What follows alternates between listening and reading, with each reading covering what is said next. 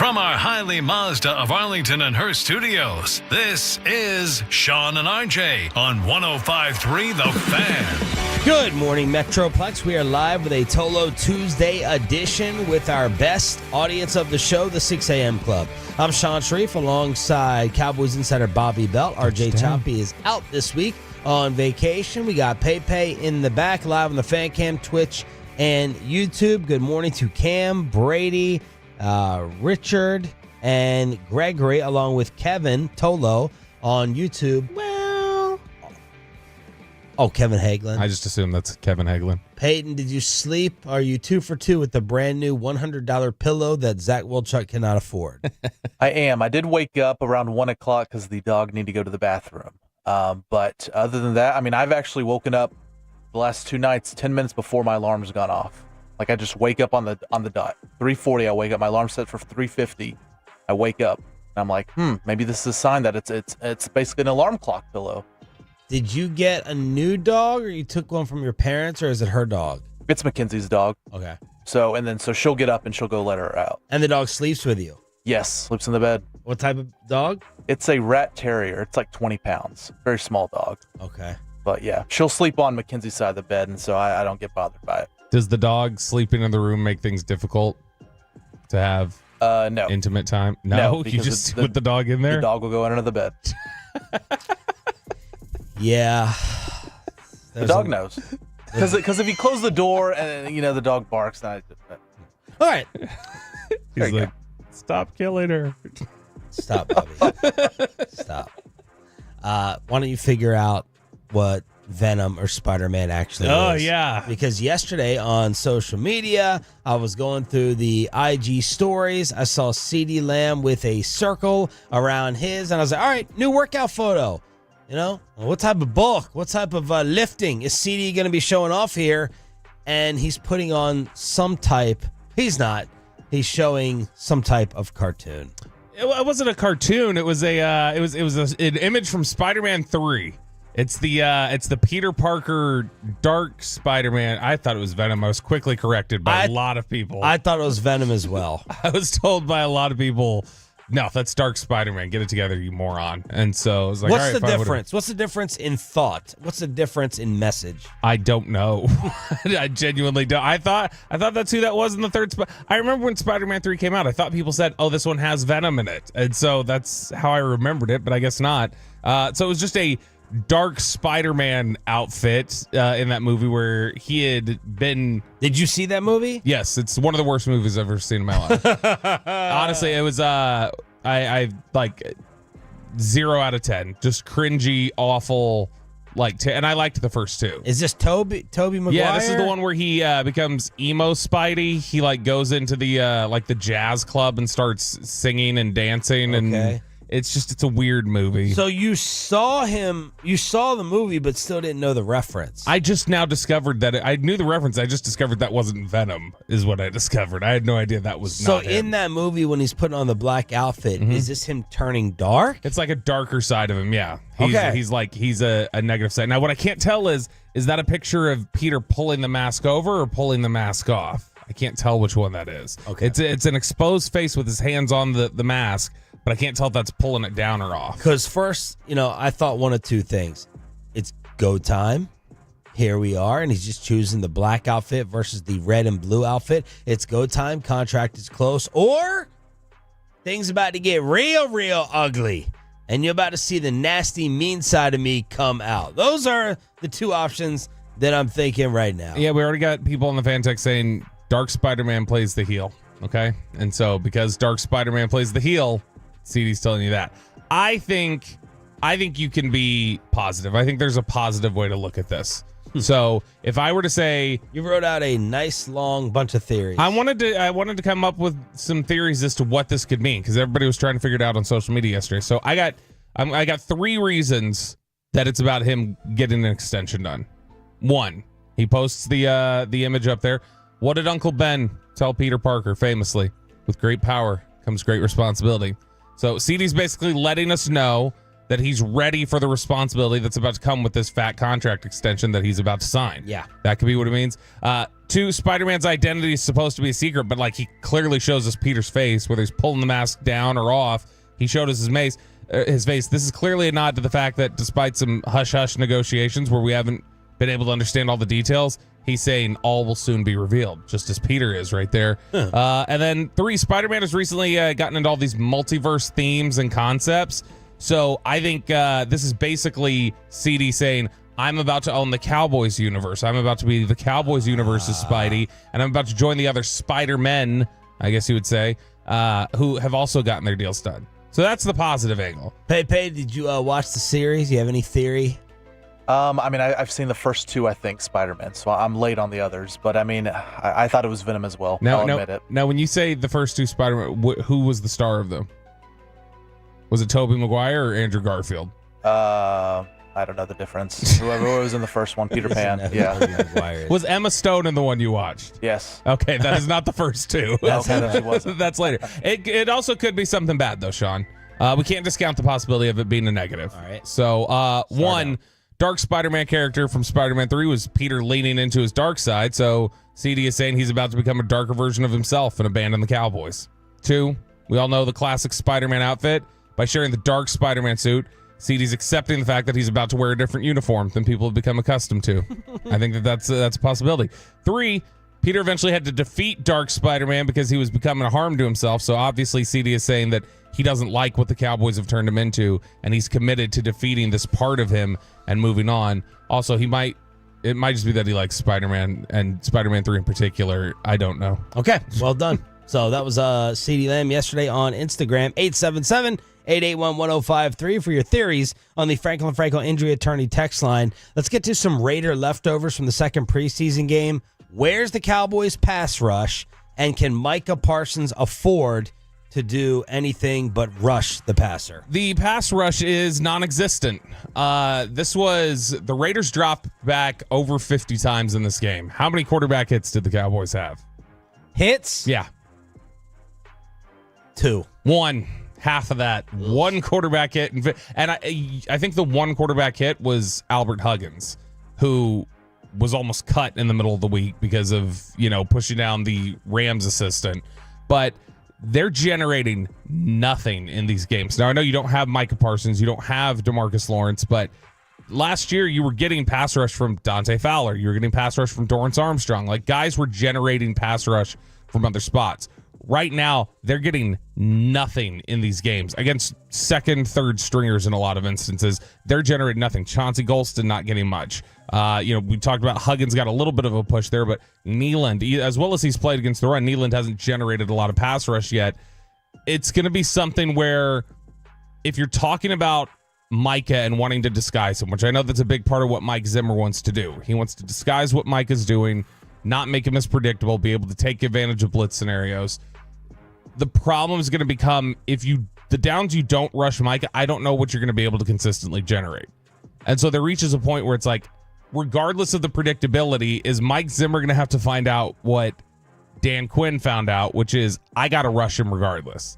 Like, he's got to go because there's no other way that we're going to put pressure on the quarterback and be able to properly defend the pass if they've just got all day to stand back there, which that's what it's been. It has been all day. It's not like these teams are getting the ball out quick in these first 2 preseason games. It's guys standing back there for 5-6 seconds at a time, being able to scan the defensive backfield and pick apart whatever they want.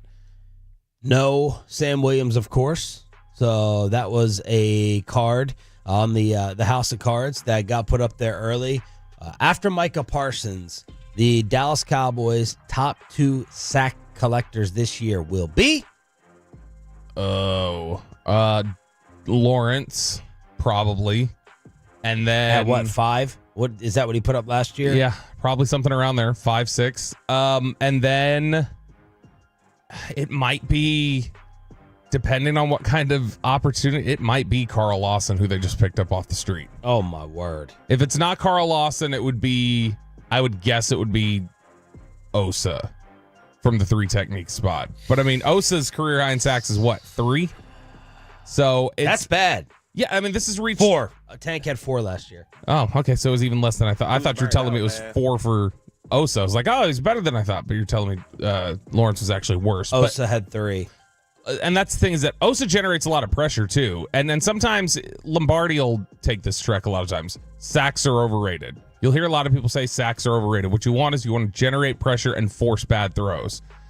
I think there's something valuable about dropping somebody back 8 yards and also losing it down and creating more difficult situations to get the ball back. Especially for a defense like Mike Zimmer's, which is not going to be big on taking the ball away. And he's acknowledged they're not going to be very big on taking the ball away. But where the Cowboys pass rush is right now, this is why you've seen them add Al-Qadim Muhammad, Shaka Toney, who was then released, Jordan Phillips, who, as much as we've talked about, hey, they needed a defensive tackle, his biggest skill set is pass rush. And so you've added basically 4 pass rushers now that you officially signed Carl Lawson yesterday. And I don't know where they're going to consistently generate it. And that's going to mean a lot of double teams for Micah if he's rushing every time. And you said redemption for Albert Huggins, who shoved the assistant and gave the middle finger while being thrown out of the Rams scrimmage? Yeah, so Huggins brought everything on himself. Like, there's no justification for what Albert Huggins did. We heard McCarthy talk about it last week. Everybody saw it, had their own takes on it, their own opinions. But as soon as you extend out your arms and, make sure that you're pushing somebody to the ground and don't even turn back to check, and your first response is, let me flip them off. I'm not going to buy you when you say, oh, it was an accident. I didn't mean to do it. Yeah. So reckless individual, like you're competing for a job. You threatened your own job doing that. You then tried to act all innocent instead of owning up to it immediately. Showed some nastiness, though. Yeah, to the wrong person. That's like me picking on Peyton every morning. What nastiness am I showing when it's Peyton? But then the game itself against the Rams, he was maybe the worst player on the football field against the Rams. I've never seen somebody that size get driven back 8 yards every single time. And he was. In fact, I think my conspiracy theory is, my second one after the CD ones, is the thought that Mozzie Smith played terrible, I think, was people seeing a defensive tackle wearing 68 instead of 58, and they thought a lot of what they were seeing on the field was Mozzie. Because there were times I would look at it and I went, was that Mozzie? Oh, no, that was Albert Huggins again. Because it's just that 6 of that 5 could be a little tight sometimes. And so, but he coming back, bouncing back, showing an ability to get into this game, make plays, which he was driving the pocket more consistently than anybody else in this game when you want to talk about pass rush. I felt a little better about his ability to get to the passer, his ability to bounce back, show mental toughness, and bounce back from what was a really bad game in terms of showing any sort of power. Speaking of Mozzie, he said his allergic reaction that forced him to miss the Raider game was to some milk. Me too. That he drank. He's had allergic reactions before, so he knew how to handle the situation. John Machota with the quote from Mozzie: "I'm a big guy. I eat a lot of food. I know the ropes when it comes to having an allergic reaction. You can't panic." So is this lactose? Allergic reaction? This sounds like it is.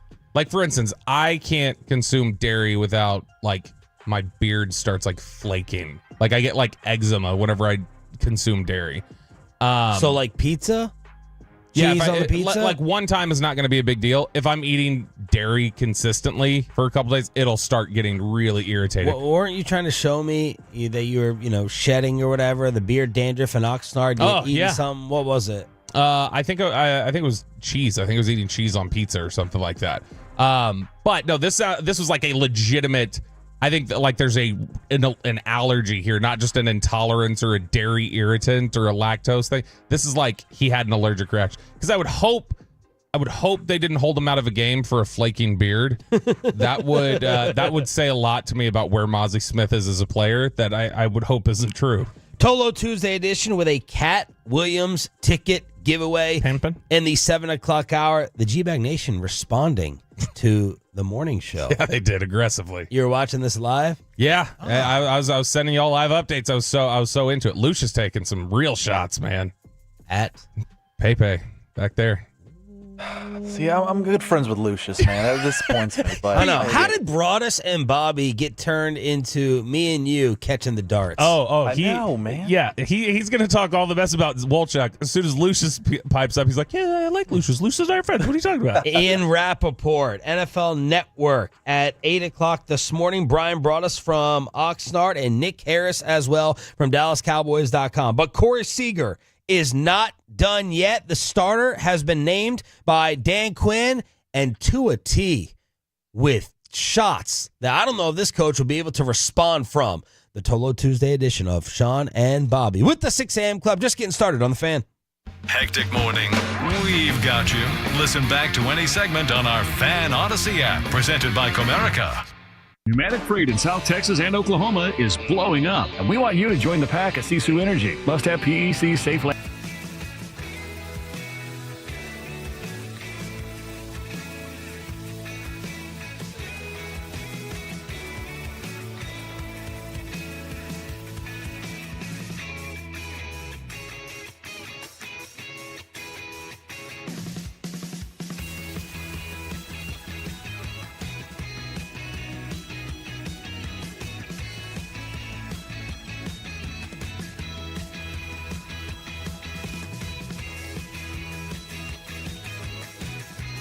Uber Eats has Lola V products? I gotta remember that. Well, you know, they say in order to remember something, you have to forget something else.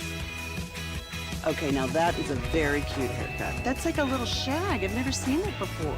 Well, I mean, of course you haven't. It's the Rachel. Oh, is that your name? No, I mean like your name. No, I'm Jen. My name's Jen. Right, but I just mean like this is your haircut. But that's hair on your head. I'm not saying this is your hair. Okay, freak me out a little bit.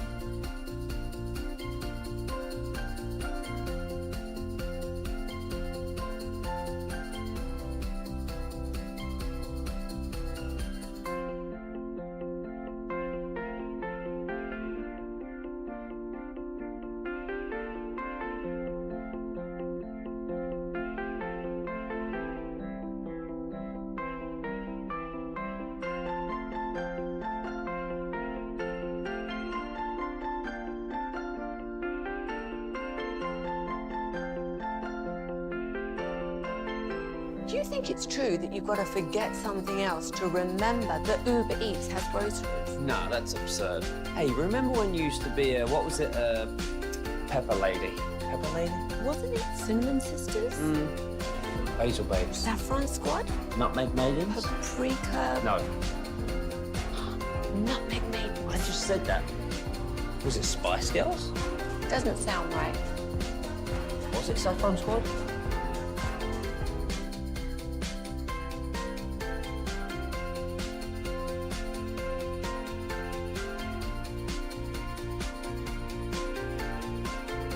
From 4 to 6, they're sampling teenies and serving up a filthy fancy hour of martini and fries. And it's back to Sean and RJ right here on 105.3 The Fan segment here, brought to you by Window Nation Cars for Kids. Donate today at carsforkids.org. And also brought to you by the personal injury lawyers, Frankel and Frankel. If you've been injured in a car or truck wreck, call Frankel first, 214 or 817-333-3233. With Frankel and Frankel, there is never an out-of-pocket cost. They only get paid when you win. Frankel and Frankel, the go-to car and truck wreck attorneys in Dallas. So here's Seager with runners at second and third and 1 out. First pitch. Swinging a high fly ball to right field. McKinney's back on the track at the wall. He leaps out of here. A 3-run home run for Corey Seager. His second home run of the ball game, and the Rangers lead 4-0. And for the first time since the White Sox series in July, the defending World Series champions have won consecutive games. Good morning, Metroplex. It's Sean and Bobby here on your home of the Rangers and Cowboys, 105.3 The Fan. All the scoring in this entire game was done in the first 4 innings. Corey Seager homered twice, drove in 4. Texas still finished with only 5 hits. Seager's 9 home runs in the month are tied for the Major League lead with Miami's Jake Berger. He also went deep twice against the Massholes in Boston, and Kirby Yates rebounded from the first blown save of the season. Rangers beat Pittsburgh 4-3. Boy, and Seager rocked that first one. It was like 450 feet. I mean, he absolutely destroyed that baseball. 13 of his team-high 28 homers have come against first pitches. No surprise. He is a first pitch hacker, just the way like Vladimir Guerrero used to be, where it was just like swinging it every single day. Pablo Sandoval, Vladimir Guerrero. But it's funny, it's as much as he has that like aggressive, I saw you looking for the bell. As much as he has the aggressive first pitch approach, I still think of him as a relatively patient player at times too. It's weird. I was just thinking about that with the Vlad comparison. Vlad we think of as undisciplined and sloppy and all over the place and just a hacker. But when Seager does it, right, and the difference is in the swings too. Vlad could do a 360 pirouette. Looks like he's chopping down a tree. Yes. So I think the difference is in the swings, but we think of Corey Seager as like a measured tactician when he does it, but Vladimir Guerrero was wild and out of control. Yeah, and I mean it just feels like he just has a good feel and a good sense for like finding his pitch. Like he knows when he's going to get his pitch and he's going to take it. Not literally take it, but like take a swing. And so I mean he is absolutely one of the most like entertaining players in baseball today, and the way that like the kind of draw that he is, even like defensively. Seager? Like not like that he's good. I know he's had his issues with like fielding percentages and other things like that. But even when you watch it, it's still like there's a smoothness to it at times. When you watch, it's watching him play baseball is as enjoyable to me as it has been watching other big time stars over there. It's just as enjoyable as watching Josh Hamilton at his peak to me. Ooh. The excitement level in watching Corey Seager, I would vehemently disagree. Really? I don't know how thrilling of a player he is to watch. Like in terms of flash, I think of flash. I guess not flashy, but to me, it's poetry almost watching him play the game. Yeah. And that's something that I really enjoy. 2 more home runs. He becomes the 5th shortstop in Major League history with 3 seasons of 30 home runs or more. And that would be joining Miguel Tejada, Francisco Lindor, Ernie Banks, and Alex Rodriguez. Watching Ortiz after the first one, like he immediately just looked down. Immediately, like, head down. I know that's gone. Corey Seager told the press as well yesterday that this season in some ways tougher than his first losing season here with the Rangers. Never had a losing season 7 years with the Dodgers. So right now, this is his second one ever in his career of losing more than winning. Which it makes sense that this one would probably be more frustrating because of the high that you felt. You felt like, okay, I knew I was coming into something that I was going to have to rebuild, and I was going to have to do those sort of things. When you come here, you get the rebuild, you get to the top of the mountain, and then the next year you get your legs chopped out from under you. That's probably going to be like, I thought we were past this. I thought we'd moved past it. We haven't played well. We thought we were going to play well. We thought we were loaded up, and we just have not played well. I will say also the other thing about the 30 home runs, like I just mentioned, the wild thing to consider there when you realize he enters that group. How funny is it? They sit there and show Corey Seager's 2 home runs. Next highlight, Vladdy Jr. Yeah. Is Corey Seager missed 40 games last year? He missed a bunch this year. It's not like he's been completely available either while he's hitting these marks of 30 homers. That to me is something. Corey Seager keeps me watching when they're not good. Like I'm gonna keep watching and staying engaged because I know I'm gonna see Corey Seager out there doing amazing things, and he's like one of the few draws I think that they really have right now. Chris Young was on the GBag Nation. Since we are your home of the Rangers, they get the general manager, and KMC gets Boch. CY confirmed that Jacob deGrom will make a rehab start for AA Frisco on Thursday, and he expects Jack Leiter to return to the Rangers, quote-unquote, relatively soon, added that Leiter may start or come out of the bullpen. You know, there had been a growing thought. I wonder if it's shifted at all after he's been back down to the minors, worked on some things. But I know Kylie McDaniel at ESPN and a lot of other people had settled on the idea they thought that Leiter was going to be a late inning reliever, like that was eventually where he was going to end up. And that was really early on where people were making that projection. Like after a year, they thought that he wasn't going to be a starter anymore. And you look at Kumar Rocker, who they drafted, and Rocker really quickly, a lot of people said maybe he's a late inning reliever guy. And it's like, man, that's the frustrating thing is that if you tell me the Rangers finishing where they are and then they get a really good draft pick next year, 2 things are freaking me out about that right now. One, are they going to be willing to pay the money that the slot calls for? Or are they going to do like they've done in the past where they say, we're going to pick a guy who doesn't quite deserve to go here because we don't want to pay the full slot money? And the other part of this is that consistently these pitchers that they've picked at the top, you're now talking about 2 or 3 of their last big projections coming out as rotation guys. Immediately, everybody else in Major League Baseball starts saying, yeah, they're probably relievers, actually. I think they misevaluated them. And that's a troubling thing. The fact that they can't make it click with a guy like Cole Reagans, or the fact that, man, you may have misevaluated Leiter and Rocker, and it just seems like a historically bad run of luck. Is it N historic? I hate that. No, ahistoric, because it's not a vowel that the next one gets. It's a historically bad run of luck. Similar, their run with pitchers feels similar to me in terms of how are you this how could luck even not get you there? As like the Cowboys not getting into an NFC title game in 30 years, where it just feels impossible to have that bad of luck. For the 7th consecutive season, the Washington football team will have a new quarterback to start the year. It was a process, and when that process was time, I'd know, he'd know, and I'd let you know. And as much as we knew Jaden would get there, Adam and I were most excited about watching how he would. And the how has been absolutely outstanding. He's ready, and he's earned the right to do that. I'm going to trust Bobby on this with the draft evaluations on Jaden Daniels, but if I did not trust Bobby, the quotes, the articles, the comments coming out of Washington on Jaden Daniels are scary as a Cowboy fan and follower. Rare competitor. Daniels has been praised by teammates and coaches for his ball placement and accuracy, his work ethic, his poise in the pocket, and a personality that draws in teammates. Dan Quinn said Jaden has a mix of humility and swagger. And yesterday, Jaden Daniels officially named the 7th consecutive different starting quarterback for the Commanders. Yeah, I mean, when you have 6 years in a row with different quarterbacks. All right, name them. Oh, wow. Okay, Jaden Daniels, Dwayne Haskins,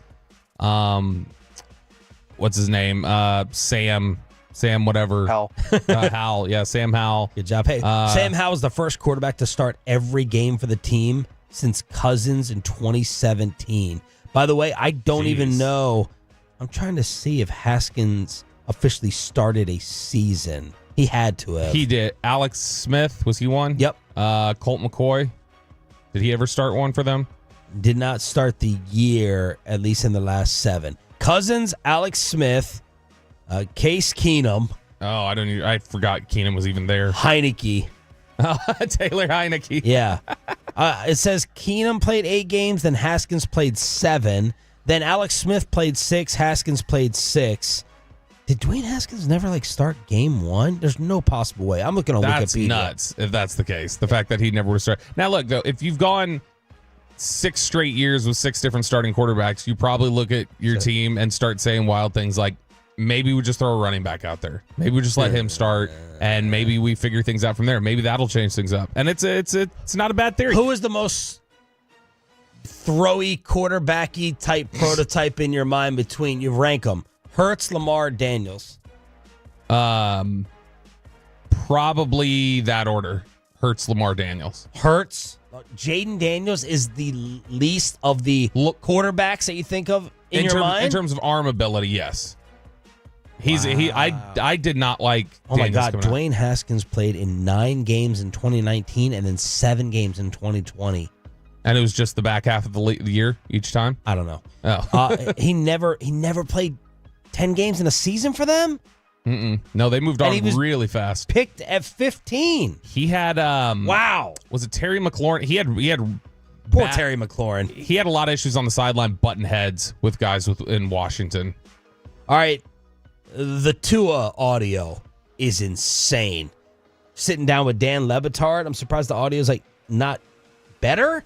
Maybe my computer's off. Hopefully not, because it's brand new. Well, but this is Tua discussing the difference between having Brian Flores as his head coach versus Mike McDaniel. To put it in simplest terms, if you woke up every morning and I told you you suck at what you did, that you don't belong doing what you do, that you shouldn't be here, that this guy should be here, that you haven't earned this right, and then you have somebody else come in and tell you, dude, you are the best fit for this. You are accurate, you are the best whatever, you are this, you are that. How would it make you feel listening to one or the other? You see what I'm saying? And then you hear it, regardless of what it is, the good or the bad, and you hear it more and more, you start to actually believe that. I don't care who you are. You could be the president of the United States. You have a terrible person that's telling you things that you don't want to hear, or that you probably shouldn't be hearing. You're going to start to believe that about yourself. And so that's sort of what ended up happening. And it was, it's basically been 2 years of training that out of not just me, but a couple of the guys as well that have been here since my rookie year all the way till now. Whoa. Tua T, who I trust as much as I can from this far away as a football human being, not only saying that Brian Flores was psychologically damaging, he called him a terrible person, and this had to be coached out of multiple Dolphins over the past 2 seasons. I'm never hiring Brian Flores again as my head coach based off this. Yeah, this is the stuff that was whispered around about Brian Flores that I had a former player who was there tell me this as well. Yeah, this was the stuff that when he was making the claims of discrimination that made it hard for me to go with, because it's I knew there were too many opinions around the league of people who were he's an ass.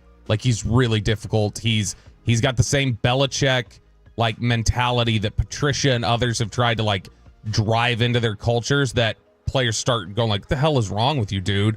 I had one person in the league tell me Miami was the most toxic culture in the NFL while he was there. I know somebody else, and I know an agent in the NFL who was essentially banned from the facility by Brian Flores, and the Dolphins had to step in and go, you can't ban him.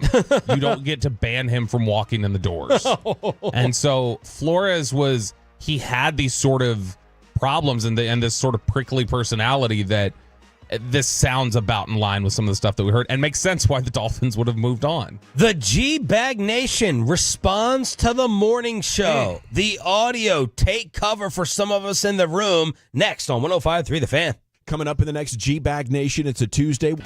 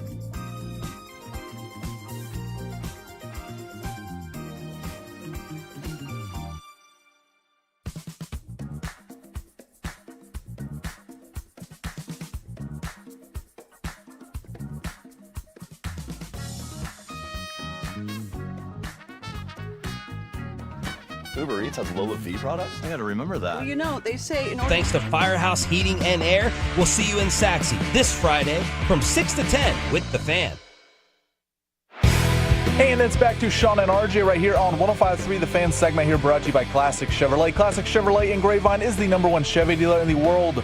More Silverados than anyone else. This is Texas. This is Classic Chevrolet. Together, let's drive, relax, and enjoy the difference based on new Chevrolet registrations 2023. A Cat Williams ticket giveaway just around the corner. We tell you this now because we want you to win it in the 6 a.m. club. Thank you for watching.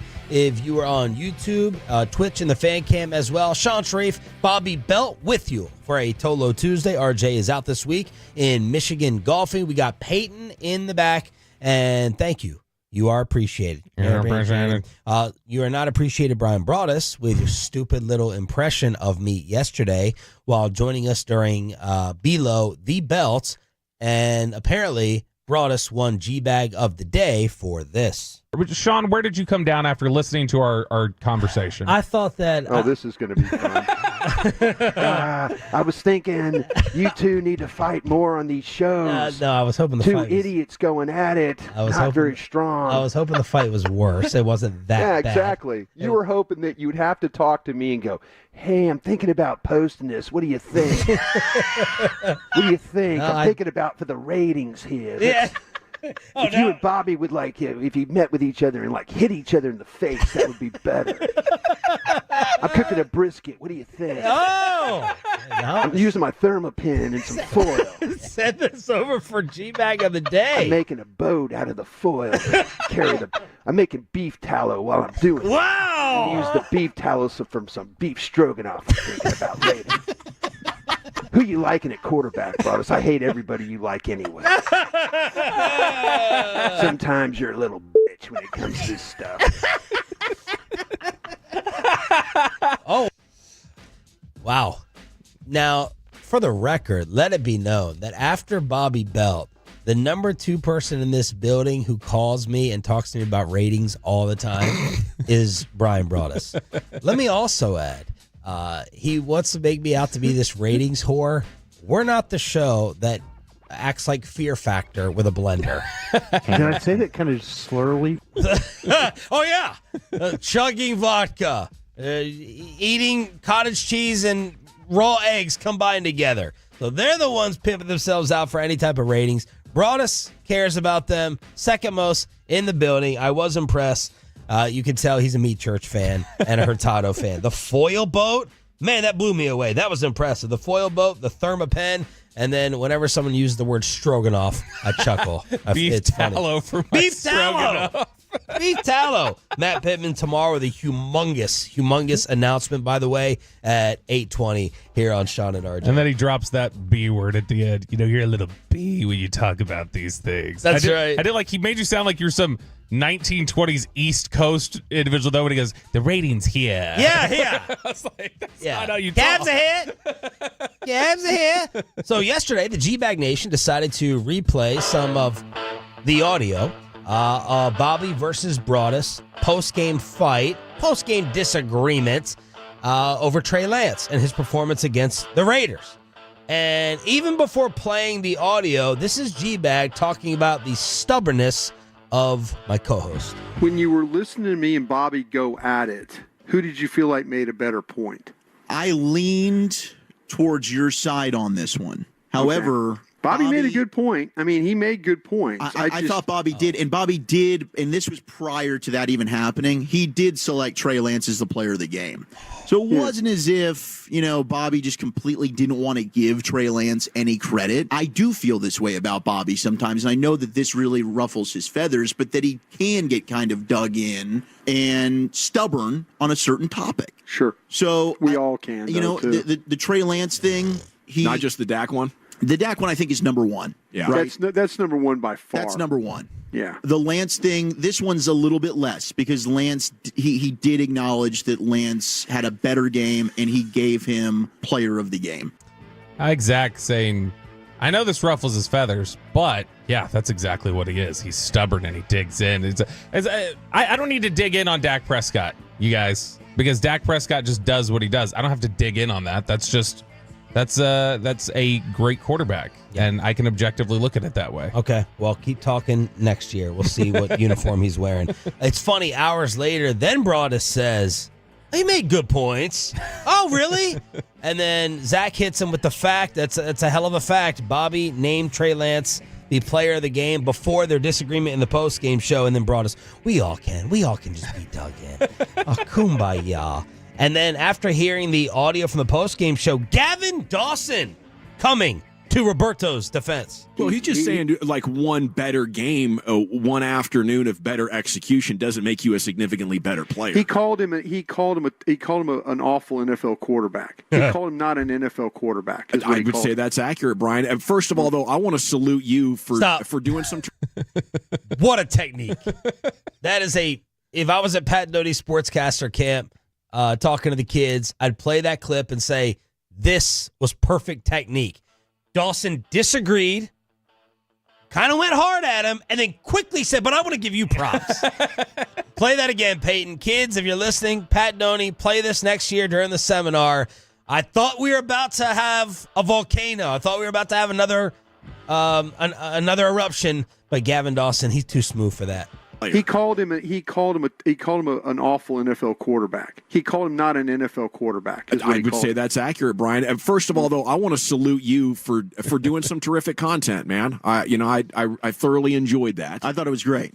But I think he's more just kind of sticking to his guns than digging in, because you're going to need to see him do that against NFL starters to feel like, okay, this is a guy that could, execute. I'm not even sure if, NFL backup is in his future. And when you acknowledge that the guy's not accurate, Brian, I would say, isn't that like the most important thing as a quarterback? And if he's never going to be accurate, then you also agree that he doesn't have the skill set to get it done at this level.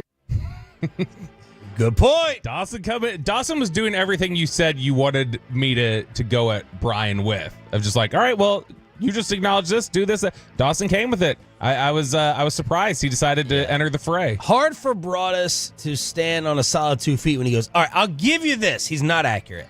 All right. I'll give you this about our fight we're having over this pitcher. He doesn't throw strikes. You win there. And then it's hard to follow up with any type of but after that. And, I don't like nice Broadus as much as I like petty Broadus back in the day. But back in the day, Broadus, I could be like, hey, this individual, maybe even, someone in the sports journalism field in this city, I had a nice interaction with him. He seems to put out some good content. And Broadus would be the first one. Don't fall for that crap.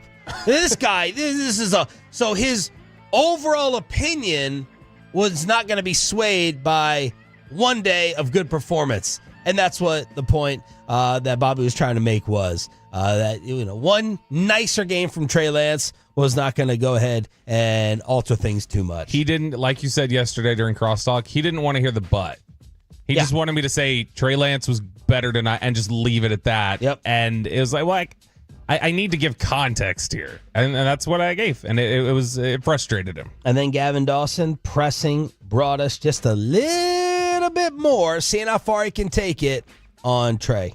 If he goes out in preseason game 3 and plays against second and third stringers, but see, I mean, that's what I'm saying. 4.9 air yards per attempt. He's got no choice. He's got no choice. So when you don't have a choice, we don't have a sample size of him against number ones for 2 years now because the Cowboys wouldn't put him on the field last year. So you can't say, well, he didn't play against ones, so we'll take what he did against 2s and 3s and assume that's going to happen against ones? Ooh. Is that what you're suggesting we do? I'm suggesting that at least to me, I'm going to give him the opportunity because, again, talking to guys around the league, when you say, okay, who would you not want to have to prep against? Everybody's saying, well, you don't want to play against a guy that's kind of a dual threat player. Okay, so if we were going into an NFL game and Dak was hurt, would you say let's go with Trey Lance? I think I would. Instead of Cooper Rush? How many times? I've done shows with you, Dawson, and you've talked about the running quarterback, and Dak being the... It sounds like Broadus is trying to use Oxnard voice there. He's out on the court, but Dawson's going at him. He is. Does this happen regularly? I listen to KMC on the way home a lot more than GBag, obviously, right after the show, but this is impressive from Gavin. Dawson usually likes to kind of orchestrate these moments, I feel like. He doesn't always jump in on his own. I think he heard us going back and forth for 4 minutes, and it like juiced him up a little bit. It got him going, and so he wanted to dive in. Someone got to Brian.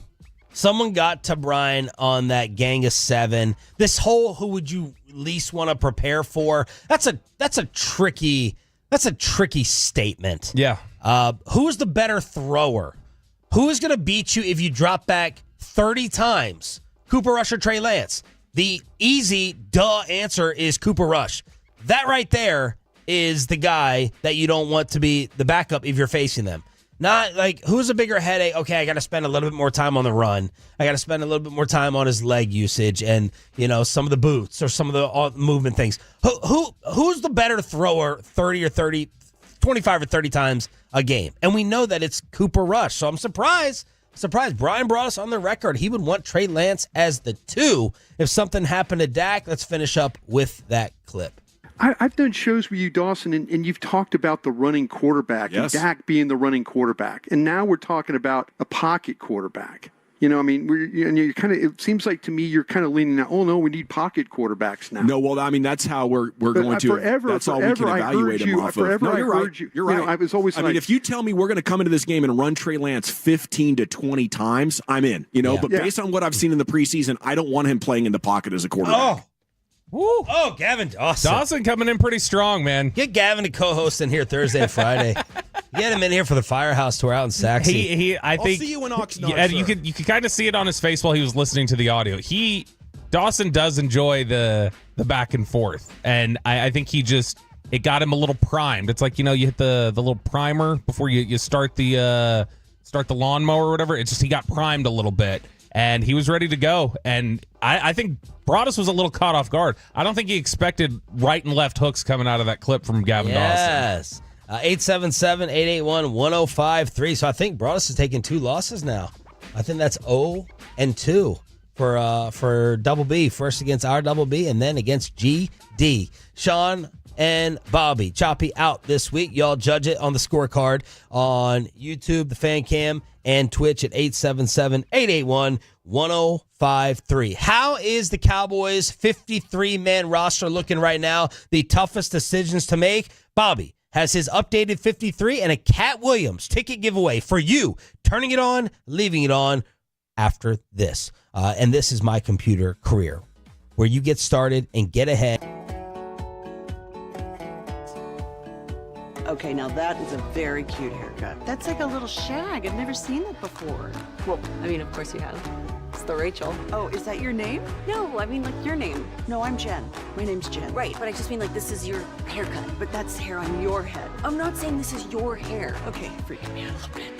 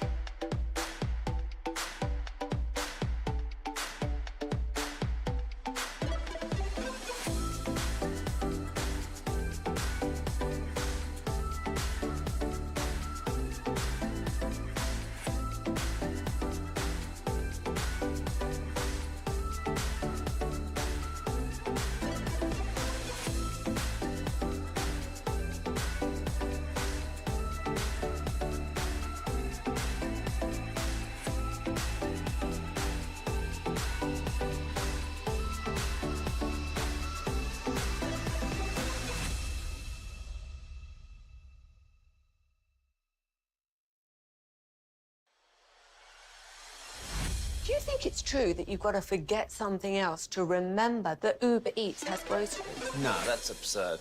Hey, remember when you used to be a, what was it, Pepper Lady? Pepper Lady? Wasn't it Cinnamon Sisters? Basil Babes. Saffron Squad? Nutmeg Maidens? Paprika? No. Nutmeg Maidens. I just said that. Was it Spice Girls? Doesn't sound right. Was it Saffron Squad?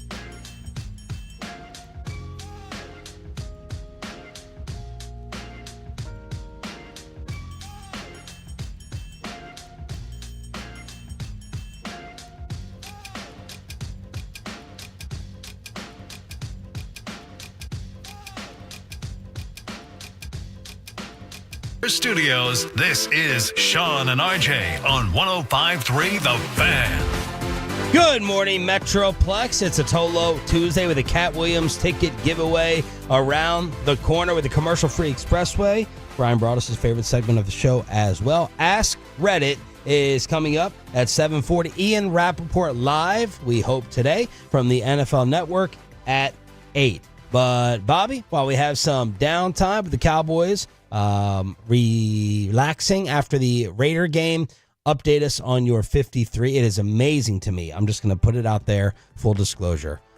It is amazing to me that people care about y'all's 53-man roster projections. Hey, it really, come on. It really is. Why? You don't think we know what we're talking about here? No, who cares? Like 40 through 53, who cares?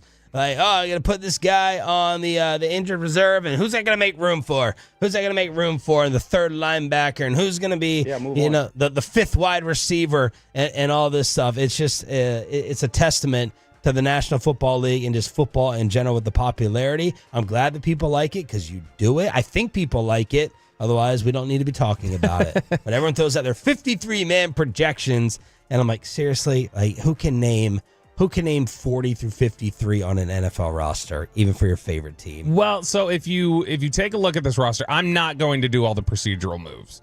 So Chuma Edoga has to be on the roster the first day of the season so they can then throw him on IR. So he's going to be on IR after that. CJ Goodwin, for instance, is probably going to get cut on the first day, and then he's going to just hang around for a little bit so they can IR somebody, and then Goodwin will be signed back a couple days later. So I'm not going with the technical 53 of just like, here's everybody who's on the roster on final cut down day. I'm more going with by Thursday of that week, Thursday leading into the first game, who's on the roster out of this group. So we broke it down here. I've got 25 players on offense. We're going with 3 quarterbacks. It's Dak Prescott, Trey Lance, and Cooper Rush. No surprise there. You carry those 3. They're not moving on from any of them. Running back. We're going to go heavy here. And one of these guys may be a placeholder that is going to hold a name for a veteran when they acquire him. But if you look at running back, I've got Rico Dowdle, Ezekiel Elliott. I have Royce Freeman on the roster, Malik Davis, and Hunter Lipke. Now, Malik Davis is the one I probably feel the shakiest about. I wouldn't have put him on the roster other than they're chattering about him a lot lately. Like, they're talking about him a little too much. And he is a guy who's been around here for 3 years now. He needed some growing up. He needed some maturing. And I think they feel like he's gotten some of that. But Davis, to me, he's not excellent in any one area. He's just kind of solid all-around guy and just balanced across the board. So 5 running backs there, 5 receivers. Who gets the most carries game 1 right now, in your opinion? Zeke, probably. Receivers, 5 of them. CeeDee Lamb, Brandon Cooks, Jalen Tolbert, Kevontae Turpin, and Jalen Brooks. Those are the 5 that I have. So no Ryan Flournoy, no Tyron Billy Johnson, Racy McMath, Jalen Cropper. Those guys all end up released and hopefully on the practice squad. Tight end, light, 3 of them. Jake Ferguson, Luke Schoonmaker, John Stevens. Princeton Fant might be a bubble guy who could take that spot from Malik Davis if they decide to move on from him. Offensive line, 3 tackles, 6 interior offensive linemen. So your tackles, Tyler Guyton, Terrence Steele, and then after Udoga goes on IR, Josh Ball, who I didn't think there was a chance Josh Ball was going to be on this roster. With all the injuries they've sustained to Earl Bostic and Chuma Udoga and some of the issues that they've had there, I think that Ball showing the flexibility to play either side and has played inside and outside, that they would hold on to him as just, all right, this is a versatile piece that we can have. Interior offensive line, 6 players. Tyler Smith, Zach Martin, TJ Bass, Brock Hoffman, Cooper Beebe, and Awesome Richards. Richards can play tackle as well, so you've got kind of a flex there. Brian said something interesting on Love the Star yesterday. They were giving TJ Bass some reps at tackle, is what he heard. And Bass played tackle at Oregon, but he's got smaller arms, and Dallas has never played him there. He's always been guard center discussion. So that shows that they're clearly looking to shift things a little bit. They don't feel totally comfortable with the tackle group that they have. Defensive side of the ball, 5 defensive ends, and I'm including Micah in this. So Chauncey Golston, DeMarcus Lawrence, Micah Parsons, Marshawn Nealand, and then Carl Lawson as the veteran that they keep around instead of Al-Qadim Muhammad, who Lawson just signed officially yesterday. Defensive tackles, Oso Odigizua, Mozzie Smith, Jordan Phillips, who they just acquired, and then Justin Rogers gets the last spot over Albert Huggins. I've got them carrying 6 linebackers right now, which is really heavy when you consider Mike is going to play some linebacker too, because that would be 7 guys on linebacker. So those linebackers, Damone Clark, Eric Kendricks, DeMarvian Overshone, Maris Leofau, Willie Harvey, Nick Vigil. So there's so many questions about health right now. Clark had to sit out practices recently. Overshone got banged up. Kendricks is older and has missed time recently. I feel like they're going to have to fill that depth out a little bit. Cornerbacks, 5, Deron Bland, Trayvon Diggs, Jordan Lewis, Kalen Carson, and Andrew Booth, I think gets the last spot over Eric Scott, or now the pushing Keeman Hall. And then 4 safeties, Malik Hooker, Donovan Wilson, Wanye Thomas, Marquise Bell. And then the specialists, there's 4 of them. That would be CJ Goodwin, Brandon Aubrey, Trent Sieg, and Brian Anger. So in general, you're looking at running heavier at running back and linebacker and skimping a little bit, cutting a little thin at tackle, receiver, defensive tackle, defensive end. Those are going to be areas that are going to be a little thinner naturally because of the way that you're going to have to run heavier at other spots on the roster. All right, there it is.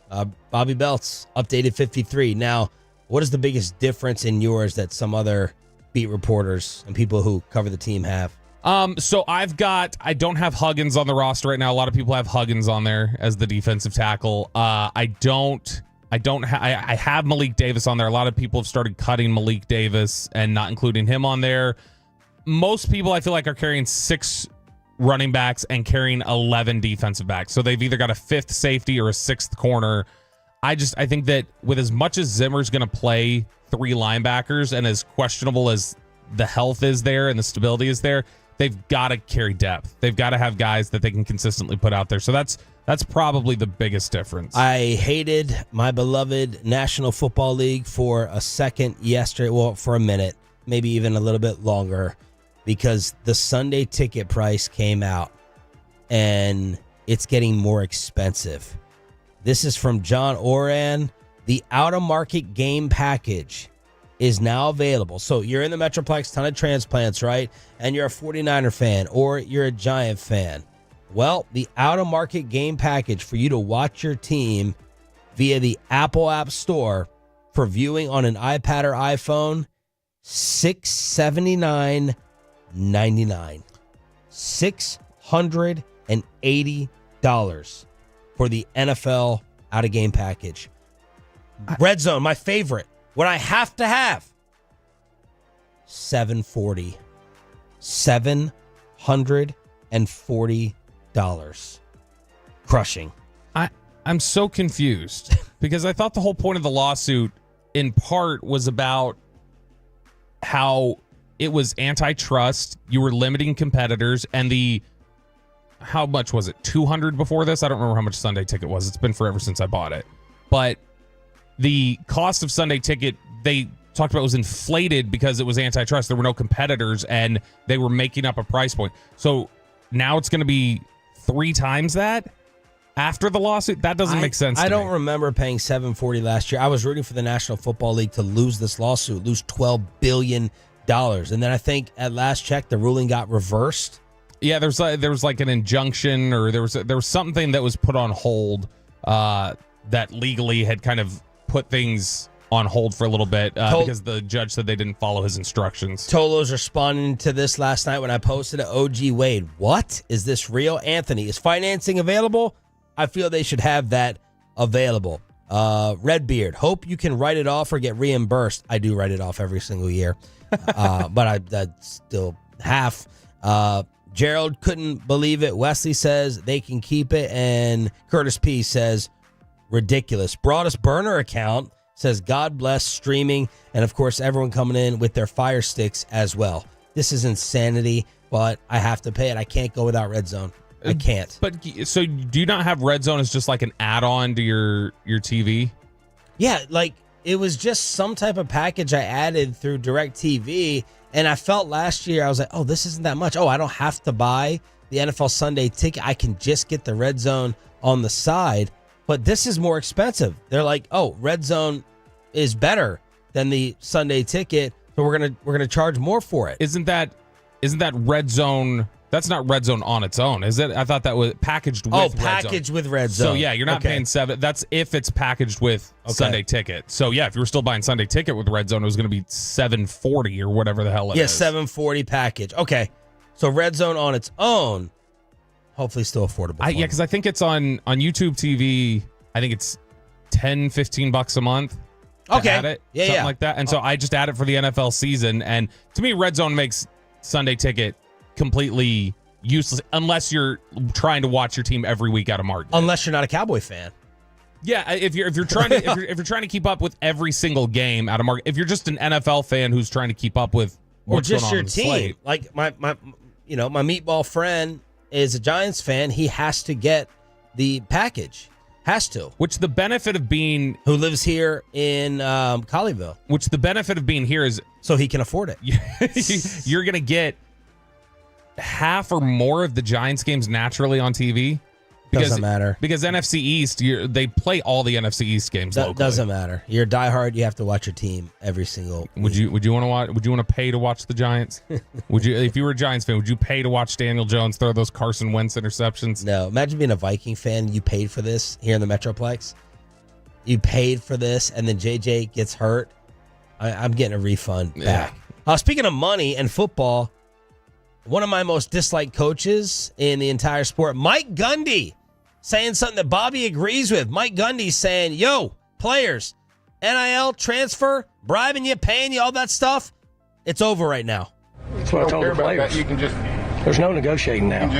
Portal's over. Right. You can all negotiations history. Now we're playing football. You can enjoy just coaching and playing football. Conference and a 12-team playoff, and everything being so different, just the newness of it all. Yeah, and the business side of what we do now is we have to have those conversations with them. Tell your agent to quit calling us and asking for more money. It's non-negotiable now.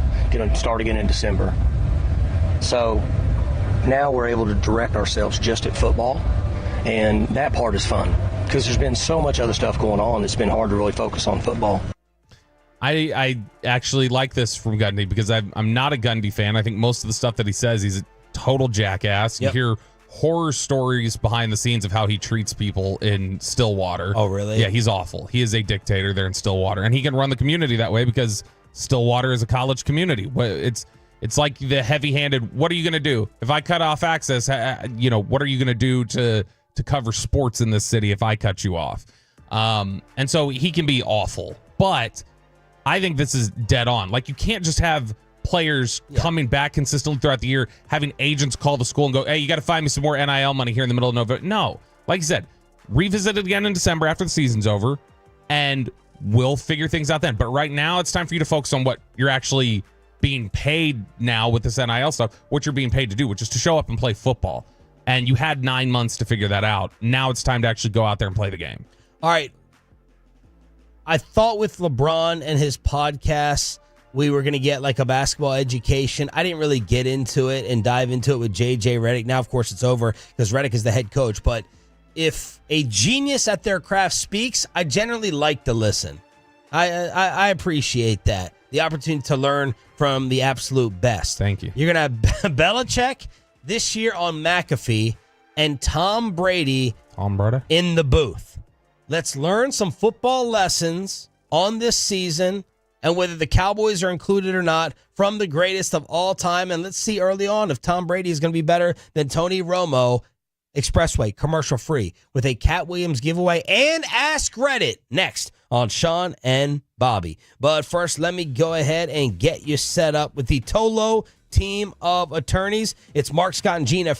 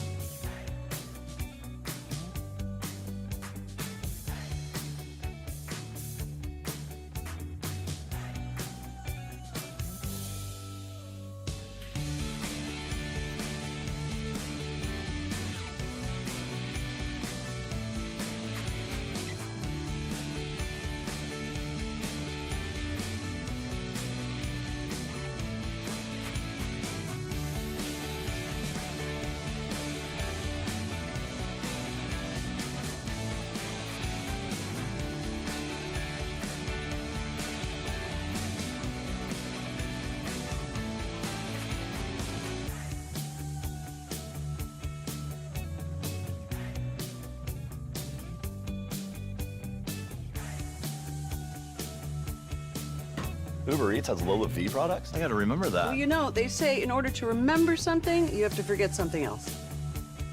Okay, now that is a very cute haircut. That's like a little shag. I've never seen it before. Well, I mean, of course you have. It's the Rachel. Oh, is that your name? No, I mean like your name. No, I'm Jen. My name's Jen. Right, but I just mean like this is your haircut. But that's hair on your head. I'm not saying this is your hair. Okay, freak me out a little bit.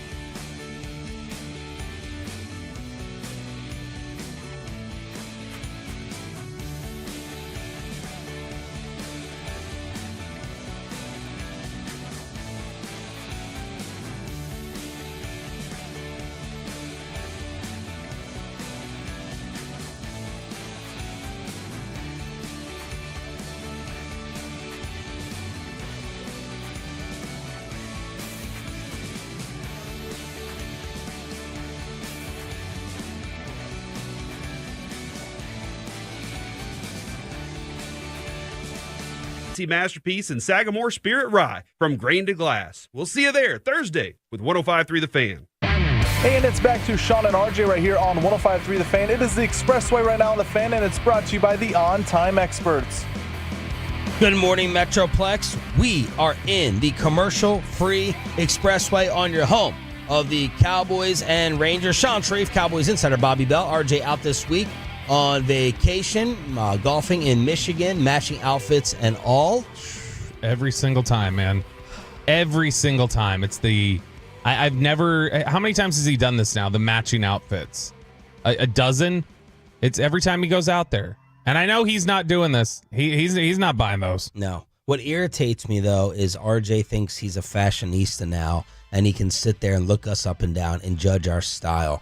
There's a photo from a fan dinner years and years ago where RJ looked like a damn traffic cone. He came in with this bright orange golf polo, and it's like, okay, this is not the guy to be preaching to you about style and fashion. Now he thinks he can because he gets his clothes picked out for him. Which is the more irritating development where he thinks he's an expert? The fashionista, or how he now thinks he's like the whiskey expert and he's the whiskey snob?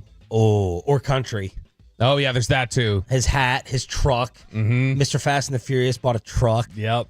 The whiskey one can get a little pretentious at times. Yeah. Where he's like... I hate going out to dinner with him because it's like, especially if it's like a bill that he knows someone else is paying for, and he's like, yeah, give me the $30 glass one. Yeah. No hesitation. Yeah. We did finally expose freeloading Choppy, though. Like, we put it all out there on the Oxnard trip. Like, we put it all out there. Shamed him into taking his wine bottles back on his own, or his liquor bottles back on his own. He didn't throw it on Red's cab. That's the other thing. Like, alcohol Choppy. Like, that was that transformed. Like, it's just a chameleon. He's like Trey Lance. He's showing growth. Yeah, he's like, changing. He'd come down in the lobby, and I'm like, are you buzzed off of like 3 sips? He's like, I'm upstairs taking shots. I'm like, what? After like, Sarah left? You used to say that drinking in your house alone was a sign of an alcoholic. You never had alcohol in your house. I remember those days. And I had this one big, like, seltzer, like a Truly leftover or something. And I was like, anyone want this? We're leaving in the morning. And he's like, I can't. I had 3 shots already. I'm like, you're driving me at 8:45 a.m., and then you had to, factor in your Choppy exaggeration on it, where it's like, oh, it wasn't 4. It was probably like 3. Yeah. Like 2.5. I had to finish off the bottle. There is the bluster. A little bit of the bluster still over. And he doesn't care, though. Like, he'll pay for it in the airport if we're getting drinks. Yeah. He's like, Casamigos. I'm like, and then he looks at the bill and he's like, how is this? I said, you just ordered a high-level tequila in an airport restaurant. We never got to that, by the way. When we were at Rockin' Brews on the trip back from Oxnard, and he asks the waiter, like, what would your recommendation be for the tequila? And he tells him, he goes, basically like, all right, well, screw you, I want this. And like, he said, well, that's what my wife accuses me of doing. Yeah, but like when she's like, why do you even ask the waitress? Why do you ask? It is a question of like, when you get asked, which tequila is your what would you recommend? And he goes, man, I'd go with this one. It's cheaper. It does this. And then he goes, okay, well, I don't want that. Give me this. Yeah, I would have gone with the waiter's suggestion on that. Sometimes I just want to know like what the best 2 things on the menu, and I want them to say what I'm thinking to verify and confirm it. Which I did shame him that because I called it out right there with the waiter. I was like, I would have taken your suggestion for what it's worth. Yeah. And then Choppy was like, I don't mind. No, yeah, give me that. That sounds good. Give me that. And then he ended up having to order it. And he said he didn't like it. All right, so that's Choppy, living it up in Gaylord, Michigan, the Gaylord Golf Mecca. It is awesome out there, just for the weather alone. The people that run it, I absolutely love as well, with Paul and Barry and Susan. It's not cash for me. I get nothing out of it. It's cash for Choppy. And I blew all your minds the other day walking out when I told you that's the longest tenured mayor in American history. The longest tenured what? Or longest tenured mayor. So like the mayor of a horse? No, like the mayor. What mayor? You want me to say mayor? Mayor. It's mayor. Mayor. It is. Did you hear him saying it? No. Mayor Eric Johnson. You're gonna lose this one. No, it's not. It's not mayor. It's mayor. So you're telling me mayor is one syllable? Mm-hmm. Okay, you're wrong. You're gonna be wrong on this. I mean, I did. One or two fan text 877-881-1053. Is he saying it right? The mayor of a town, the mayor of a city, and you're saying you're leaving out the Y. You're going mayor. It all kind of just blends together. Mayor. I'm Googling right now. I know I'm right. I'm just Googling to be able to shove my computer in your face. No, it doesn't. Is mayor one or two syllables? You wouldn't accept that I was right about sherbet.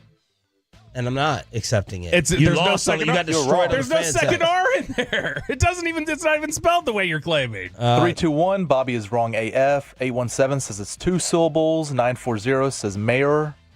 So. You know, I think this is an Odyssey app recording.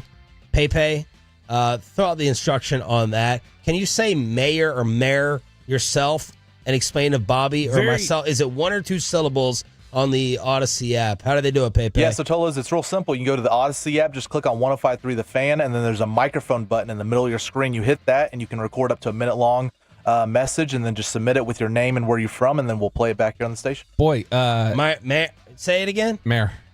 No, see, you're kind of adjusting it. No, mayor. Mayor. Yeah. Mayor Eric Johnson. Are you saying like mayor? Mayor Eric Johnson. But you believe it's one syllable. It's like as everybody said on the fan text, it's a Texas thing. It's one syllable in Texas. Okay. And by the way, everybody is saying that on fan text. You're very convenient back there, you little punk. The way you're reading off like 817 says 2, 321 says 2. You didn't read any of the ones that were flooding in call saying me John one. Machota then. You know, I read what I want. Or say what I want. Wow. That's what RJ does too. He selectively reads off the fan text. All right, what do you color with, Bobby? A crayon. Okay. Yeah, I thought you were crown gonna or crown. I thought you were gonna say crown. Do you say crown? No, I say crayon. Okay. All right. That still sounded kind of weird. I need to hear the recordings to play back at 9 o'clock. I'm writing this down. Mayor at 9. Yeah, use it in a sentence. Try to come up with you don't just like throw the word out there. You use mayor in a sentence and it'll be good. All right, Tom Brady did a big sit down with Stephen A. Smith. Of course, he's going to be the lead analyst, kicking Greg Olsen to the curb with the Fox broadcast booth. Bobby, I have categories for you to pick from. Ooh. What would you like to hear the GOAT talk about? The biggest threat to the Kansas City Chiefs, the top 5 best quarterbacks in football, the wrong being done to young quarterbacks, or the best teammates on a football squad. Let me hear. I want to hear the top 5 quarterbacks. Because Okay. I saw a list from Peyton Manning this morning that made me upset. Peyton gave his top 5? Peyton had a list, apparently. All right, you get Peyton's list. All right. At number 1, Pat Mahomes. Number 2, Josh Allen, who we saw up close and personal in the AFC East. Number 3, Lamar Jackson. How do you like that? At number 4, Joe Burrow. And then he kind of got some assistance off of this with Stephen A. Aaron Rodgers at number 5. So Lamar at 3, Aaron Rodgers at 5. I know you're going to take issue with. A big issue. That's Aaron Rodgers is the whole thing that Can you at least admit you don't know what Rodgers is going to be? It's the biggest unknown. In a sense of I don't know potentially how much worse it could be. No, because where he was at the last time we saw him was not top 5 anymore. The last time we saw him play was not top 5, and then he tore his Achilles, and now it's a year later. he's not going to level. He's not going to level up past the that. last time you're talking his last year in Green Bay. Yes, he was not. He had not played as well as like he had in recent years, and so he's not gotten better 2 years later and off an Achilles. He'll either be around the same or worse, and so to me, that's not a top 5 quarterback. But yeah, I don't know exactly what it's going to look like. It could still be passable. It could still win you football games. I don't know, but it's not something where he's going to magically level up coming off of an Achilles injury. All right, he had 26 touchdown passes and 12 picks with 3,700 yards last year in Green Bay with a 91 rating. Not QBR, but quarterback rating. So that was his last year in Green Bay. Still pretty decent, 26 touchdown passes. Boy, with no weapons. Don't tell Matt LaFleur that, but no Devontae, right? Devontae was not there. I don't know, because that was the last year where Devontae he wasn't sure, he didn't have any certainty, so he left. Peyton Manning's list is remarkably similar. He doesn't rank them, but he has his top 5, like his names. And he had Mahomes, Allen, Burrow, Lamar, and then he had Herbert instead of Aaron Rodgers. Okay. But they're very similar. I take issue with Lamar Jackson and Aaron Rodgers, but, to each their own, I guess. All right, this is kind of the clip going the most viral. What Tom believes is being done to young quarterbacks incorrectly just coming into the league. There used to be college programs. Now there are college teams. You're no longer learning a program, you're learning a playbook. And the program is ultimately, like at Michigan, for me, that was a pro-style program. 5 years I got to learn how to drop back pass, to read defenses, to read coverages, to be coached. I had to learn from being 7th quarterback on the depth chart to moving up to 3rd to ultimately being a starter. I had to learn all those things in college. That was development. Then I went to New England and I was developed by Coach Belichick and the offensive staff there. I didn't start my first year. I think it's just a tragedy that we're forcing these rookies to play early. But the reality is the only reason why they are is because we dumbed the game down, which has allowed them to play. It used to be thought of at a higher level. We used to spend hours and hours in the offseason and training camp trying to be a little bit better than next year. But I think what happens is discourages the coaches from going to deep levels because they realize the players don't have the opportunity to go to a deep level, so they're just going to teach them where they're at. Why? Well, what's wrong? My biggest takeaway from this is I don't think he's going to be good in the booth with just the way he sounds like a televangelist. like open your Bibles to Matthew and hear about how Michigan I read defenses and it's like, what is this delivery that he's doing? Now, it's interesting him talking about where's the bell? No, that's not that bad. Where's the bell? I don't know. It's somewhere around here. You told me you saw it the other day. Over back behind one of those monitors or something. I don't know. But the idea that he was better prepared, Some cheap bastard probably even stole the bell out of here. They're like, I can do something with this, and it's no, it's right behind that monitor, right over there. See, I told you. I would check. So I think it's funny because you're seeing more and more that quarterbacks are more ready to play now than they were in Brady's era, like way more consistently, because a lot of the college. But he's saying it's because we're dumbing it down. But I don't think that's it. I think it's the college concepts and the NFL concepts are blending to each other. And a lot of people would say the read option stuff and some of the things that you're asked to do would be more complex. Yeah, you are needing to read a defense and need to do these different things. That is something that is going to cause more problems. But you still have reads with the read option. I mean, it's right there in the name. And there's a fluidity to it and the options. Now, here in Dallas, they were trying to get rid of the option routes because they felt like, it's too complicated. It's too much. Not for the quarterback, but it's something where there's just too much confusion. It can happen too easily. So I understand that line of thinking, but I don't think there's anything wrong necessarily with, we all wanted college concepts to come into the NFL and to bring offenses into a more modern era. And in bringing those concepts in, you naturally see quarterbacks who are better prepared to walk in and play right away. You're seeing success earlier because they've dealt with these concepts at the college level. Dan Mullen ran a pro-style offense in college. That's one of the things that the Cowboys and Dak have talked about, that when he first got here to Dallas gave him an advantage, was he got on the whiteboard to work with Garrett during Senior Bowl or Combine or one of them, and Dak knew all of the stuff that they were asking him to do. He's like, oh, we have different names for it, but I know all these concepts. I understand all this. And it does give you certain advantages in that respect.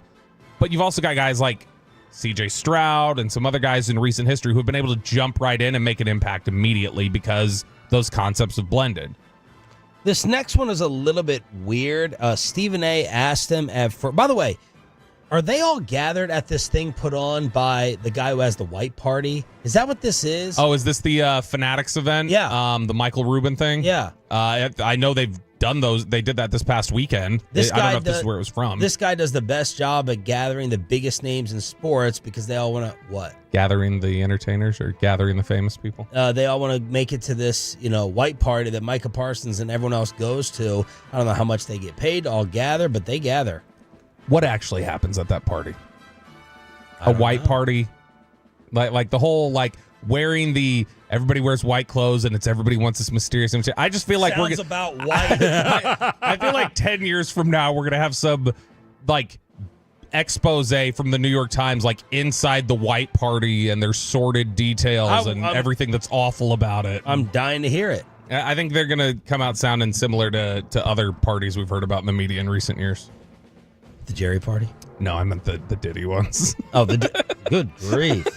I don't know how it hasn't gotten out at this point in time. But Stephen A. asked them the biggest threats to the Chiefs in the AFC. He gave the whatever generic answer, Bills and Bengals. But then Stephen A. said, biggest threats to the Chiefs in the NFL.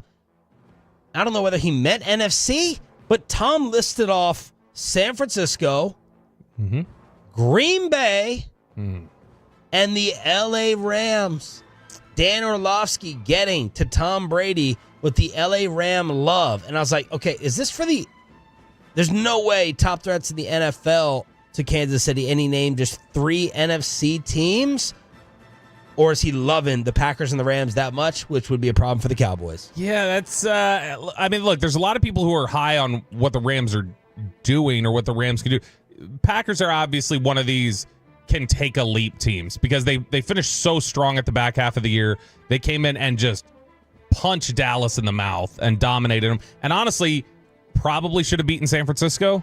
The way they played that game early, the way they got up and were causing issues for the 49ers, they very easily could have been in the NFC title game. So I get buying on the Packers to make a leap and projecting that.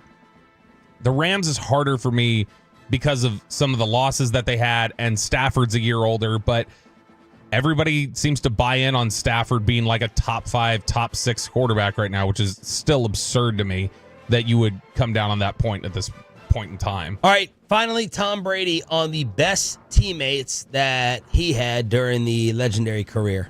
The best players I had and the best teammates I ever had, they showed up to work every day. I never had to worry about their effort or their attitude. I knew that when I called a play, Wes Welker, he was going to run his ass off on every play, whether he got it or whether he didn't. I never thought for 1 second whether he was going to do the right thing or not. That frees my mind up to do what I need to do because my job's not easy. And if I got to worry about, oh, God, I look out and I see a receiver, I'm like, oh, God, he doesn't even look like he knows. He barely lined up right. He's looking over at the sideline. It looks like he's trying to ask the coach, what do I got? And I'm like, he's out. I'm throwing the ball somewhere else. But would you? Some coaches see that for themselves. Some coach looks for the leaders to see that for them as well. Which kind of player were you? Well, no, I would just tell him directly, he's out. Put him out. I'm not, and I would tell the coach, don't put him in because I'm not throwing him the ball. Right. So you put him in. Just that we got 10 guys out there. I always wonder how much that actually happened. He's not getting the ball again from Peyton Manning, and whether he just didn't ever throw or look that guy's way. This is a point that there's certain aspects or certain standards that people in the NFL have, coaches, players, things like that are important to remember when you're starting to figure out. When we did 53-man roster, we're talking about who's going to win a starting job. These are the things that are massively important to those individuals. So for instance, as much as it blows people's minds, whenever we talked about Chuma Edoga was going to be the first team tackle when they got to camp, and there was a good shot he was going to be the first team tackle right out of the gate for the season, it's because things like, what is your job? Yeah. Do you know what you're supposed? I don't care how talented you are. What's your job? Do you know how to do it? Dennis Houston was active as an undrafted free agent rookie in game 1 when Jalen Tolbert was made inactive as a third-round pick rookie for the exact reason that Brady just described. Dak felt like, I know where Dennis Houston is going to be. Dennis Houston is going to run the route the precise way, the right way. He's going to line up the right way. He knows what his job is, and he's going to do it.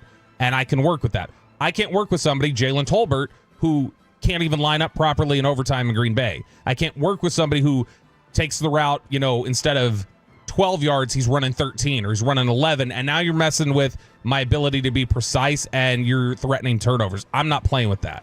And players, coaches, they get really picky and particular about things like that, as this is super important to what I want to do there. So whenever you hear us talking about Guyton or Tolbert or some of the reasons why it's like, why wouldn't they just be given the job? It's that stuff that they still have to learn as a young player. All right, so there it is. Trying to learn some lessons from the GOAT. I think the best was probably the quarterback answer, the best broadcast answer. Bobby didn't agree with the meat and cheese of it, but not blown away yet. Did a lot of agreeing with Stephen A. A lot of generic answers. We'll see how it is in the broadcast booth. What is your? I don't think I've heard your official prediction. Do you think he's going to be good or not?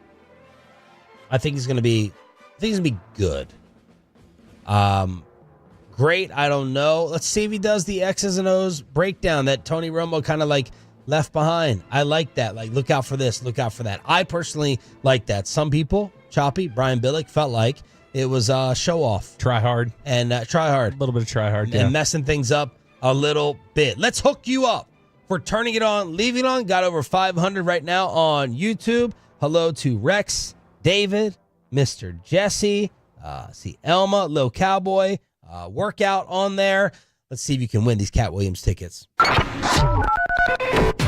right, Tolos, right now, caller number 10 at 877-881-1053 wins a pair of tickets to see Cat Williams at the Windsor World Casino and Resort on September 27th. That's caller number 10 at 877-881-1053. There it is, a monster giveaway from the promo department. Thank y'all for hooking up our Tolos with that here on Sean and Bobby, and we're going to have it tomorrow, Thursday, and Friday as well during the commercial-free Expressway. Let's get to Brian Broaddus' favorite segment of the show before Ian Rappaport live at 8 o'clock. Let's Ask Reddit. Do you have a question, Kelly? Yeah, I have a lot of questions. Number one, how dare you? Yes, it's time for Ask Reddit, a segment so great that even while Brian Broaddus hates me, he's still tuned in, no doubt, right now, as much as he hates me because he loves this segment so much. You can weigh in on some of these questions on the Frankel & Frankel Injury Attorneys fan text at 877-881-1053. That's 877-881-1053. You can also chime in on the Twitch or on the YouTube, and we're going to kick these around the studio. These are the most viral questions being asked over on Reddit over the last week. And we're going to start with Sean Sharif. We have to, because we're doing Cat Williams ticket giveaway. Sean Sharif, what celebrity are you unable to like because of just how fake they come off? Oh. Well, for athlete, it's easily Russell Wilson. Yep. Like I think I'm keeping Russell Wilson out of the Hall of Fame because his personality. It could be just off his play, but I can't stand. He's so fake. He's so fraudulent. Watching the Pittsburgh Steelers struggle so much at quarterback right now is bringing me so much joy. It really is. And it is a testament to the 70 Steelers that they are still talked about as much on national TV. I mean, it's kind of a Cowboy-esque that they get TV time being in that small market. Sorry, Mike McCarthy, because of the legendary franchise that has not won anything since Roethlisberger, but still more than the Cowboys. But Russell Wilson, from a sports standpoint, he's my easy number one. Steve from Tyler says Russell Wilson is a dweeb. Nick Rodriguez says Justin Timberlake over on the YouTube. TW1G says Brie Larson. Boy, have you seen Brie Larson? Who's that? She was a Captain Marvel woman. Okay, that's who she was. She played Amy Schumer's sister in Trainwreck. Have you seen how much Blake Lively is getting crushed recently? Jared's girl? No. Ooh, she's getting a bunch of interviews I've pulled seen her up trending of her just being like a snob or way too flippant, or there's a lot of people who are accusing her of being a total phony and a fraud recently. Obviously, the other one is Miranda Lambert. People can't stand. Although I don't know if she hides it much, but everyone thinks she's a pain in the ass. Ellen DeGeneres, an all-time 1 seed dude, that I fell for. She faked that. Is she gone? Yeah, she's been completely. She started doing a stand-up tour last month or a couple months ago, and she was doing her material talking about that whole thing, and after a while it became too uncomfortable for her, and she just stopped. She wouldn't do the material anymore, so she's not talking about it Artemio says, Dan Orlovsky, oh my God, I sent the boys something yesterday. This really did prove Bobby's point the most. Orlovsky could not answer what he majored in college. It made me sick. It made me sick to think Bobby could be 100% right, or that Orlovsky. The only out is he that dumb? Is he dumb? Like, really, is he dumb? And if he's that he dumb, could not. What person doesn't remember what they majored in? Are you serious? Are you serious? This little act, or is he really that? I'm leaving open the possibility of stupidity. and if he's that dumb, how can you take anything else he says seriously? Any other analysis? By the way, Jared Sandler already texting us about Blake Lively. Shut up about Blake. It's clout chasers. She's a queen and a saint, is what Jared Sandler has to say. Nicholas Gonzalez says Stephen A. fake. I think a lot of people thought that for the good after he came on our show. They're like, oh my God, I like Stephen A. So that makes them think what he does on television even more is fake. Fair point. Yeah, EJL Viking says Stephen A. Smith. I, of course, am going to go Jason Tatum. Think he's a total fraud, total phony. Outside of that, though, I really can't stand Tyra Banks. And never have. Really? Yeah. Why? She just comes out like her talk show and that America's Next Top Model stuff. It all just came off so female Russell Wilson to me. Peyton Russell, who's a celebrity you just can't stand because they come off so fake? Just any Kardashian, really. Like I saw, I've watched a little bit of Keeping Up with Kardashians early on, and it just everything is so fake that I can't believe anything they say anymore. And any product they advertise, it's just like I'm not buying it. Yeah, I think the realest one is Chloe. There's Kim, there's Courtney. I can't stand her. It's Chloe, the Tristan Thompson one. But yeah, I get it. We're doing Ask Reddit. Realest one might be Caitlin. We're doing Ask Reddit here on 105 through the fan, 877-881-1053. That's 877-881-1053. Peyton Russell, this is good for you because I don't know that you always know the right thing to say. What is a question a man should never ask of a woman, no matter how tempting? Well, the easy one is weight, I think. But one I also think is a little is body count. I think it comes off as judging immediately, because if they say a low number or a high number, it's like, okay, you're judging immediately, which I think is true. I think I would judge if a girl gave me, a high number if I'm trying to date them or something. What's a high number to you? Well, I guess it depends on For your age. If you met somebody your age, what would you say? That's a high number. Oh, gosh. And I'm judging you. Anything north of 10. Okay. My age. Double digits. Yeah. Do you know Mackenzie's? Yeah. Okay. And you're good. I'm good. Okay. Okay. Does she know yours? Yeah. We're good. Okay. Yeah. Who do you think has the higher? I bet. I don't know. Oh, jeez. Yeah, you started, and then you're like, no. I know the answer. I was going to say, who do you think has the higher body count? And I'm not trying to say anything insulting towards anyone. I just think Peyton is a goody-goody two-shoes and a long-time relationship. So I'm thinking Mackenzie has a higher body count. Not saying anything negative towards her, but just that you, I just think you're so wholesome. You're so long-term relationship. You only think that because you don't have Snapchat. What is your question? Am I right? No, because it's a tie. But okay, we won't get into that. Sean, what is a question you should never ask a woman, no matter how tempting? I don't know. People say don't ask them what's wrong with you. Like, what's the problem? Yeah, I violate that. Weight, obviously. I think you should, that. And then people say age. But I'm trying to think of a different answer. You have one? I think, just in general, any of the, obviously. Who you voting for? Is it your time of the month? Like that kind of thing is never met well. I stopped that. I used to, but I stopped that. I find that, like, questioning how they're doing something when they're in the middle of it is never. So, like, don't you think you should be doing this? Or, like, they don't. A lot of times in my experience, they don't take that as, like, helpful advice or guidance. They're just like, oh, you think I'm stupid. Yeah. You don't think I can do this. You're mansplaining to me. And then It is irritating, though. Someone's sitting there making dinner, and then someone comes up and they're like, you're doing it this way? You're doing it that way? 512, are you pregnant? 903, can never ask breast size. 469, is the kid mine? Can never ask that question.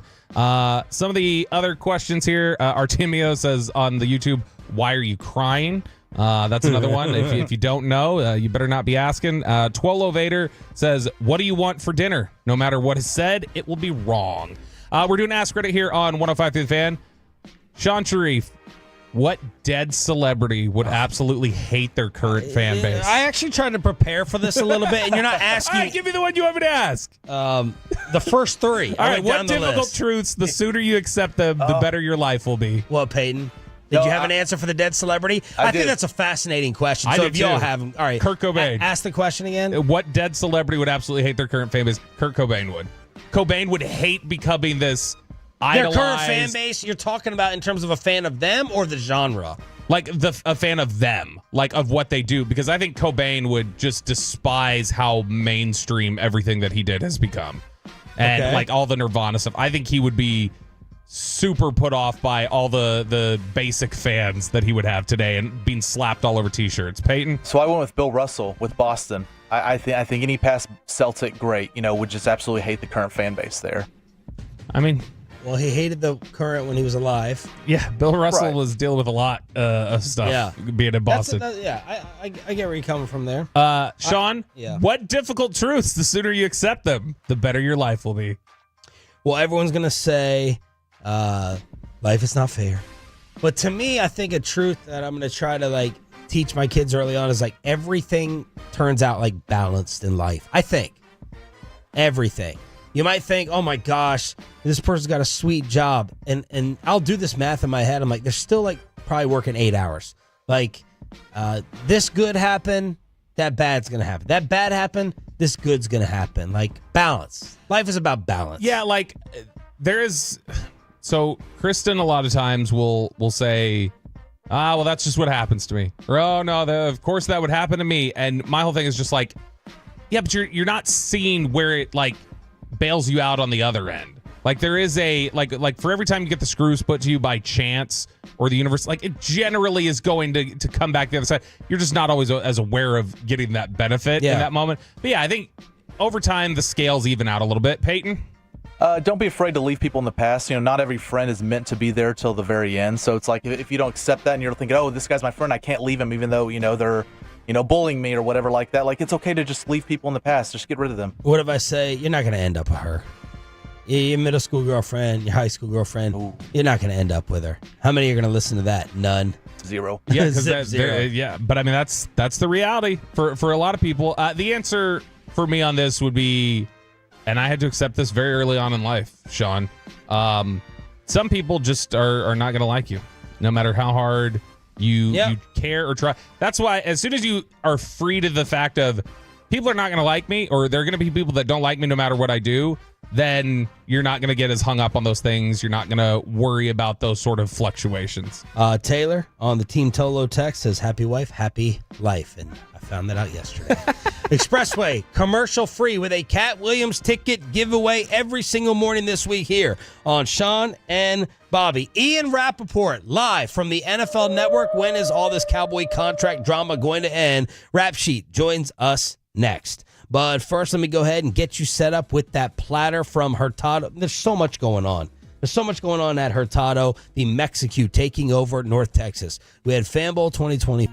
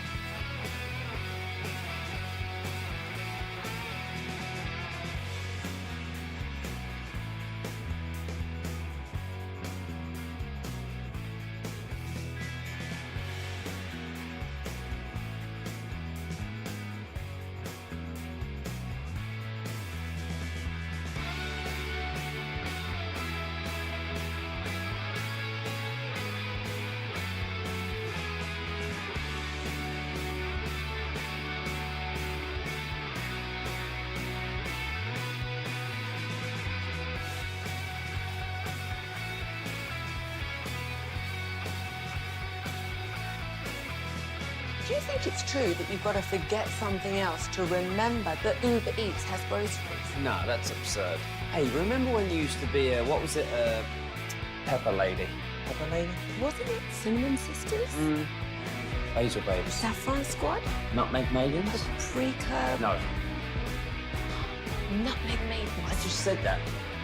Was it Spice Girls? Doesn't sound right. Was it Saffron Squad?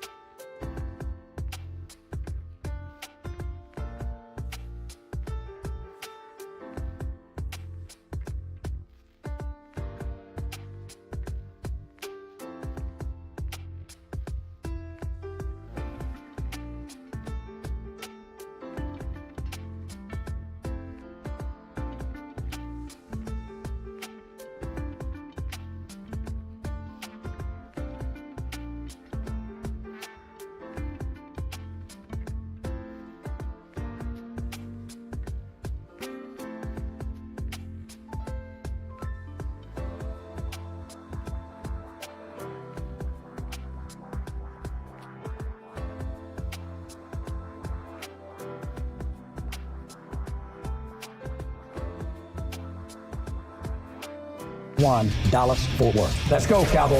An Odyssey sports station. From our Highly Mazda of Arlington and Hearst studios, this is Sean and RJ on 105.3 The Fan. 8 o'clock hour on your home of the Cowboys. Brian brought us from Oxnard at 8:40. Nick Harris, DallasCowboys.com. Final hour of the show. It's Sean and Bobby, our Cowboys insider. And joining us now on the D&M Leasing Hotline from the NFL Network is insider extraordinaire Ian Rappaport on DFW Sports Station. Good morning, Ian. How are you? What's going on? How you guys doing? Doing well. Did you enjoy your quick visit in Oxnard? What stood out to you? I did enjoy my visit, actually. I think a couple things stood out to me. There's so much made. Obviously, there's the storylines of Dak and CD, and I'm sure we'll get to that. But, there was so much made of the Cowboys in free agency. And obviously what they did, and most importantly, what they didn't do and all that. And the only way that really works is if you have younger players, second-year players, or rookies who are going to come in and play some real roles. And I think the Cowboys are going to have a bunch of young players who are really talented come in and play. And, might that lead to some growing pains, especially in the offensive line early? Maybe, but the amount of young players that I think they are excited about and are going to count on is a really, really good sign. And obviously, you guys know this is a team that has drafted very well. So I think that stood out to me. And then, of course, there was the Dak and CD situations, which are, right in the forefront. I want to ask a nerdy question behind the scenes as a reporter. Okay. How many times can you check in with your sources without annoying them when it comes to something like this? Is it daily? Is it understood it's going to be daily? Like, how do you space out texting or calling your sources for the very latest every damn day or week on these contracts? Yeah, I think that's a good question. And that's, what I spend a lot of my time doing is just being like, all right, how annoying am I going to be, and all that. But I would say, for me, one is you try not to always ask. Sometimes you try to give. You try to have information where you can say, hey, this is going on either in the landscape of the contracts or around the league, or just provide rather than always take. That's something I try to do.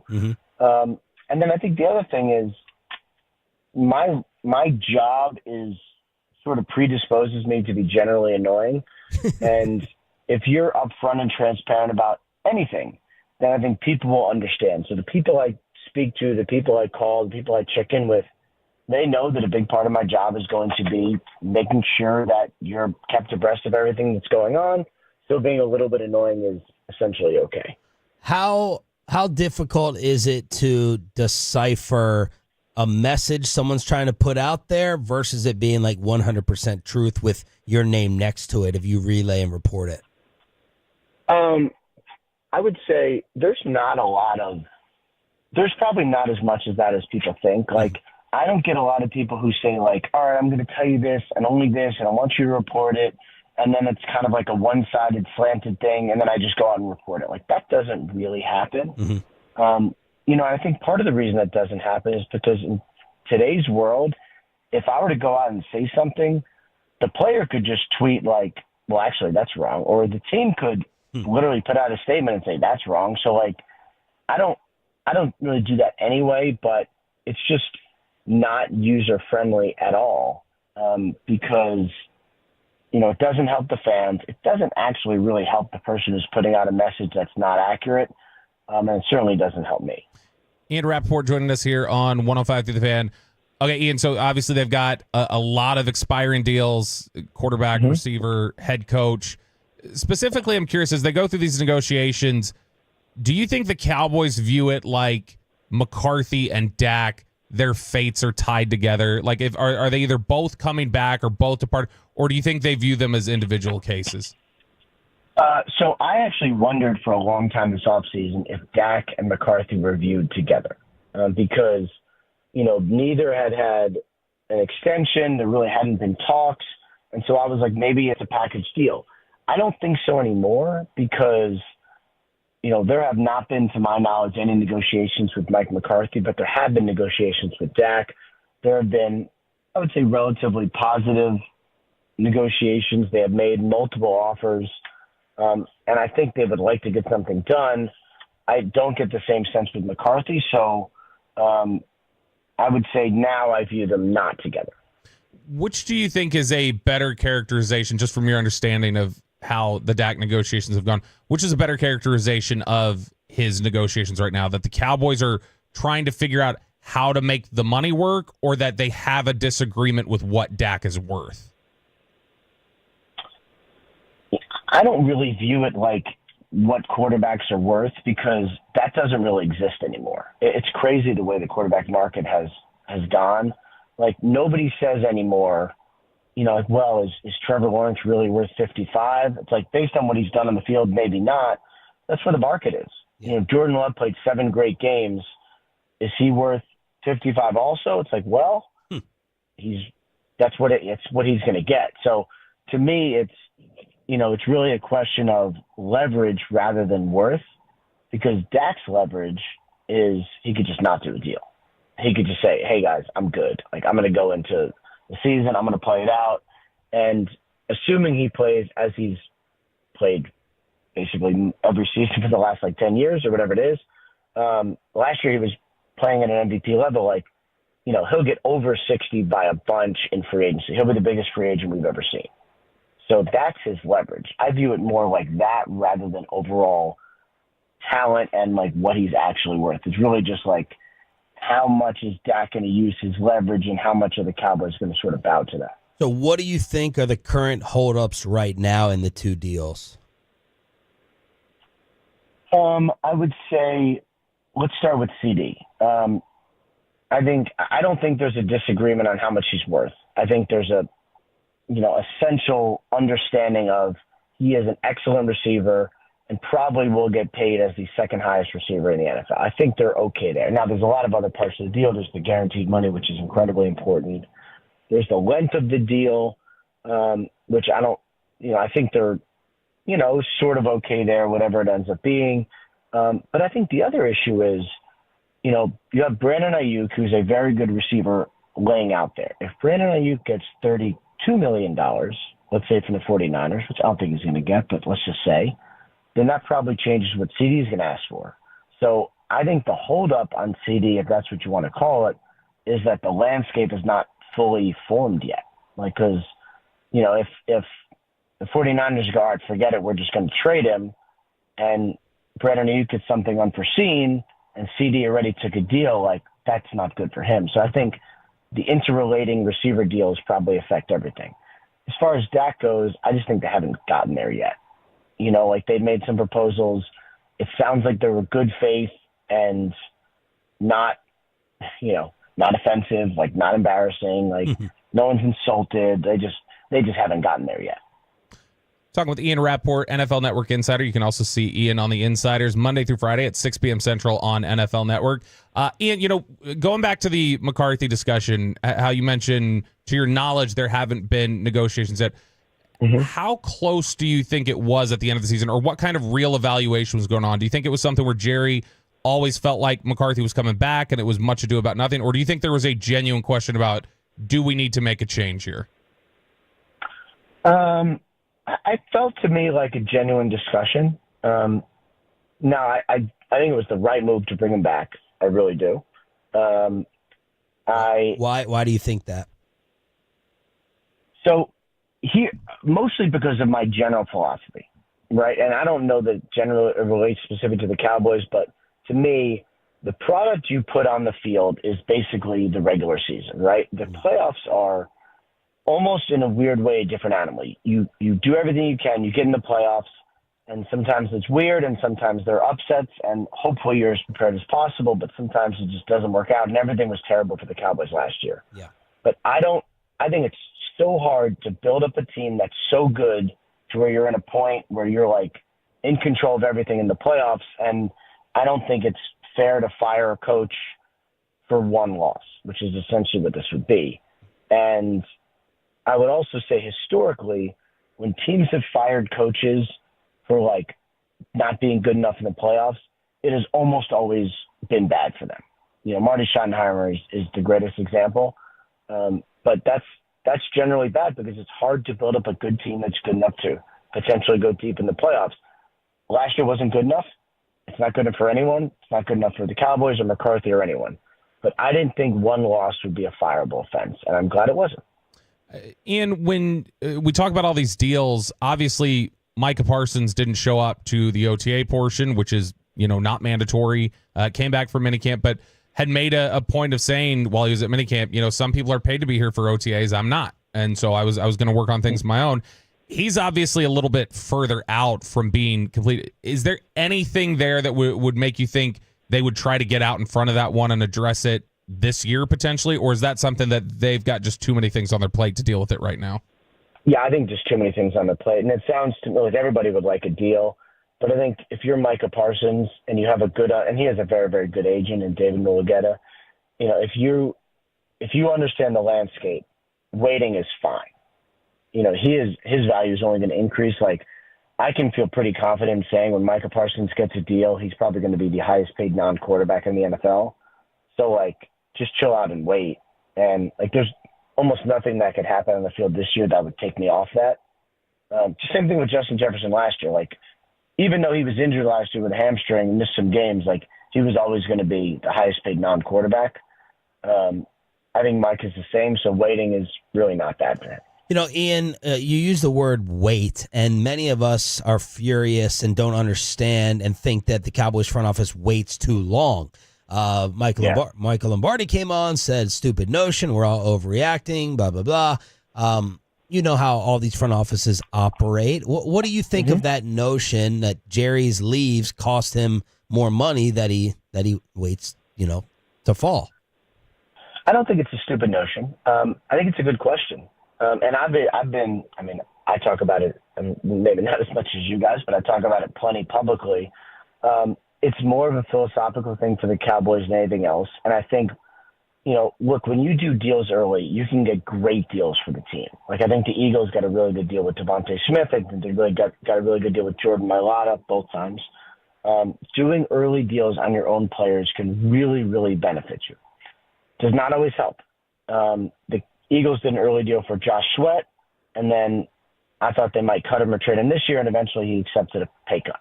Like, it doesn't always work out. And I think what the Cowboys want to do is, one, minimize the amount of dead money they have, which is basically money that they cannot spend, money that they are taxed on, charged with, but they cannot spend.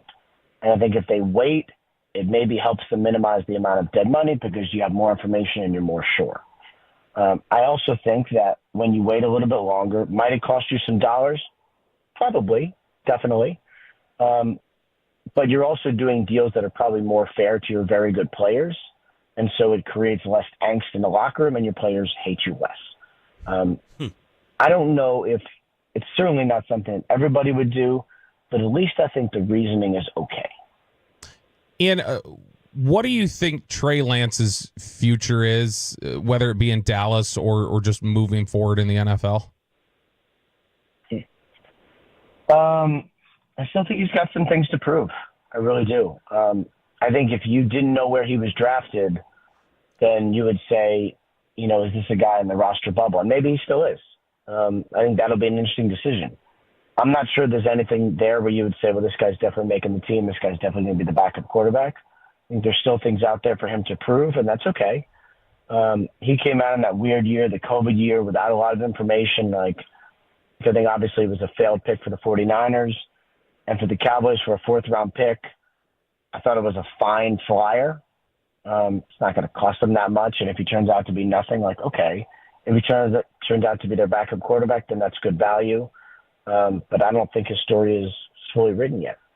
Ian, last one real quick. You tweeted yesterday, the Cowboys appear to value the pressure being placed on key parts of their organization. What does that mean? What that meant to me was Mike McCarthy is going – I was, I think, more geared toward McCarthy than anything else. McCarthy is going into a contract year in a way that coaches almost never do. And it's a lot of pressure. And they're basically saying, like, you need results or we're not going to fire you, but we'll probably move on. I think that's okay. I think that's something the Cowboys like. I think Jerry Jones has always liked to tweak and prod and push and nudge or whatever, especially like the key parts of the organization, and to get a better performance. And I think, that's what it feels like with McCarthy, while also limiting their downside. And I think they relish that. And we'll see if it works or if it matters. But I don't think they shy away from that part of it. You can follow Ian Rappaport on Twitter or X or whatever you call it now at this point, at Rap Nobody Sheet. calls it X. No, I don't either. At Rap Sheet, and you can see him on the Insiders on NFL Network Monday through Friday at 6 p.m. Central. Ian, thank you so much. We appreciate it, man. Thanks, guys. Take care. At Rap Sheet, the great Ian Rappaport on the D&M Leasing Hotline. Let's react to that. And I wonder how many people would actually agree with Jerry Jones over that P word. And Bobby has the few reasons left to still watch the Rangers season. That's next on Sean and RJ.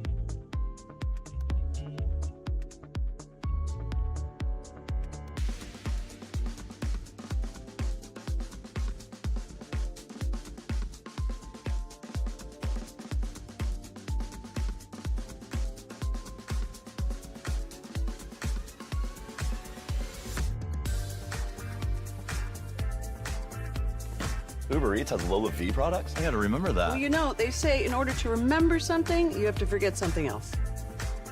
Okay, now that is a very cute haircut. That's like a little shag. I've never seen it before. Well, I mean, of course you have. It's the Rachel. Oh, is that your name? No, I mean like your name. No, I'm Jen.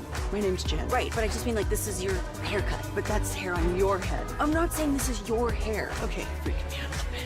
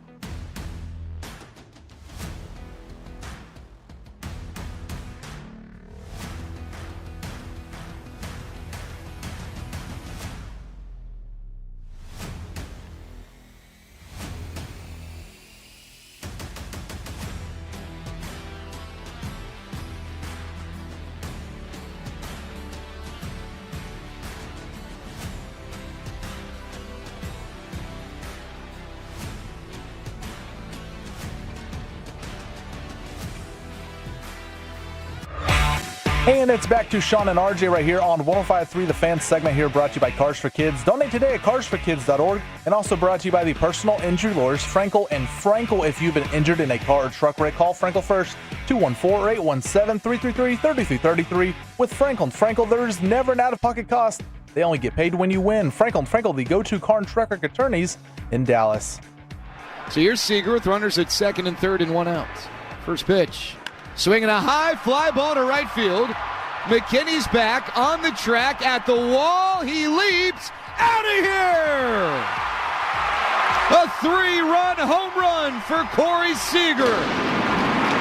His second home run of the ball game, and the Rangers lead 4-0. Sandman with the call, Jared Sandler, and all the runs were scored in the first 4 innings. The Rangers put up 4 of them thanks to Corey Seager with 2 bombs. They still only ended up with 5 hits, but they hang on to beat the Pittsburgh Pirates 4-3 on this radio station. Good morning, Metroplex. It's Sean and Bobby. Choppy out for the week. Golfing in Michigan. We got Peyton and Carter in the back. What else happened in the West?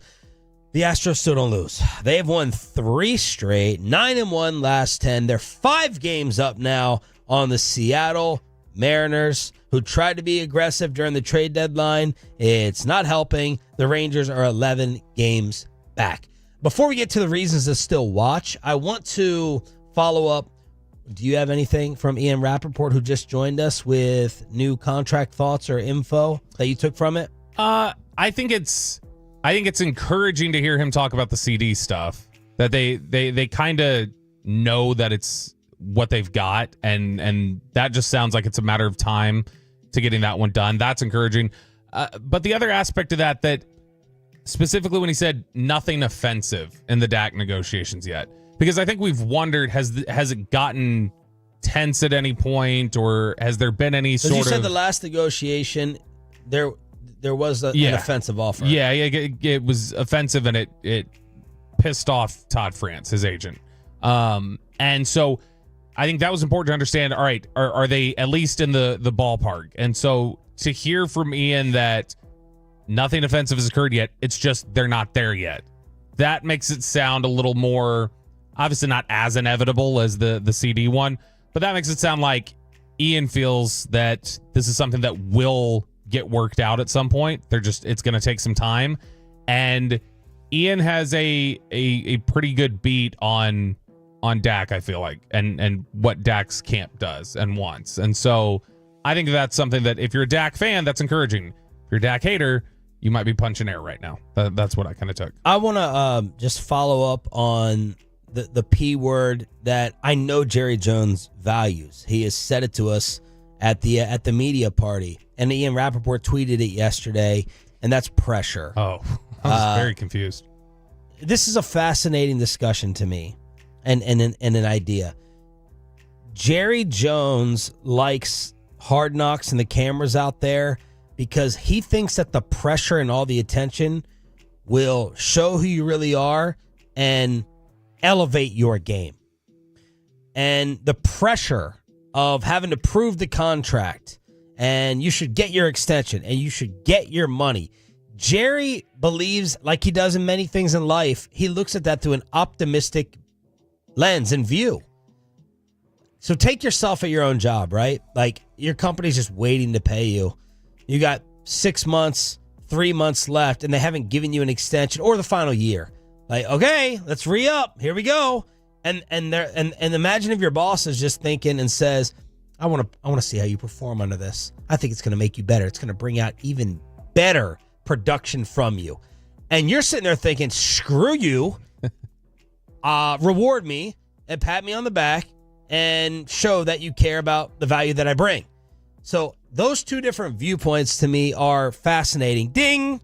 But Jerry Jones, he views it like that. He views it as, pressure makes diamonds. Yep, that's exactly it. They felt like I know that internally when they had Garrett on that 1-year deal, that they felt like they were getting the results early. Like they felt like this is something that he's bringing his best because we've put him in this situation, and they felt like it was the right play, and it had, they had a real optimistic take on it.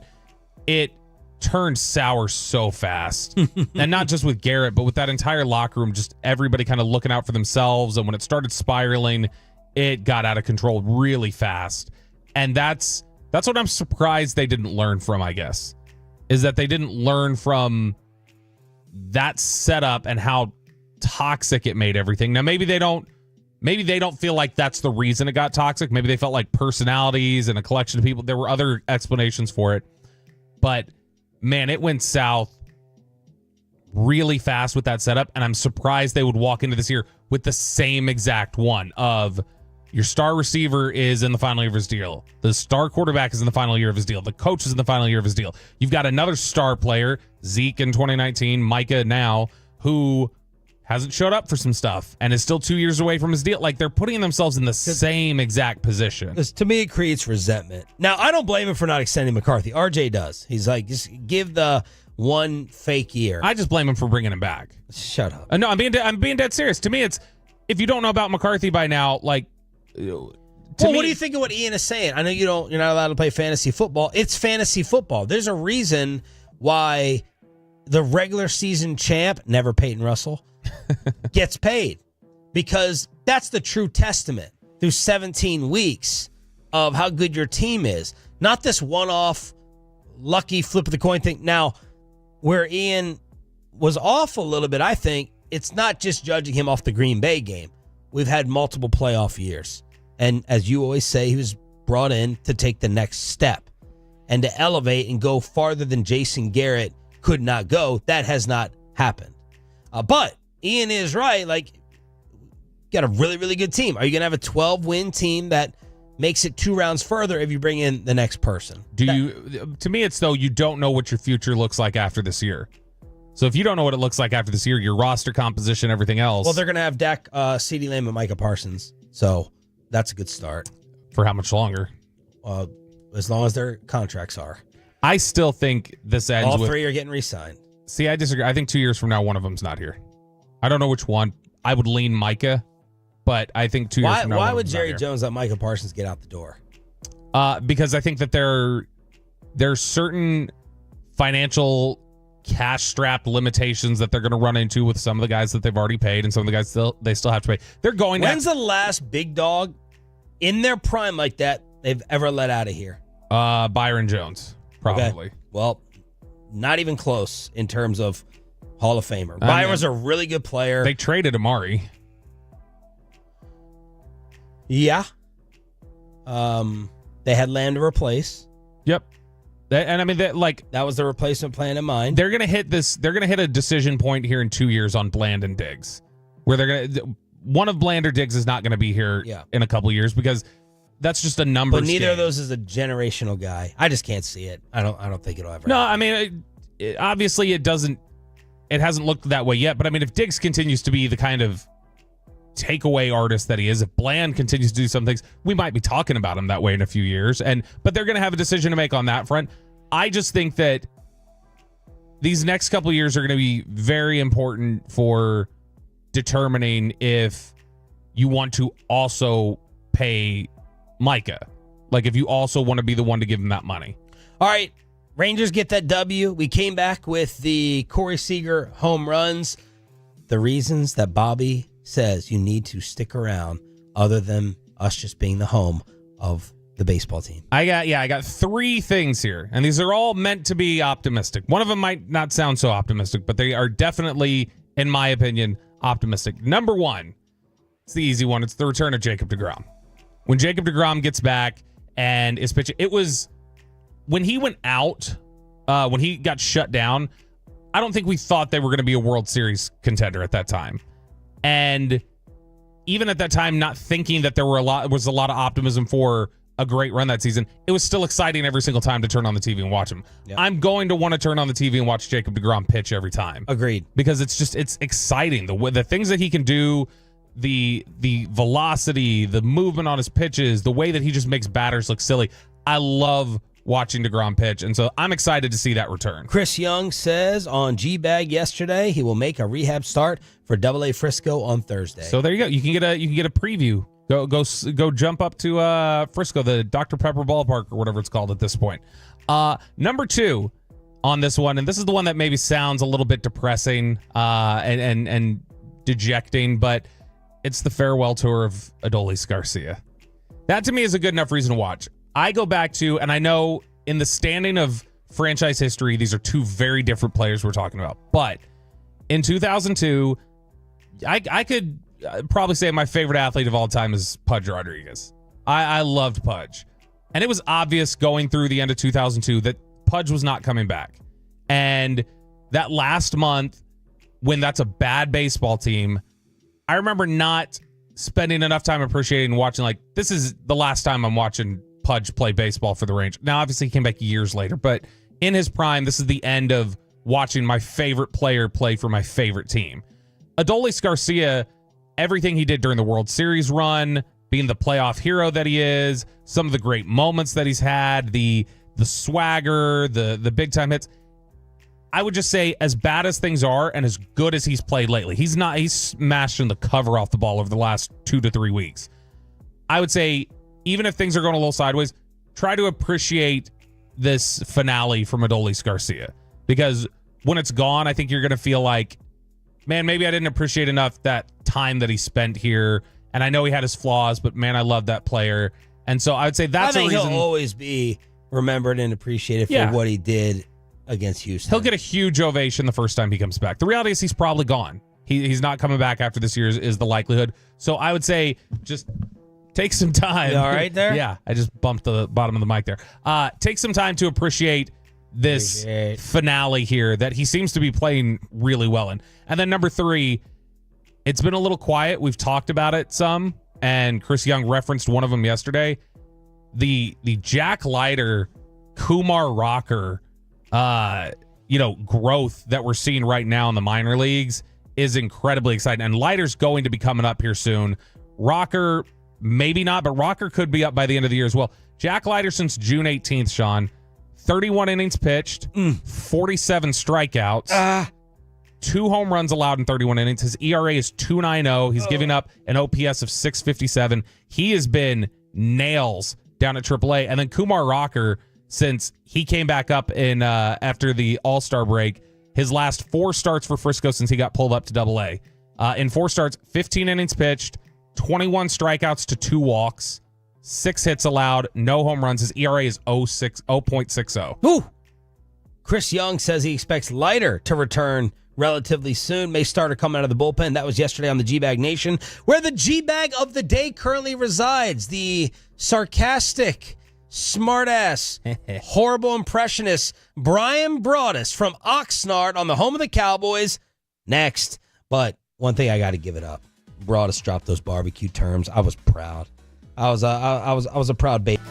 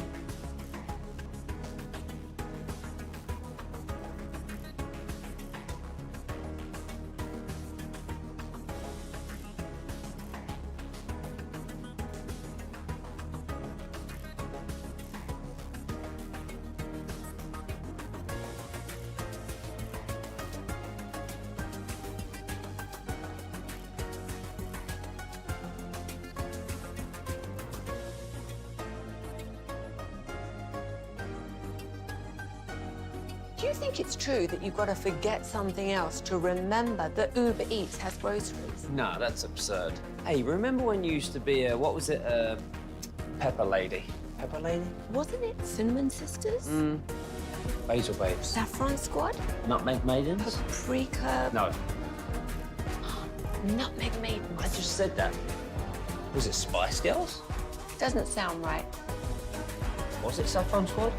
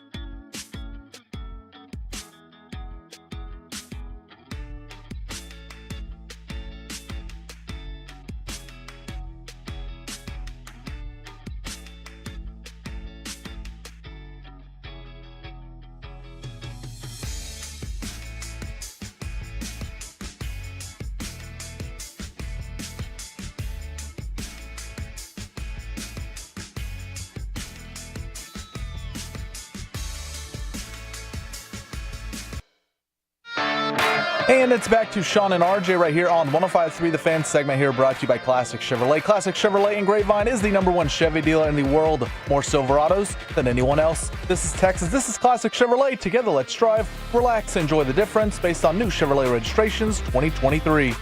The great Bobby Belt. You ruined the morning show. Don't make me take off my belt. Don't make me No, take off my belt. we're not. Over to you, Bobby. It is below the belt, but it's not any below the belt. This is a special one, Sean, because we welcome the reigning GBag of the Day champion live from Oxnard, Brian Bratz. Yeah, let's listen to what won him GBag of the Day. Sean, where did you come down after listening to our conversation? I thought that... Oh, this is going to be fun. I was thinking you two need to fight more on these shows. No, I was hoping the two fight was... idiots going at it. I was not hoping, very strong. I was hoping the fight was worse. It wasn't that Yeah, bad. exactly. You were hoping that you'd have to talk to me and go, hey, I'm thinking about posting this. What do you think? What do you think? No, I'm thinking about for the ratings here. Yeah.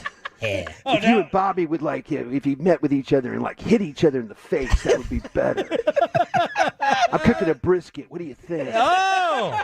I'm using my thermopin and some foil. Send this over for GBag of the Day. I'm making a boat out of the foil. I'm making beef tallow while I'm doing it. Wow! Use the beef tallow from some beef stroganoff I'm thinking about later. Who you liking at quarterback, Boris? I hate everybody you like anyway. Sometimes you're a little bitch when it comes to this stuff. We welcome the GBag of the Day, Brian Broaddus, who you cut Sean deep. Not since Trayvon Diggs jumped in his DMs and said, "You weird for that," has Sean felt so personally attacked. You know what? I love you, Sean. I really, really do. Everybody's like, man, you made that really personal. And I'm like, well, that's, that's how we bust act. balls. We go aggressive. We go really aggressive there. But no, and everybody's like, gosh, dang, why do you, man, that was pretty harsh. You can tell that you really don't like Sean. And I'm like, you guys don't know the half of it here. Yeah. But no, I prefer to bust balls and slightly get offended than patty cake. You know how I am. Yeah, I was sitting there thinking that. I was You got a lot of feedback on that, though. You got a lot of props and praise all damn day long. I was seeing all that praise for you. You know what? It was, I went into character, but I just started thinking about all those conversations that you and I had. And I didn't mean to bring them all up. I'm sorry. I did that on the air. And but, I said, you know what? I said earlier, after Bobby, who hits me up the most, and when I talk ratings with the most in this damn building, is this fool right there. And then for ratings. Nobody cares more. Yeah, you and I care more about this than anybody. We take this as personal right now. Yes, we really do. Yes, and then in terms of doing anything for ratings, I said we're not the show blending up cottage cheese and pepperoni in order to do that. So keep that in mind. But all love, don't even have to explain it. That's the way brothers act. Look, you should be concerned if I'm not busting your balls, because if I'm not, that means I don't like you. Yep. I don't want you to feel like you're part of the club. That's the whole idea. Brian, you said something really interesting last night on Love of the Star while we were recording. We were talking about how the Cowboys are going to cut this down, what their tackle depth looks like, and you had an interesting note about TJ Bass. Yeah, we were going through the mock game yesterday, and the guys line up at different spots and things like that, and you're just kind of I'm just watching the practice. I mean, they're letting us watch, so I'm going to report what I see. But they were running TJ Bass with the first offense some at the tackle spot. They were filling him in, so he was not only was he he normally plays guard for you, but they were working him a little bit at tackle, and they might be a little bit concerned about their tackle depth going in. Maybe they don't feel like, well, okay, we've got well, let's go. You've got the potential of Ball, who actually has had a really good camp playing guard, and the tackle spot. I mean, he survived it out there in that Raiders game the other day. But they might be thinking about, okay, who else can we cross-train? And TJ Bass has played tackle at Oregon. So, this might be something that they're looking towards in the future, of maybe continue to work with him and kind of see.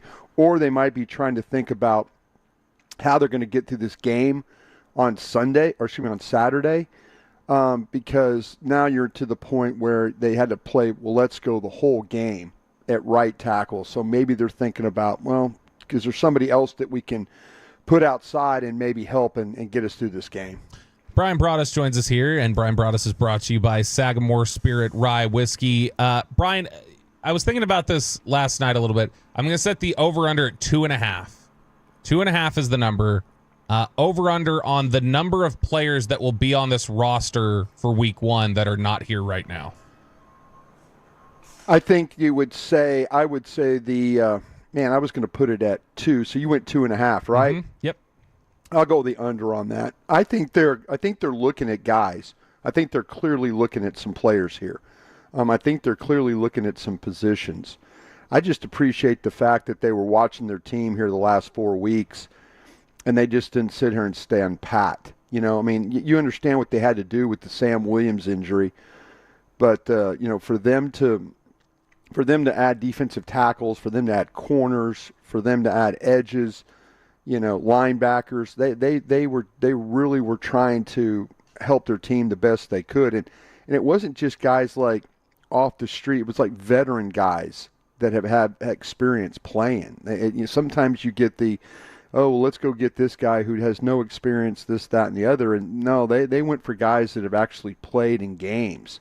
So I give them a little bit of I give them some credit, but they're definitely hunting some positions here. Brian Broaddus here on the D&M Leasing Hotline, 105.3 The Fan. The observations of Mike Zimmer, his defense, his differences. What has jumped out to you with Zim? I really do appreciate how he's allowed Al Harris to grow as a coach.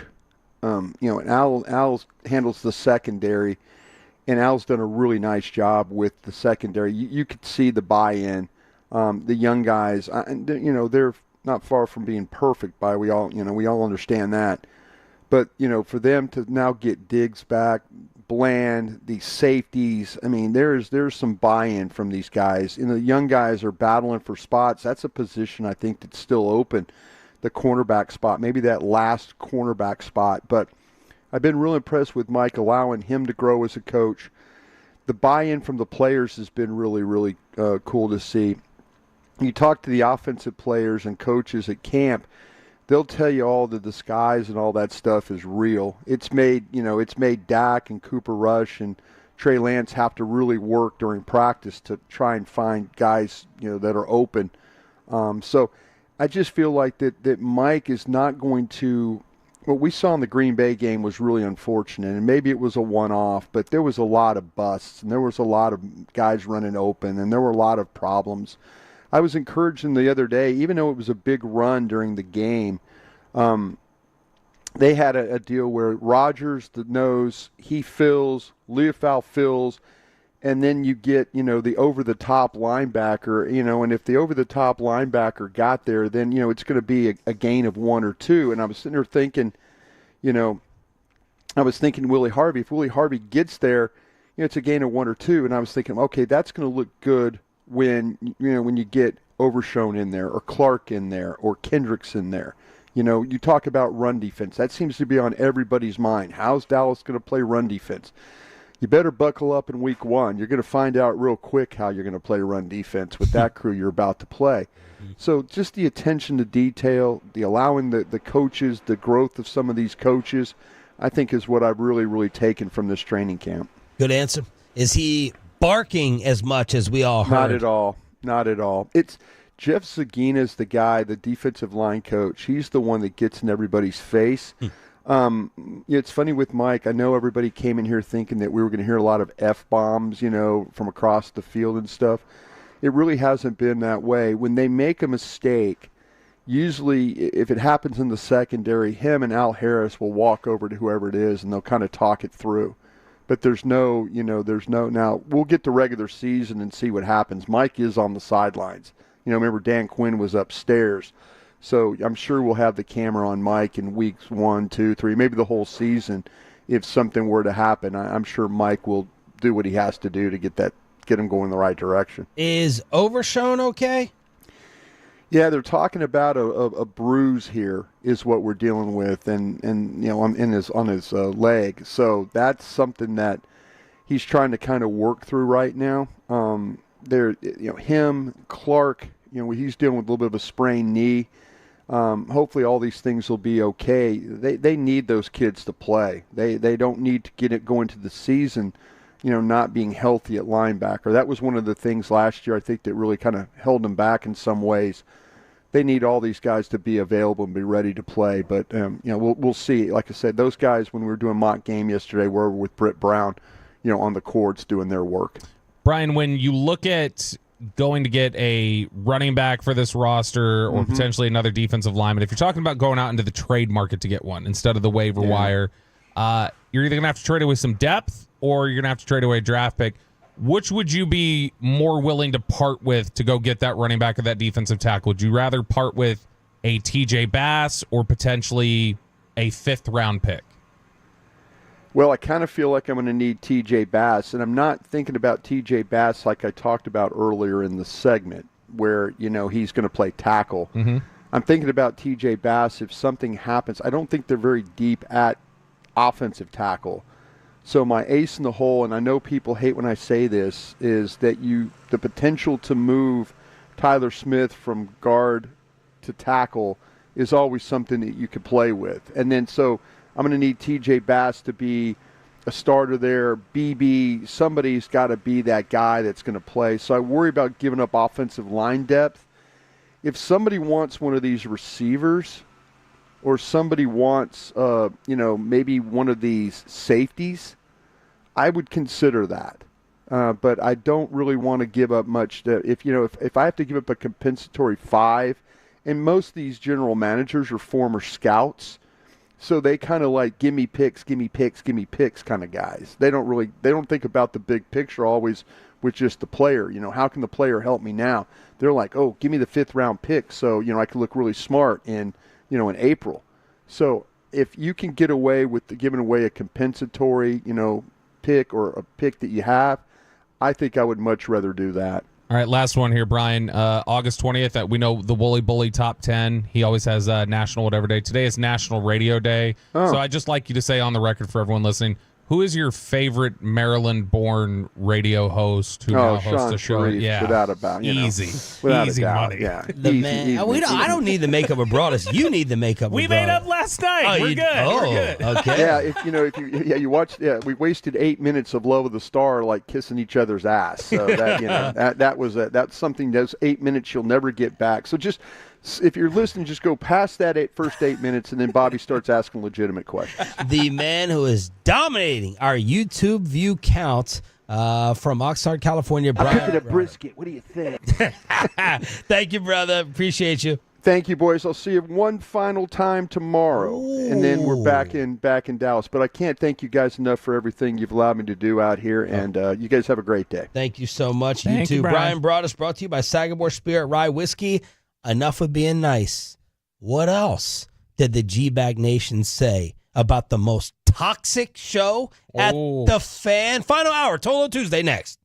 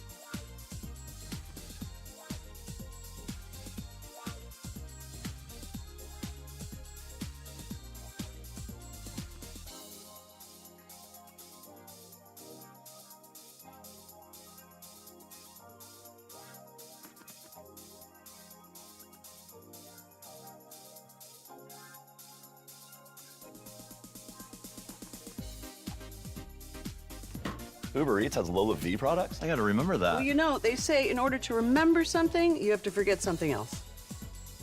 Okay, now that is a very cute haircut. That's like a little shag. I've never seen that before. Well, I mean, of course you have.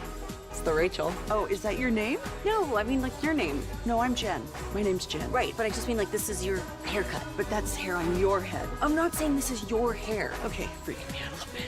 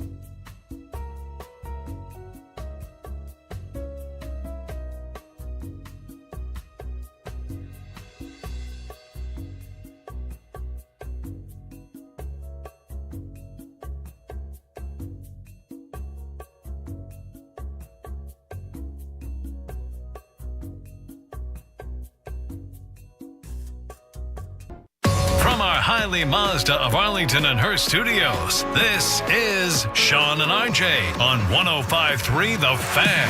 Final hour fist pump time on the Fan Cam, Twitch, and YouTube. Sean Sharif, Bobby Bell. We got Peyton Russell, Carter wandering around somewhere back there, and RJ Choppy on vacation golfing in Michigan. Thank you for being a Tolo. Oh, I see Carter's left arm sticking up. Man, Peyton, you got a bigger head than I thought. Whoa. Blocking You me got from smaller hands than I. Oh! Look at Peyton giving us that Cowboys producer energy. What a perfect lead-in. Because yesterday, Bobby were you monitoring or just listening? No, I turned on. I saw in Zach's tease that he said 5 o'clock they were going to address what Peyton sideswiped him. So while I was sitting there doing my prep email, I just turned on YouTube on the TV and brought up the live stream. Yeah, so they were recapping Broadus' impression of me, Bobby versus Broadus fighting over Trey Lance, and Peyton Russell snuck into the discussion. Yeah, because when we were talking about it, they let off and Dawson joined my side on the Trey Lance debate. They had their own tension, but that was all a setup for what Wolchuk really wanted to get to, which is he was listening to the Expressway. He wanted to hear back everything that we had done, and he happened to catch Best and Worst of the Weekend. And in Best and Worst of the Weekend, Peyton yesterday took a little bit of a swipe when I had mentioned to Peyton that he's got a different energy when he runs the Cowboys compared to when he runs our show. He's much more aggressive. He's much more ask somebody else to do it. Not my job. I'm the man here, and that's kind of his energy that he brings to it. And so yesterday when that came up, Peyton, when you asked him what's the deal with that, told you, he said, "Look, maybe I'd respect Wolchuk if he made more than 1/10 of what you do, Sean," and said he needs to get his money up before I'll respect him. And Zach Wolchuk heard that and decided to first address, this is cut 7, Peyton, decided to first address the idea of how difficult Peyton is. Bobby brings up, Peyton and how different Peyton is when he's running the Cowboys board versus running the morning show. And Peyton does an excellent job. Peyton can get a little snippy, though. Okay. Peyton, kind of a prima donna producer at this point. Tense, yeah. Okay, this isn't my responsibility. This isn't my job. So there was one thing. We do 2 guys, 1 booth in the regular season. And I'll be honest, last year we came in, didn't have a lot of stuff pulled. That's a little bit frustrating. All right, we're relying on Peyton and Ross and Larry, whoever it is that's the number 2, to fill us with content. And I ran that role when it was Sham Goes Ham with Ben and Skin. There you go. Pride myself in that. Yeah, because you're 3 a pro. years of really good segments there. All right, so shout out to you. If you get that job, have some damn pride in your work, okay? We need you. You're helping out our show. Peyton doesn't give a damn. Peyton doesn't give a damn because it's not Peyton's show. If it was Sean and RJ doing 2 guys, 1 booth, he'd pull it. True. Ooh. I would pull it. So what is this now, like, in terms of what they're expecting you to add to? So they know that Peyton is listening out, and everybody's in here listening to the broadcast. Yeah. And so it's like, hey, when you hear Sham with a funny line or something, like, just mark it for us and get it for. And so Wolchuk's having some difficulty that when I was in there, I would clip stuff for people. Yeah. And I'm just asking you to do me a solid and look out. But you're running the game.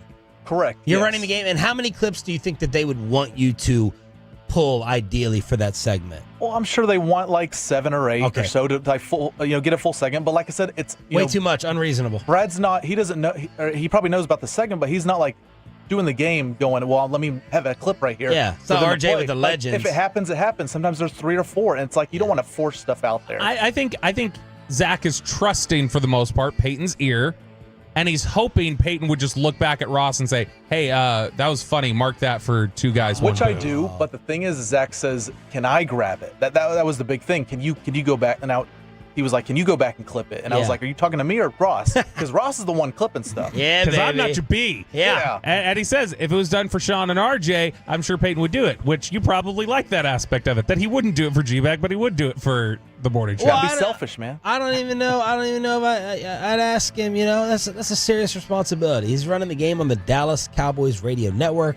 He's probably got Tim Collins breathing down his neck right Because here's there. the thing. It's like if I screw up something on, for GBag segment, I'm not losing my job. If I screw up something for the game, I'm losing my job. There you go. That's how I take it. It's a good point. I agree. I'm Team Pepe here. Well, after Wolchuk get a little worked up there, saying, and Zach said he did that for who? That he did that when he was running as the number 2 when he used to do it during the afternoon show for Ben and Skin when they were here. He would do Sham Goes Ham, and he would pull it. And so, but he wasn't running the board for the Cowboy game. He was the number 2. He was wasn't Ross. that good. He was in the back. He was Ross. He what? He wasn't that good. He was in the back. Yeah. Zach wouldn't have done that if he was in Peyton's chair. It's different. That's different. That's a good point. I'm not disputing. This is just Zach saying, have some damn pride in your job was his quote there. Well, so then they play the clip of Peyton saying, get your money up, get your bread up before I'll respect you, fool. And GBag heard that. And it wasn't just Wolchuk. They all took turns going off. Damn, taking shots at me like this. He's not wrong, though. It's a big ego. Grossly underpaid. Grossly underpaid.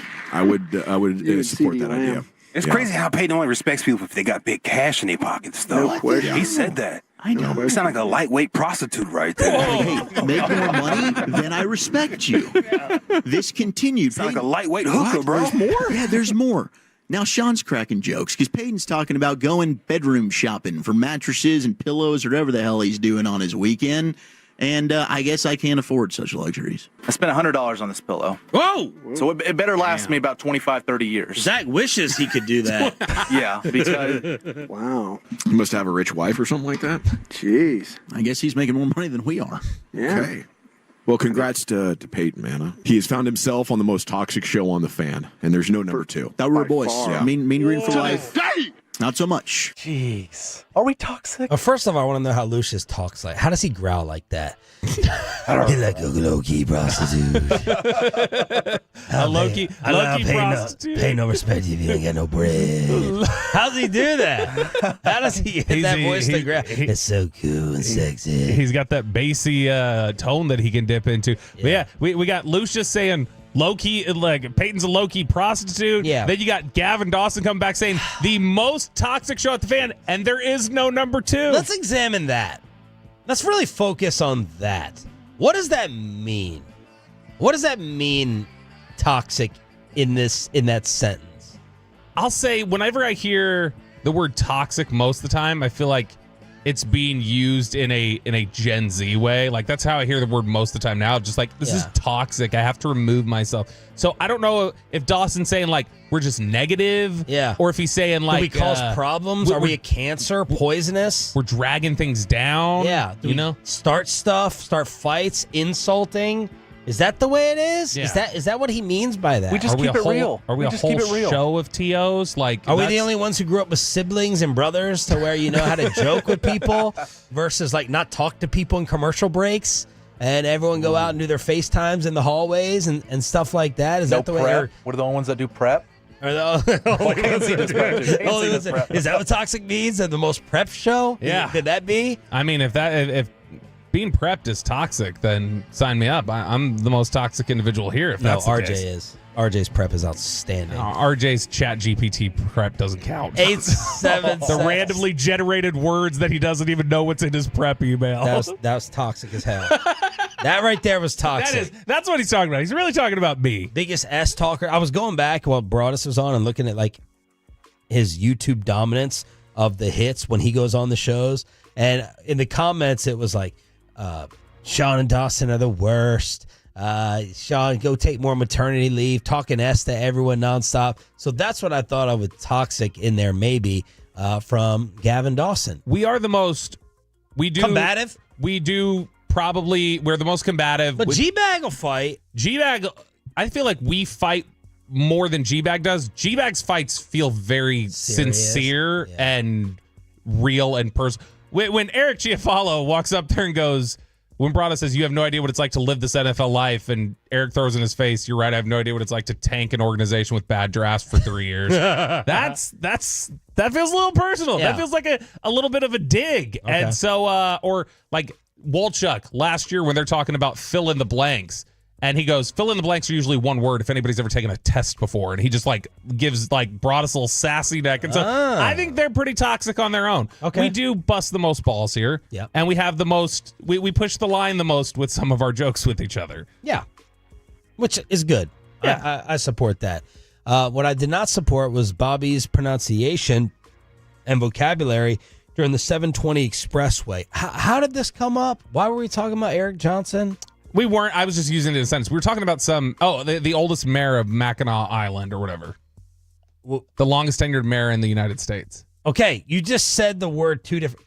No, I Hagelin, didn't. Kevin. I said mayor. Kevin, come here for a second, please. Yeah.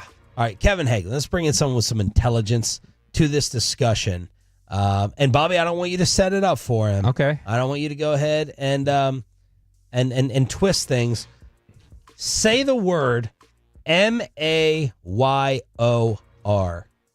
Mayor. Thank you. 2 syllables or 1? 2. Thank you. That's all I Mayor. needed. What? Mayor Eric Johnson. Mayor Laura Miller. Like a horse? Exactly. I mean, if you're going to call Laura Miller that, I mean. That is not what I was saying at all. Man. Toxic. She did schedule that parade, kind of ruin things for the Thank you, Mavericks, Kev. bro. That's all What we does he know? needed. He's the math guy. He's not the. Oh, you said he failed the SAT verbal? No, I'm saying he's the math He just guy. got The the- math no. is his expertise. We asked the Tolos to weigh in on the Odyssey app. Mayor or Mer, as Bobby is saying. And it was a huge debate. The toes were all over the place. But we have Ty in Fort Worth, who's up to the plate first here. Mayor or mayor? Is it pinch or pinch? Because I'm pretty sure my whole life it's been mayor. What? The mayor. What was the beginning of that? Play that again. What? Is it pinch or pinch? Because I'm pretty sure my whole life it's been mayor. What the hell are we starting? He's trying to use an example, I guess, and then go into Yeah, mayor. but pinch? I pinch a thing? think he's saying one is ridiculous and one is the right way to say it. All right. But that sounds like he said it the way I say it. It did. But, I'm dismissing that whole thing. Next up, we have Mark in Fort Worth as well. Bobby, it is mayor. Thank you. Mayor, not mayor. Come on, Bobby. Come on. Come on, Bobby. I need to hear you say it in a sentence, though. That's the thing. People are going, the mayor of Fort Worth. Say it again. The mayor of Fort Worth. That's what I said. The mayor decide. No, it isn't. You said the mayor or mayor. How do you say your name? Sean. Sean. I just said the same thing. Yes, you did. That's what and Choppy tells me all the time I don't. Because you don't. Sean. That's your name. You're starting to throw a little you in there. You're starting to throw a little you. Shut up. You This is for the trolling. Tolo. Shut So up. right now we're 1-1 on the scoreboard. One for Bobby, one for Sean here, and Mayor. And now we have Richard Sean. and Hazlitt. Mayor is one syllable. The mayor of Dallas, Laura Miller, allowed the Dallas Cowboys to move to Arlington. Richard, Boom. you just said it with 2 syllables. No, he didn't. You threw the Y. Mayor. You don't even know what you're saying. Play it again. Replay that again, Pepe. Mayor is one syllable. The mayor of Dallas, Laura Miller, allowed the Dallas Cowboys to move to Arlington. He doesn't even know what he said. He says the way I did, Mayor. 2-1 Bobby. 2-1 Bobby. Come on, Dick. All right, Brandon and Dallas. Here you go. Brandon. Yeah, man. Born and raised in Texas is mayor, not mayor. Bang, bang! 2-2. Wow, this is 2-2. We got one more deciding one. Oh, I wonder what Peyton pulled. What's the name? Nick in Arlington. Nick in Arlington to decide it all. Bobby, hate to break it down for you, but 2 vowels in the word A and O, indicating 2 syllables. Mayor. Sean's got you on this one. Nick from Arlington. Tolo. Yeah, baby! Sean Nicholas! This is just like this. Look, I guess like everything else, Peyton's not doing his job, and he's telling other people that they have to do it. Just like I had to go to the fan text and find the truth. I'm gonna have to go in there and I'm gonna have to find all the other. I'm sure I won this one, and Peyton's rigging it the way he does. High-low and everything else. Oh, I heard the door slam. Corey Majors is here. Unfortunately, you're both correct. This is a situation where the word is actually mayor. That's the way it should be. But we're in freaking Texas, y'all. Yeah. All right? We say words a little bit differently. All right? That's just the way that it's going to be. It's mayor. It's mayor. That's just the way we say it around here. It's like it's fixing to happen. No, it's not. It's fixing to. All right? That's just the way we do things here in Texas, y'all. How do you say his name? Sean. Sean. Did he say it the right way? Did he say it the right way? That's a little exaggerated. Yeah. Corey Majors has ruled to make it even. Chance Sharif. Corey has interfered in order to even things up for Bobby Roberto Belt. Let's head on out to California. Nick Harris, DallasCowboys.com. Was it Spider-Man or Venom from CD Lamb? Nick Harris is next. Center. LowTCenter.com is the place to go if you have been dragging. If you just don't feel that same energy, you don't have that same type of push to go ahead and get in the gym like you used to, getting a little bit older, maybe you have the younger kids, the Low T Center is here for you. If you're only middle-aged guys but wondering why it seems harder to keep up, you're not alone. Maybe caused by low testosterone. Testosterone therapy, or TRT, can help you get back to your best, but not just any TRT. Not those websites offering only basic treatments and at prices that sound too good to be true. See the provider specialists at Low T Center. Tell them Sean for the Fan sent me. They offer advanced, personalized treatments with over a decade of experience. At Low T, you'll start with a simple test and get your results in about 25 minutes. So go to lowtcenter.com to book your appointments online. That's lowtcenter.com, reinventing men's healthcare. How about some commercial-free Sean and RJ?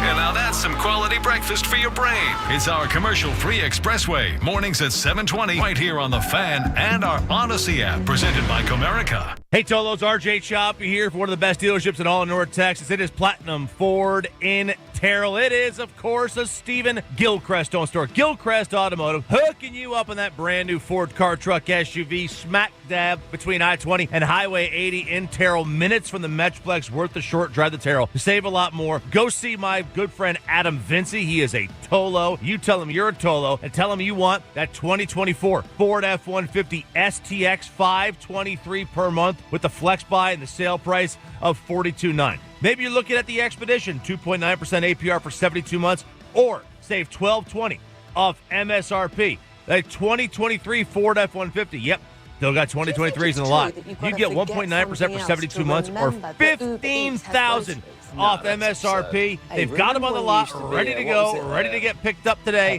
It's PlatinumFord.com, where you can customize that ride or drive a little further to save a lot more. Platinum Ford. A secure retirement just doesn't happen by accident. When that day comes, what's most important to you? Are you sure to have more money than money? What about unexpected medical costs?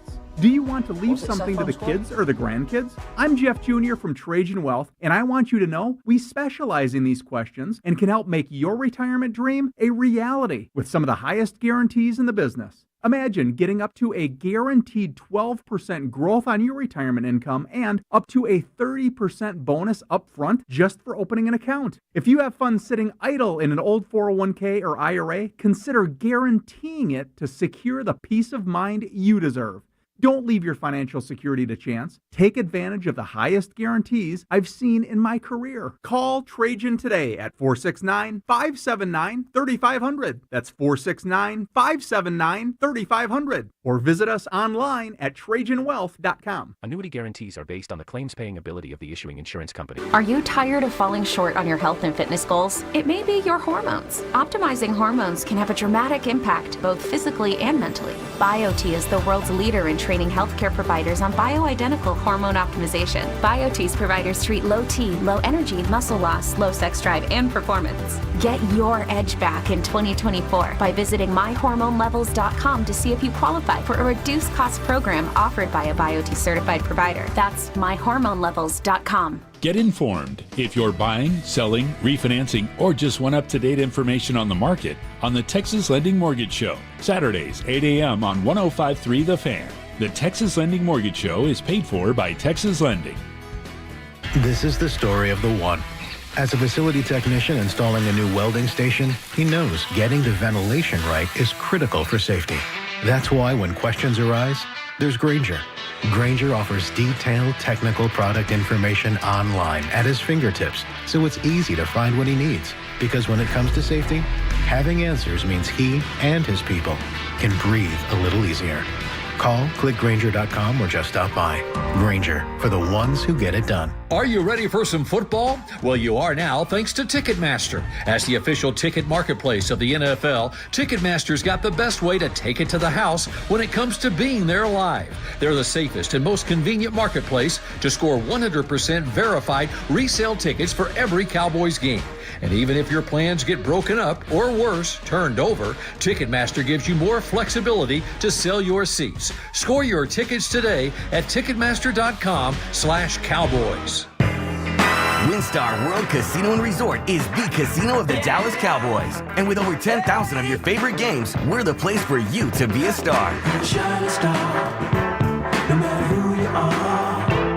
Shine bright to see. Experience the ultimate in luxury at WinStar, where the opulent WinStar Spa, 36 world-class golf holes, and top-notch entertainers combine to offer you the star treatment you truly deserve. Shining star for you to see what your life can truly be. RJ Choppy here for my good friends over at Zerez. Let's get you over for the end of summer sale from Zerez. 3 rooms, pre-treated, cleaned, and sanitized for $109, plus a free hallway clean and $75 off your air duct cleaning. It is the perfect time to get the carpet clean, whether you're looking to clean up after a summer of fun or just get it ready for the school year. RJ Choppy fan special from Zerez. Get it now. 3 rooms for $109, free hallway clean, and $75 off your air duct cleaning. 214-37-CLEAN or ZerezDallas.com.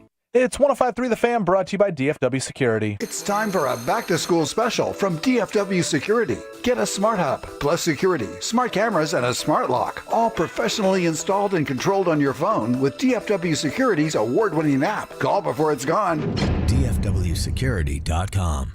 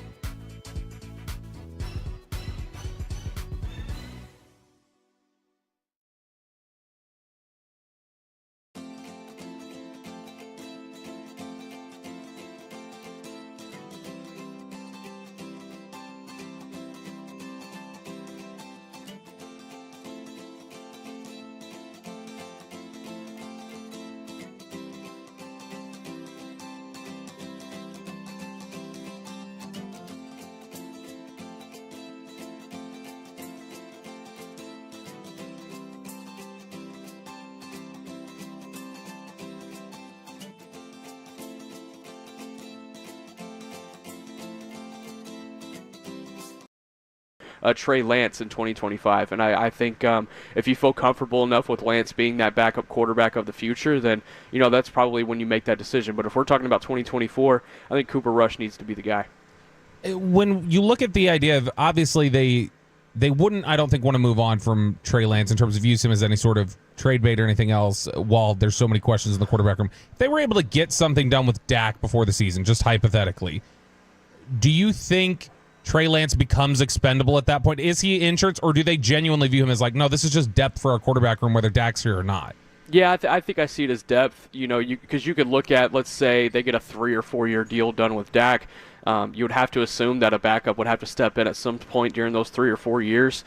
I mean, even after that contract, you're looking at a 28-year-old, 29-year-old Trey Lance, which is wild to think of, that he'd still be in his 20s by the end of that deal. So they've been talking about wanting to develop a young quarterback, and they spend a 4th-round pick on it last year to go get a guy who only has 2 years left on his deal.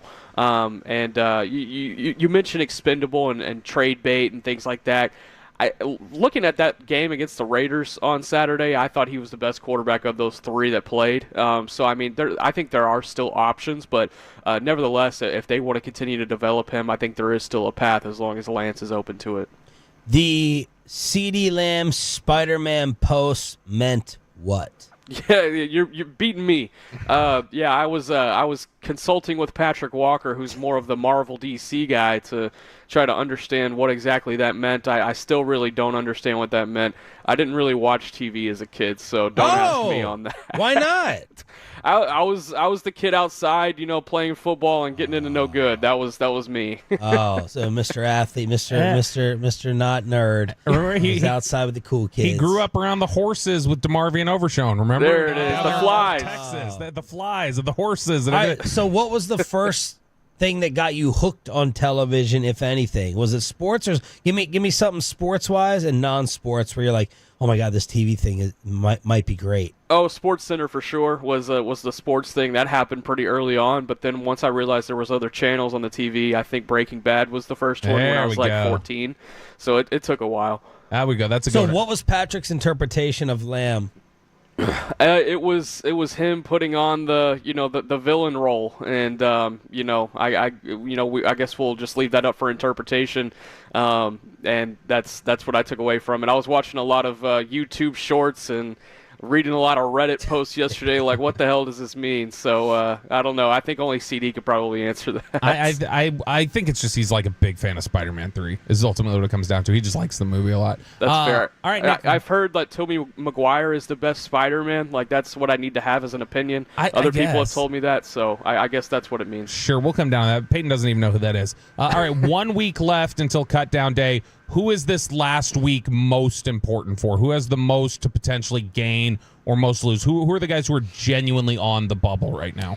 Yeah, I'm looking at the last receiver spot, and I'm looking at the last corner spot as well. This receiver spot, man, I think there's been 3 different guys at different parts in camp who you could say could potentially be that last guy to nab that spot. I mean, it started out with Tyron Billy Johnson. That was a guy who had the veteran experience. He's got the speed. He's got the playmaking ability. But then you see a guy like Jalen Cropper come on who has the speed. He has the playmaking ability. He can also play a little bit inside, and he's only in his 2nd year. But he's had a couple of bad drops in these games. He had a fumble against the Raiders on a punt return, and then you see the rookie Ryan Flanoy take a step forward in the game against Vegas. So I think that last spot, you could also throw in Kelvin Harmon, Racey McMath. Those are 2 guys who have had strong camps out here the last couple of weeks. I think that final receiver spot's going to be pretty interesting. And then you look at the corner position. I mean, you look at a guy like Keemon Hall. He has come out of nowhere and really shined. I mean, he had the pick 6 in the game. He's had multiple interceptions out here at camp. Even had one on Dak Prescott earlier in camp. I mean, if you're looking at him potentially over a guy like Eric Scott, I think that's a realistic possibility. So, you're looking at this corner position. I think that one's going to get interesting. But overall, those are the 2 things. I would probably say tackle as well. Now, while the depth is pretty thin there, will they take a guy like a Cole Cabral to keep that depth a little bit more, padded going into the year? Those are some things I'm looking at too. I asked Broadus this question at 8:40. Over under 2.5. How many guys who are not on this roster right now will be on the roster week 1? Not on the roster right now. I'll go under, but I'll take that too. Yeah, for sure. I think there is still some holes in this team. You look at the one tech position. I think Mozzie Smith will need some help there. You look at the running back position. That's definitely one to keep an eye on going forward. As I've mentioned before, I feel like they have a host of RB2s. I don't feel like they have an RB1 anywhere. So those are a couple of positions I'd definitely be looking at. Nick Harris on the D&M Leasing Hotline from Oxnard here on Sean and RJ. Did you get to the bottom of Mozzie's milk allergy? Yeah, so it was happening as soon as the team was loading the buses here at the hotel to go to LAX on Friday afternoon. And we were already delayed 30 minutes because of a plane switch. And then this incident happens, and it pushes us back even further. And no one could really figure out why we weren't leaving yet. And then it kind of the news starts to get around on the bus that, hey, Mozzie Smith is having an allergic reaction. And it sounded like it came from a protein shake that was being handed out like right before the team was leaving on the bus. So he had to hop off the bus, hop in a Suburban, and get over to the hospital, and unfortunately couldn't make it to the game. But he's good to go this week. He's ready to participate in these 2 padded practices today and tomorrow. He said he's back to business as usual. How unfortunate is that, though, for him? Just like right now, it feels like he's one of the guys at the very top next to like Trey Lance on the defensive side, where it's like you got to get him reps. Yeah, it is unfortunate, and reps is really important to him. I that was the first thing I thought of whenever, it was ruled that he wasn't going to be able to travel to Vegas and play. It's like, man, he really could have used this opportunity, especially against that Raiders offensive line. I think it is tough, and I think going into this week against the Chargers, you could probably expect an increased workload just to kind of make up for that. Mayor. Can you please pronounce that word? It's 2 syllables, guys. Sorry. Wrong, Nick. You were Sorry, so Bobby. right about so much. Sorry, Bobby. And Nick Harris so wrong in the end. Continues to be on fire from Oxnard here on 105.3 The Fan. All right, Appreciate Nick. it, guys. Nick, one more real quick for you. I got to know what's your marquee high school football matchup you're looking to start off the season. Oh, man, to start off the season, I'm looking at Lancaster and North Crowley. Those are two teams that are coming in pretty hot this year. North Crowley is a top 25 team in the country. Who would have thought that 5 years ago? They're doing a really good job at their program. Jonathan Cunningham's a linebacker commit for Texas. They have a 5-star offensive lineman, John Turntine. If y'all want to go see some trench work, y'all should go check out North Crowley and Lancaster at the Star next Saturday. Thank you, Nick. Appreciate it. Thanks, guys. Nick Harris, brought to you by the WinStar World Casino and Resort. Proud to be the casino of the Dallas Cowboys. Please game responsibly. Let's crosstalk with the KMC masterpiece, the toxic and the cleanliness mixed together after this.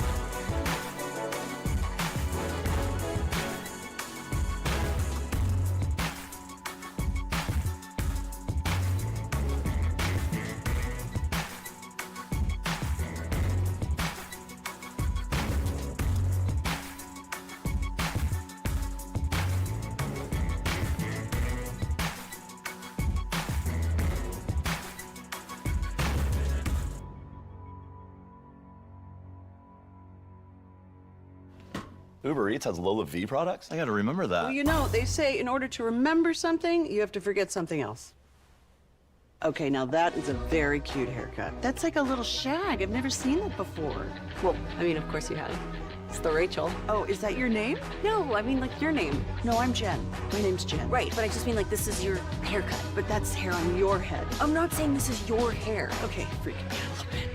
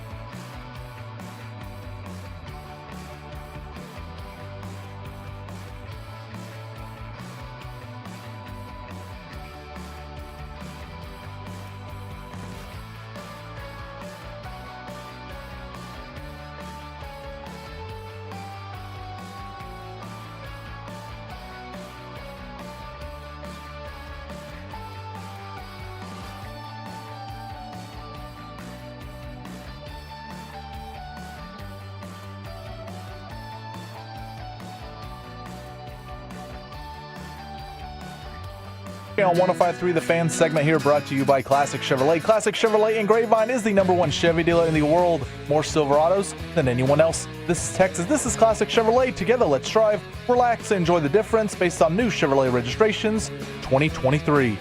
The set by Yates and the 1-2. Swing and a miss, struck him out. Got him with a splitter that was down.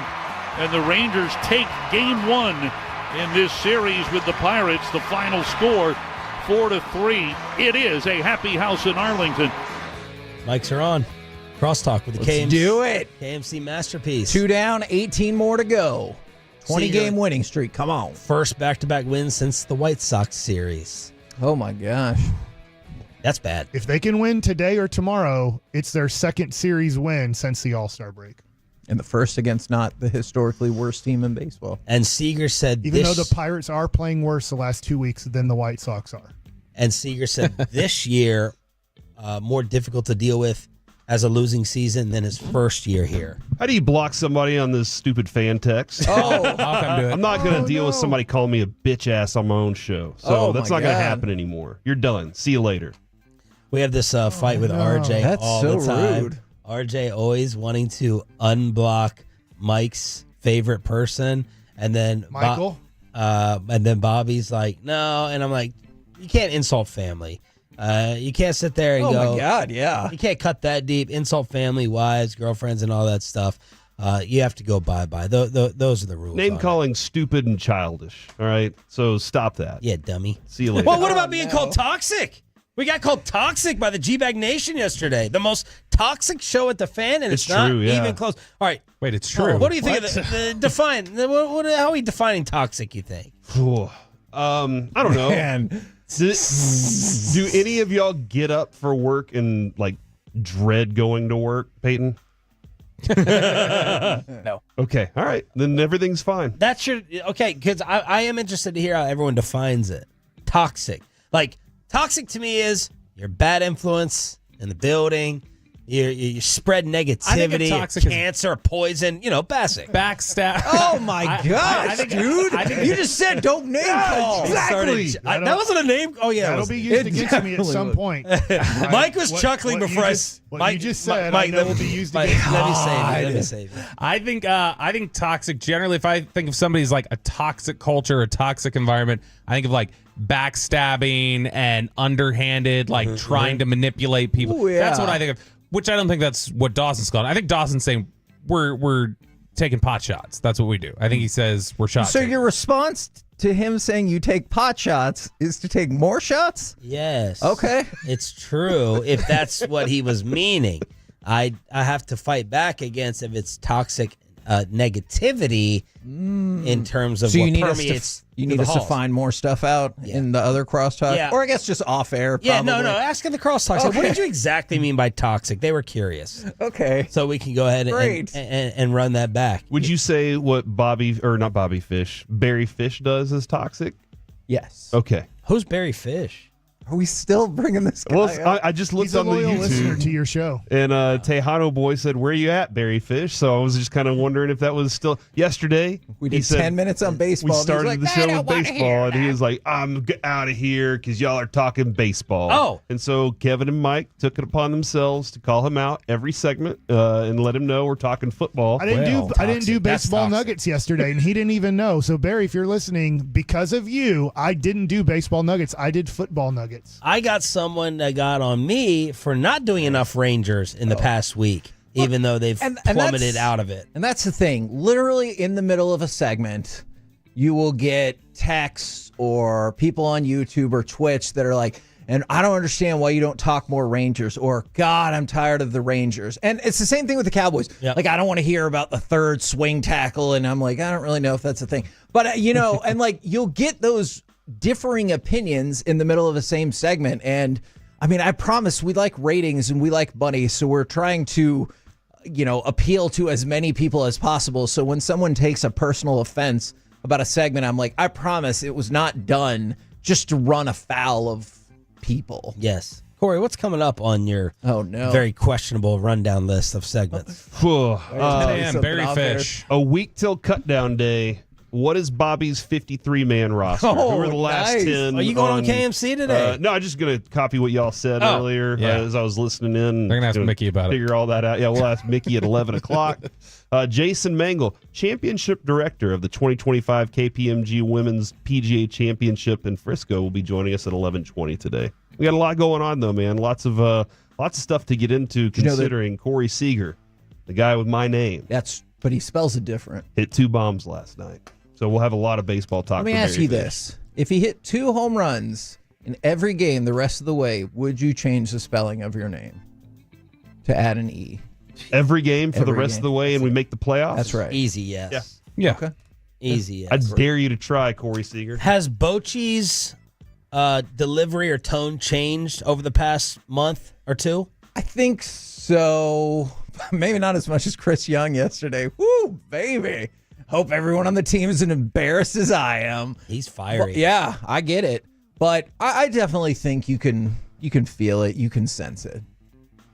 All right. I think he's now just like, we're just playing one game at a time. Like, kind of, he's not saying this. He's a great interview. Like, I get to go in the dugout quite a bit. And he just is, he's just kind of like, you guys know, like, let's not ask me about playoff stuff. We're going to try to win today. But, like, he knows. All right, let's do some leftovers from Ask Reddit that we did not get to during the Expressway. All right, you want me to? I'm going to give the one that I'm going to lead off just with one repeat because I think Kevin and Corey and Mike too, but especially Corey. I feel like Corey always has answers for things like this. What dead celebrity would absolutely hate their current fan base? I went with Kurt Cobain. I think Cobain would hate being mainstream. Oh, I could see that. That's a good answer. Because now it's like these kids are like, yeah, wear Nirvana shirts. Yeah, exactly. He's become everything mainstream that his whole band was meant to counter. Do you think Michael Jackson would be mad at how many adults like him? At how his fans grew up? That's probably something. Because in Neverland, they're not supposed to grow up. Nope. You know? I was thinking of Michael Jackson, but I don't think the Michael Jackson love has changed. Which is weird, right? I think it's really weird. I guess it depends on what you believe. When we were in Vegas and they had that whole place dedicated to him, I was like, this still exists? Right. Like, this is a thing? Come on. It's the most, mostly I feel like it would be musicians. So like Sid Vicious, like from Sex Pistols. Like he would not love being idolized, I think. That kind of thing. Is that a wrestler? That was a wrestler, yes. That's what I thought. Sid Vicious? Yeah, he came after the band, obviously. Who was that wrestler in studio the day with that really cool face mask or whatever that Darby was? Allen. Yeah, he's a good dude. That was cool. I like talking Did he to do him. the makeup like in the women's bathroom? Oh, it was over from here? yesterday. It was from the day before. He Ew. left it on. He said he didn't shower just so he could show up like that. I Choppy appreciated that. Yeah, that's choppy behavior. Bassick, what's the most physical pain you've ever felt? I feel like as an athlete, you should have a good answer for this. Physical pain? Yeah. I'll tell you the thing that I hated doing was there's this, I always forget the name of this. You're like, That's what you're doing in the hallway. It's like a climber it's almost. like a climber, and we would have to sprint on it for like 60 seconds. Miserable, like throw up miserable. I didn't throw up, but I would feel horrible after that. I feel like that is the hardest cardio thing I've ever done. My dumbass, when I was 8 years old, there was a fence post that had fallen over in our backyard, and there was a nail sticking up out of it. And I was like, surely my shoe would be able to slam down this nail and make sure that it wasn't sticking up. So I stomped right on top of that nail and sent it right through my toe. What a Home Alone style? Yeah. Wow. Right through my big toe. You intentionally did. And my mom was like, was it a clean or a dirty nail? And I was sitting there through my head trying to go like, which one is dirty now? Which one is more likely to get me sent to the hospital where I don't want to go? So I was like, clean? And she was like, okay. I was like, it was not clean. It was very rusty. It was very bad. Worst physical pain you felt? When I was a kid and didn't totally understand how the sunburn worked, we had been still don't. We had been at Wet and Wild and maybe not responsible. So I was sunburned everywhere. We also had a slip and slide. And so the next day I ran and jumped on the slip and slide. Oh my God. It was the worst pain. Are slip and slides still a thing? I don't know. Yeah, they fun. They were awesome. Choppy had a story. The Bears were using them in training camp, like teaching their quarterbacks to slide. They brought them out to camp and had their quarterbacks run up and like slide on them or whatever. I had the worst was whenever you'd put it in your lawn and there's like an unforeseen rock or something. Oh, yeah. And then you'd like slide right over it. You go through your front yard and miss, or you go right through it and then hit the sidewalk and then go right over that little patch of green grass on the side and then hit the street and just keep skidding. How fast were you going? Dude, Bobby, I'm changing my answer. I You're going totally downhill. forgot. Give it to me. Not allowed. When I had kidney stones. That was I dread that. Kidney stones. I passed my keys. I parked in front of the hospital in Kinston, North Carolina. Passed your keys. And there was a nurse smoking a cigarette. It's North Carolina, remember, in the 90s. Winston Cup, baby. It's like, you can't park there. I threw the guy my keys and said, I can't breathe. I'm going to die. I didn't care where the car, I just gave him the car. I was like, here's the car. I don't care where it goes. I'm going to die. What did they do with the car? I guess he parked it. Like in that. Oh, that's nice. In that moment, I was in such pain. I didn't care, and I did get back into a room very quick when they want you to fill out all the paperwork, and they're like, "What's wrong?" And you say, "I can't breathe. I'm gonna die." They then stop the paperwork, and then they put you into a room. So you've never had kidney stones, Sean? No, dude. I got it one time, and it was not as bad as that, but it was every. Like, I think I know what contractions feel like now. It was like every minute I felt like there was just a small blade being run across something inside like my back. How do you know when it starts? For me, it was urinating. The dull pain, I think, is whenever you start It's when it's in your track in between your kidneys and your. And what causes them? Urethra. Is there something calcium? like It's a calcium buildup in your system. Adrian had it twice while she was pregnant. Oh! And they had to go in, and basically what we learned was there are 4 nodes in your neck that help balance your calcium. And they went in, they had to remove 3 of them, and they only left half of one because she was so overproducing. They did it in a 4-hour span. They did this surgery and monitored her calcium buildup during this time, and we're able to say, yes, we can only leave half of one of these nodes in your or a paranode or something like that. So that kind of stunk. One time I had a tree limb like about this big around fall. I was cutting it out. I was in a tree. How big is that for people listening? Jeff Passan story. Yeah, about 2 feet. Okay. I was in a tree. I cut the limb. It fell, landed in the yard, but it landed straight up and then fell over, and it stuck me. It wedged me between the tree, and it had my leg wedged. And I crawled down the ladder and just laid there on the ground. And my kids. Do you have to cut off your leg like James Franco in that movie? I thought I was gonna have to with a pair of fingernail clippers. It was gonna be bad. Hagee, what's the one question a man should never ask a woman, no matter how tempting? Probably what's your body count, right? Oh, see, that's the same one Peyton came up with. Weight is much worse than that. Body count. Oh, yeah, I never thought about asking that. See, they always say don't ask a woman her age. I feel like that one has kind of fallen by the wayside. I don't think that one doesn't seem to be as big of a taboo in society anymore as it used to be. Because old women are embracing their old. They're like, hey, this makes me wise and powerful. Exactly. You know? No ageism here. What would you say is the one question you can't ask, Corey? I think age. Age still? I mean, wait. You just said age was My fine. apologies. Wait. Yeah. Mike, I bet you have what would you just want to ask somebody? I feel like that's the one we probably shouldn't do. That's the one. Are you pregnant? That's a good one. That one is so uncomfortable. And last one here. What are some subtle signs of a bad friend? They call you toxic. They don't ask you any questions about yourself ever? Yes. Oh, yeah, it's very me focused. Yeah. Man, I dated a girl once who was super good looking, but that's all she ever wanted to talk about was her. I was like, I'm done with it. I would have put up with it. Because you wanted to talk about you? Yeah, would have put up with it. Because you wanted to talk about you? Is that At why? least equal. Or like kind of equal? 60-40? All right, we are back tomorrow. Wait, before you say that, Oh, no. we're talking football out of the gate. If Barry Fish is listening, are we keeping him or are we losing him to start? Don't know. I hope He sticks hasn't. around. He hasn't sent any messages yet here on the Barry, on the YouTube. please, Barry, listen, Barry. Barry, we need you, Barry. Oh, my God. Obviously in y'all's heads. It worked. The KMC Masterpiece is next, maybe with Barry Fish or not on The Fan.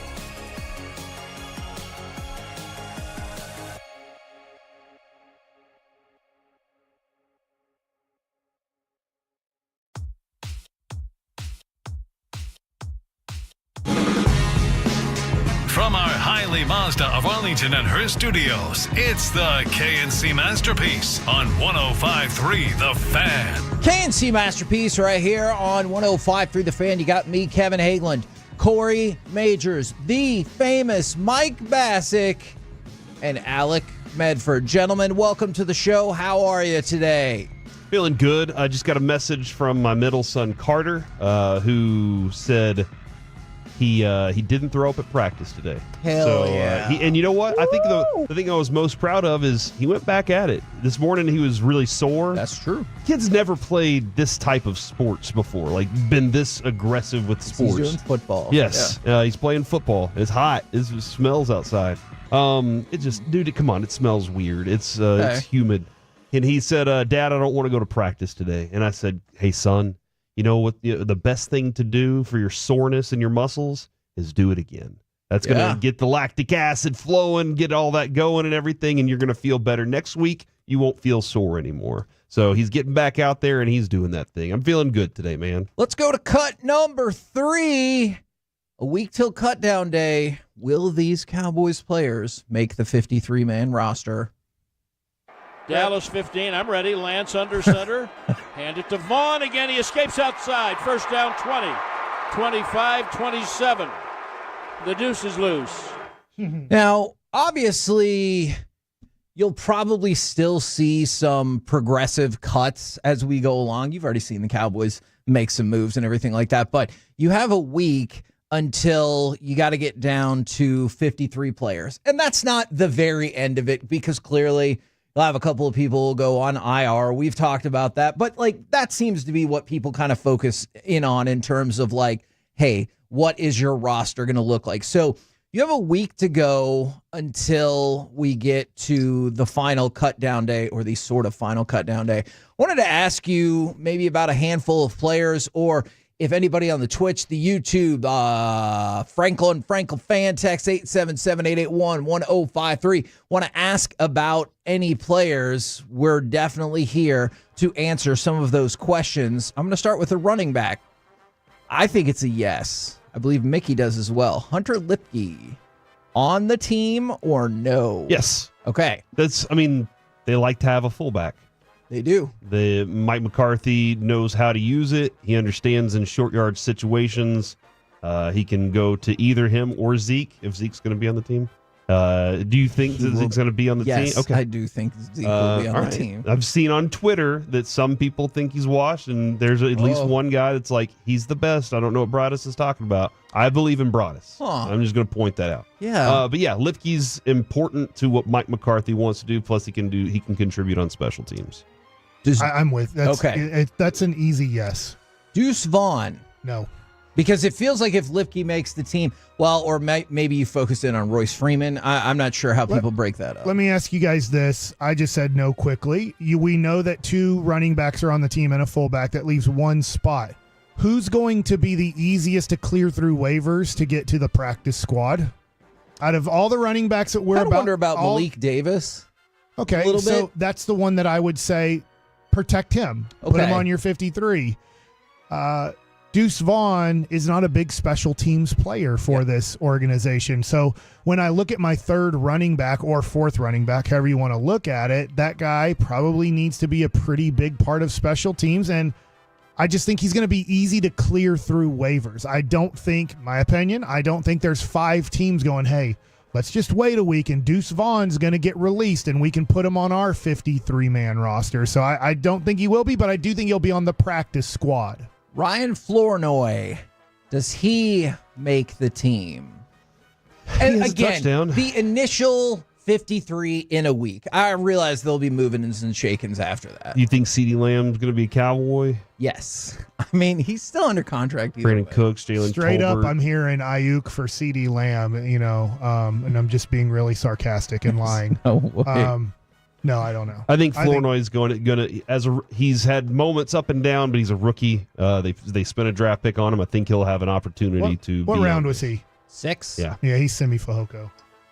But that being said, Simi Fehoko, like they were a little deeper at wide receiver when he was drafted, so they were able to stash him away. Flournoy, I don't think that they're as deep right now, so it's between probably him and Brooks. I'm I'm going to argue. Even though I like Reese McMath. This is where I'm going to go out on a limb when we're constructing the roster, and this might just go with my own personal observations and preferences thus far. I say Brooks makes it. I say Flournoy doesn't, and they go 5 wide receivers. I think they go short at that position, and I don't know if it's to add at safety or somewhere else, but that's what I would say. All right, Jalen Brooks then, because somebody just asked about Jalen Brooks. I say yes. I think so too. But I don't know. Guess what? We'll find Barry out. Fish is listening. Yes! And maybe I'm one French fry short of a Happy Meal, as he says. But I'm going to go with Jalen. He says I'm short because I am not putting Deuce Vaughn on the 53. Oh, okay. I think he's going to be on the practice squad. I just think he's going to be easy to clear through waivers. He was driving, Kevin, so that's why he missed some stuff. Peyton Hendershot. No.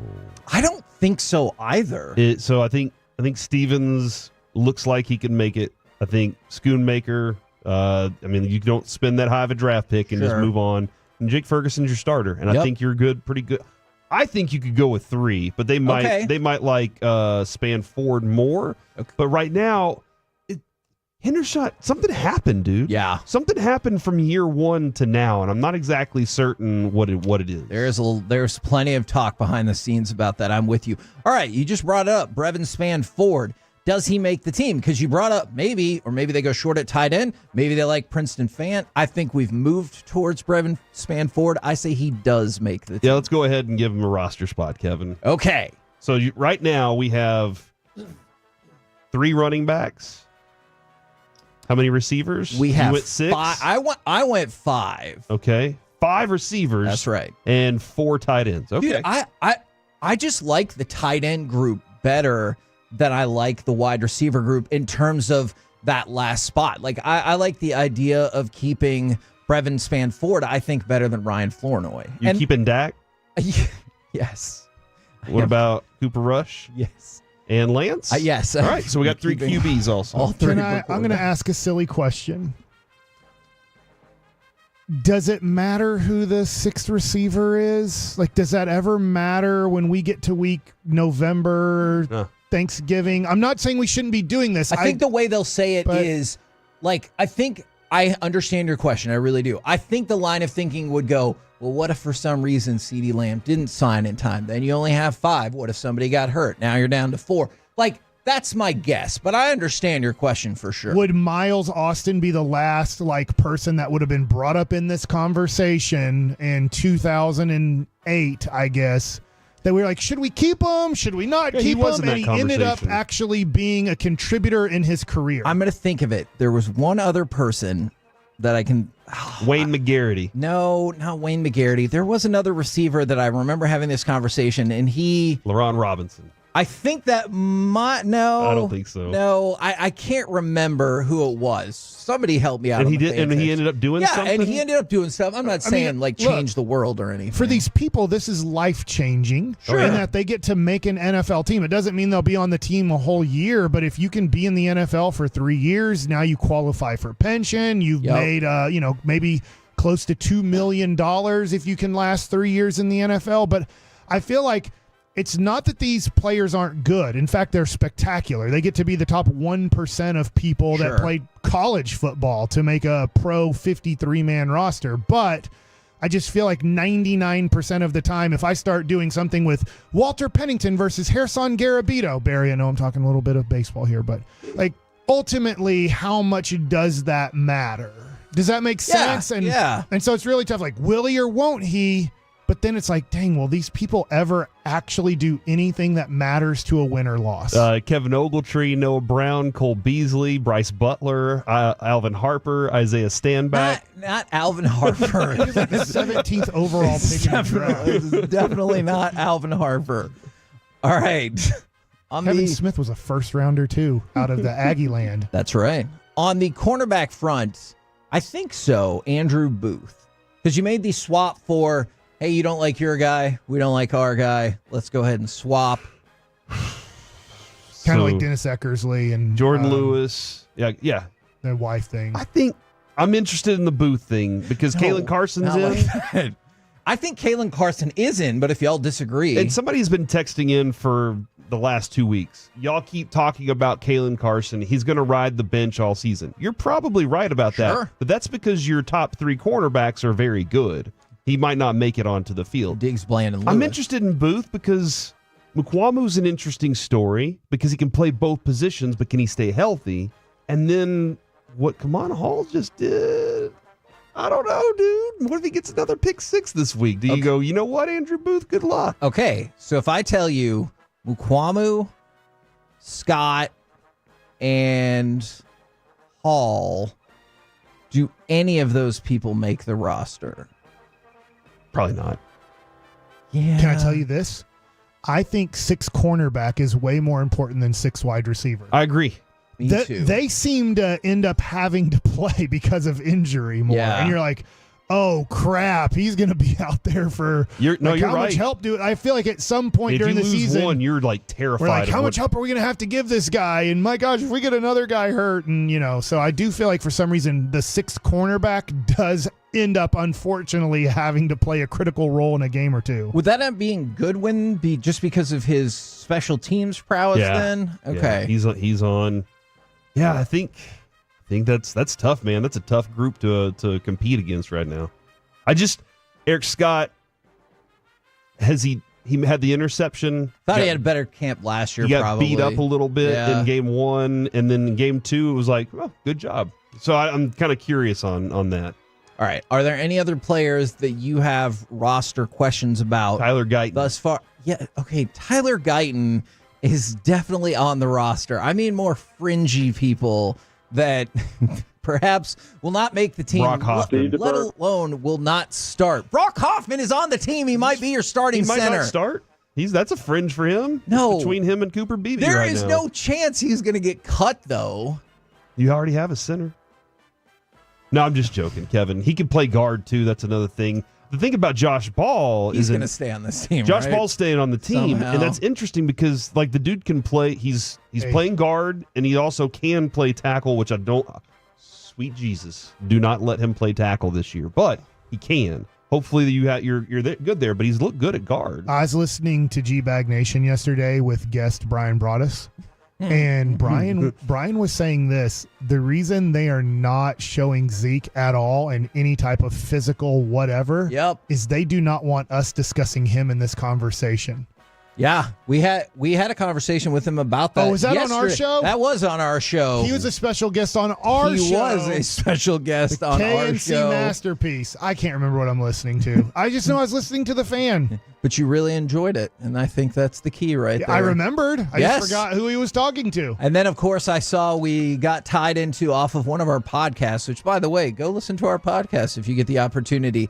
That do it now. People got involved in a conversation, or at least one person in particular, who's really upset with Broaddus for giving his opinion, which is what he's supposed to do. I muted that conversation. Barry Fish and I are cool now.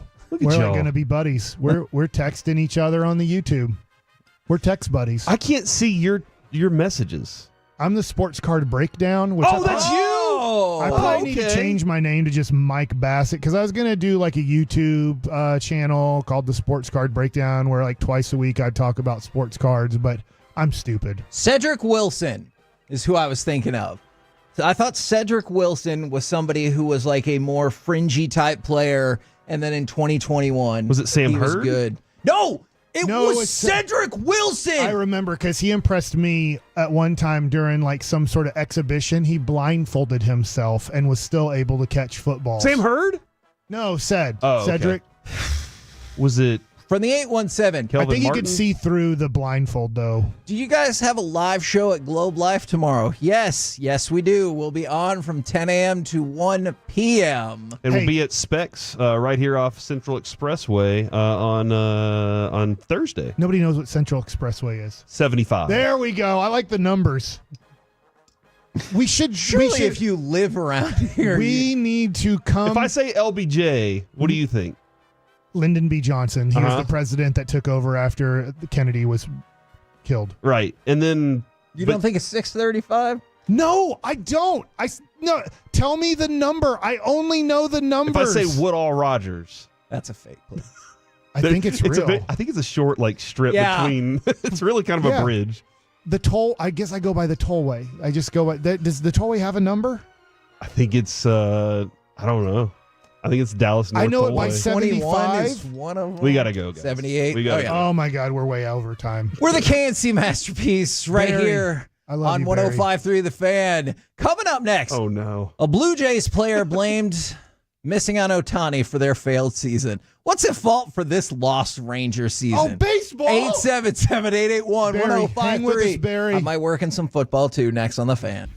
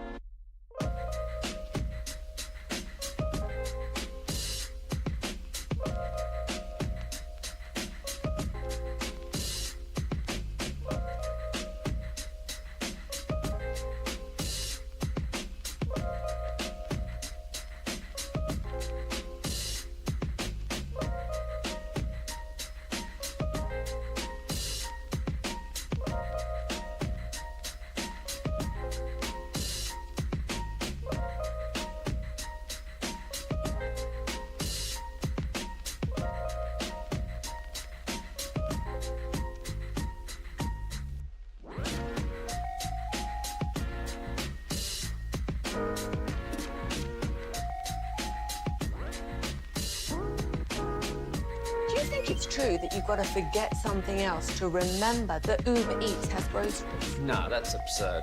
Hey, remember when you used to be what was it, Pepper Lady? Pepper Lady? Wasn't it Cinnamon Sisters? Basil Babes. Saffron Squad? Nutmeg Maidens? Pre-curb? No. Nutmeg Maidens? I just said that. Was it Spice Girls? Doesn't sound right. Was it Saffron Squad?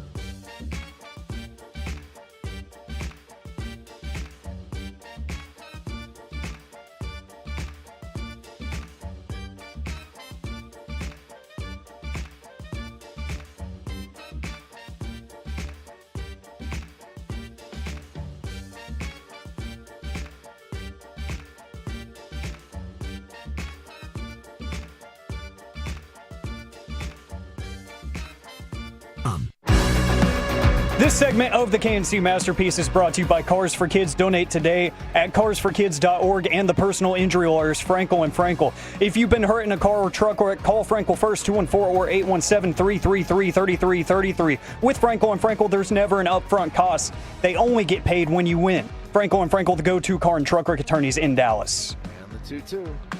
Swinging that one is hammered up the alley to deep right center field. It's not coming back. Ohtani leaves the yard on a blast that clears by about 6 rows to a deep part of the yard. KNC Masterpiece right here on 105.3 The Fan. I really like what a Blue Jays player said to go ahead and just talk about why the season didn't totally work out. So is there one thing you want to pinpoint, whether it's rational or irrational, about why the Rangers season has been a lost cause? So Chris Bassett, who you're probably familiar with, he said that Mike's brother. No. He has 2 S's and 2 T's. Gotcha. He said, I don't want to identify the problems because some of the problems I don't think are fixable. The one thing I will say about the Blue Jays for this year, we put, I think, $700 million into Shohei Ohtani's basket and didn't get him. And we really didn't have a pivot. And so he's like, the second we didn't get Shohei Ohtani, that started to cause problems for our season. I wanted to know, what is the moments most important that you think pivoted this season? I know the exact moment that the season changed now. And I was talking about it this weekend. I was on the road trip, and it started off good. They went to Kansas City, and they won 2 out of 3. And we see that Kansas City obviously has improved as the season's gone along. They went to Oakland, and they had that doubleheader day. And then they went to Colorado and got swept. And from that moment, the Rangers have never been the same.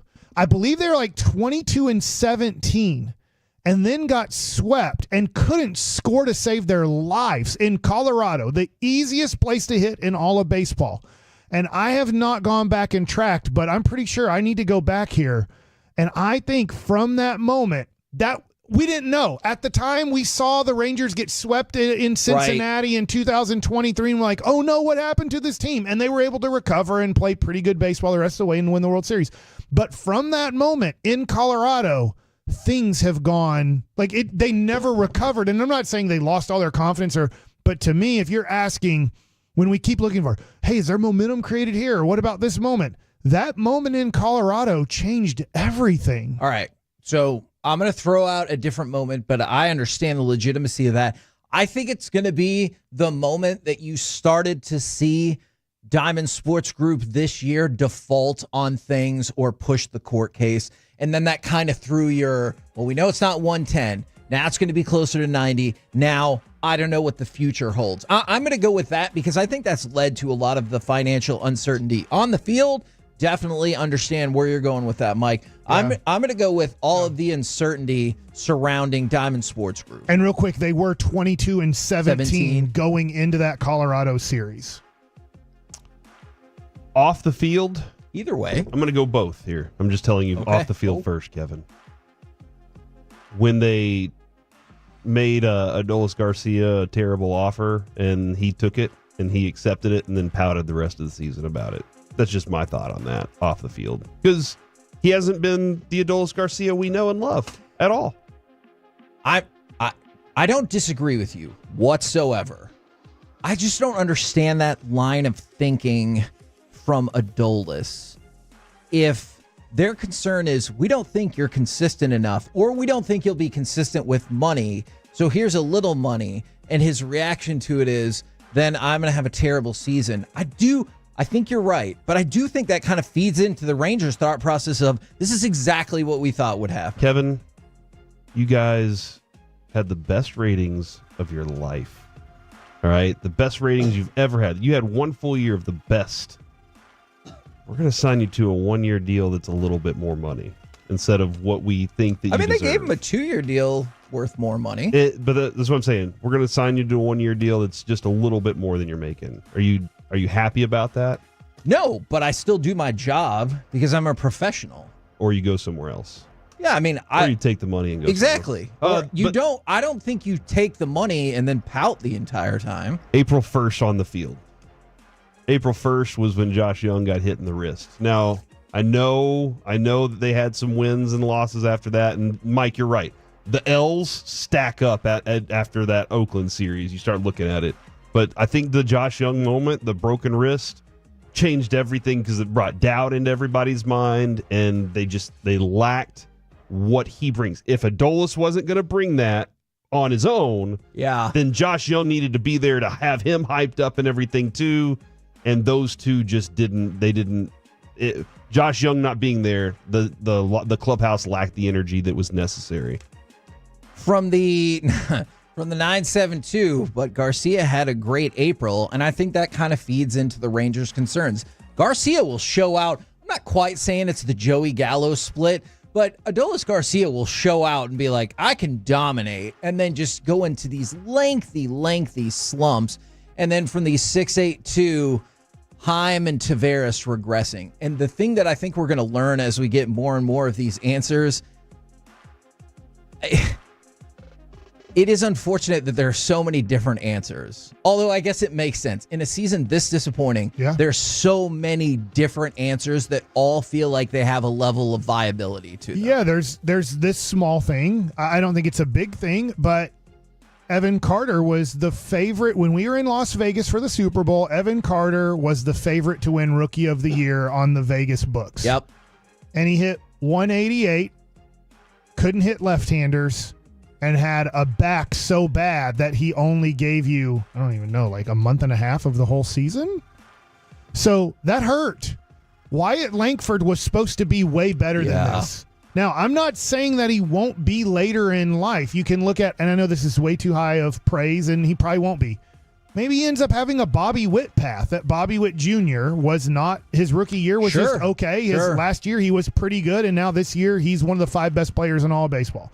But they didn't give Wyatt Langford this, and he earned it in spring training. I don't want to say give, but they didn't think at this point he'd have 7 home runs and 17 doubles.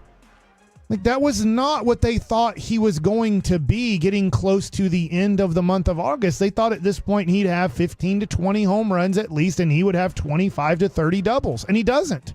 And that hurts. So your 2 Rookie of the Year candidates, Wyatt Langford can maybe get hot in the month of September and put himself back on the board, but he's not going to finish top 3 in Rookie of the Year. Yeah. And Evan Carter, obviously, it was as disappointing as can be. And I love Evan Carter. I still have a lot of hope for Evan Carter and a lot of hope for Wyatt Langford. But your 2 Rookie of the Year candidates that they thought would contribute tremendously to this offense being a top 5 offense didn't really contribute much. Now, to go along with that, I have a bit of audio that I want to play for you, if that's okay. Chris Young was on with the GBag Nation yesterday. One thing I love about Bruce Bochy and Chris Young is I feel like, for the most part, they're honest. I realize there's some things that maybe we have to fudge just a little bit, but let's go to cut number 21. This is Chris Young talking about the standings and how he looks at the last 6 weeks of the season. You know, I can't get caught up in it because the standings are the standings. It is what it is. What I want to see us is go out and play winning baseball from here on out. I want us to go play with passion and energy and grit and fight and determination and FU behind them, because this season's been embarrassing for us. This is not what we expected, and I expect our players to be equally as embarrassed as I am about how we've played. Let's go and stop it right there. Let me stop it right there, because he finishes up. It's like, I want to see us fight to the finish line, whatever that means. Yeah, play every day is just one individual game. Let's win. Let's win today. But I wanted to focus in on that particular part that Jerry Jones would no doubt be displeased if Corey asked him about. But Chris Young said, this is not what we expected, and I expect our players to be as equally embarrassed as I am about how we played. That is a Are you embarrassed? Strong statement right there. Chris Young says yes, he can admit it. That's my favorite. I love Chris Young's answer because he's speaking from his heart. Chris Young isn't a salesman. He wasn't born to be a salesman. Yeah. Jerry was born to be a salesman. He wasn't born to be a general manager of a football team. He has honestly very little clue on how to do that. So Jerry's always selling. So that's always a tough question. Corey, you asked a legitimate question on how bad they were playing, how bad they were going at that moment. But Jerry doesn't see it as Chris Young. Chris Young's a former player, and he's now a general manager. He sees everything through the lens of being a competitor. Mm-hmm. Jerry sees everything as being through the lens of a salesman. And you would never, as a salesman, say, I'm embarrassed about my product. Sure. You always have to say the product is the greatest product you've ever seen. And so he's always coming from a salesman perspective. He's never coming from a player or general manager's perspective. That's true. Okay. He has nothing else to add. And I don't know. Are you okay? Yeah. Okay. All right. Yeah. Let's stick with another question for Chris Young. Cut number 15. How he feels, because a lot of people are pouring in with this. What about the contract? What about the contract? Cut number 15. Chris Young on how he feels about his contract. Well, as you guys know, I'm not one that likes attention, and so it just leads to a lot of questions. But beyond that, on the job at hand, I'm focused on getting this team right. I believe in the group we have, and this has been a disappointing season, but I'm focused on what we need to do moving forward and how we make that happen. And the rest of it will fall into place and take care of itself. Now, do you believe that the rest of it will fall into place and take care of itself? I think Mike? Chris Young has. I'm sorry. I think Chris Young has options to do whatever he wants. I agree. If it fell through, Agree. So I think he's very comfortable going. Yeah, I want to be here. I want to build this as a champion and be here for the next 50 years as whatever and run this thing. Make a dynasty out of it. And that's ultimately what we as fans want. Build a dynasty. But I think he's very comfortable knowing that he could go be the commissioner if he wanted to of the league. That's what USA wrote about him 5 years ago. About 2018, 2019, there was an article, could the next commissioner of baseball be Chris Young? Yeah. This was obviously before he had any connection with the Texas Rangers and their front office, and I actually spoke to Chris about this, and Chris no, that is not happening. And we didn't get into further discussion about it, but he was like, I don't want to talk about it because that ain't happening. First of all, the owners would never hire a former player to be the commissioner of baseball. At no point ever would they ever hire a former player to represent the owners. But that's how high up people thought of him and the things he can do. I'm going to spin this a little bit. I think it's good that he's not under contract next year. Oh. I think now Jerry Jones approach. Ray Davis has to sell to Chris why to stay. Ooh. Interesting. Does he have to do the same for Boch? I know Boch still has another year. Yeah, I think now Boch has another year on his contract, but I think when Bochy and Chris Young and Ray Davis and maybe some other people in the organization sit down for their end of the year discussion, I think now it's like This is a bigger topic. Yeah, it is and we're running, but I'm like, I don't know. I think that it's not the worst thing in the world for CY to say, Sell me on staying. Sell me on staying. Yeah. Well, I mean, you're paid very handsomely. And I don't think that matters. I don't think that's the big deal to Chris Young. I think he can argue, I can get paid this handsomely somewhere else. He played 10 plus years in the major leagues. And I won a World Series for a franchise that never won jackass. Some people get that, though, and they're like, well, if I can run a bad want me to build a World Series contender. Like you were tired of rebuilding. It wasn't working at all. Youth was not happening. And so do you think this time he'll be like, and let's say we do become a contender or win the World Series. What will you do after that? Yeah. Because last time you're just like, you can put it on the board for tomorrow if you want, or maybe later in the year. Yeah. The discussion between Ray Davis, Chris Young, and Bruce Bochy coming up. I think we're going to learn a lot. It might be premature to have it as we get into Baseball Nuggets, because I need to know August 25th through August 30th, what are they going to do with the pending free agents on this team? Somebody said, how's that good for us? And I think it's good because then you at least have a vision for what you're trying to accomplish. I agree with that. For the KNC Masterpiece right here on 105.3 The Fan. Coming up next, it is time for Baseball Nuggets with Mike Bassick. They do have great fans, I saw on Sunday. Next. If you are not one of the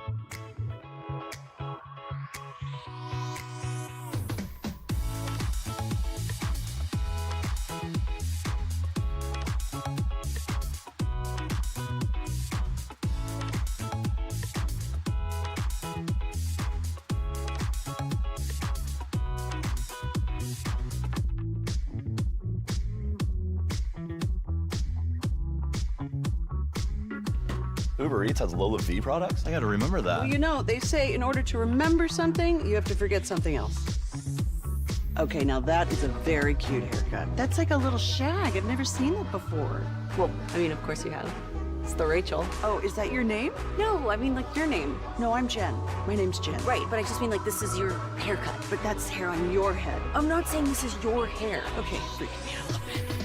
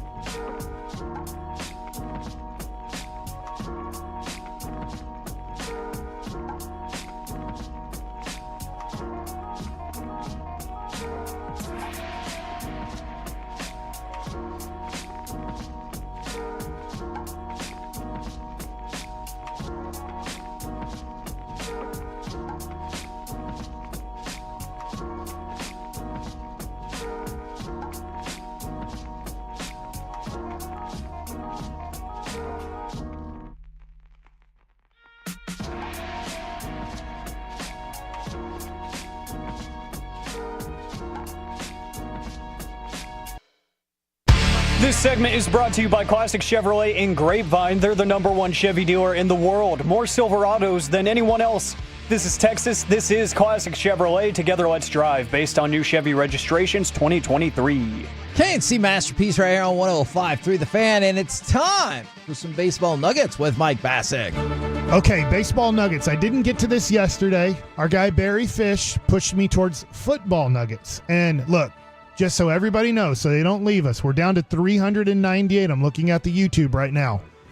At 11 o'clock will be Mickey Spagnola. That's right. Talking football. That's right. At 11:42, football. Or what are we doing? 12 o'clock's got football coming Are you kidding me? So after this, so just kidding. So this is going to be fun, guys. I'm not going to break down the at bats yesterday or anything like this.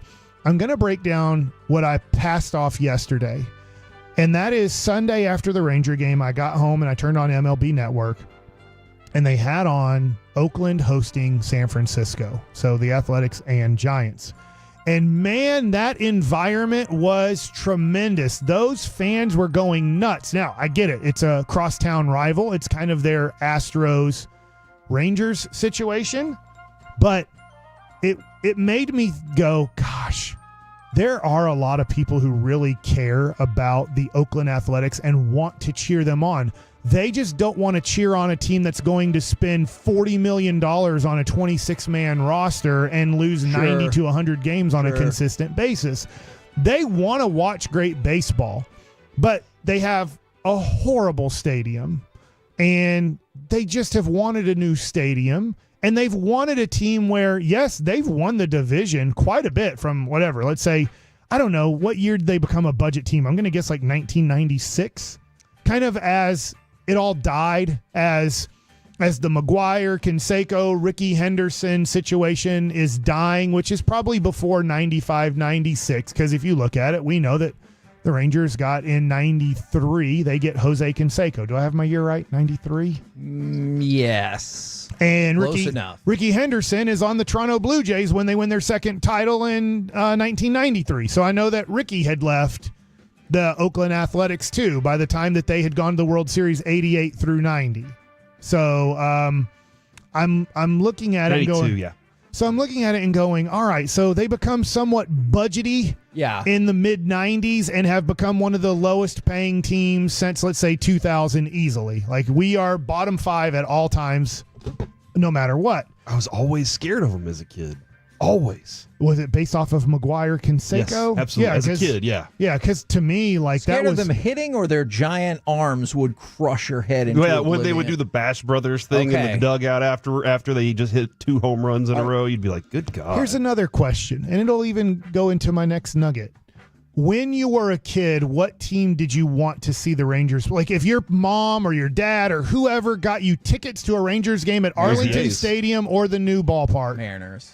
Okay. It's Griffey. I wanted to see Griffey. Was it just Griffey, or was there a Randy Johnson A-Rod situation? No, I think A-Rod was too. I guess it wasn't that much further out. It was Griffey because, like, he was the face of the game. Yeah. At least to me. I think that feels accurate, but people might disagree. It was the A's, and it was that Bash Brothers poster where McGuire and Canseco are sitting on the hood of a car, and they have these gigantic bats, and they're wearing suits. And Jose Canseco's sleeves were ripped off and everything. And I was like, I just remember being at the card shop and seeing that poster and being like, yeah, that's what I think of whenever because when I would see them on TV, they would just be crushing. And I'd be like, yeah, they're the ones right now. Yeah, to me, Oakland felt like such a special game to go to. Now, I will say this as a kid, obviously, I have a lot of respect for Cal Ripken Jr. Our youngest child is named Cal, off of Cal Ripken Jr. So Baltimore was not a great team when I was a kid. I get they won the second year, Cal Ripken. I was 5 years old when that happened. So you get to the 80s, they're horrible, actually. But I just remember getting to see Cal Ripken Jr. in person. Like, I forget that as an adult. And maybe kids aren't the same as when we were kids, but man, my dad got zillions of tickets. When the Minnesota came in town, we always got to go. Dick Such was their pitching coach, and he'd always give my dad tickets because he was one of the coaches when my dad was on the Twins. I know, funny name, but sorry, I was trying to decide if I could have a companion name, but I was like, that might get us in trouble. Yeah, but I always got to see Kirby Puckett, Kent Herbeck. Like, I was The Twins were Kirby my Puckett second is a good favorite one, yeah. team because my dad was a Minnesota Twin. And so, but I just remember as a kid, that was such a big thing on who they were playing and who the stars on the other team were. And I don't know, when kids go to a game today, obviously there are no stars on Pittsburgh besides Paul Skeens, and he's not pitching today. Has he already been scratched for tomorrow? I'm not sure about that. Yeah, he's like, I heard that they were maybe pushing him back to Thursday. Because he's looked human. Yeah. There's a lot Pittsburgh. Okay, so this goes into my next baseball nugget based off of Oakland, and just like, man, they have great fans. And they're not going to have a team anymore. They're moving to Sacramento. I don't even, like 50-50, they're moving to Vegas. They won't break ground. Like, the city of Vegas will not come to a conclusion on actually having a major until they actually break ground. Once you break ground and you start building $1 billion stadium or close to, it's over. You're getting the team. Like, you've got, but the they space they've got it penciled in. It doesn't for make feels sense. Small. But that's why I'm like, I'm not sure if they're actually ever going to be the Vegas Athletics. Now, I go to Paul Skeens. I know he's not pitching. Well, I shouldn't say I know. I need to go check because I'm pretty sure he wasn't. But then there's like, hey, maybe he is pitching Wednesday for the day game, which would be awesome if we're there tomorrow. We are going to be there tomorrow. It'd just be awesome if Paul Skeens was actually going to pitch tomorrow, which I don't think he will. It brings me back. He's not listed on ESPN. Yeah, so I think they've pushed him to the next game, so he won't pitch in this series. Yeah, they have him on Skeens By the way, on Thursday. Casey Donahue took a picture with him yesterday and his family, and Paul Skeens, like Casey Donahue, he's not a big guy, but he's not a super small guy. Man, Skeens looks huge in that picture. Like, it looks like Shaquille O'Neal taking a picture. And I know he's not Shaq size, but like baseball wise, he looks freaking huge. Baseball players are small. For the most they part. really are. Yeah, I don't know. Like, maybe he's 6'6". I don't know. He might be listed as 6'4". But it goes to Paul Skeens, and there's two people that were Paul Skeens in our Metroplex. And I don't think people recognize this, especially, let's just say you're younger. I don't know, like maybe Todd Van Poppel. You named one. Who's the other Paul Skeens in our lifetime that grew up here? Gary Wood? Yep, those are the two. We've actually had two Paul Skeens here in the Metroplex. Todd Van Poppel, and it might have been partially because of my age as well, he had mythical status. I bought like 1 million of those Upper Deck cards because I thought there's no way that Major League Baseball could handle what he was going to bring to the table. Yeah, so they were naming people yesterday on the air, Dave Valley, Dave Raymond, and they were naming Steven Strasburg, and they were naming a few other people, but I'm like, dude, we had two in our Metroplex that were as big, and I'm going to tell you, if not bigger than Paul Skeens, and that was in 1990 or 91, was Todd Van Poppel out of Arlington Martin. He was the first ever millionaire. He was the first ever. Because you had to sign him. He's the first ever person to get $1 million. No, I want that as a drop. There were more millionaires. He was the first ever millionaire. In your face, Rockefeller. But he was the first ever player for baseball to get $1 million out of the draft because people passed on him. He would have been the number 1 overall pick, but it was like, he's going to UT. There's nothing you can do to get him to. And then the Oakland, out of all the teams, putting it all together, 1991. What team came up with $1 million for the first time in the history of the draft? The Oakland A's. And then about 5 years later, like, we have no money the rest of our franchise. Oh, no, that ruined it all. And then there's Kerry Wood out of Grand Prairie in 1995. He was the next. And then 3 years later, and I watched this documentary, 3 years later, he strikes out 20 people as a 20-year-old. And at the time, the Houston Astros were 20-11. They were considered a World Series contender, a team that could win the National League and possibly win it all, like knock off the Braves. They were a studly team. And he strikes out 20 at 20 years old.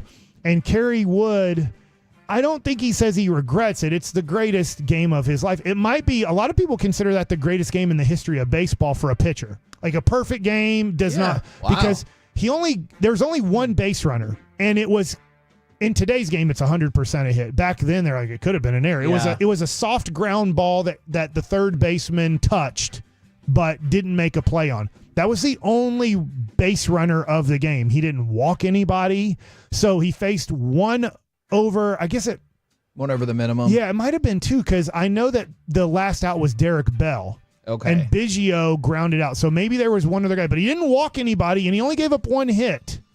So the first pitch of the game, by the way, he threw about 100 miles an hour, and the catcher missed it and went right off the catcher. It went off the mask of the umpire. And then from that point on. But anyways, Kerry Wood said in that game, and I just wonder this about Paul Skeens, because Paul Skeens might end up being Todd Van Poppel. Sure. He might end up being Kerry Wood. Sure. Like, that's the tough part. By the way, most people will tell you that there's no difference between him and Ben McDonald out of LSU either. And Ben McDonald threw a shutout, a complete game shutout, his first game in the major leagues for the Baltimore Orioles, and he was the number one. And I'm not saying I hope that Paul Skeens ends up being more Justin Verlander or Max Scherzer or whatever, but you never know. There's plenty of Paul Skeens that have come before Paul Skeens. And Kerry Wood came on the scene and struck out 20, and he kind of said in this documentary, like, that might have been the worst thing for me, because then he was always chasing that, and no matter what he did, if he went out there and threw 7 innings and struck out 13 and gave up 3 runs in 7 innings, they're like, yeah, but it wasn't 20 Ks and a shutout. So it was always him chasing it, and always people like, well, he struck out 10 today, but it's not 20. And if you weren't familiar with the time, it really looked like Mark Pryor and Kerry Wood were going to lead the Cubs to utter domination of the league. Yeah, especially when you got to 03 and you're for like, they're the best 15 team. years. Yes, probably. Yeah, you just probably. expected they were going to be Roger Clemens and Randy Johnson together, you know? Like, and they just could never stay healthy, and it just didn't work out. But Kerry Wood ended up having a nice career, but if you say Paul Skeens today is going to win about 100 games and put up a 3.5 ERA in his career, you'd be like, well, that's about the biggest disappointment I've ever heard in my life for a player. And see, I'm not going to go that far, but I kind of think about that in terms of, and I'm not saying it's fair, that's kind of what I think about in terms of Yu Darvish. Because the way Yu Darvish was described and the way you saw glimpses of him the first couple of years, I was like, he's going to be unbelievable forever and win 3 Cy Youngs. And he's having a really good career, but it's disappointing to what he was built up. It's not fair to Yu Darvish, but he was built up to be going to be a 3-time Cy Young winner and an easy Hall of Famer. With the KNC Masterpiece right here on 105 through the Fan. Coming up next, let's go out to Oxnard to talk with our Dallas Cowboys insider, Mickey Spagnola, right here on 105 through the Fan.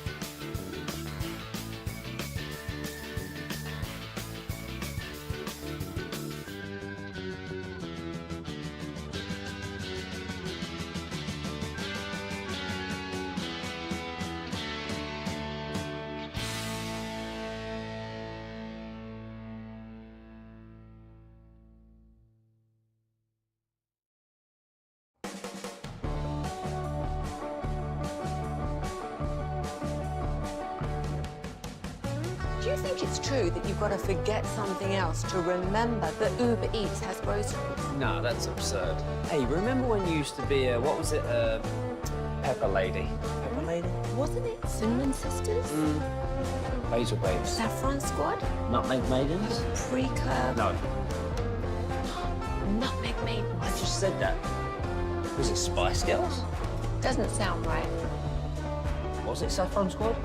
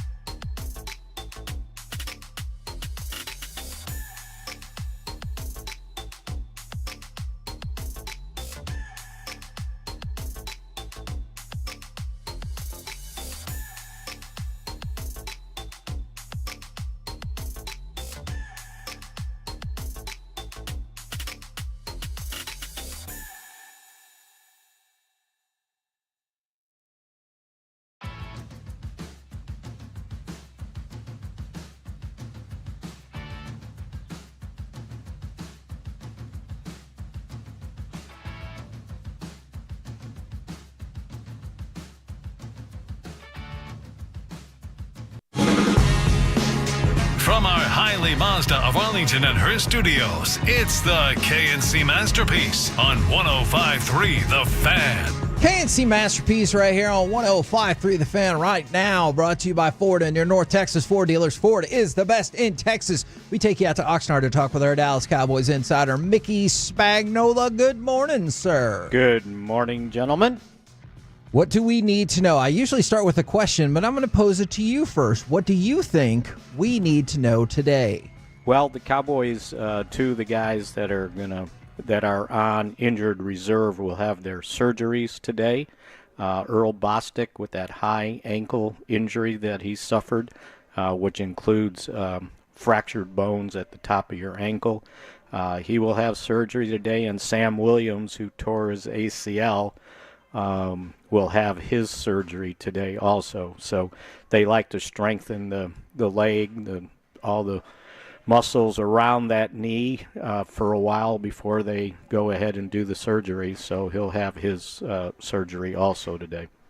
Has Mozzie always been allergic to milk? Is that what were you? No, it wasn't milk. It was peanuts. Substance, peanuts that was in the.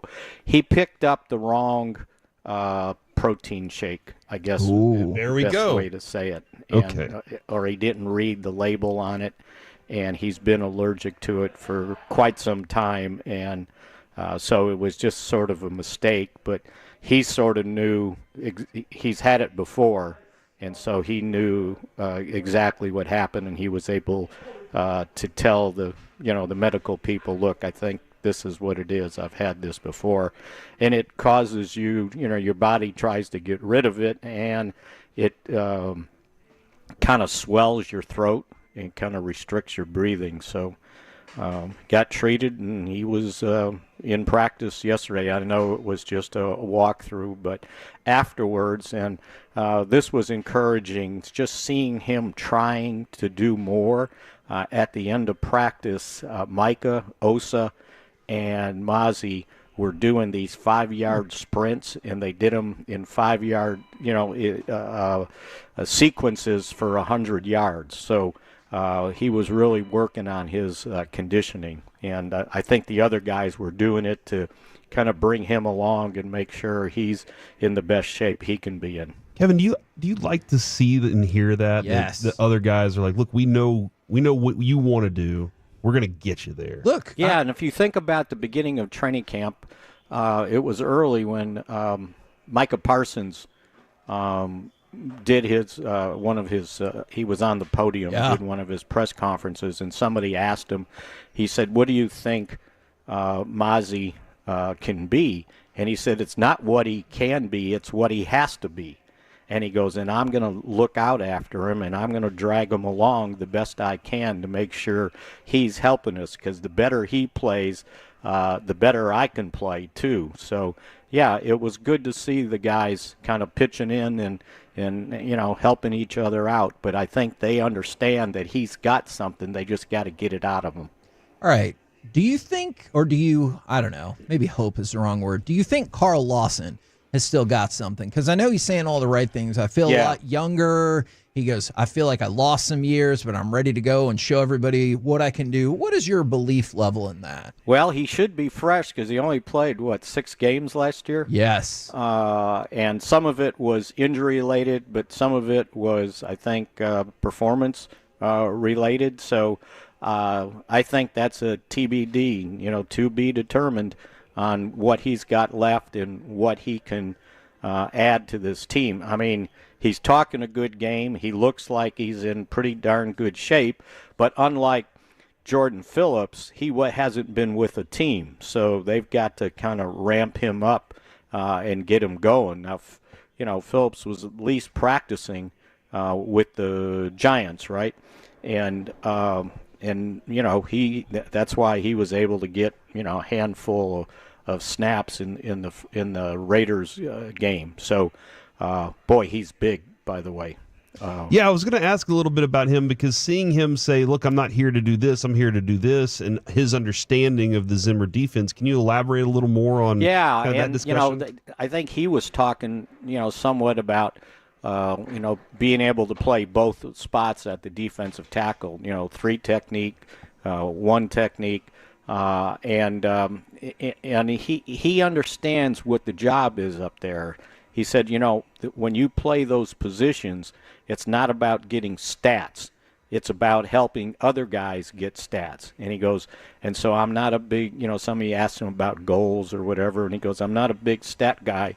I just need to do my job to help the defense, and the better I do my job, the linebackers can do a better job. So, I'll be interested to see what he's, what he's got. He's been in this league quite some time, so, but he's big. I mean, geez, 6'6", 341. You just don't find those guys, as Bill would say, down at the Texaco station. So, so if nothing else, he looks big like MF over here at the gas pump. Yeah. Hey, have you ever played football before? He would say that about finding quarterbacks. It's gosh, that's an old Jersey thing, right? You can't go down to the Texaco station and buy one. So, but yeah, I'd be interested to see what those two guys bring, because they need some experience on that defensive front at both of the positions, tackle and defensive end. And then the other thing, since you asked, they got to find a swing tackle. And I don't know if that guy's on the team or if you can find one, but all I know is this league is devoid of talented offensive linemen, and if teams have one that's marginal, they usually don't let them go. So unless they, and usually don't have enough of them. So they're working several guys there, and then we'll see how that works out. I noticed that yesterday, and again, it was only a walkthrough. T.J. Bass, who they kind of trained as a guard, they let him put his hand on the ball, but I think with Hoffman and Beebe, they probably don't need that anymore. They had him taking some snaps at the tackle position too. Are the other people Josh Ball, Awesome Richards? Is that kind of who they're looking at? Yeah, let's go. But let's go. They've mostly had him on the right side now. McCarthy said the other day, he can play both, but I saw Ball in the Raiders game get some snaps at left tackle, and then Awesome Richards. I mean, they've had him working at guard. He was a tackle in college, and he's taken some snaps out there. But again, he's barely played, and to have a swing tackle, normally it's got to be a veteran guy that doesn't get many snaps in practice. And, dropping a hat can go in and play without much, prep work. So I think that one's still got to keep an eye on, because I don't know. I mean, think about this, guys. How many years do we keep talking about the swing tackle for the Cowboys? I feel that same way when we talk about Josh Ball. I feel like he's been on this roster for 12 years, and he hasn't played much, right? Exactly. He and Let's Go. I think they better keep an eye on themselves, because they may want to keep more young guys. It's like, how long can we keep trying to develop? And both of them have had injury problems and and IR, and so it's like, okay, it's kind of time to get up and go, or get up and go out, right? Did you want to say or get off yes, the pot? I almost did. Yes, I know, Mickey. It was on the tip of my tongue. We appreciate that. Where are we at with DeMarvion Overshone? Yeah, he didn't take part in the walkthrough yesterday. He was on the cords rehabbing. Damone Clark was not practicing. Brandon Cooks was on the cords too. No. And if you remember last week, at some point he left practice. He had a little bit of a sore knee. Didn't play in the game, and you traveled on Friday, so he's had basically Friday, Saturday, Sunday, Monday off. We'll see what he might be able to do today. But yeah, Overshone, and without Overshone in there, and Damone Clark not practicing with a knee soreness, Leofau and Kendricks were manning the linebacker spot, and keep an eye on sleeper Willie Harvey. He was fun to watch in this last right? game. Yeah, and so when everybody's trying to cut the roster and everything, I see, his name gets left out. But again, it's just a juggling act of how many tight ends do you keep, how many running backs and wide receivers do you keep. So this is kind of, an important week for a lot of these young guys because you got 2 more padded practices and the last preseason game. So, yeah. You better put your best foot forward.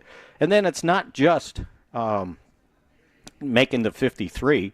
You got 16 practice squad guys that, you got to keep an eye on. And usually they try to keep the majority of those their own, but they keep an eye on the rest of the league in case somebody gets cut that you might have had a nice grade on in the draft, and you go, okay, I'd rather have this guy than one of my guys.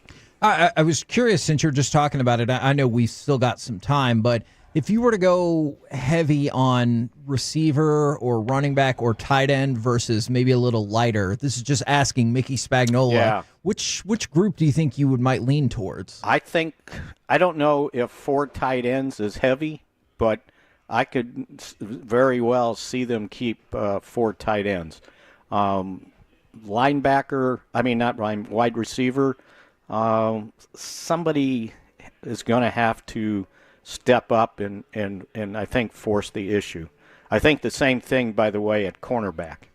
I don't know. Maybe I saw the game differently than everybody, but, Minnesota gave up on Andrew Booth, right, the cornerback, second-round pick.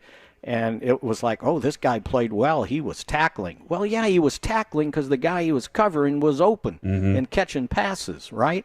So, and he got burned on that deep ball, but he did come back. And so that's a guy with some experience as that backup corner.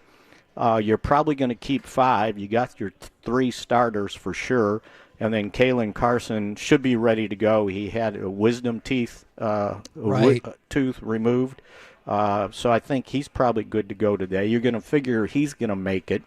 And then it's like, do I keep 1 more or 2 more cornerbacks? So do I keep 5 safeties or just 4 safeties? And so those are some of the decisions that they're going to have to make and keep juggling to see, okay, if I go heavy here, I got to go light here. And then the running back position, too.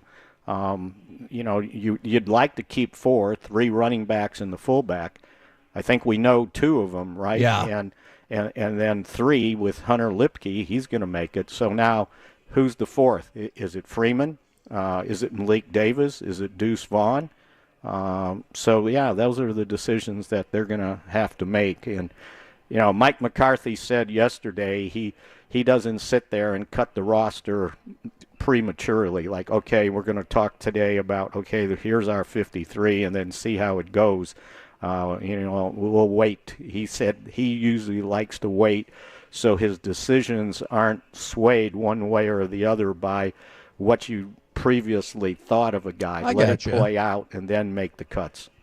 Excellent insight as always. We'll catch up with you again tomorrow. I'll be here. See ya. There you go. Mickey Spagnola right here on 105.3 The Fan. Coming up next, we're going to go in an entirely different direction. We're going to bring to you Jason Mengel. He's the championship director of the 2025 KPMG Women's PGA Championship, which is taking place in the Metroplex in Frisco. We'll do it next right here on The Fan. The North Texas.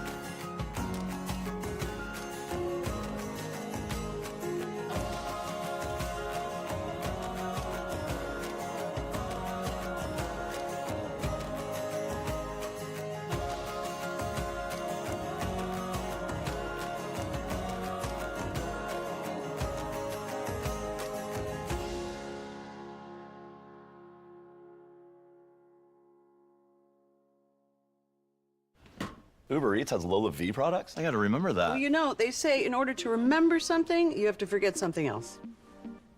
Okay, now that is a very cute haircut. That's like a little shag. I've never seen that before. Well, I mean, of course you have. It's the Rachel. Oh, is that your name? No, I mean like your name. No, I'm Jen. My name's Jen. Right, but I just mean like this is your haircut. But that's hair on your head. I'm not saying this is your hair. Okay, freaking me out a little bit.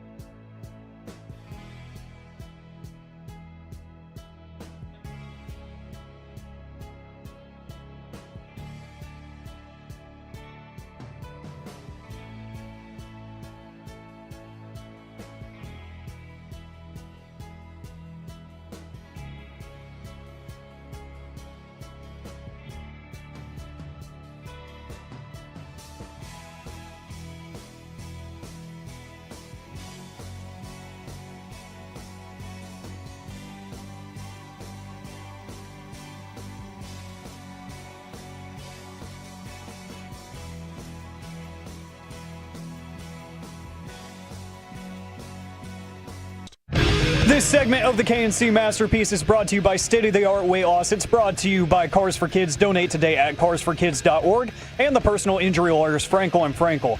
If you've been injured in a car or truck wreck, call Frankel first, 214 or 817-333-3333. With Frankel & Frankel, there's never an out-of-pocket cost. They only get paid when you win. Frankel & Frankel, the go-to car and truck wreck attorneys in Dallas. KNC Masterpiece back here on 105.3 The Fan. Joining us right now, by the way, he is on the Zoom as well. If you're twitching or YouTubing with us, it is Jason Mangle, the championship director of the 2025 KPMG Women's PGA Championship, which will be right here in the Metroplex in Frisco. Good morning, sir. Right in your all's backyard. Thanks so much for having me on. Great to be with you this morning. Absolutely. Now, we were joking off air that you might have some tee times for us today. How tough is it to fill a course in the afternoon when it might be 105? Maybe yesterday it was 107. How difficult is that?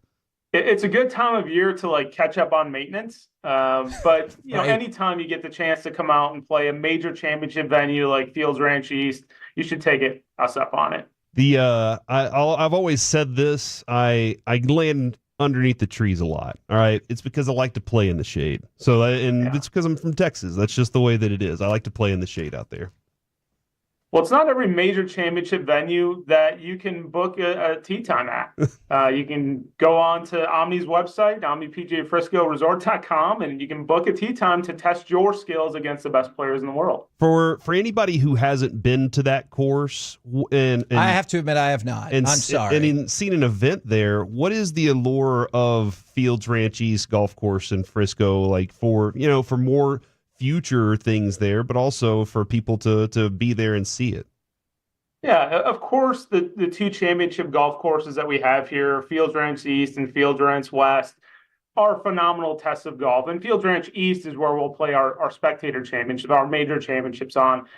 But if you're just picking up a club for the first time, really PGA Frisco has everything from again, if you're picking up a club for the first time or if you're competing in a major championship. So if you've been up here and you've experienced the Monument Realty PGA District and the dance floor, you can just bring, on a normal day, you can bring your putter and a ball, and there'll be multiple 18-hole courses set up. If you want to take the next step and go try your swing on the swing, which is our 10-hole short course here, and then you do well at that, and then maybe you take a lesson or two in the coaching center, and you're ready to go out to the big courses. Now, I'm sure you'll get this Something correct. for everybody. Yes, I'm sure you'll get this correct, but we just have to test your knowledge and make sure you're on board with us. Who won the 2023 KitchenAid Senior PGA Championship at that same course? Well, I know very well. It was Steve Stricker. I just needed to make my sure. last stop before moving to Texas was the Ryder Cup in 2020. Ended up being postponed to 2021. And Steve, we got to know him very well because he was the captain of the U.S. team. So that's the layup. It is amazing. I know you started to speak about this some. There are a ton of major championships that will be heading to Frisco in the next decade or so. And I just saw this today that I'm really intrigued by. If people go to KPMG Women's PGA Championship.com, can you talk about the tickets, where you can buy the tickets, but also what you will have access to at a later point? Yeah, so this is a busy place. Well, from a major championship standpoint or a spectator championship standpoint, we have scheduled 6 major championships through 2034. So we talked about our first one, the Senior PGA. We're here to talk about ticket sales for our next championship, the 2025 KPMG Women's PGA Championship. But then the 2027 PGA Championship is not that far away. We're actually kind of planning on parallel paths, if you will, for that event. And so we have a unique opportunity to kind of tie the two together formally, where if you buy that Be There for Both package, that you can get two championship long passes to come out here and experience every day of the Women's PGA, but then you'll have the opportunity to kind of bypass the registration process and guarantee yourself access to purchase tickets for 2027. Can you tell us just a little bit more about the atmosphere at a major versus, like, the Metroplex understands golf tournaments, Sure. but obviously this is a different level. How would you explain that to people who are like, I've been to golf tournaments, or I've been to the Colonial or whatever? Sure. And I think maybe the best way to do that is maybe from the player's perspective. So you think about if you're a PGA Tour player or an LPGA Tour player in this case, and you're out there playing week in, week out events, there's like 4 times on the PGA Tour and 5 times on the LPGA Tour where golf kind of transcends sport. If you're a golfer, that's your opportunity to put your name down in the history of the game. And so it's 5 times a year where, the story is bigger, the story is larger than just the golf tournament. It's a major championship, and that just means something different, certainly to the players, as we just mentioned, playing in the event, but also the spectators. This is many times a bucket list event to attend. Women's sports has had a unique surge lately. WNBA has really had a huge surge. We've seen this a lot lately. I'm just kind of curious what the difference in crowd is looking like, and what is the difference of a crowd at a women's event? Yeah, it's you can answer that from starting with the growth we've seen in participation. So going back to, we did studies in 2019 and then again last calendar year in 2023, and we saw there was a 25% increase in participation. And there was over 7 million female golfers last year. And so that's a lot of people. We have a great relationship with our Northern Texas PGA section. They have thousands of juniors, men and boys and girls, I should say, participating in their junior golf programs. Our junior league, PGA Junior League, is exploding and continues to go up on a heightened trajectory. But then when you get on campus and you see the best players in the world right in front of you, it's a great opportunity to come out here right in your backyard and see literally the best players in their sport in your backyard. We're talking with Jason Mengel, the championship director of the 2025 KPMG Women's PGA Championship, which will be in the Metroplex in Frisco. Now, this is a hypothetical situation, but not really, because it's definitely based on a morning show host. If there was somebody who, they're an adult, they're in normal shape and everything like that, but they have never golfed in their life. Bobby's in normal shape? Okay. Normal shape. All right. What would be like an over-under score that you would give for an entire 18-hole round, never golfed before? What would you ballpark it at? Well, yeah, if you were just going to go out today and play Fields Ranch East, I would bet you probably wouldn't break 100 if you're just picking up a club. But it's great that we have these avenues into the game, like the dance floor. You can come out and get familiar with the atmosphere and have a club in your hand. And then you can go to the coaching center and you can actually get expert lessons from our talented PGA professionals over there. What would you say to this not expert person who emphatically declared they could shoot under a 90 the first time they ever took up an 18-hole course? I would love to see that. Me too. That does seem to be the prevailing wisdom, Jason. Everybody's like, just tell me when you're going to try it. We all want to see it. Show up with your clubs and let's go. Yeah, exactly. And let's make some bets on this. Also, I just wanted this is a pretty cool thing. Military or under 15, you're getting in free for this event? Yeah, so obviously the military, we really appreciate their service, and this is our small way to kind of pay them back. But then the junior golf program, so the PGA's mission is simple and twofold. It's, of course, to serve our 30,000 plus PGA member professionals, but it's also to grow the game. And one of the things that we do that's kind of unique is any ticketed spectator can bring up to 4 juniors with them, 15 and under, free of charge. And so you hope maybe one of those kids that comes out here pretty soon, you fast forward a couple years down the road and they're playing in the KPMG Women's PGA as well. Well, the website is kpmgwomenspgachampionship.com. And just a friendly reminder, Jason, I'm sure you already know this. We do a charity marathon show the day before Thanksgiving every year, and we raise money through various auctions and stuff. So, whether KPMG wants to have some tickets available for that, that would be great. See what we can do there. I'm sure we can make that happen. Look at that. Yes. Look at that. This is awesome. Thank you very much for your time, good sir. Already looking forward to the event. You get tickets as cheap as $35. Awesome. Well, I guess I just set up. You can get tickets for some people for $0. Yes, but exactly. other than that, thank you very much for the time, good sir. Well, thank you so much for the support, and looking forward to seeing you all out here. Absolutely, man. Thanks a lot. Jason Mengel right here on 105.3 The Fan. Man, I was intrigued by, look, and everybody knows I'm not the world's biggest golf fan by any stretch. You're saying everybody knows that because you say it all the time? Yeah, You're just like, whoa. I feel like that is probably fair, but That's going to be here, and then it's going to be back here in 2031. The PGA Championship is going to be here in 27 and 2034. The Senior PGA Championship. So, like, if you're in the Metroplex, there's going to be ample opportunity for major golf at the women's level, men's level, and senior level. Yeah. There's and I think that's a really cool. Like you said, it's right there. It's right up the road from my house, and I know that area boasts a lot of kids that are itching for something like that to be at an event. Make your kids happy. You could take up to 4 juniors. That's awesome. All right, I have this hypothetical, Corey, for Kevin. He has to watch the whole final day of a major championship in golf. Well, you can pick whichever one, Masters, U.S. Open, whatever. Or you have to watch a whole preseason football game that's not the Cowboys. I actually did watch a whole preseason football game that wasn't the Cowboys. I know that Kevin, I'm not saying Kevin loves football, but he loves the Cowboys. So he will watch a whole Cowboys preseason game. But I don't know. I think I might pick the golf tournament. You said it's a major? Yeah, major. I'm picking the major. Because that's about a 7-hour investment. I'm picking that. Do I get a nice little hat?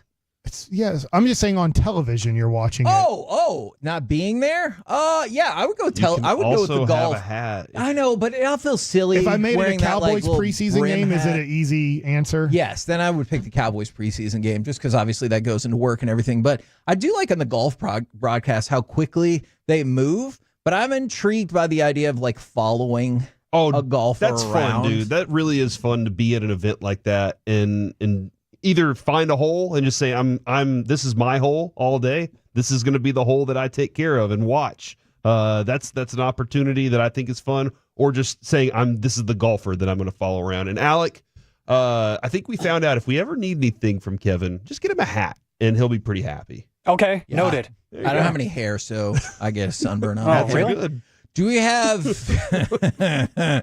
have 2 quick minutes so I can throw out something about the NBA? Sure, yeah. All right. Thank you for allowing that. You're welcome. Are you okay with it, Barry?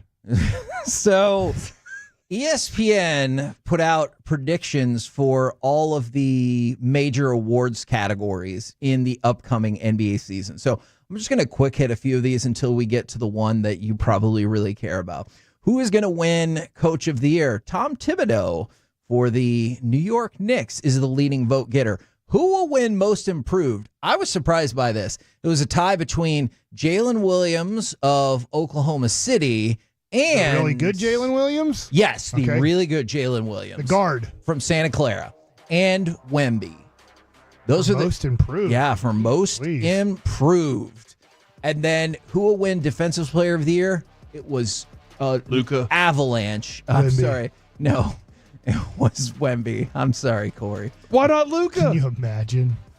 Okay. Well, then he's gonna win MVP, and he's and for 6 sure straight titles, maybe. Yeah, if he was going to be a Defensive Player of the Year, would be so good. Malik Monk and Alex Caruso were tied for 6th Man of the Year. Where's Hardaway Jr.? I did not see him on there. Reed Shepherd for the Houston demands Rockets to start now again to win the Rookie of the Year, and then MVP. Who do you think are the top 3, 5, whatever you want? MVP. Jokic. Luka's going to be up Jokic's there. second. Luka is first by a pretty wide margin. I hate that. And it happens That's why every year. He's going to lose now. This is like the 4th year in a row I feel like we've done. because it's set too high, and then he just only falls. If you're considered the favorite, then you have to live beyond that standard of way better than everybody. I'm going to go with it's either going to be Anthony Edwards or Shai Gilgeous-Alexander. One of those is number 3. That's correct. Shai. That is correct.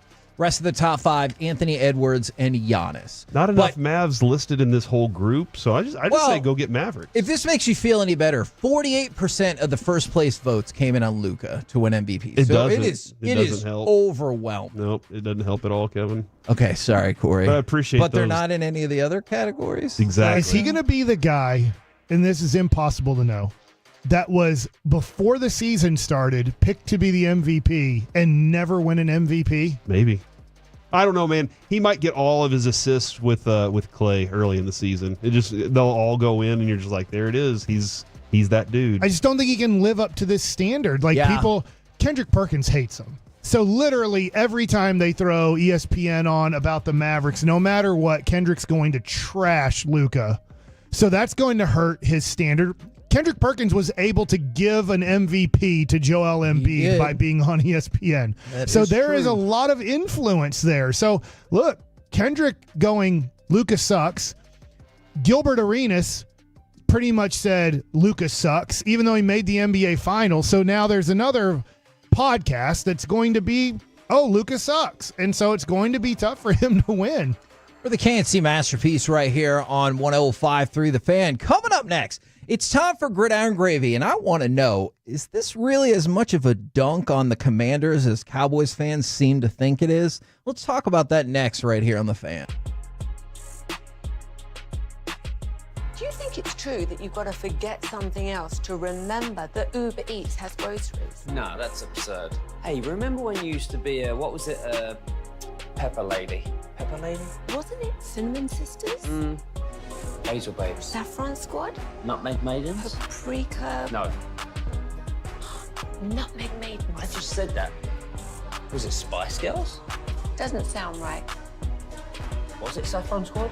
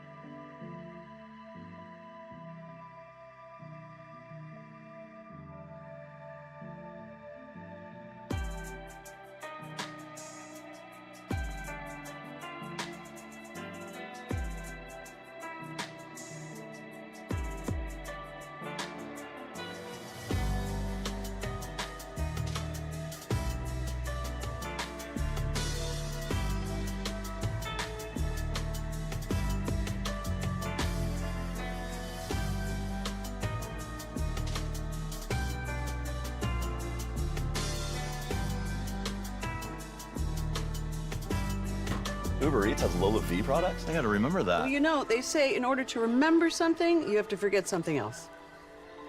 Okay, now that is a very cute haircut. That's like a little shag. I've never seen that before. Well, I mean, of course you have. Brought to you by Classic Chevrolet in Grapevine. They're the #1 Chevy dealer in the world. More Silverados than anyone else. This is Texas. This is Classic Chevrolet. Together, let's drive. Based on new Chevy registrations 2023. KNC Masterpiece back here on 105 through the Fan right now. It's time to go around the entire NFL and dip into some gridiron gravy. Here we go. Corey, before we get into football nuggets, yes, I have an update on Noah. Baby Noah? Yeah, I'm going to HIPAA violate the whole Hagelin family here. I don't like the way that you just said that. I talked to Noah's pediatrician last night as I was sleeping with her in the same bed. Good Lord, should you be saying Do you this love on her? air? Oh, we were asleep together. Do you love we her? Didn't do anything. Oh, so she's... Oh my gosh. That's 11:44 for the real life alert. Baby Noah, 2 years old. Listen to this update from the pediatrician. One of the smartest 2-year-olds ever. Oh, yeah. Can't read. I don't know why. Maybe my wife's standard is very low, possibly. But Your wife said this? She did say. Oh, I'm sorry. His pediatrician said this? Yeah, just a HIPAA violate here. How do you feel about that? Pediatrician said one of the smartest 2-year-olds.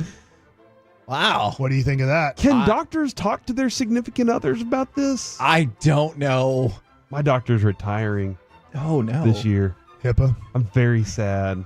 I got to find a new doctor. How do I do? I've never found a new doctor before. I'm very glad to hear that update. Did you know that? Jess had told me something along those lines but what she said was that he was described as a smarty pants. And I was like, okay, that seems like a good thing. I asked my wife, I was like, how can you tell? She's like, I see 2-year-olds every day. I have to go through things with whether it's colors, shapes, how many words they're able to say at this age and stuff like that. And he's like, he's really smart. That's awesome, dude. Let's go. Next president? Who do you give credit to?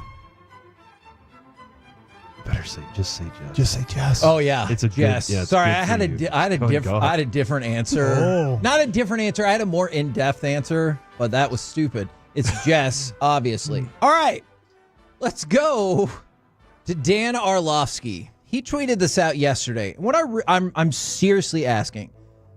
Since 2017, the Commanders have started a different quarterback in week 1 every season. So going back to 2017 forward, Kirk Cousins, Alex Smith, Case Keenum, Dwayne Haskins, Ryan Fitzpatrick, Carson Wentz, Sam Howell, and Jaden Daniels. Is that 8? I believe that is correct. Wow. So did you say Kirk Cousins? I did. He was the very first one. So I saw Cowboys fans all over the place. And don't get me wrong, I love the quarterback stability we have here a lot better than Washington. But I saw dunk after dunk of people kind of doing like the SpongeBob or the uppercase, lowercase, but we should get rid of Dak.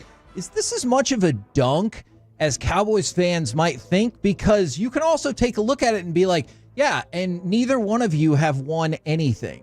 Mm-hmm. Like, I get it. You can be like, we won a division title. Awesome. If that's what you're here for, that's a great point. But I think it undercuts the message just a little bit that we've had all this stability and little playoff success. I realize the Washington Commanders have had no playoff success. Yeah, there is something to, though, the like rooting for a player and rooting for him for a long time and hoping that he's able to be successful. We rooted for Dirk for a long time, right? Sure. Even though they had some playoff success here and there and hadn't got to the finals, we wanted to watch him grow into a champion at some point. Romo was kind of the same way, but that's probably where this goes together, Kevin, is those two players over this amount of time. You're like, you wasted his career. Are you wasting his career too? I look at it and I'm thinking, I get what you're saying about quarterback, not you, but they're saying about quarterback stability. But if it doesn't turn out to anything, do you really care that much? Not at the end of it. Yeah. While you're in it, yeah. Probably, sure. While you're That's in the a middle fair of it, point. you're like really excited about it. That is a very fair point. I think the other thing too, as much as I don't think that the Cowboys are as much of a dysfunctional thing as Washington's been over that period of time. Agree. I mean, I absolutely agree. I know what the Jones family is, but like Snyder had to sell all the chaos that went on there, everything that fell apart, and they couldn't even, like, their coaching couldn't keep the team together. Sure. So that is one of the other things too. But yes, Dak has not gotten you the results you want. But neither has Washington's quarterback. Yeah, definitely don't do what Washington does. But if you're changing like that every year as a fan, you're feeling like, what are we? You're selling me hope each year that's non-existent at all. I have nothing to add to This is probably going to get me in trouble. Dead serious question. Which fan base has more optimism for their quarterback this year? Washington by far. 1,000%. Yeah. And that's what I think as well. And I realize that can totally blow up in your face, as the Commanders have evidenced. But I kind of wonder sometimes if people were like, I just want something different just to see what happens. Well, I think this too is Washington better not get good in like the next, let's say, 3 to 5 years, because if they get good because the owner finally sold the team, kind of had to. Yeah. Yes, you're like, oh my gosh, an owner can have this type of negative or positive impact, which we don't want to believe here. Sure. Because we can't, because it's going to be in the Jones family until there is no more football. So that's going to be the tough part, is if all of a sudden Washington does have the right ownership and the right quarterback, and we find ourselves in 2026, 2027, and Washington has overtaken this division, and they are a Super Bowl contender, we're going to be like, son of a gun. Like, we're stuck. Now let's stick in the quarterback realm. Tom Brady. Since Peyton Manning did something, Tom Brady felt like he also needed to do something like him. He gave his top 5 current NFL quarterbacks. You want to guess, or do you want me to just tell you? I'm going to go with Mahomes, even though that's a shot in the dark. Mahomes is 1. Yeah, real shot in the dark there. Burrow? Burrow is 4th. Okay. Who's guessing? Tom Brady.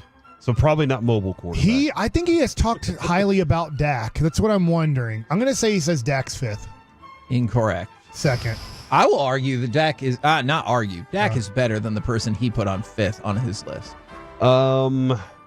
Oh, J.J. McCarthy? No, it's not.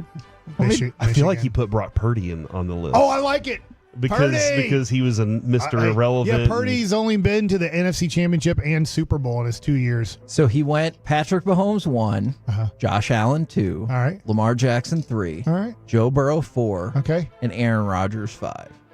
He's still playing, so I get it. I think Dak Prescott's better than Aaron Rodgers right now. Because you didn't see Aaron Rodgers play last year. Yeah. Well, whose fault is that? The grass. The turf. Yeah. What the hell was that? You asked the question? Yeah, you asked the question. That was the correct answer. He was totally fine until they played on bad turf. Yeah. Remember when he played in Green Bay, they played on real, awesome grass. As soon as he planted, the seeds weren't there. So what? Well, because grass has seeds. Then he saw 2 sets of footprints. Then he couldn't have the fruits of his labor. All right. Because of the seeds. Stop this. Let's go to Jim Harbaugh. This is cut number 8. This is how he felt when Justin Herbert made his way back to practice. Great. It felt like the music should be playing. I even thought I thought I heard music. Voices of Angels, maybe. It felt great. It felt great. Corey, your thoughts? You know what? I like it. I like when a coach like him exists because he gives you quotes. He gives you fun things to talk about. As this week or so is going on, and maybe even last week, I don't think I cared at all about the Los Angeles Chargers going into this season. But I'm starting to care. These little clips are making me like, because Harbaugh. Yeah, maybe Jim Harbaugh can turn around Justin Herbert and the LA Chargers. Maybe he can, and if not, he just entertains us. Yeah. And gives us things like I believe I take a vitamin every day. It's called a steak. Like that's entertaining. Like I'll take that too. He eats a cheeseburger for breakfast sometimes. Yeah, and a glass of milk. That is true. Gotta have strong bones. Isn't a burger patty is more healthy than a sausage patty? I'm not disputing that. I think it is like when we, that. Like on soda or whatever. If you take a sausage patty versus a burger patty, I think you're going to have less calories and a burger patty than a sausage patty. Couple more quick things for you guys while you ponder what he just said. The contract offer to Brandon Ayuk, reportedly per Albert Breer, came in at less than $28 million. So when we talk about the Patriots maybe offering him 33, and he's like, I don't want to go to the Patriots, but supposedly less than $28 million from the Steelers. Also, the NFL hasn't ruled it out, but they don't think it's likely that they're going to change kickoff touchbacks to the 35. Right now, it's at the 30. I know there's been buzz about them maybe moving it back up to the 35, but through the second full weekend of exhibition games, the average start is at the 28.3. That's up 4.4 yards from last season. And the kickoff return rate in the preseason, 78%. I realize more teams do stuff in the preseason, but last year in the preseason, it was only 55%. So you're seeing better field position, bigger uptick in kickoff return rate as well. I'm hoping it turns into more points too. And only for the Cowboys. Here's the thing, Kevin. Sometimes in fantasy football, you draft a defense and the special teams together. Yeah. And so if the Cowboys defense is good and their special teams is scoring points, that's big for fantasy football people. And also, I think we'll talk more about the Dolphins tomorrow, but what did you think about Tua saying Brian Flores would tell him consistently that he sucked? That's tough, man. That's not tough. the best. That's a tough motivational I think that's tactic. a really interesting conversation that we could probably discuss a little more at some point, too. Okay. We're the KNC Masterpiece right here on 105.3 The Fan. Coming up next, I'm excited to see what y'all think about this. Do Tom Brady and Randy Johnson have outdated perspectives of their respective sports? We'll do it next right here on The Fan. No, I mean like your name. No, I'm Jen. My name's Jen. Right, but I just mean like this is your haircut. But that's hair on your head. I'm not saying this is your hair. Okay, freaking me out a little bit.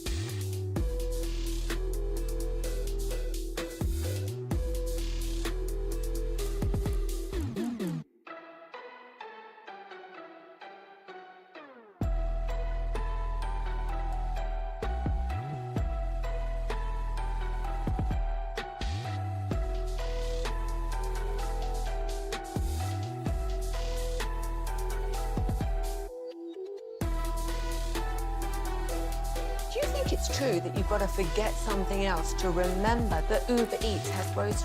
No, that's absurd. Hey, remember when you used to be a, what was it, Pepper Lady? Pepper Lady? Wasn't it Cinnamon Sisters? Basil Babes. Saffron Squad? Nutmeg Maidens? Paprika? No. Nutmeg Maidens. I just said that. Was it Spice Girls? Doesn't sound right. Was it Saffron Squad?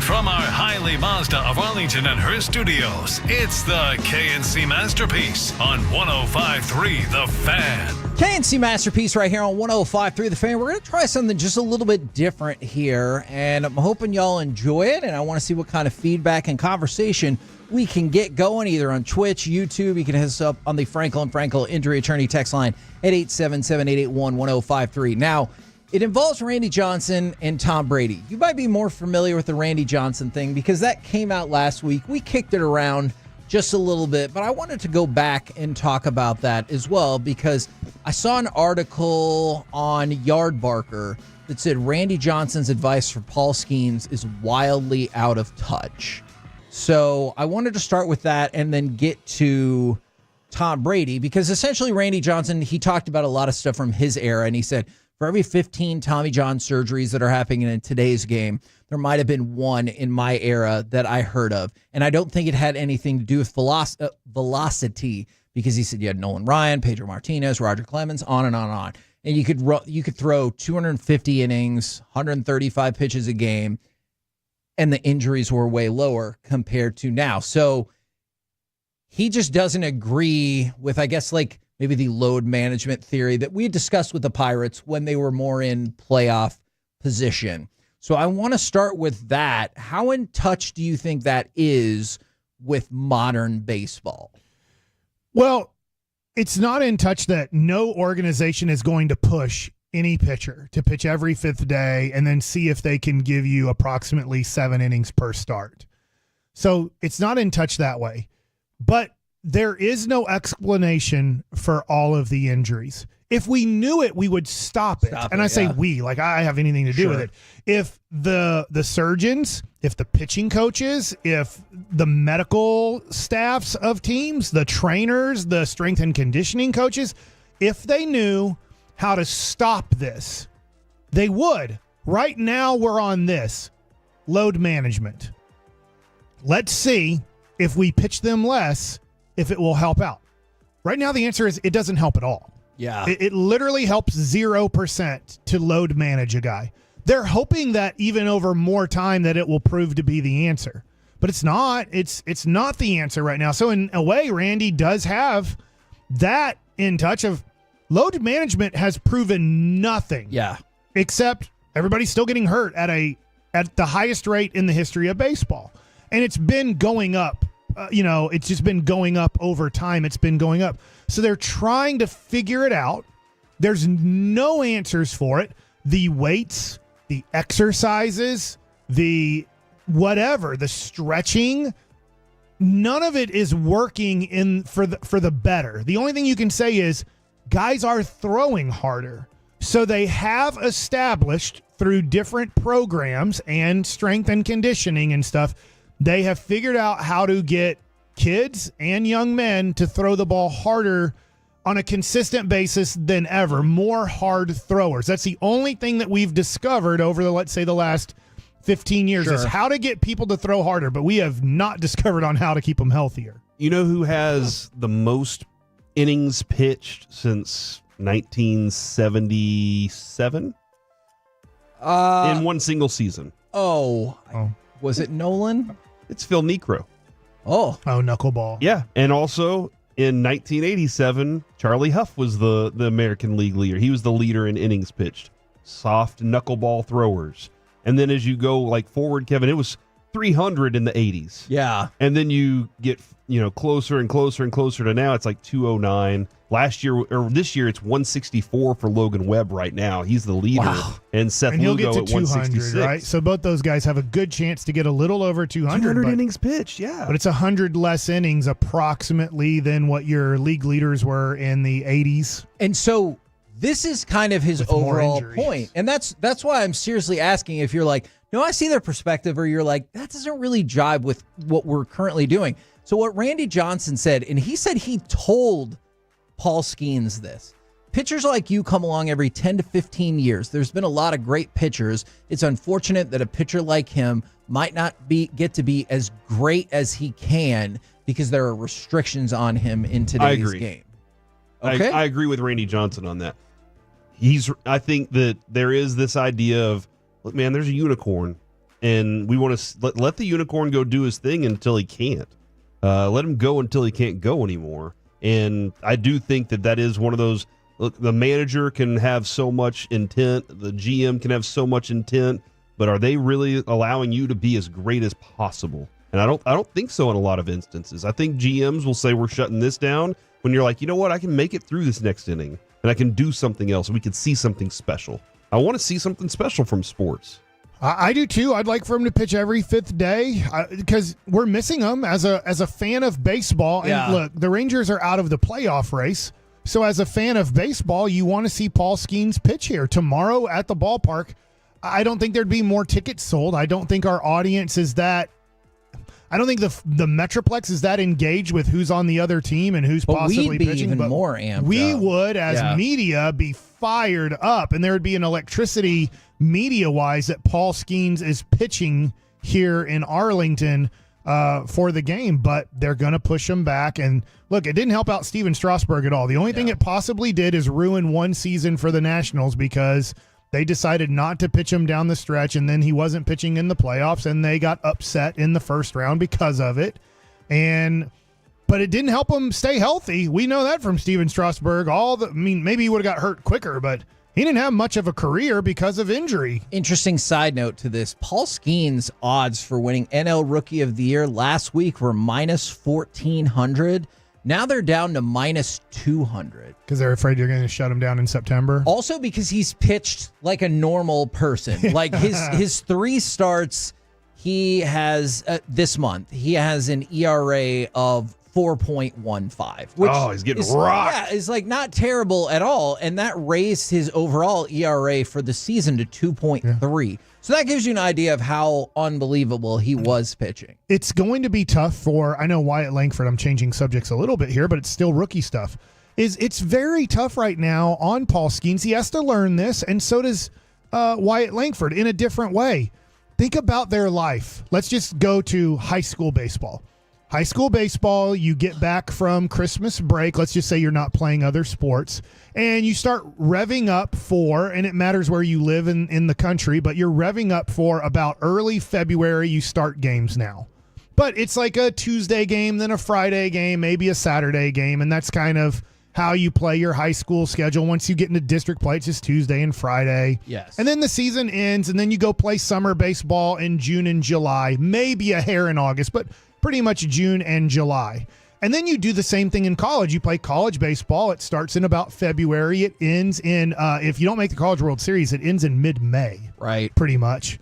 And then you have about a month off, and then you go play 6 weeks of summer baseball in Cape Cod League or something like that. Then your season ends, and then you go back to school in September, and you work on off-season stuff. They are in August, and they're not close to the finish line.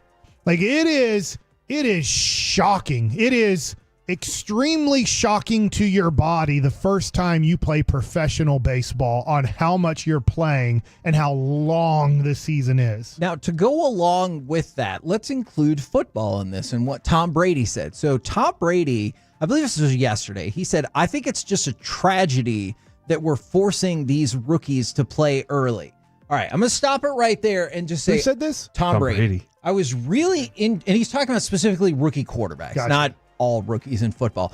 I was intrigued by this, and then I thought it was going to kind of be a breakdown of that's what the salary cap has necessitated and blah, blah, blah, blah. No, he went a totally different direction. He said, but the reality is the only reason why we are is because we've dumbed the game down, which has allowed them to play. It used to be thought of at a higher level. We used to spend hours and hours in the offseason, in training camp, trying to be just a little bit better the next year. So he believes that is he said dumbed down. It's a simpler game, and that is what allows so many rookie quarterbacks to play so early.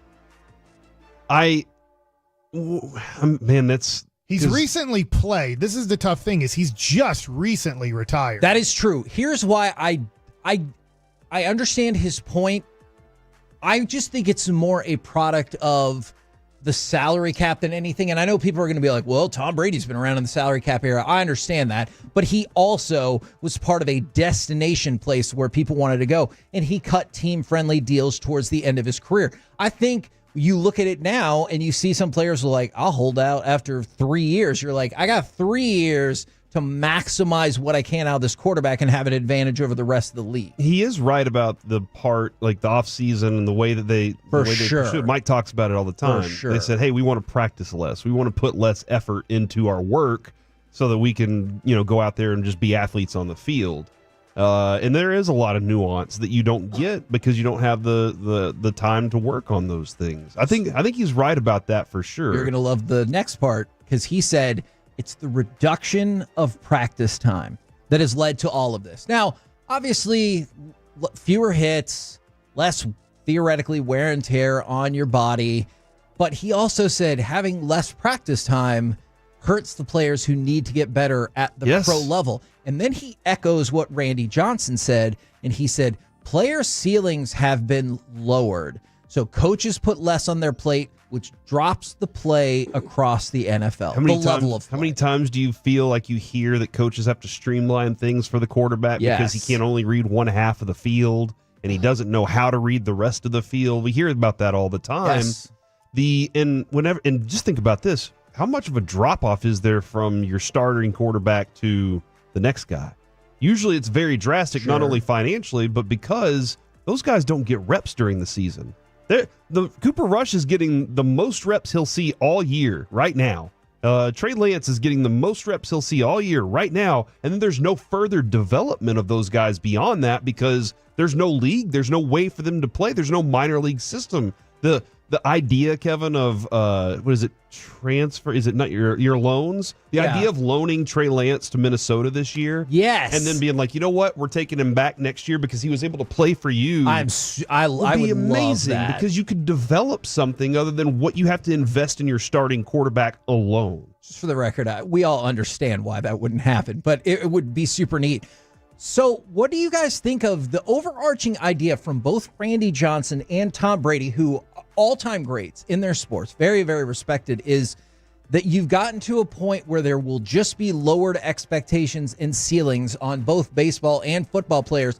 And the way they make it sound is you can't go back.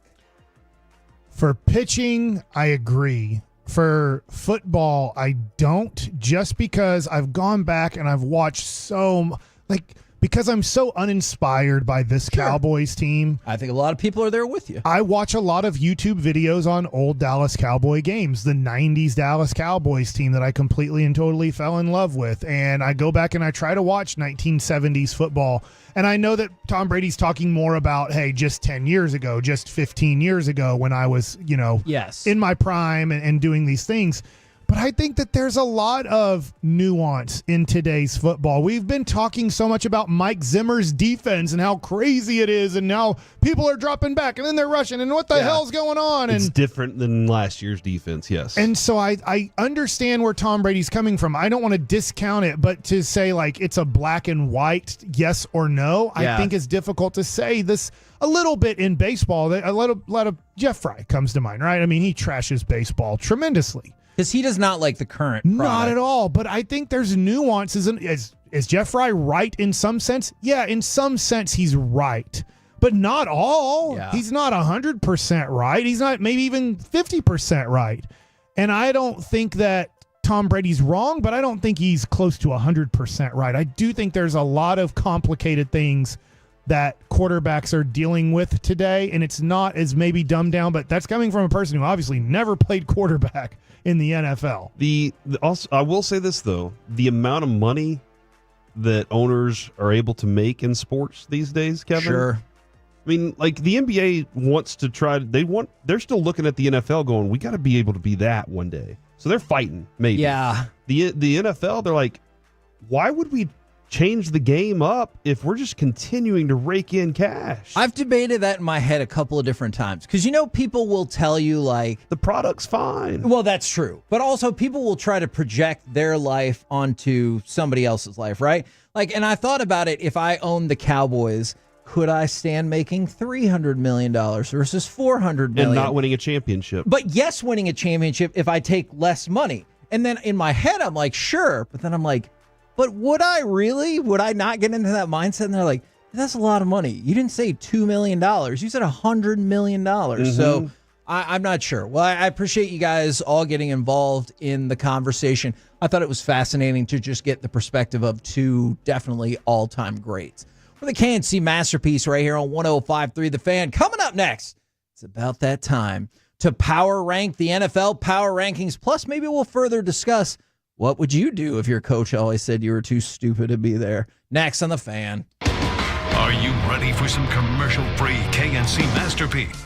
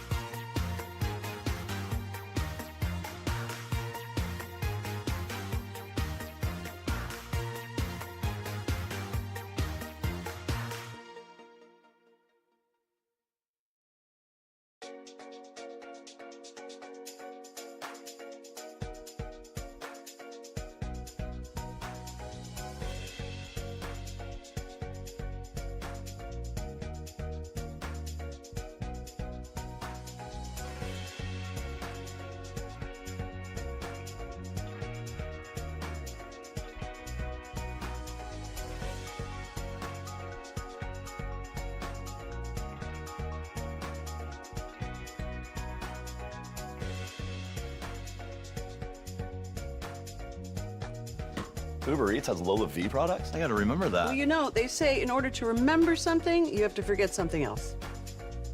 Okay, now that is a very cute haircut. That's like a little shag. I've never seen it before.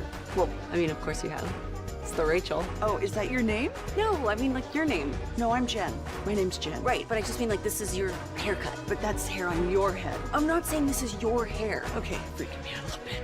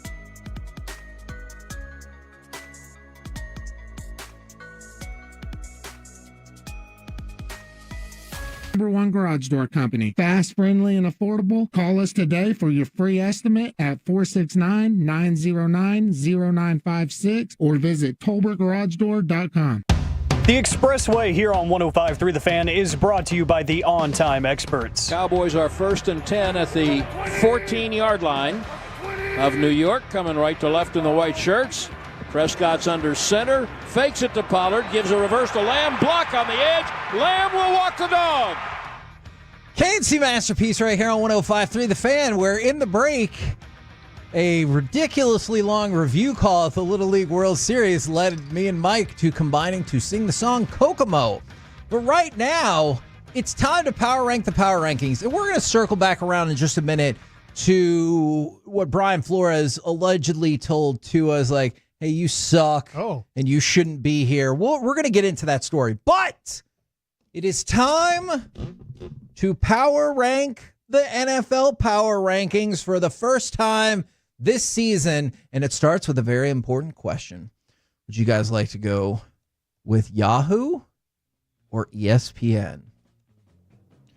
ESPN. Can I throw this Yahoo. out? I've seen ESPN. Yahoo. Oh. I don't remember all of them. I do know where the Cowboys are ranked in that one. So if you're wanting me to guess, I would be a very good guesser on ESPN.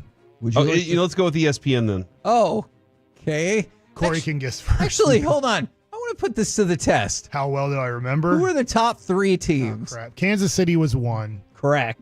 San Francisco was 2. Incorrect. So see, we got a new ball game. Detroit was way up there too. Detroit was also not number 2. Then I forget. Yes, I know. I figured that out. Corey, would you like a chance to steal? Baltimore? Who? Well, I'm just giving Corey an answer. Corey, would you like to take the answer Mike just gave? Who was 1? Kansas City. Kansas City. They won the Super Bowl. And San Francisco was 2? No, he said they weren't. I'll take Baltimore. Baltimore is correct. Now I remember why I don't like this segment. San Francisco's then 3. Yes. And That's then what I Detroit said. would be 4. That's what I said. Who's 5, Mike? Houston. Your mom. That's a better guess than mine. Sure. Philadelphia is 5. I remember That them being feels high fine. on this list. Houston is 6. Oh, good job. Let me give you the rest of the top 10, and then we'll move over to Yahoo. Yeah. Buffalo, Miami, Cincinnati, and Green Bay. I can't believe they ranked Green Bay ahead of Dallas. Yes, you can. They just ran out. If you just take the fourth quarter. Shut up. I know Cowboys what you're doing. killed Shut them in the up. fourth I know what you're doing. So y'all had a caller that day that said they just ran out of time, is Yeah. my Yes. understanding.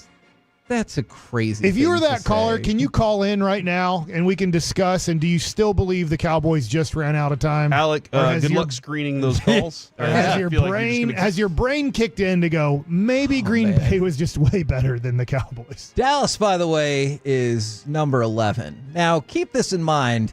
This ESPN article has a dumb inclusion from there. It says, who's on the hot seat? Team owner Jerry Jones. How?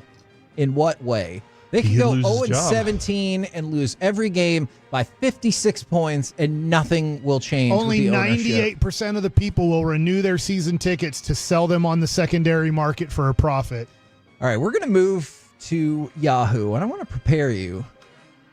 I don't know Yahoo. It's going to be different. Who do you think? Corey, I'm going to start with you. Who is the number 1 NFL team in all of the lands? I mean, Kansas City. I don't know how to make a K. What? Like this.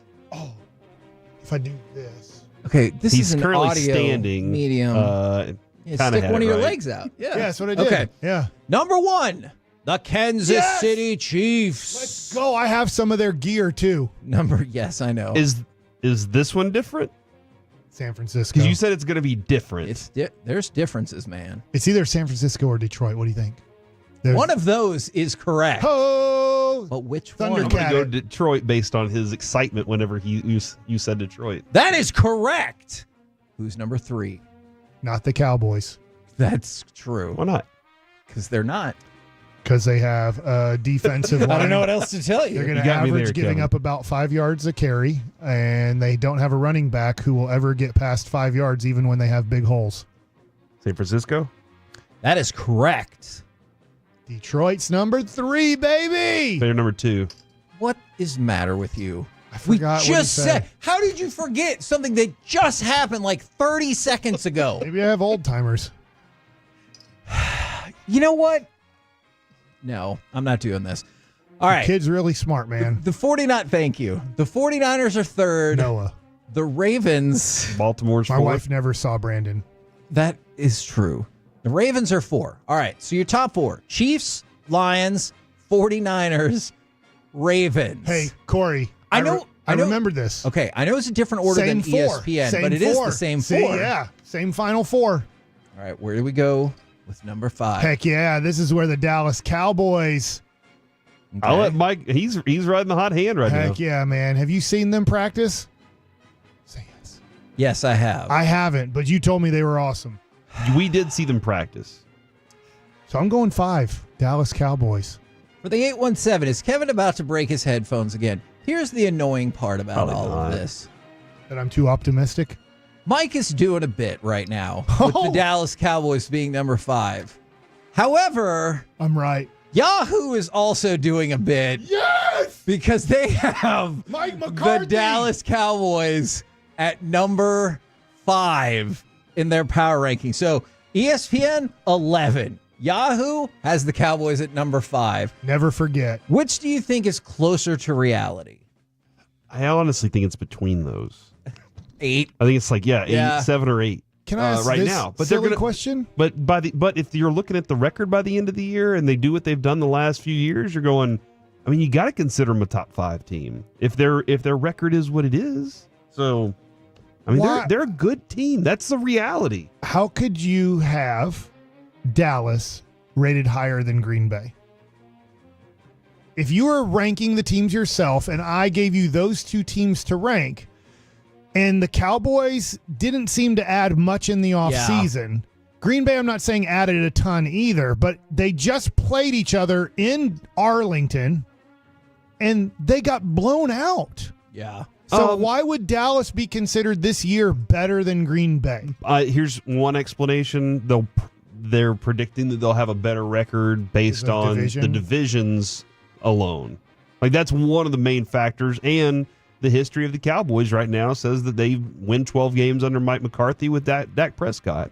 And Dak Prescott's a good quarterback, and Jordan Love, even though he beat Dak Prescott, still has some proving grounds to do. Now, the rest of the top 10 after the Cowboys are number 5. Then it goes Bills, Browns, Texans, Packers at 9, Jets at 10, and Eagles at 11. So just think about that for a second.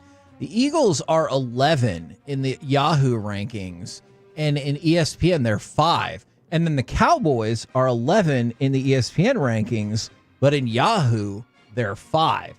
Now, one more question for you. The bottom 3 teams are agreed upon by both Yahoo Giants and ESPN. Shockingly, no. Oh, Panthers? Yes. Panthers are last for both of them. Patriots? I keep forgetting that because I was like, I'm going through the draft and I'm like, wait, the Bears went 7-10, but it was the Patriots are 31 for Yahoo and 30 for ESPN. Yeah.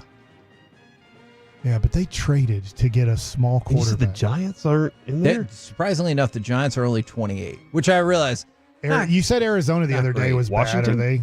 Washington has Daniels. I don't think they're going to be that low. The Broncos come in at number 30 on the Yahoo predictions and 31 for ESPN. But you're saying Bobo's going to have a good game, a good year. I think Bo Nix. He looks good early. Yes. Take that for what you Anything could happen, but like Russell Wilson was bad last year. Yes. Like, you watch his football, you were just like, what? This is garbage. And what you've seen so far from Bo Nix has been fun. Maybe that's interesting.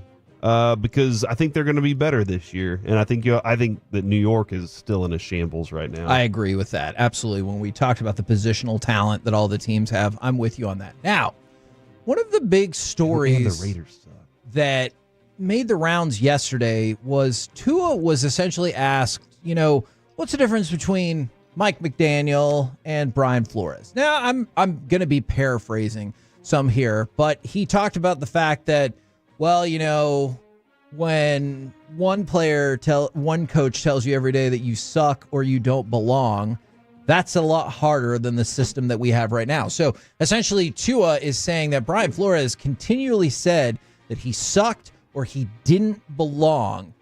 What would that do to y'all as an athlete? Because clearly Tua is letting us know how it affected him. Before I answer your question, can I just attest to something? Because I watched the Miami Dolphins Hard Knocks in season. I watched the whole thing last year.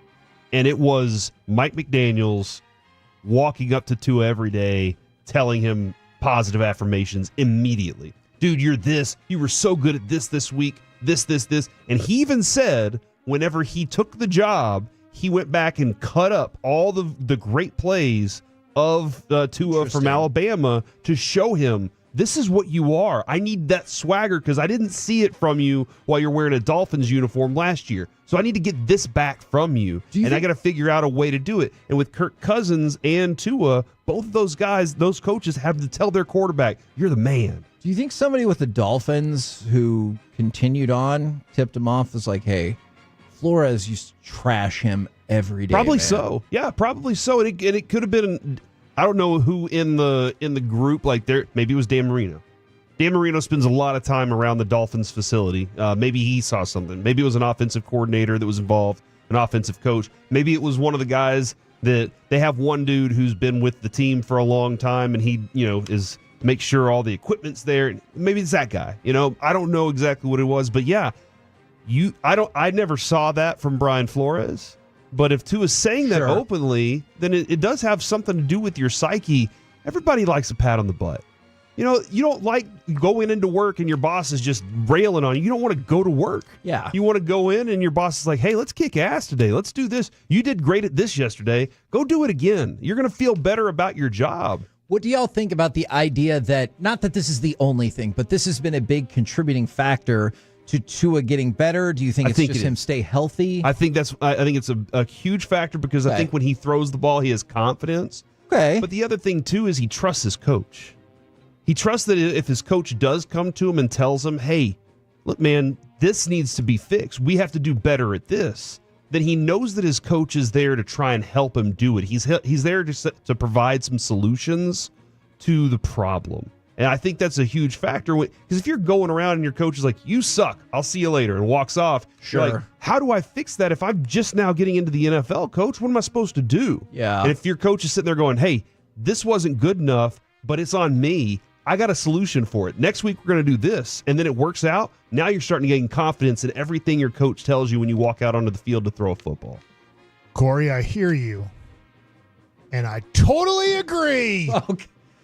Like if Charlie Huff was what a whirlwind that when was. Charlie Huff gives you a game plan and you're like, it worked. And he's like, yeah, you were great at this. Or this didn't quite work out. You're feeling more positive about what he gave you when you were going out to pitch. Yeah, 100%. That's a great example. And I unfortunately have had other examples where I don't think I ever had any. The way Tua T explained it about Brian Flores, I was lucky enough not to have a professional coach that was that harsh, but I had coaches that I definitely didn't trust. Yeah. No, that makes sense. And you want them to be honest with you, but you also want to know that the honesty is a positive critique. Sure. That's helping you make you better. And every one of us is different, right? Yes. Every one of us takes things a different approach to it. So, but you want somebody to say, hey, you're going to be a badass today. You want somebody to believe in you. All of us do. We always want somebody to believe that you can do something. Now, not surprisingly, here's what happened next. Brian Flores is now with the Vikings. I believe he's their defensive coordinator. So Kevin O'Connell had to answer questions about this. And he said he doesn't really want to talk about something that he wasn't there for and that affected another team. And he goes, all I'll say is Brian Flores has great relationships on the Vikings, which that is what he should say. There's no benefit to him being like, oh, really? What else did they say? And like really diving into that. Think about this, though. Bill Belichick, great coach. We all believe. Sure. One of the funniest stories, but is also so Bill Belichick, the Tony Gonzalez story. Yeah. Whenever he's like, hey, why don't you make a block, Gonzalez? And he just mumbles it under his breath, and Tony Gonzalez is like, I'm going to go show you. You have to know your players. And if they can handle that, if they can take it, or if they need something else. That is a you great really point. do have to know them. And that's why I think Kevin O'Connell with Kirk Cousins during quarterback, every day he's telling him how good he is because Kirk Cousins doesn't believe he's good enough. I got a couple of other NFL notes, or I guess NFL adjacent notes. Mike Greenberg, per all of the rumblings, is going to take over and host ESPN's NFL Countdown after Samantha Ponder got let go. And then That's just what they do. They just throw Mike Greenberg in, like, pretty hey, much. Look, man, we cut some people, so you're just going to take over more. Yeah, they're like, you can do it, right? And it's like, all right, yeah, whatever you need. ESPN. Absolutely. That's what I think too. And then the Texas Tech quarterback meeting room and offensive coordinator office have been renamed the Patrick Mahomes II meeting room and the Patrick Mahomes II offensive coordinator office. Heck yeah. I'm not kidding. That makes sense to me, right? Like, hey, you had one of the all-time great, could end up being the greatest football player of all time. He went to your school. Let's just go ahead and name a few things after him. That makes quite a bit of sense to me. Do you think right now Kingsbury's ticked off? I hope he understands. He's got to understand, right? Probably. Okay. He has to understand is what I'm going to go with. We're the KNC Masterpiece right here on 105.3 The Fan. And now it's time for Mike Likes It. All right, guys. So I have a couple of Mike Likes It. One is about the Dallas Cowboys. Okay. And another, and it's kind of they're correlated, or they kind of combine here. Whatever I just said, deal with it. Is over the weekend there was a huge Tops / Fanatics show in New York. It was the first one ever, and they had name a special athlete, and they pretty much had them there. Can I just tell you, our friends Texas Roadshow, they had Jake Paul and Livy Dunn come by their booth. And if you're wondering, Texas Roadshow, what is that? It's a card shop. Now, there's different ones around the country. True. This one is called Texas. It's in Mansfield. We've done shows there. It's a great card shop ran by great people. Yes. Obviously, I've had major issues in my life that I'm still dealing with today that'll affect me the rest of my life based off of maybe not going to the best people and not knowing any better. So when we say this, when Kevin says this or I say this, when you ask us, sometimes we can say things on the air, sometimes we can't. But I want to make sure that you go see good people that they're very that good as far as we can tell through our interactions are very good people and will treat you with respect. They won't take your stuff, that they will treat you right. So that was really cool. Texas Roadshow. They're in New York. Jake Paul bought something from him. They kind of did, I think, a coin flip, heads or tails. They did. That's what at card shows at this one they were saying, which was really cool. So Fanatics puts it on, so you can go buy jerseys, hats, all kinds of memorabilia, and then you have a whole card show going on in the same building. So watching this through YouTube, people are saying it was interesting. You could tell when people were coming over that knew nothing about cards, but they wanted an education, so they're asking a lot of questions like, hey, I'm a big fan of, let's just say, I'm throwing this out, Dirk Nowitzki. I want that Dirk Nowitzki card. And they would bring their credit card out. And they're like, well, so we do cash or we do Venmo or PayPal, but we're not usually a credit card company. We're going to have to pay a fee. I know some people do that. Right. And if you go to a card shop here you go to Texas Roadshow, you go to Worth Collectibles, and they will take your credit card there. But at a card show, they usually are trying to work more on cash or Venmo type of situation. So worth collecting. At this card show, Grant Williams, former Dallas Maverick, was there. I saw this. This is cool. So he buys I'll call it a briefcase, but we'll say a box to make it maybe more simple. If you're like, I don't collect cards or anything, he buys a box of cards. National Treasures, I believe it was. Yes, is that correct? That is correct. That box costs $10,000, and you get 5 cards in it or 3.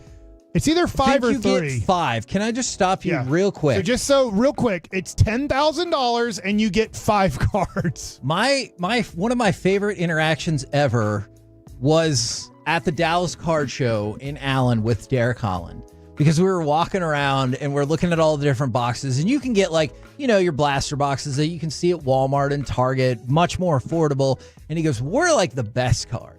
And I said, well, the best cards are like in these hobby boxes. And I pointed some out, and he goes, well, why doesn't everyone just buy those boxes? And I was like, sure, for you and other people like that, for sure. But this blaster box might cost $25, whereas the National Treasure box might cost $10,000, or at least multiple thousands of dollars. Yeah. So this is where we're at. We're at $10,000. Grant Williams is not really into cards, but he wants to get into it. He's there as a special guest signer. Sure. And if you're like, oh, Grant Williams, no, like Barry Sanders was there. Cal Ripken Jr. was there. Tom Brady, which I'll get to in a second, was there. Like, you name, besides Michael Jordan, LeBron James, like almost everybody of everybody was at this thing that Topps and Fanatics. If you don't know this, Fanatics, where you'd go buy your jerseys and stuff, they also own Topps now too. And they're about to somewhat own Panini, that makes all the basketball and football cards that you care about, if you care about it.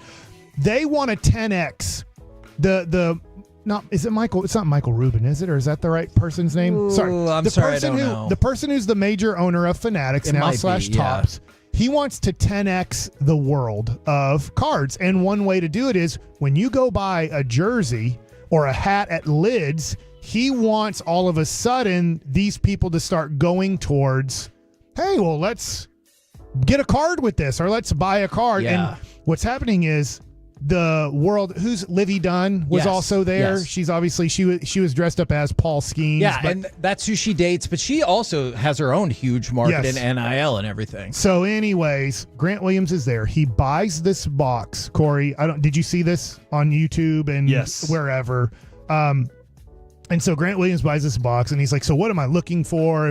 How in the world am I going to get my $10,000 back?" And they're like, "I guess Fair question. They said, well, like if you get a Trae Young, like that's worth approximately $10,000. It would be a Trae Young autograph card with a jersey in it, and it would be numbered to 10. They're like, that's approximately a $10,000 card. So you hit that Trae Young, you'd get your money back. So he says he opens it up, and the last card he's looking at after getting like a tiny Nate Archibald card and something else, he sees it, and it's a Luka Doncic autographed jersey patch card, and it's a rookie. It's his rookie patch year. auto, yeah. And that card is a beautiful card. Is numbered to 10, and he got offered at the show $500,000 for it. What? So after he opened the first ever millionaire. Wow! So here's Grant Williams going, hey, I'm going to get into cards. First thing he ever opens, he does have the means like Derek Holland to do this. He opens up a $10,000 box with, I believe, 3 to 5 cards in it, and the last card he sees is a, right now, $500,000 Luka card. He did not sell it. He doesn't need to, but he said the reason he didn't sell it to the person there at the show in New York at this huge Fanatics Topps show, that it's the first one of its kind. And by the way, I think I don't know if this is inside information or not, I'm sharing it, but I know that they've tried to maybe buy the Dallas Card Show. Oh, they want to turn that into like a huge Fanatics Topps thing because it's so popular. It's the show in Dallas. It's / Allen, really. Correct. But it's called Dallas Card Show. It's the most popular show in the world, but it's put on so much that Fanatics Topps have come here and they're like, hey, like let's buy this show from the people who own it. And it hasn't been sold. So it's still just the Dallas Card Show and not a Fanatics Topps show. But he said, I'm going to call up Luka and offer it to him for $1 million. Give him first right of refusal. Yes. Man. And it's interesting because I thought he'd toss it after, I know. This is the weird thing after the Michael Finley story that was here on 105 The Fan. I was like, Grant Williams doesn't seem to like have a bad relationship with Luka. Maybe he's just like, yeah, we're okay, especially now that we're not teammates and stuff like that. But anyways, first box he ever opens, he pulls approximately a $500,000 card. That is unbelievable. Now, the other thing that happened, you just mentioned Tom Brady and this and that. So Tom Brady was there signing autographs or taking pictures, whatever he was doing, but getting paid to be there. He goes up to a dealer, a person that is selling cards. Oh, I saw this, yeah. And it's a big Boston fan who's a big Tom Brady fan, and he's like, hey, through buying and selling your cards, I was able to get my house that I wanted. Wow. Through time and effort. And Tom Brady goes and he buys like 5 cards from him. One of them is a Montana Tom Brady autograph card because Montana's his hero growing up. Awesome. And then it's, Tom Brady, Joe Montana, same. And I'm sure that Tom Brady's not haggling over prices. Like, whatever you have it marked, I'll buy it. Like, which is unusual at a card show. Right, usually you would haggle over it, but Tom Brady picked out like 3 to 5 cards and bought those cards from this guy. But that was a big deal. And then, like you mentioned, I wrote down that Jake Paul was there, and he went to the Texas Roadshow guys in Mansfield and bought a card or 2 from them. And Libby Dunn bought Paul Skeens cards. Yeah, she's going to lose money on that. She could probably afford it too. So I told people on YouTube, because they're like, hey, do you have any Paul Skeens cards? I'm like, I don't. They were priced so high so quick. Just like I really don't have very many Wyatt Langford cards. They were priced so high so quick. I'm like, go look at Greg Maddux cards. They're cheap as all get out. And that dude won 355 games at the time when he retired. He was Cy Youngs. Yeah, like you can't get much better than Greg Maddux's career, and his cards aren't worth very much. He should be Ken Griffey Jr. I understand why Ken Griffey Jr. in the 90s should be the card that's worth the most. Sure. The guy that should be worth the second most is Greg Maddux, and it shouldn't even be close because Barry Bonds gets obviously dinged tremendously, and so does Roger Clemens for the possible steroid use that everybody believes that they did. So they get dinged tremendously. So if we're going to take Ken Griffey Jr., the guy who should be right next to Ken Griffey Jr. in the price of cards should be Greg Maddux, but people just don't collect pitchers. So I'm like, I'm not Paul Skeens. I don't mind getting cards from him, but it'll be 3 to 5 years from now where his cards will be 80% less than what they are today. The last thing I want to get into is this. I showed you this card, Kevin. I know I'm getting into my personal collection, but there was this card numbered to 100 is a Aikman. 1999 card of Troy Aikman. Here's what's amazing to me in the world of cards. There's always a premium on Laker cards. There's a premium on Yankee cards.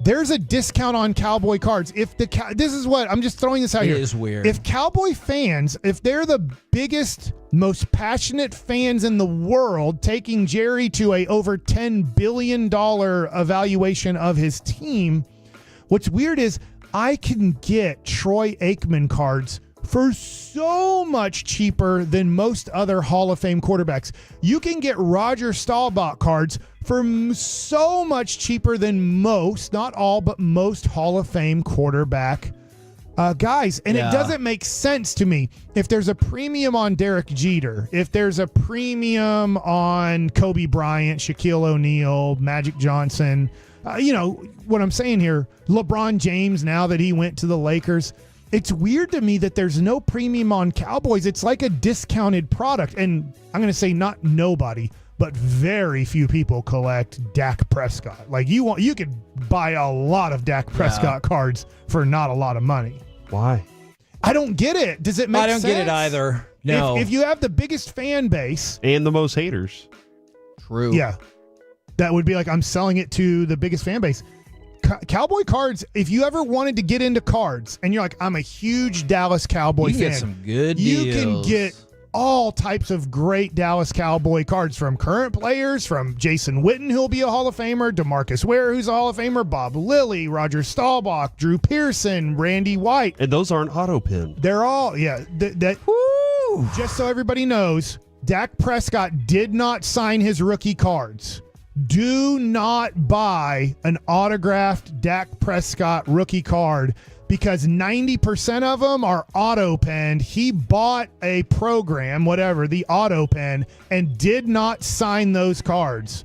So just a warning, if you want to get into it and you are a big Dak Prescott fan, do not buy his rookie cards that are autographed. There's a 90% chance it was done by a computer and not by Dak Prescott.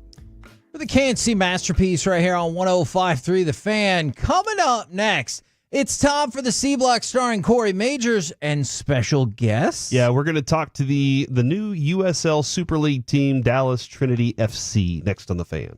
It's our 2024 Fire.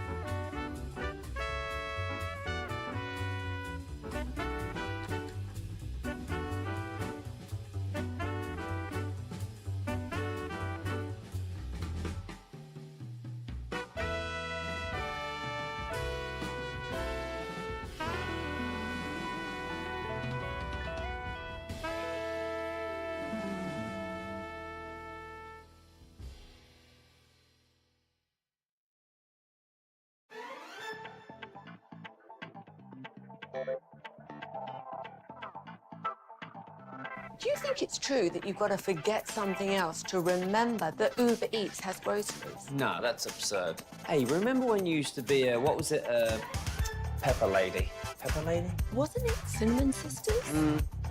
Basil Babes. Saffron Squad? Nutmeg Maidens? Pre-curb? No. Nutmeg Maidens? I just said that. Was it Spice Girls? Doesn't sound right. Was it Saffron Squad?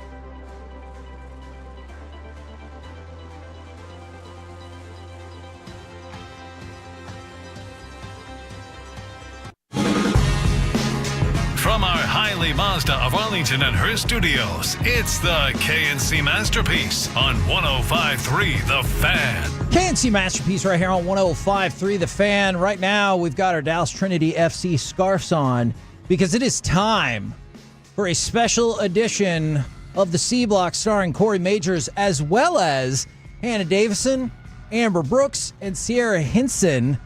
Thank you for coming up in studio with us.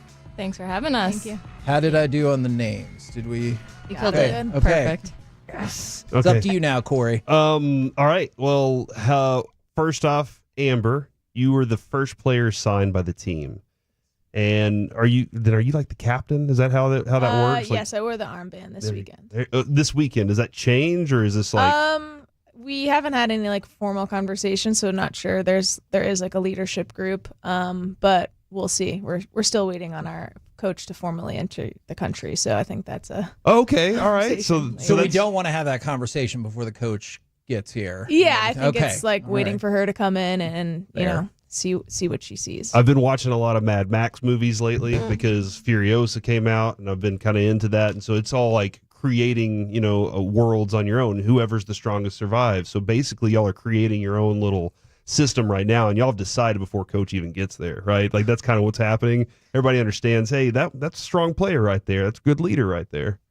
Yeah, I think so. Hopefully they think That I'm she doing a does good not job. agree with what Nobody's you just driving said. any cars around and crashing into each other over gasoline or anything so far yet. Okay, so you know that But the regular world's a lot different than the Mad Max world, right? not right now. My brain. Oh. I've watched all of them this weekend, and it was Okay. kind of a bad decision. I know on how my to. part. I know how to ask this question like you would like. Okay. So Hannah, when you were flipping over all the cars and then you scored the very first goal for Dallas Trinity FC, I know maybe disappointment about the draw, but how did you feel with getting the goal? It was really cool. I think the first goal in the club's history is obviously really special, and as a center back, we don't get to be in front of the goal Right. too often, so it was cool to have that moment. And my mom and my grandma were in the stands, which I've been playing abroad, so to be able to do that in front of Where were you the team. playing? I was over in Sweden Very and cool. spent some time as well in the UK. So yeah, I've been gone for 3 years, so to just be back on home soil and get that goal, historic moment for the club, it was really, really cool. Sierra, as a winger, were you jealous that a center back got the goal, the first goal? No, honestly, I think it's amazing. I mean, like she said, they don't get a lot of credit sometimes, and so for her to get on the sheet, I think it was amazing. And what's even more amazing, are you from Garland? I am. Garland's the best. That's where I live.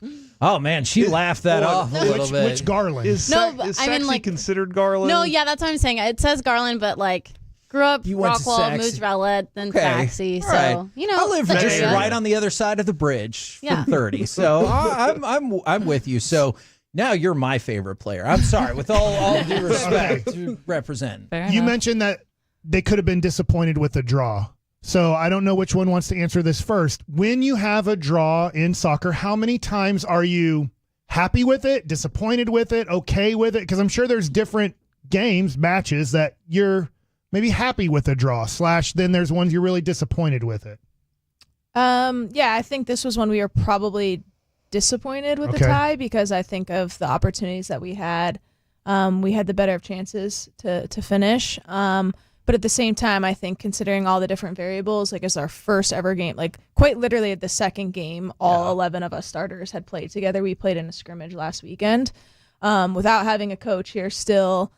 Traveling, Tampa's probably, it's been the most established team. They knew they were getting a team for over 2 years, and they had a coach in place a year ago. They've been recruiting players a long time. So I think given the variables of it being an away game and just our first games together without a coach and other things, like we will take the 1 point. I think as a team we came together, like we need to pick up points on the road. So, we did achieve that. But I think in the feelings during the game is that it's a point loss because of the momentum and the opportunities that we had. You talked about playing overseas. I don't know if y'all have that same experience, but what I'm curious about is if you could tell us more about that overseas experience, but then how cool it is to be able to play back in America and be part of a brand new thing. Yeah, I mean, honestly, it's an honor, really, especially me being from Dallas, coming here and playing Garland. Garland, Christian. Just playing for like my hometown team, and just for the younger generation to be able to look up to us and know that, it doesn't have to stop at college. Like there's more opportunity here in America. So I think it's a huge deal. How cool have the last, I don't know, I was going to say 20 years, but it probably just goes back to 99, I'm guessing, at the explosion of opportunities for women's soccer players that you're not like automatically, I have to go overseas. Yeah, I think the boom from how well women's soccer's been doing across the world. And then now with the Olympics just finishing and the U.S. bringing it back home, I think that's going to create another big surge in interest in the game. And like Sierra said, a lot of players I started in the NWSL my career for 2 years and then decided to go to abroad to get more minutes. So I think there's so much talent here in the States that it's a shame it took this long to get a second league, because it's going to bring great competition to the league that already exists. And there's so much time and energy put into this league and really great players like you saw on opening weekend. So it's amazing to be back home. We did have Brandy Chastain on our show. Yeah, so, she did. Hop on the pretty show good with company, us. I feel like. What's Sweden like? Like, is it awesome? I loved it. Yeah? Yeah, I completely fell in love with the country when I got there, and we'll probably spend some time there when I'm settled down and done with my career. Oh. It was way different than the States, much more relaxed lifestyle, which really fits me as a person. I have to know this because I watched a movie and it really messed with my head. We asked Annika Sorenstam about this. Did you ever go to some sort of Midsommar party, or what can you tell me about that? Because ever since I saw this movie, and I realized it's a movie, and we've had a lot of movie-based soccer questions, which is probably not great. Did you experience that? What was it like? I did. I spent 2 midsummers there, and it's not like the movie. It's really joyful. Good. Spent with time, like family, friends, good food, just a lot of dancing, coming You together. saw the movie, right? I did, yeah. The movie's crazy. It's crazy. What happened in this movie? Okay, This is a new series for we're me gonna to need to talk off air all about right. this because it is a really lengthy conversation. All right, now, Sierra, you and Amber, you are from here. You played in Houston. Our apologies. Yeah. You're welcome to Dallas here. Thank you. The heat. Is that a problem for y'all, or is this something you're like, I got this, I'm just taken care of? Yeah, no, I don't think it's an issue. I think there's nowhere hotter than here, honestly. like that's my opinion. Yeah, I think after 4 years in Houston, there's not nearly as much humidity here, and there usually is like a slight breeze, which makes a huge difference. And I also played 2 off seasons in Australia in their summer, and it'd get up to like 120 degrees. So That's where all the Mad Max movies were recorded. Oh, So okay. there's like, I'm sorry, I keep You're bringing good. this to the table here. It's stuck in my brain, man. But being in Houston, what's the smelliest part of Houston? What are your thoughts there? It's okay, you don't have to answer that one. It's all right. I mean, I will say, I do think the food is very good in Houston. Like, they have a good food culture. But yeah, it's just so hot that, like, even like as a player, obviously it wasn't enjoyable playing in those conditions. And then it's just like, you wonder why there's not tons of fans out. Like, I, as a soccer enthusiast, if I was a younger girl, probably not be asking my parents to drag me to a game in those elements. So like, I think it's just a very hard market for outdoor sports. And I saw that you said that there were, 9,000 showing up, and then you have a short notice game up in Dallas, and there's like 12, 13,000 showing up. Yeah, that was around Hurricane Harvey. So I actually, as soon as they canceled our game, like the day before it hit, I came up here. I had a friend on the team whose family lived in McKinney, and I was like, I'm hanging out with you guys because we know this isn't going to go well. So eventually the girls and the staff that stayed back in Houston, after about 5-6 days, were able to make it up to Dallas. We trained at FC Dallas's facilities, and they were able to host our game against the Seattle Reign in FC Dallas's stadium. And yeah, like probably on 2 days' notice, there was 12 to 15,000 fans. Wow. And yeah, and obviously growing up, I played a lot of tournaments in Dallas. Had a lot of teammates on college and national teams with me that were from Dallas. I remember just being like, I don't really get it. Like, why do they not have a team? Like, look at the audience they get for one game, and look at the fans that Houston historically has not been able to put in the stands. So yeah, when I heard Dallas was getting a team in this league, I was like, sweet, like finally, like this should go well. Okay, so I was watching the show Sprint on YouTube, getting ready for the Olympics, and I was surprised that these Olympians that are going to run the 100 and the 200, and you obviously have to be in great shape to play soccer. They were eating French fries and pasta, and they were like, carb loading, and I guess you just wouldn't think, looking at these sprinters, they would be eating that before maybe in the afternoon a big race. What is kind of a pregame meal before you girls have to go out and play a game to make sure that you are at peak performance? Because I was surprised at what they were eating. Yeah, I mean, they just said that they're pretty used to the heat. I feel like even though Chicago can get hot, I still find this as quite a big of a struggle. Yes. And so I have actually found it kind of hard to eat the same type of meals I was in other conditions, just because when you're hot and sweaty, the last thing that sounds good is like carbs. Yeah, or whatever. carbs or just Something hot heavy. food. Yeah. Exactly. So now to me, it's still getting in protein, some pasta, but maybe just like a lighter sauce and like smoothies. As many like carbs I can get through drinking now too to supplement. Yeah, just not having the same type of appetite in this heat is big for me now that I've learned pretty quickly.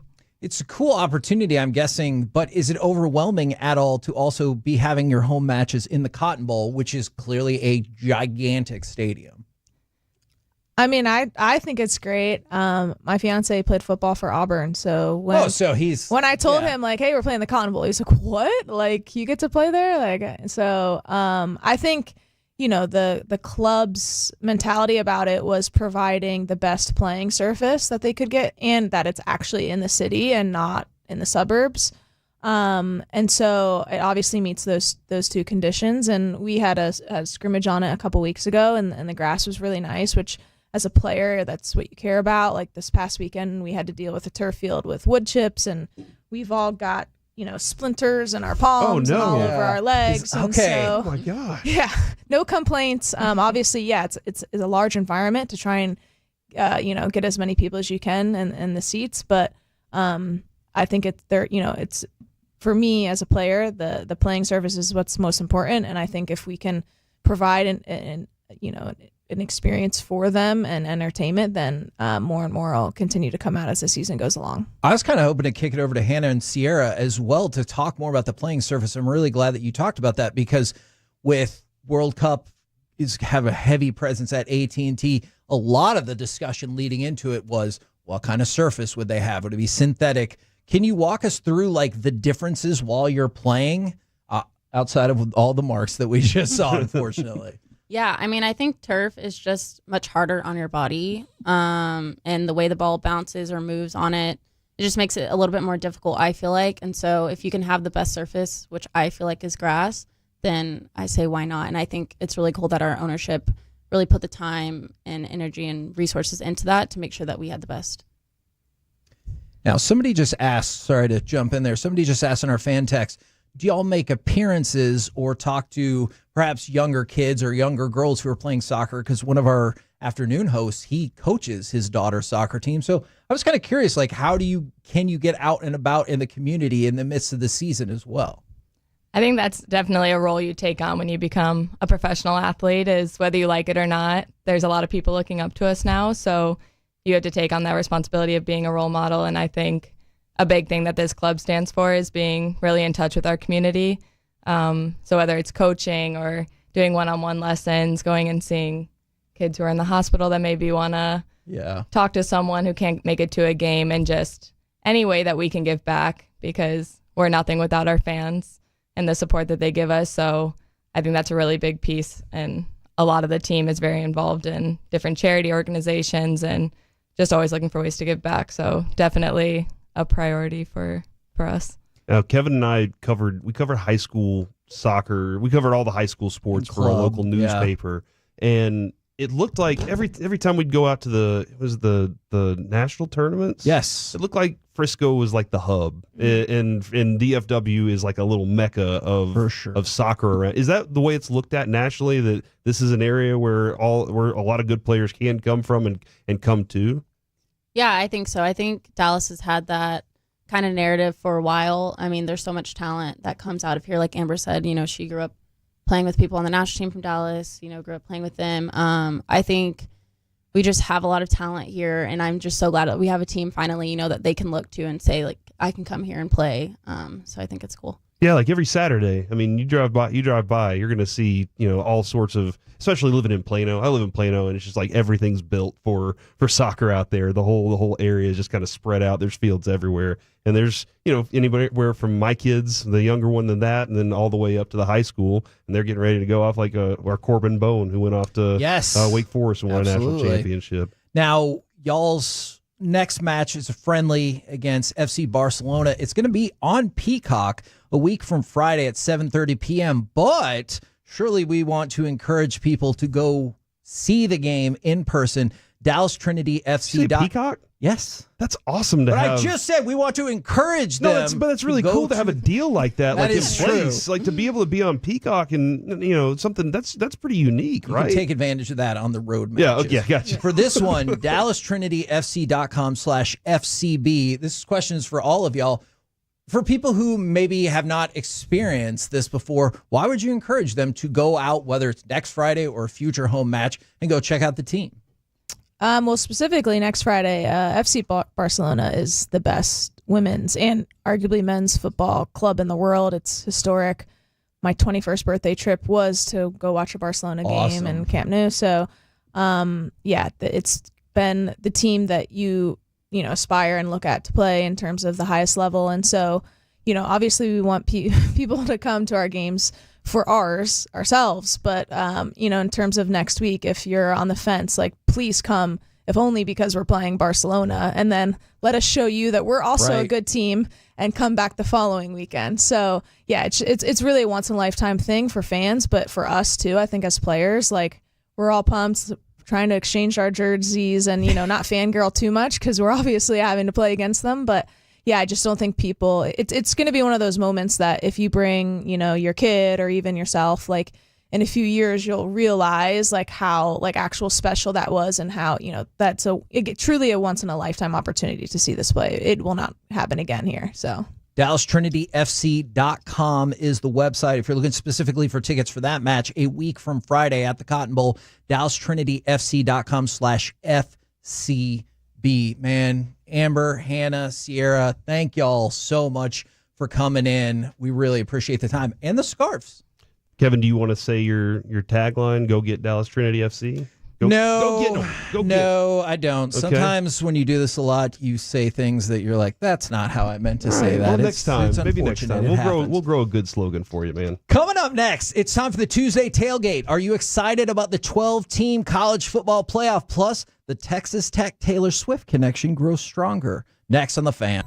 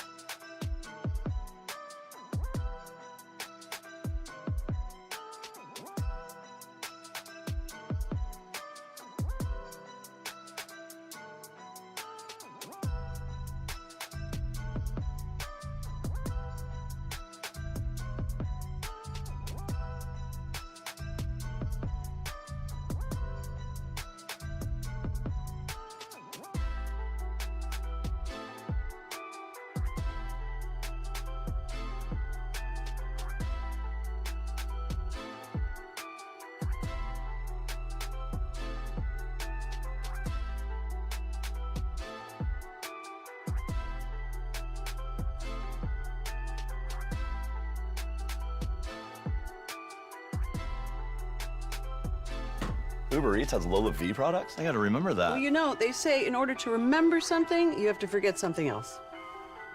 Okay, now that is a very cute haircut. That's like a little shag. I've never seen that before. Well, I mean, of course you have.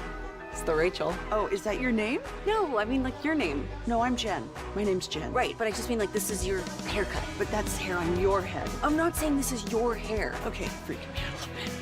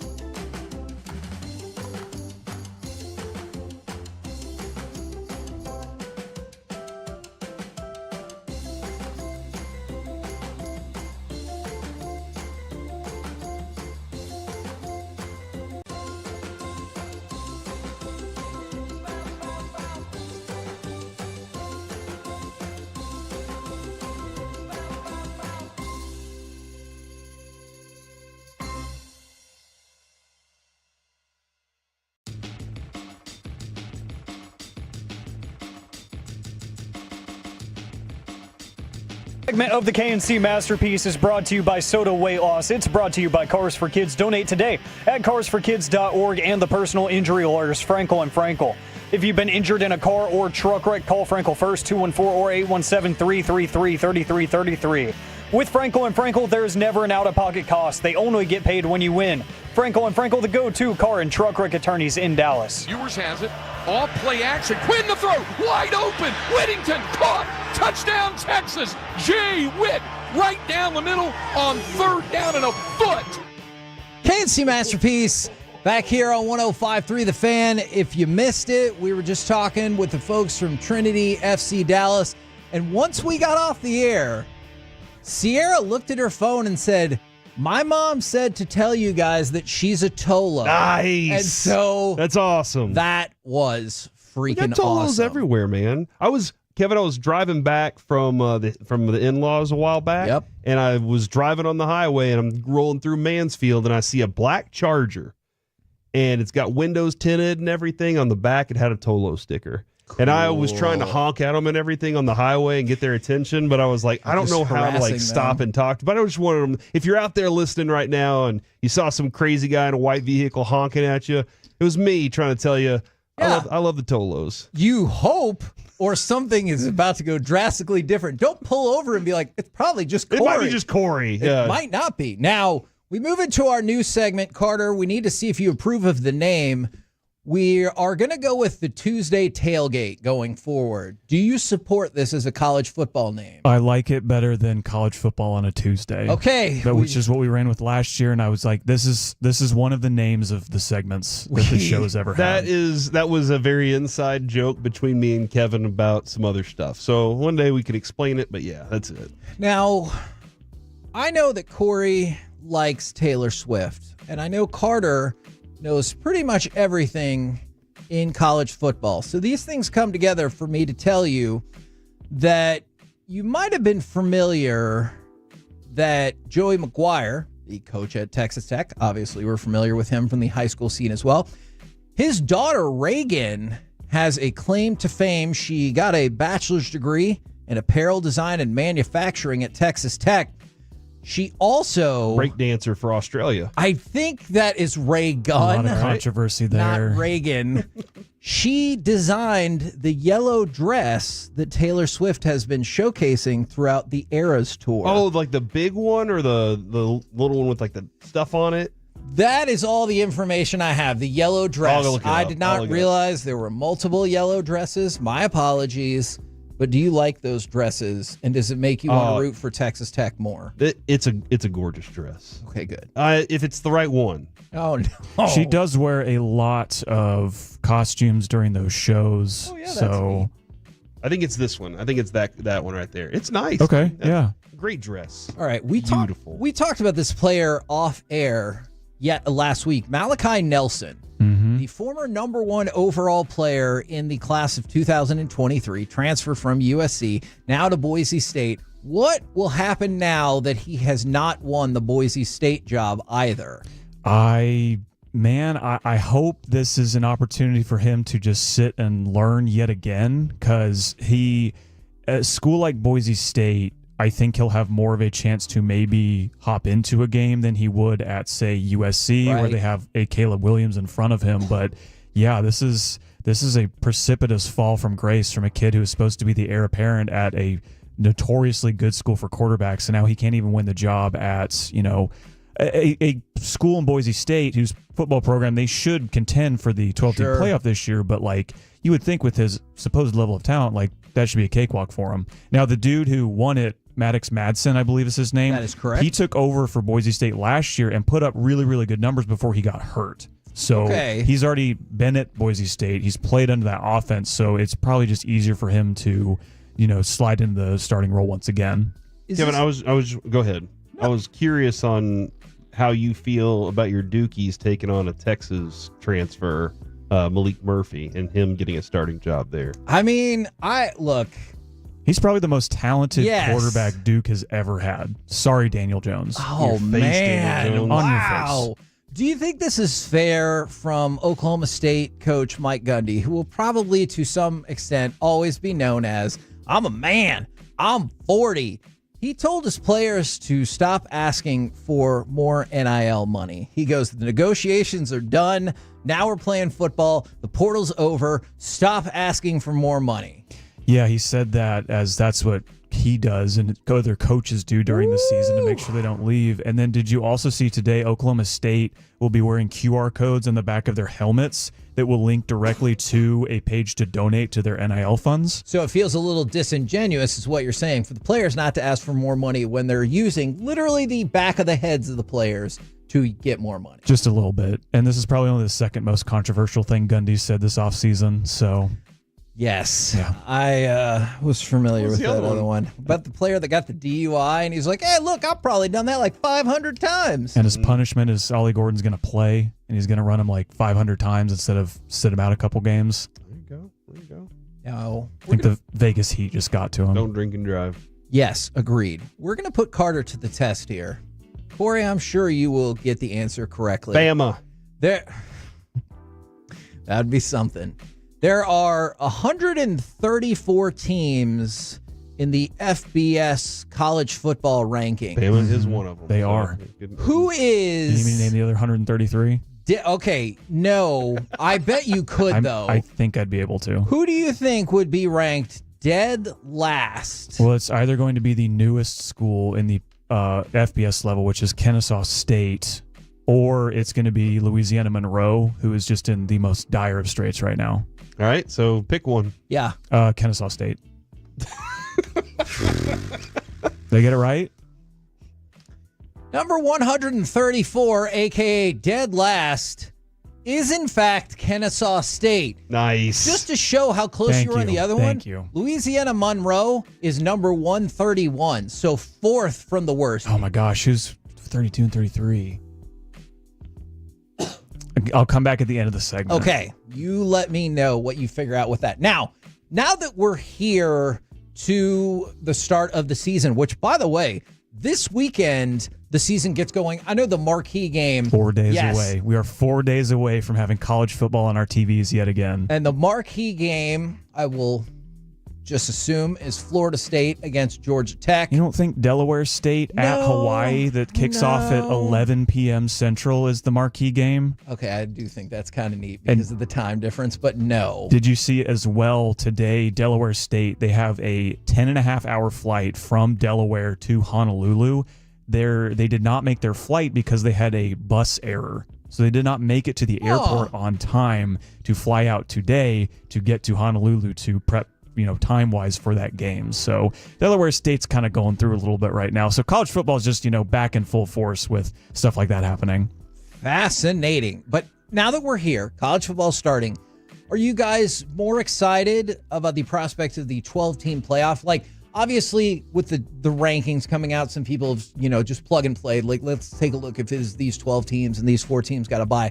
Are you excited now that it's here? Because as a fan of an also-ran college football team in Texas A&M, I am excited that it feels like there's something more to play for. Maybe not this season, but just in general. I am, and I don't feel like it takes away anything from the excitement of the regular season of college football for me either. Like I still feel like is that because of the buys? Just because the nature of college football, I think, really is the thing that I get excited about anyway. Like every Saturday, it's the, hey man, these kids are going out to party and also getting the big game going on. I think that excitement is still going to exist. Now, professionally might be a little bit different, but just the way that college football is, I think that excitement's going to be there for both of them. You just know the level changes once you get to the playoff. Yeah, and I think people are saying, oh, this devalues the regular season more. There's more teams that can make it, so these regular season games don't matter. I disagree with that because I would say a late season Missouri versus Ole Miss game you might not have cared about before. That's just some also because, it's going to be Georgia and Alabama or Georgia and Texas, whatever, right? Well, those teams are fighting for the playoff too. Like there's going to be more eliminator games for a lot of these teams. You're going to see 9 and 3 teams scoot into maybe the 10 or 11 seed in this playoff, but they're going to be playing games against other teams that at that point in the season they're like 7-2 or they're 8-2. So like you're going to see more of these eliminator games and more of these other games that you might not have cared about before are going to matter towards the end product. I really could. Now, from the 214, they asked about this last week, and I get an opportunity to bring it up. What do you know about Caden Salters from Cedar Hill, the quarterback at Liberty. He was the Conference USA Offensive Player of the Year last year, I believe. I mean, Liberty was undefeated in the regular season. It was their first season in a conference. They'd been independent before that. He had an incredible season. He probably could have, moved up to the power level if he wanted to, but he's back at Liberty. Jamie Chadwell is the head coach there. He was formerly at Coastal Carolina, who had some hot offenses in the early part of this decade. So they're one of the many, or I shouldn't even say many, they're one of the few top contenders for that Group of 5 playoff spot, because I mean they haven't lost a game since they moved into a conference, and Conference USA is not the strongest, so they have a good chance to sweep through it yet again. This might be a question for another day. Which not rival do you love to hate? So, for example, Clemson. There's 4 Ohio State players that are on the AP preseason All-America first team. I think that might be mine just because going back to Urban Meyer, but they're not actually a rival or anything like that for Texas A&M. So you said Clemson. Why Clemson? And then Corey, let us know yours as well. I'm tired of the way Dabo does things, especially in this new era of college football. He's not willing to adapt. And that's to my benefit because they're not nationally relevant as much as they had been at the later part of last decade. But just the way he goes about his business, I'm not a fan of his. Corey, is there a not direct rival team in college football that you love to hate on? Yeah, UTSA. The Road Runners? Yeah, because that's UNT's big rival. But I just said it's not a rival. Well, it's not a rival to OU. Okay, so you can pivot. Just changing. Yeah, well, actually, allegiances. Kevin, my bad. I went to go look up the 132nd and 133rd teams. Yes. New Mexico, one of them? No, it's UMass at 132 and Kent State at 133. And then I saw UNT, baby, go mean green, 107. So we still got a chance. Almost in the top 100. New Mexico was only 122. So. Okay, they play South Dakota State this weekend, who is an FCS program, who is the reigning national champion. No, I'm sorry. They play Montana State, who was a semifinal. No, they were the runner-up at the FCS level. Are you in preseason form too, or what's going Season on? hasn't started yet. The New Mexico plays Montana State. You're FCS glitching. team. They are the FCS team, so a lower level, less scholarships, is an 11-point favorite over the team that's at the FBS, the highest level. That is pretty wild. That's why I thought Montana or New Mexico would be down there. I'm just going to stop talking. I'm glitching too much. I think, Kevin, the non-rival teams, though, for me, in the higher up rankings and everything, one of them is definitely Iowa because they play boring football and they very, very scarcely score points. In your face, kids, at the end of the third quarter. And they still win 10 games every year. It's something because defense wins games. And then A&M. Oh. Yeah. It's just, you know how y'all are. We do weird things. You know I get how it. y'all are. I get it. Y'all's think it's the things y'all do. For the KNC Masterpiece. That's a little hurtful, but I get your point. Right here on 105.3 The Fan. Coming up next, let's chat with those fellas from the GBag Nation. Right here on 105.3 The Fan.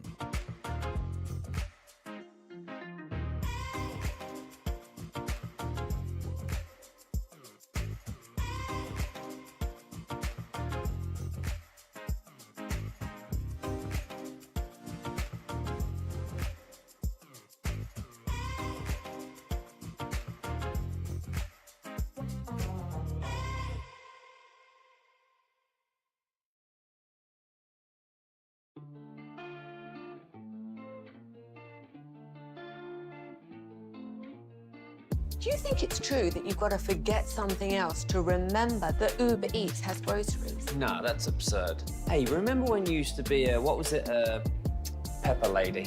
Pepper Lady? Wasn't it Cinnamon Sisters? Basil Babies. Saffron Squad? Nutmeg Maidens? Paprika? No, Nutmeg Maidens? I just said that. Was it Spice Girls? Doesn't sound right. Was it Saffron Squad?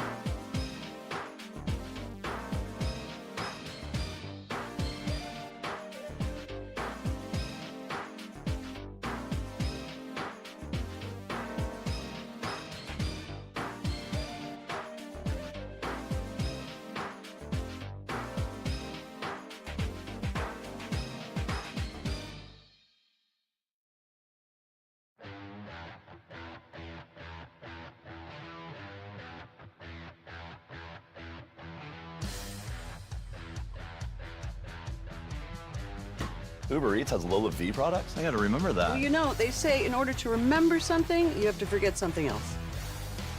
Okay, now that is a very cute haircut. That's like a little shag. I've never seen it before. Well, I mean, of course you have. It's the Rachel. Oh, is that your name? No, I mean like your name. No, I'm Jen. My name's Jen. Right, but I just mean like this is your haircut. But that's hair on your head. I'm not saying this is your hair. Okay, freaking me out a little bit.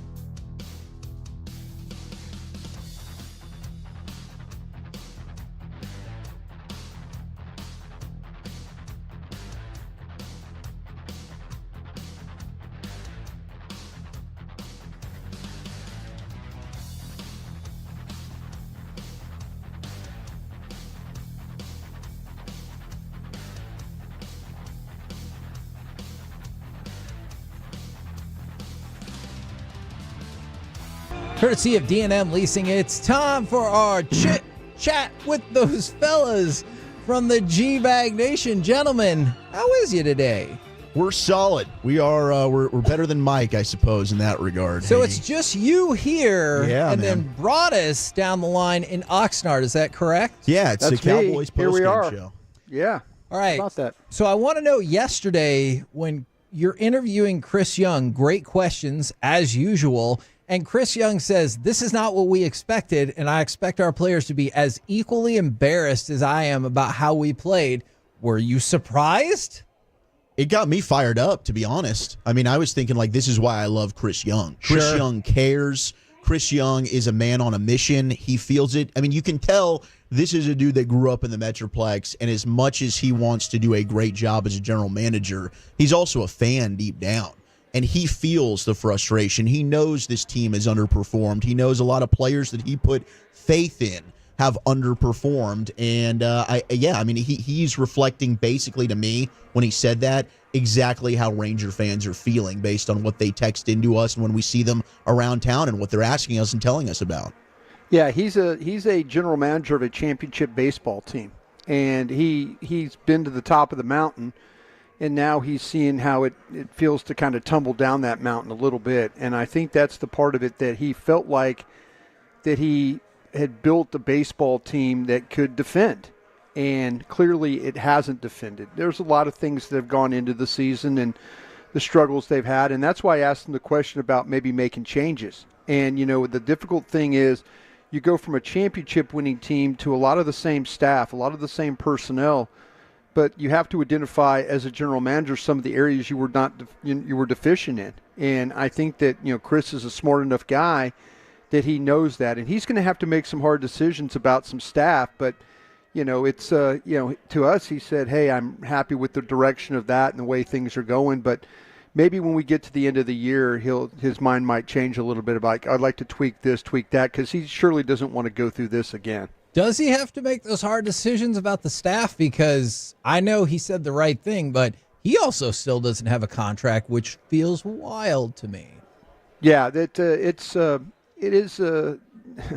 We've talked about some of the various general managers, around our sports teams, and the Jim Neals and getting a contract extension with the way the Stars have performed, and the Nico getting a contract extension as well. It just seems like that you would want to keep the guy in place that helped you build a World Series winning team.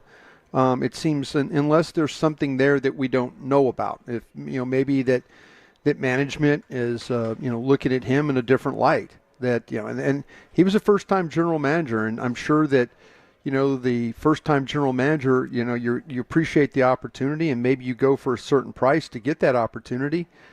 But then you win a World Series, you're kind of like, well, wait a minute, I'm not a $1 million general manager. I'm a $4 million general manager now. And so, those are the kinds of things that we don't know about there, but it does seem very unusual. The other part, too, like you said, the misidentity, like you're trying to figure out what is bad and what you can, like, get rid of. You also got to figure out, did you misidentify what was good? Was it just luck? It wasn't just luck that made that happen. Something was right. Something was good there. Mm-hmm. How do you recapture that or rebuild that? Yeah, it's, when you look at the regression, and Mike, you get these numbers when you're doing the games, but Jonah Heim, Ezekiel Duran, Leody Taveras. Like, Leody Taveras is a big conversation they're going to have. Like, you've given him time. I understand he was your center fielder when you won a World Series, but I don't think we've seen the progression from Leody Taveras that we need to see. I think he regressed this year as a defensive player, and he is very inconsistent with his bat. I think that's a move where it's like, hey, Leody, we've given you time. We no longer can give you the benefit of the doubt. Like, yeah, you're a World Series champion. We got to make that tough decision. We need to get better. Now, the Evan Carter back situation, that's a scary one because that was your easy move. Evan Carter's our starting center fielder. Now, maybe that's a question mark. So there are some tough, soul-searching, look-in-the-mirror things when it comes to players. Hey, was that a flash in the pan a year ago, and did they regress down to the means of who they really are this year?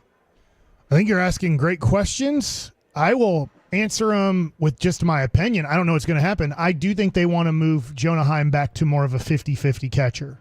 I know Carson Kelly is a free agent, but I think that they've seen enough already, and they get to see 6 more weeks, that they probably want to bring Carson Kelly back and it be a 50-50 share of catching the game. So each of you have approximately 80 games of catching together, and you'll DH some when you're hot with the bat. And then I do think Evan Carter will be the starting center fielder on opening day next year. I think that's a move they're going to make. And then you hear a lot about first base. Mm-hmm. But the thing is, to me, I think Corey Seager's headed towards that position. So then it becomes, as a general manager, how much do you want to fill that position for years if you feel like your shortstop, eventually 6'4", 230 pounds, is going to need to make a possible move to that position? Yeah, that's a phenomenal question. I guess, when you look at the minors, Sebastian Walcott, very young, but is that the guy that you're envisioning takes over at shortstop when that time comes? Everybody said he's not a shortstop, which then my question is why are you playing him at shortstop? If, Broadus can maybe answer this through a football perspective, or if you don't think he's a future player at this position, why are we playing him at that position in the minor leagues? Yeah, that is kind of unusual. Mike, can I circle back about the thing with Corey Seager? If you feel like that the place he's going to end up is at first base, why wouldn't you go ahead and make that move then now? Why wouldn't you go ahead if you have a problem at first base, or you think you have a problem at first base, why wouldn't you go ahead and make that move now? Is it because you don't have a shortstop? Well, Josh Smith could be your starting shortstop. He could be. I would say right now you have Nate Lowe on the team. So your best team is Nate Lowe at first base and Corey Seager at shortstop. But from what I hear, I don't know, but Nate Lowe's arbitration eligible last year, and he's going to get around $10 million, as an arbitration number. And I don't know if the Rangers are willing to pay that number for the production he provides.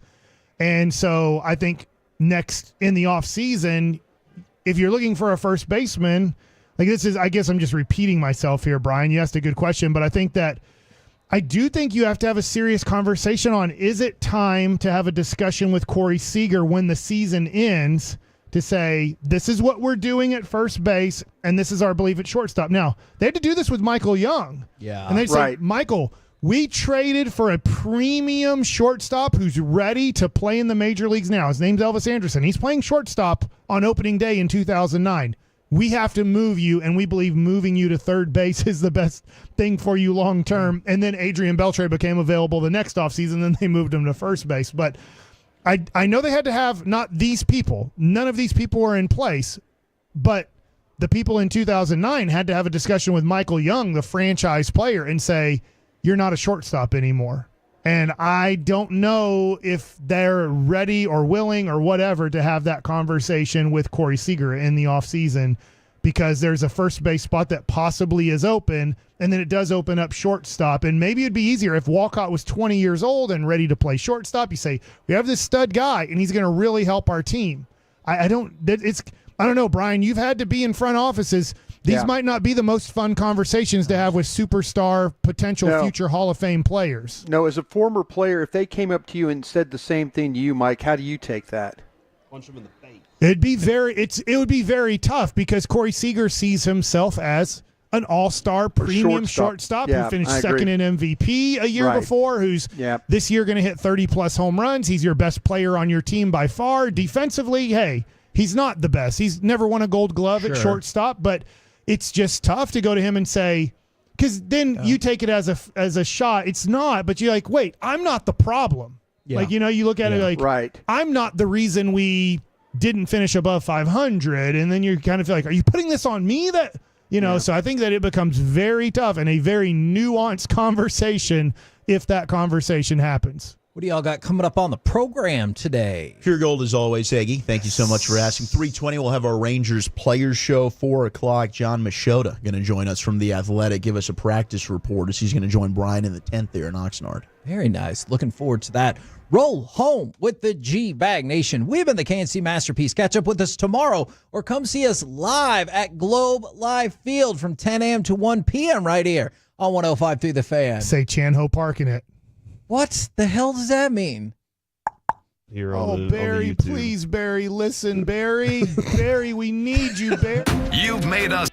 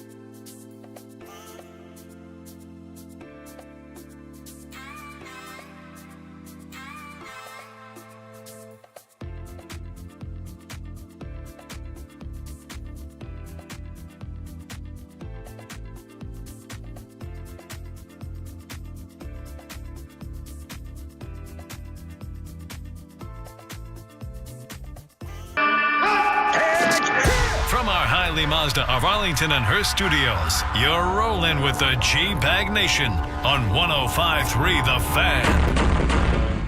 Hour number 1 of the GBag Nation, and we've got a programming update already. Rangers Players Show today. Guest's going to be Andrew Chafin. Now, he's going to join us at 3:40, and we've been alerted, Lucius, to have the dump button ready. All right, and he might think like, oh, it's podcast for him. Oh, somebody better tell him then. Yeah. What are we talking about? So 3:40, Andrew Chafin, one of your new Texas Rangers, who's fired up and quite a character.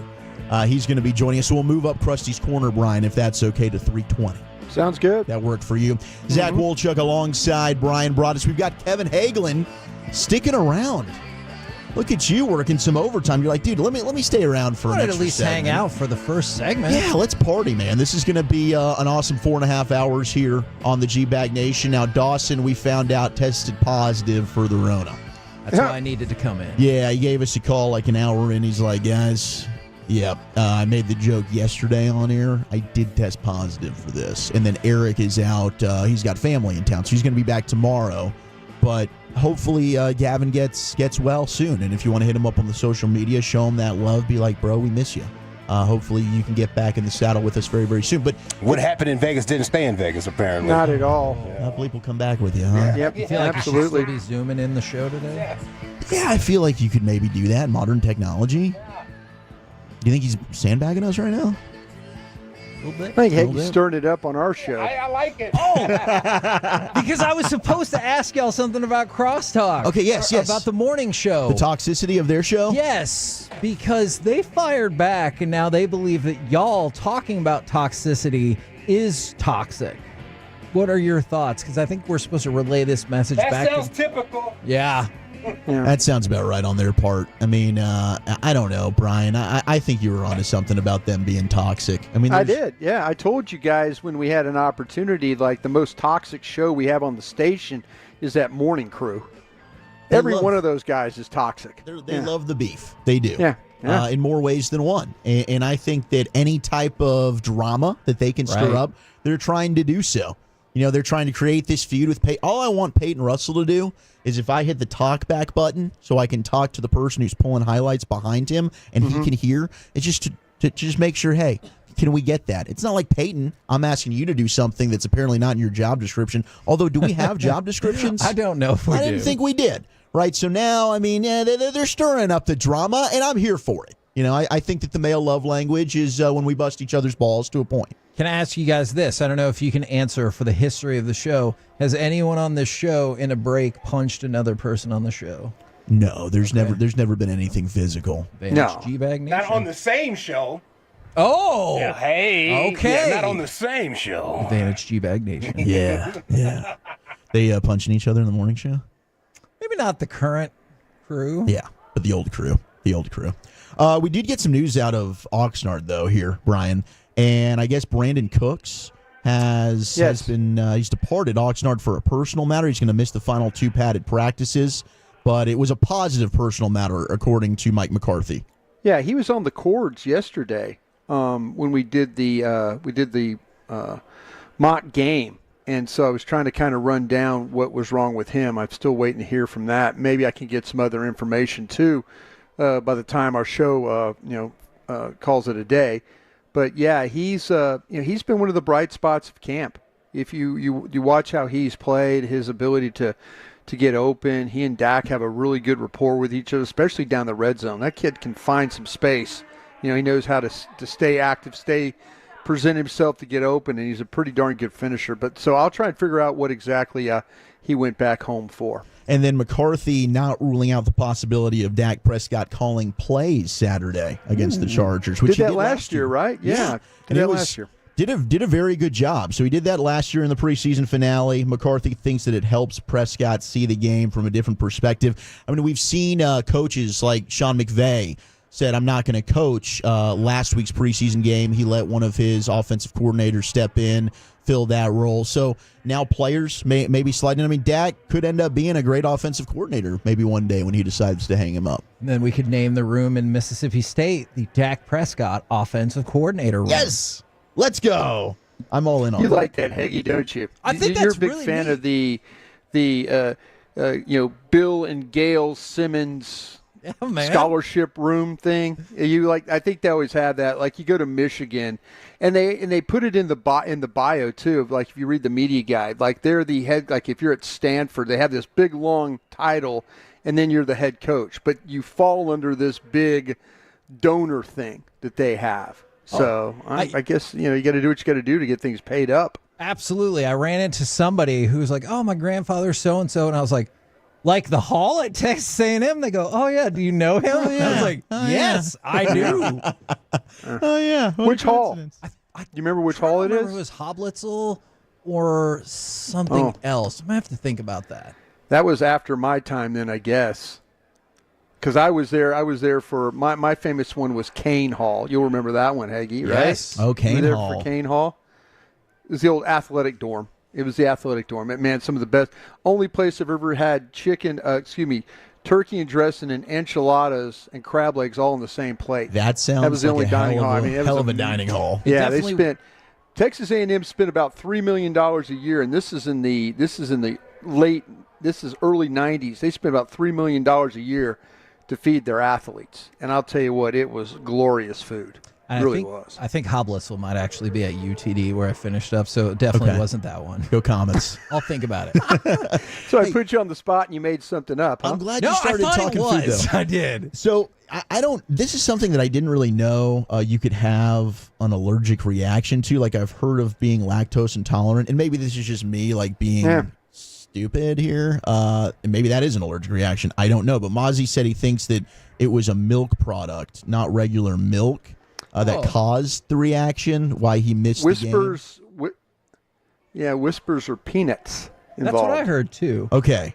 So I don't know. Yeah, like, an was it allergy like to- a? Yeah, we're doing peanut milk? a shake, like we're doing Oh, like I see what you're we're saying. doing he had a I'm not going to say it because I'll be on Heggie's show on Friday Yeah, if I say say it. what the allergy is going to be. No, I'm not going to say it, but it has to do with peanuts or nuts or something like that. So yeah, that's the allergy that he had. Okay, but that- that's what we were hearing on the field. Yeah, That makes sense. And then I don't know if you guys saw this, but Jeff Bezos apparently might be interested in buying the Boston Celtics. Yeah. $6 billion is what they want to sell the team for, with expansion in What the mind. hell does he care? Yeah, Bezos can do this, but I mean, gosh, if I were Bezos, I believe it. I mean, why wouldn't you want to buy the Boston Celtics? It's one of the most storied organizations in the history of sports, period, not even just in basketball. And now brought us there to Heggie, is he a Seattle guy? Yes, he is. He's a Seattle guy, right?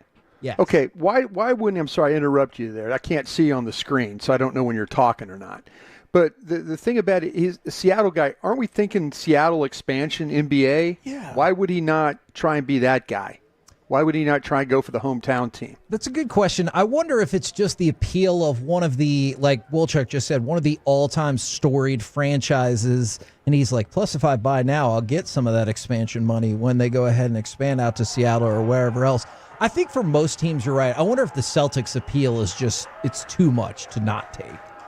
That's a good point, because with the expansion in mind, I'm sure there's a lot of people out there that would want to buy the Boston Celtics. I don't think they'd have a short list of people that are wanting to at least attempt to bid for that. And then if your plan is to expand, you've got a guy who's clearly got the dollars then that is ready to say, hey, I'll take on the Seattle Supersonics. And that's what they have to do. They've got to just bring back the Seattle Call it the Supersonics. same. Yeah. 100%. Like that, absolutely. Do you bring back Durant? You know, it's... I think so. Yeah. And you know what? I think KD might welcome Slick that move Watts, at this point. maybe. Yeah. I'll tell you what would be interesting is if John Henry's group, Fenway Group, I've heard they're interested in the Celtics, right? Ooh. They're the ones that own the Red Sox, and they got, they've got a lot of other things. They got soccer teams overseas and stuff. If Fenway Group buys the Celtics, that would make LeBron James a minority owner of the Boston Celtics, because he's part of the Fenway Group. That's right. Think about that. Think about LeBron James, like he's playing, but he's part owner of another basketball team while he's doing this. I mean, I guess that's similar to what they were dealing with Brady, trying to get the Raiders, but then Brady retired. So it wasn't actually a problem. But that would be fascinating, especially if LeBron's still on the Lakers. That doesn't work. Like, how can you be a minority owner of the Boston Celtics but be playing for the Lakers? That doesn't add up. I wonder if that's ever happened. I wonder if there's been somebody that has. I wonder. There's got to be somebody that we're not thinking about that was like a involved. It probably happened in the 20s. Like Bronco Nagurski was probably playing with somebody, but he was part owner of the Green Bay Packers or something. You know what I'm saying? There was probably something going on that we weren't figuring out then. Okay, 512 is saying almond milk. That could have been what it was as the allergy. That makes a lot of sense. Oh. The nut milk. See, I always think that's the safe one. Yeah. I mean, look, it's supposed to be healthier, right? I mean, I know a lot of people love their almond milk, some skim milk. Lucius, you're a big almond milk guy, aren't you? This was a shake. This was one of those after. Yeah, this was an after practice shake thing. Okay, is what I heard. Yeah, so you probably didn't even know. Somebody didn't. Somebody didn't ask him what was going on. Hey, are you allergic to anything, by the way? So yeah, that's something we got to check. And Hagee, you will probably know this game, so that's why I want to bring it up because I know Brian does not. Backyard Sports. Yeah, it's relaunching, it's baby. Let's go. The popular kids game franchise. It's coming back in a few months. I know that Kelsey's a while back were talking about they wanted to try and get into this and pump some money in to bring it back. But Playground Productions, a children and family entertainment company founded by former elementary school teacher Lindsay Barnett, plans to relaunch the iconic franchise in the coming months. So I'm pumped about this. I grew up playing some of the backyard sports, backyard baseball, backyard football. It was a blast. So I think this is going to be something that hopefully a new generation of kids can go ahead and enjoy playing. I mean, your son Noah can grow up playing this. Exactly. It felt like the social media buzz about this had grown for several months. I'm sure that is not accidental leading into the announcement of the relaunch. So I think the way they're doing it, it's been excellently done. And we just had Bobby Witt Jr. hit a home run Players Week with a Pablo Sanchez bat. I love it. Freaking sick. Okay, last thing I want to talk about here, and I need your guys' advice. I was thinking about when I wanted to bring this up on the show, but next week on Sunday, I'm leaving to go with the wife and our baby girl Eliza. It's her first time. We're taking her to Florida. So Maya's mom has a place near like Barton, Florida. Okay. Tampa area. So Maya's been really wanting to go. So we're taking the 6-month-old with us. It's her first flight, and I'll be honest with you, I am stressing hard about this. I'm very, very nervous. I've never wanted. Honestly, I didn't even want to do this in the first place. But it's like, okay, we're just going to do it. If this is not worth the fight, I'm going to lose this battle. So first thought's the best thought. Don't ever forget that. I've just never wanted to be the parent that is, you're on a flight, you've got the screaming baby, and now everybody else on the airplane is looking at you and thinking, I hate you, why did you do this to us? And that is my greatest fear. She's a great baby. A lot of the time she does not give us a whole lot of fuss, and I'm hopeful maybe she just sleeps through the thing, and it's not an issue. But guys, I am stressing. I don't even feel like this is a vacation right now. I'm not even looking forward to this. See, this is the issue. It's not going to be your child. What's going to happen is you're going to get to the airport and these airlines don't fly on time anymore. Yeah. So now everything that you planned, like, okay, we're going to do this. We're going to give her this. We're going to make sure she sleeps here. We're going to do, all the things that you plan, and you're going to be sitting at that gate for 2-3 hours maybe, having to deal with that, dealing with the delay, dealing with a full plane, dealing with making sure that pack and play and everything gets down the jet bridge so you can get to the next destination. To me, flying, and I'm going to have to do it tomorrow night, it's no bargain anymore. Yeah. They don't care about you anymore. They really, really don't. But you're going to take your child on her first trip, and the whole time you're going to be stressing about it. Yeah. And you could be stressing about it, and it might not be your fault. But the airlines, I guarantee you, there'll be something that happens where now you're struggling to have to do something. And her ears might pop too. I know. Like that's the whole thing. She's 6 months old, right? Yeah, we're gonna have a bottle ready to go, and we're supposed to feed her while we do that. So that helps with the pressure. I don't know. We've been told you might be sucking on that bottle too. Maybe, man. Yeah. This whole thing has me very, very nervous. Like the children's Benadryl or something like that. Maybe. Can you do that at 6 months though? I'll take any advice. I mean, have you flown with Noah? Just for the record, I just want to make sure. So Lucius and Broadus' advice is you have made a mistake. Rethink your decision. And that's usually what I end up getting from them too. It's like I shot the airline some bail too because Broadus was definitely jumping in and piling in on the airlines. These damn airlines, So I shot him they're some never bail. on time. Yeah. The flight's going to get canceled. You're not even going to go on the trip. I'll talk with my wife. She might have some pointers. Please do. Hagee, thank you so much, dude. I Don't appreciate go. you, bro. Overtime. All right, let's do some NFL. Yeah, don't go. Maybe, I don't know. COVID's going around, A guys. vacation with a 6-month-year-old. 6 month. Is it even a vacation? Like a and then we're dealing with the whatsoever. sand and having to change her on the beach. And Write a book about that. The whole thing, to me, sounds like this could be stressing. But whatever, as long as wifey's happy wife, happy life. That's what they tell me. Yeah. All right, let's do some NFL True or Fart. I got some questions for Brian. That's next in the nation.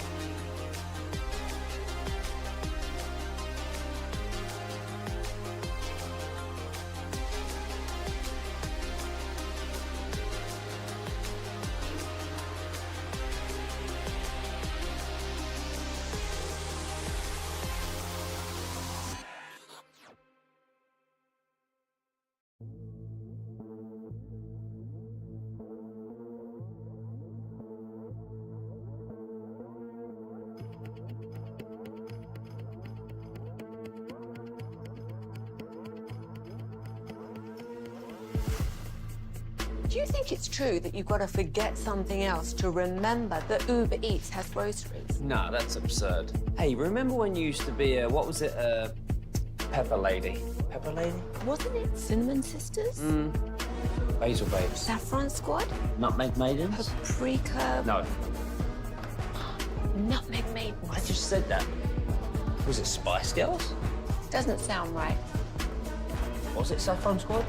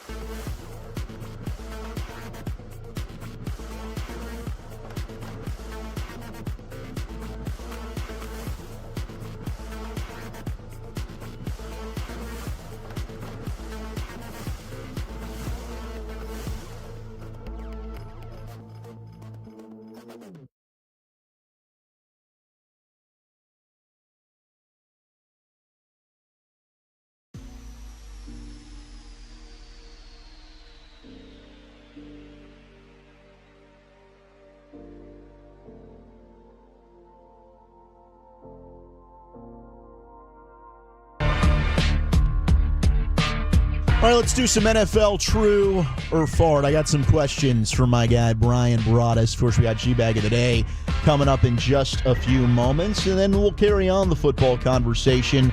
NFL teams most likely to improve and regress. We get this every year from Bill Barnwell of ESPN, and he's become very, very good at this segment in the GBag Nation, brought to you by Franklin Frankel, and GBag Nation also brought to you by Cars for Kids. Donate today at carsforkids.org. Brian, let's do this. If it's your first time playing along with NFL True or Fart, 877-881-1053. Well, this game was born thanks to this slip-up from Robert Flores. All right, we've moved to the red zone as far as the running back conversation goes here on this SportsCenter Fantasy Draft Special. True or fart? False.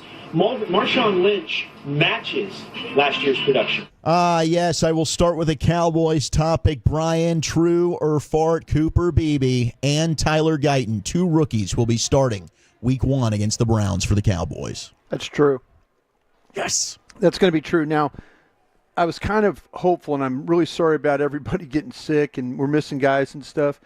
And we'll have John Michaud on. I was kind of, because every time you think that Cooper Beebe is going to be with the ones, then he's with the twos, and then you think, oh, well, Brock Hoffman looks like, and no, wait, now it's Cooper Beebe. So I was kind of hopeful because yesterday we saw where it was Cooper Beebe was the guy. Now they've got a padded practice going on right now behind me. And so I just wonder if, in fact, I haven't looked at Twitter or anything like that. I don't know if anybody said, oh, it's Brock Hoffman taking the ones or Beebe's taking the ones today. But we'll have Michaud on. He'll recap practice for us. But I'm going to say that, yes, that is going to be a true. That makes me very, very happy, as you know. And I think both of them have earned it at this point. And we've talked about the lack of tackle depth and with Chuma Edoga hurt. In fact, I even saw this just while we're on the topic. I saw your buddy Todd Archer, friend of the program. He kind of threw out there that when you're figuring out the 53-man roster projections, there's been a tweak where you can designate two players at the final cut to reserve, IR. Right. And Chuma Edoga might fall into that mix. Yes. So maybe that saves you a roster spot. So, hey, I mean, that makes it even more apparent. Guyton's going to be starting for sure. I guess the question is BB making that spot. Okay, other Cowboys one I got before we go into the rest of the National Football League. True or fart? Trey Lance is going to be your quarterback 2 behind Dak Prescott. I want to believe that's true, but I've been on a couple different platforms. I was on the break with Nick Harris and Derek Eagleton this morning, and Nick Harris was kind of talking that he felt like that it was going to be Cooper Rush was going to be the 2. And I think it depends on what happens with the Chargers game this Saturday. If they continue to get the improvement that they saw with Trey Lance, and you saw the avenue, the way to win a game, and how to call plays for Trey Lance, you saw that against the Raiders. That's the avenue. The RPOs, the underneath stuff, trying to run the football, that's the path to winning football with him right now. I think it's going to come down, though, to that Chargers game and to see if he's, in fact, going to be, if he's taken Cooper Rush's job. Also, we've got this Falcons storyline, and we'll get... Did I say true or fart there? You did. You kind of went... You said fart, but you're hoping I think it's true. fart. I just think right now, if it's fart, then he clearly didn't do enough. The thing with Cooper Rush hasn't been terrible at practices here. Yeah. And the fact that he's willing to throw the ball down the field, he might be a different quarterback. But I kind of feel like if the point... All right, let me ask you real quick. Yeah. And if the team was 7-1 and Dak got injured, who would you want playing quarterback the rest of the way? If they're 7-1 and your team's really good, I know that Cooper Rush is capable of coming in and winning football games and not losing them for you. That's the key thing. That would be the difference maker between the two. I know Cooper Rush is not going to lose me a game. Is he going to win it for me? I'm not sure. He's not going to lose it. So if you're 7-1, it probably means your defense is pretty damn good. Yeah, if you're 2-5, you're okay with playing Trey Lance. 100%. But there's a lot of people that are like, if you're 7-1 and we got to keep this thing trying on the tracks, Man, there's a lot of people that play Cooper Rush and try and keep it on the track. Because you've seen that, right? He went 4-1. A lot of that was the defense was great. The defense was scoring. Sure. So if you're a competitive team, then yes. Otherwise, I'm down to let's just see what you got in Trey Lance. Why not? Because most likely your starting quarterback goes down. You're not expected to be very good anyway. But in the previous situation, I'm with you on Cooper Rush. Okay, this is one, and this will be the last one before we go to G-Bag of the Day. I know you and Eric kind of kicked this back and forth on the pregame, but the Falcons have made the decision to not play Michael Penix Jr., the rookie, the rest of the way. Mm-hmm. True or false? Falcons are making a silly choice by sitting Michael Penix Jr. and not playing him in the preseason. I think that's true as well. I think they're worried about Kirk Cousins' feelings. Oof. I really do. It's kind of like what's going on out here behind me. They're not going to let us evaluate Ezekiel Elliott. Don't practice him. Don't play him in games. Don't lead to questions from us about their roster. And they're going to do the same thing in Atlanta. They don't want to in week 3 or week 4, if they get off to a poor start, everybody say, well, gosh, in the preseason, Michael Penix he was clearly better. He was doing everything, Some teams were protecting themselves from the finger pointing of are the questions of why are you not doing this? My goodness. I think true is 100% the right answer. We'll get more into that at 3 o'clock NFL News of the Day because I got more thoughts when it comes to Atlanta and that scenario. But right now, let's head into the Pip Cump with Lucius Alexander for today's G-Bag of the Day. I got balls in Atlanta. Hold us up in the center. Let me get my seat here. Hey, everybody, it's a Tuesday. Hope you're enjoying yourself, being safe out here on these streets. Please do. Some of you, I don't know how they let you outside. I just don't understand. I think you need permission. I think you need permission to get outside. All right, it's day 2 right here for you, Mr. Broadus. This impersonation that you did of Sean Sharif. By the way, if you're not familiar with this clip I'm about to play, if you're not familiar with the morning show, if you're not familiar with the station, hello, how you doing? Yeah, the morning show is RJ and Choppy. That's the name of it, the RJ and Choppy show. The host is Sean Sharif. And Broadus is doing a hell of an impersonation of him right here. Started a whole lot of drama. I was thinking you two need to fight more on these shows. No, I was hoping the two fight was... idiots going at it. Not very strong. I was hoping the fight was worse. It wasn't that bad. Yeah, exactly. You were hoping that you'd have to talk to me and go, hey, I'm thinking about posting this. What do you think? What do you think? I'm thinking about for the ratings here. Yeah. Yeah. If you and Bobby would if you met with each other and hit each other in the face, that would be better. I'm cooking a brisket. What do you think? Oh! I'm using my Thermopin and some foil. Send this over for G-Bag of the Day. I'm making a boat out of the foil. I'm making beef tallow while I'm doing it. Wow! I'm use the beef tallow from some beef stroganoff I'm thinking about later. Who you liking at quarterback, Broadus? I hate everybody you like anyway. Sometimes you're a little bitch when it comes to this stuff. Little bee. I did. I channeled my inner Sean Sharif. He's right, though, in the morning show. He said nobody cares about the ratings more than him and I. We really, we get mad. We're too competitive about that. Hey, we really are. I love it. I love the competitive spirit that you two have when it comes to that. Thank you. Yeah, it's good stuff, brother. Appreciate you. Yeah, appreciate Let's see if we can knock that off today. Appreciate what do you say? You, man. Yeah. Hell Let's no. knock that off today. What We'll do you see. say? We'll What see does what the that mean? contenders are. What do you mean? Oh, Appreciate get it. Okay, no, I didn't know what you meant. He wants to stop listening to it. Okay, We love it. So, but no, he's- the Tolos love it, man. I'm getting a whole lot of reaction off of this little clip right here, Broadus. People love it. Well, thank you. Yeah. So you got to give the people what they want. Absolutely. A kidcaster. You guys know what a kidcaster is? Is that a child sportscaster? Hey! Look at you. Context Man. clues? Look at you. Yeah, man. I'm glad you used them today, too, bro. Usually I don't. I know. Kidcaster. That was Jared Sandler, too, by the way. Kidcaster. Yeah. I'm not even trying to be funny. This man is built for this. This is what Jared Sandler wanted to be from a long time. You know, like you were in first grade, and teacher asked you, what do you want to do? And some dumb fool put his hand up in the sky and said, I want to be a cowboy. Uh-huh. Yeah. And Jared said, I want to call baseball games. Right. And he's doing it. He's doing it. He's doing it. So give that man his flowers. But let's hear. We got a kidcaster for the Mets. His name is Kingston. Tell me what you think about Kingston on the call. It's Rogers' 65th pitch of the day. It is smacked through the hole, a base hit.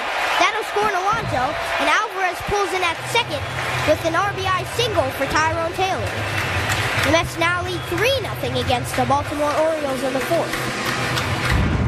Dude, that was a hell of a call. Nice call, right? Yes. The description, everything that happened. Yeah. That was phenomenal. That was really good. That little kid painted the picture for you pretty well, too. Yes, he did. Shout out to you, Kingston. Yeah. Kingston on the call. That should be his Twitter name, Kingston too. on the call. Kingston on the call. Yeah. And anyway, here's Kingston. He's got some jokes.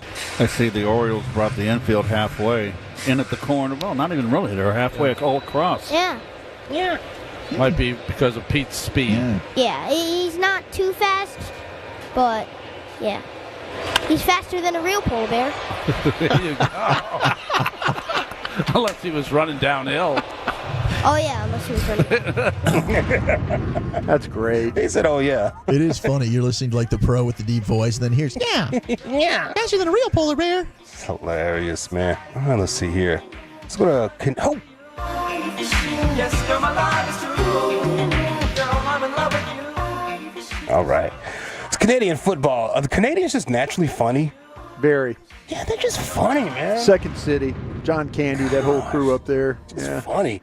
Here's a ref explaining a situation right here. And he just did it the most Canadian way. That hits the scoreboard. Goes bouncing down at the 35. Flintoff hammered that right into the Jumbotron here at BC Place. The kick hit the scoreboard, which is pretty odd. We're going to redo everything. We'll redo the play. We'll reset the clock at 2:44 with a new 20-second clock. It's just a redo. Ben Meach, you're just saying what we're all thinking. I love it. It's the first year. It's pretty odd. It's pretty odd, Didn't expect that to happen today. Holy crap. Pretty odd here, eh? All right, let's see what else we got for you. Lucius, when you start talking about, comedians really well. It's the Second City group, all that John Candy bunch and all those guys. I mean, that was pretty good up there, right? Hell yeah, it was. I said Morales. I think it was his name. Yes, Yeah, that was a beaker of comedy. A lot of comedy came out of that place right there. A lot of improv guys. There you go. That's right. Let's see here. Oh, we have speaking of movies and whatnot, the Taken movie. Yeah. Liam Neeson. Am I saying his name right? Yeah, Liam Neeson. Liam Neeson. Yep. All right. Well, we got a bouncer that kicks out a dude out of the bar, and he sounds just like Liam Nielsen, and he does it the Liam Nielsen way. Because right now, this is the crazy part. Now let me talk. This is the problem. Now you're pissing me off. I mean, if you say another word, I'm going to drop you. I didn't mean Do not speak. You do is turn around before I get angry. Have a nice day. Bye. Okay, Lucius, help me here. Was that the guy speaking, the bouncer? Yeah, that was the bouncer speaking to the guy. I love that. You're starting to That's exactly what that guy needed. Exactly what he needed. Get the hell out of here. Scared the hell out of him. He did. It scared the hell out of me. I'm like, okay, on my way to Jack in the Box. See you guys down the road. We'll find you. Yeah, he started talking like this to him. Like Batman, when Batman gets serious. Batman did. Where are the drugs going? Where is he? One more right here. This is not one. Winner. Senator in the Kenyan Parliament. Oh, here we go. He was just trying to warn them. He accidentally said the wrong words and they cut his mic off. He tried to warn them. He caught himself. Kenyans will be even in a deeper shit. Oh, no, that is not parliamentary. I'm sorry. Parliament will be in a deeper hole. That hole, that big hole, that you... That is Mike. Yikes. Wow. You know what? They should just swear more often. Just let them say it. Why not? Let's just broadcast Kenyans this will thing be live. even in a deeper shit. Oh, no, that is not parliamentary. Yeah, it's not. Yep. Maybe must-watch TV. They're just all... Reginald, what are you saying? Why don't you shut the F up over there, all right? Reginald, your mother and father taught you better than that. What is your issue there, man? You sound like you auditioning for that bobsled movie. Yeah. Good runnings. All right, let's go ahead and vote. Best accent in the world. Is it Brian Shawn impression? No. Is it Kingston? The Kidcaster, the Canadian football ref, the bouncer going full Liam Neeson, or is it our senator who catches himself swearing? Lucius, do you want to go ahead and start the voting? No, what are you doing? I heard, brothers. No, I heard you, bro. I'm going with you, though. I am riding with you. Brian? I'm going to vote. I'm going to vote for the kid broadcaster. All right, just to tick you off, Brian. He has done it. Two-time champion by a vote of 2-1, Brian. And his Sean impression, but shout out to you, Kingston. That was awesome. G-Bag of the Day every day at 2:30. Coming up next here in the nation, which NFL teams are most likely to improve and regress this upcoming season? This could mean good news for the Cowboys. That's next here on The Fan. But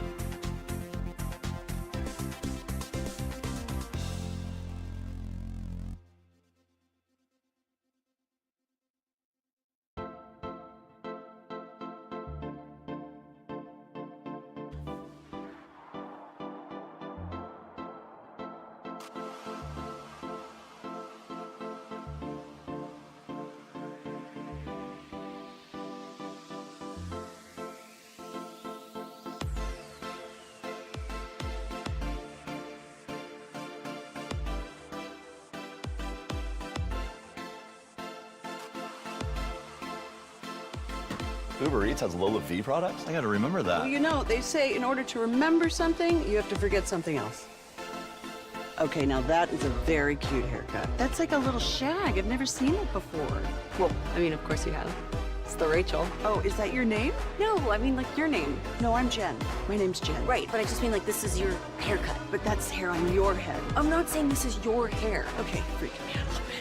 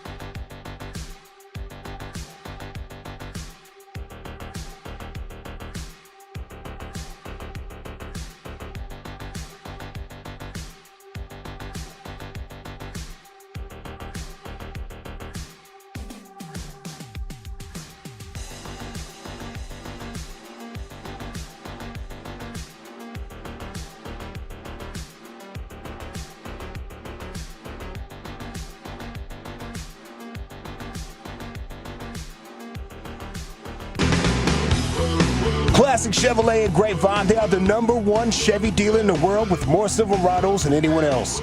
Go see them today and visit ClassicChevrolet.com. This is Texas. This is Classic Chevrolet. Together, let's drive, relax, and enjoy the difference. Based on new Chevrolet registrations 2023.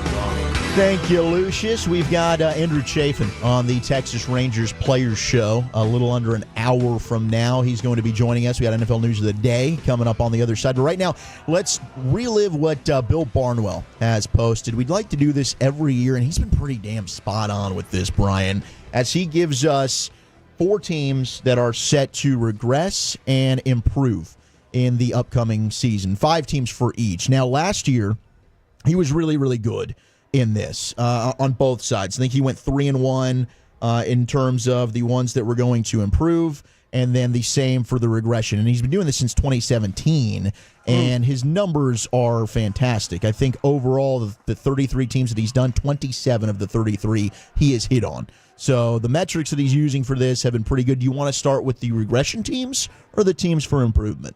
Give me the teams that are going to be better. All right, here are the better teams. Number 1. The Los Angeles Chargers, who were 5-12 last year. Their record in games decided by 7 or fewer points was 3-8, and their projected strength of schedule is the second easiest in the league. So Barnwell says he's inclined to think they'll make it in terms of 5 for 5 this year in their closer games, because last year they had 4 games that went down to the wire. They lost every single one of them. Some of them were due to bad luck. Some of them were due to poor coaching decisions as well. And Jim Harbaugh, he writes 17-7 in games decided by 7 or fewer points during his time with the Niners. So very good in those games. Yes, that's why they will be better. Better coached, attention to detail, game management. Those things win you games when it's close. The second team's the New England Patriots. Not buying this, Bill. 4-13 a year ago. They were 4-8 in games decided by 7 or fewer points. This team might have the first overall pick when it's said and done. It's hard to argue this. They also, I mean, he writes that he thinks the new coach, who spent 5 years playing for Belichick, is going to help the defense, and that's Gerard Mayo, who was their defensive coordinator. So he thinks the defense could be better. And there's enough upside for them to cobble up at least a couple of extra wins. If they are to play Jacoby Brissett or even Drake May, they should get improved quarterback play from what they were trotting out there a year ago. I hate to do this to you, Billy Boy, but I disagree with you here. This might be the one that he misses. Yeah, I think this is the one he might misses. To me, the quarterback situation hasn't gotten better, but I'm not a Drake May fan, so I'm gonna keep riding that train. I will admit, though, if Drake May does lead them to 6 victories or so, I would be like, okay, hey, I was wrong about Drake May. This team doesn't have any skill players. Their drafts have caused them to be very talent deficient. This reminds me so much of the late 80s Cowboys that Jimmy Johnson took over. That you had a Hall of Fame coach, great quarterback, skill, all these things, and then the last 3 years, they don't draft worth a damn. And now it's hurting their roster overall. Elliott Wolf has his hands full with this one. I don't know if there'll be some improvement with this team. The other one, we look inside of the division. It is the Washington Commanders. They were 4-13 That's your team. A year ago. Yeah, I mean, I hate that. I don't want them to be my team at all. They were my team a couple of years ago. But yes, I'm picking Washington for a prediction sure to go wrong to win the division this year, to win the NFC East. Okay. And they were 3-5 in games decided by 7 or fewer points. The thing that he's really focusing on here is the turnover margin. And we know what Dan Quinn's done in terms of a defensive coordinator, improving that. But the turnover battle last year, Commanders went 1-8. They were -14. They posted the worst turnover differential in the NFL. And he says when you look at that in terms of how teams ranked last in turnover margin and just improved in that category, a team like the Colts last year, who were 4-12-1 2 years ago. Last year they go 9-8. That is how teams can come out of nowhere and exceed expectations. I'm a big believer in Jaden Daniels. I just think there's a ton of questions in the rest of the division. I don't know that I'm believing in the Eagles The Cowboys, I'd love to say they're going to win the division this year, but this division has not had back-to-back wins from a team in 20 years. There's something up with that. Can the Cowboys defy those odds?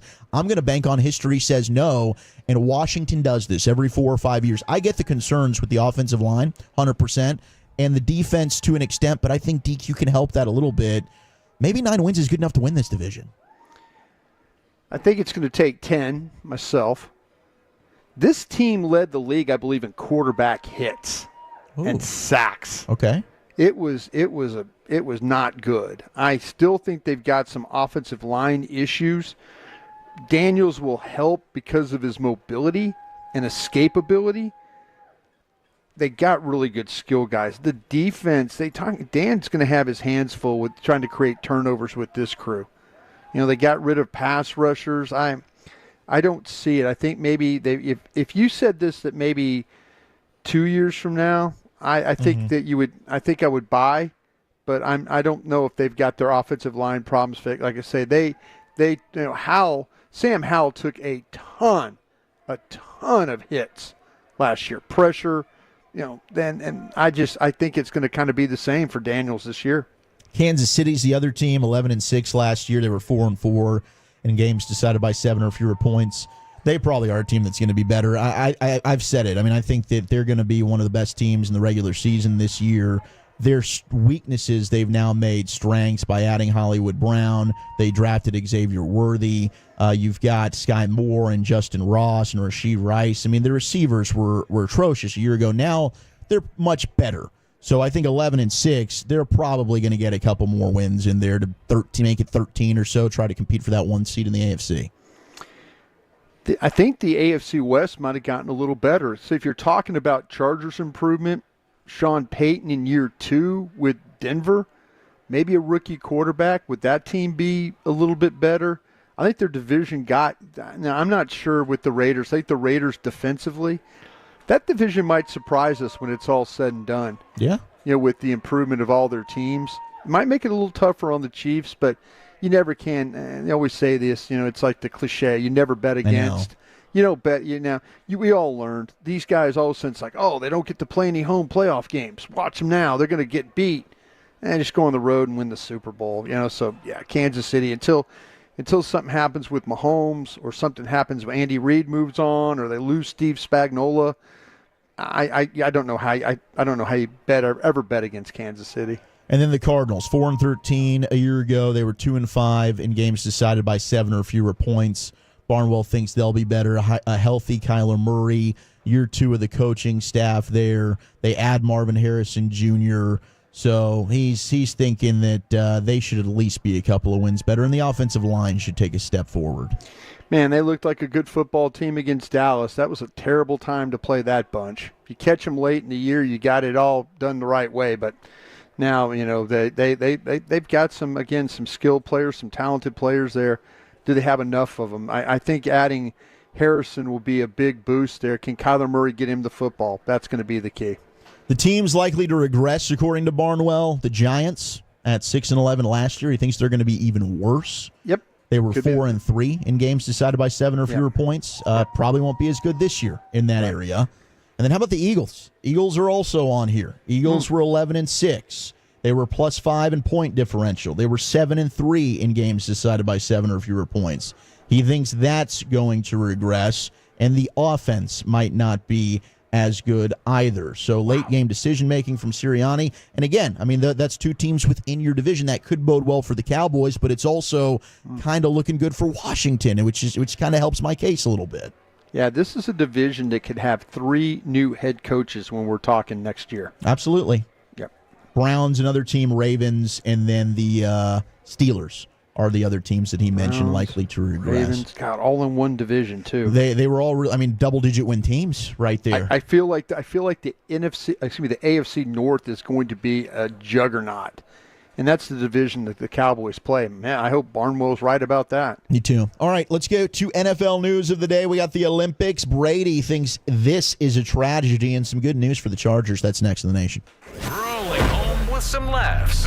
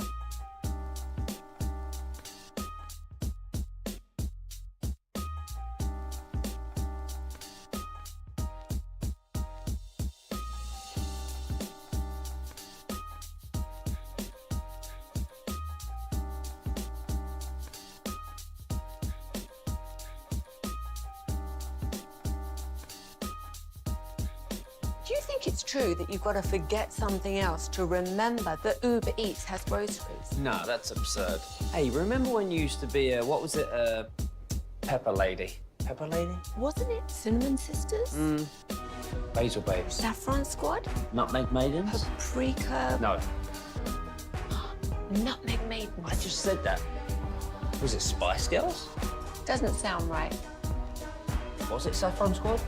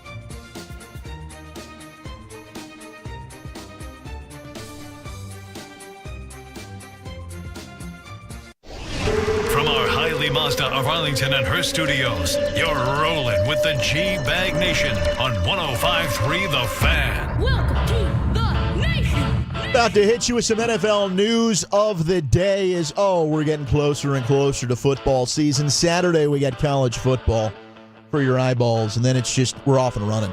We got football until February. How sweet it is. Hour number 2 of the GBag Nation. Zach Wolchuk hanging out with Brian Broaddus, who is out in Oxnard. We'll have John Machota of The Athletic popping on with us an hour from now, joining Brian in the tent there, talking about Cowboys practice. Lucius Alexander with us, and, of course, Carter Freeman running your video. Gavin Dawson, sick today. Give him some well wishes on the social media. Hopefully the general can get back very, very soon. Eric will be back with us tomorrow. Took a couple of days off with the family. Did get a note. I know we've got Black and Gold B, our local Tolo Saints fan, rookie cornerback Kool-Aid McKinstry out of Alabama. He's apparently avoided a significant knee injury during the preseason game. Team believes he's got a good chance to still be ready to rock for week 1 against the Panthers. Played just 5 snaps for the Saints against the Niners before he left with the injury. But Kool-Aid McKinstry, 2 of the top corners in the draft from Alabama. Terrion Arnold, the other that I thought was the best corner in the class, ended up going to the Lions. Thought that was a steal for Detroit. Kool-Aid McKinstry, another one. Boy, that dude could really fly. That was the one thing that stood out. Yeah, you talk about Arnold going to the Lions. That was a trade made with the Cowboys at that spot. Yes, sir. The Lions are like, listen, we'll give you a 3rd-round pick. We'll way overpay this. But if you think about it, look at that 3rd overall pick, that 3rd-round pick might have netted you your starting center. Damn right it did. So just to drop back there a little bit, you might have got the guy that will be your center hopefully for a long time. Salvage the whole night for me because, I loved Graham Barton. He goes to Tampa Bay. Early returns are he's having a hell of a camp. And then you end up with a starting left tackle and Guyton moving back. Graham Barton was a good player. And then you get Beebe. I mean, this could end up being one of the Cowboys' great drafts. As Leofau's looking good, Nealon's looking good. Let's just cross our fingers and hope. Thomas is the only one that hasn't done anything. Yeah. But he's been hurt. Right. The guard, yeah. Well, Steelers, they're also going to have a rookie center. They place their starting center. This is your guy, Brian. Nate Herbig, he's on IR. He's got a torn rotator cuff. So the second rounder, Zach Frazier from West Virginia. Yeah, love me some Zach Frazier. Yep. Yeah. Tough guy, really good foot athlete. Is probably not the most powerful guy.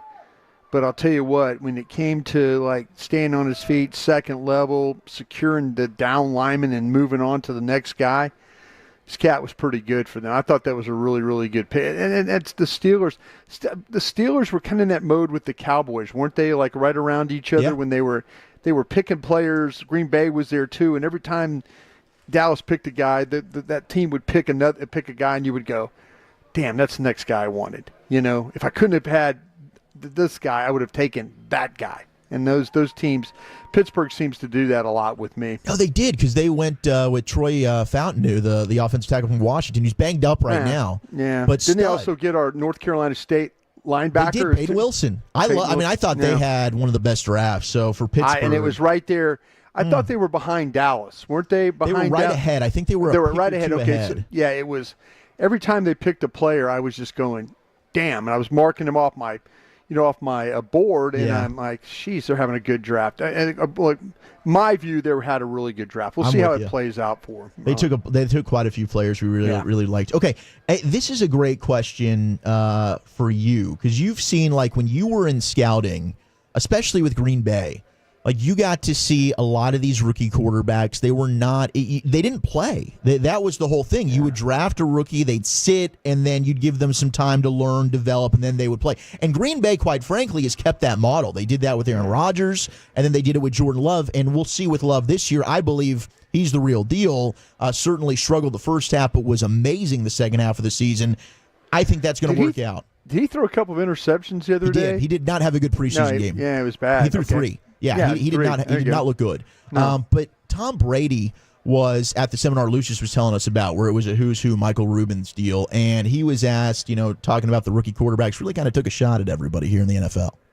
There used to be college programs. Now there are college teams. You're no longer learning a program, you're learning a playbook. And the program is ultimately, like at Michigan, for me, that was a pro-style program. 5 years I got to learn how to drop back pass, to read defenses, to read coverages, to be coached. I had to learn from being 7th quarterback on the depth chart to moving up to 3rd to ultimately being a starter.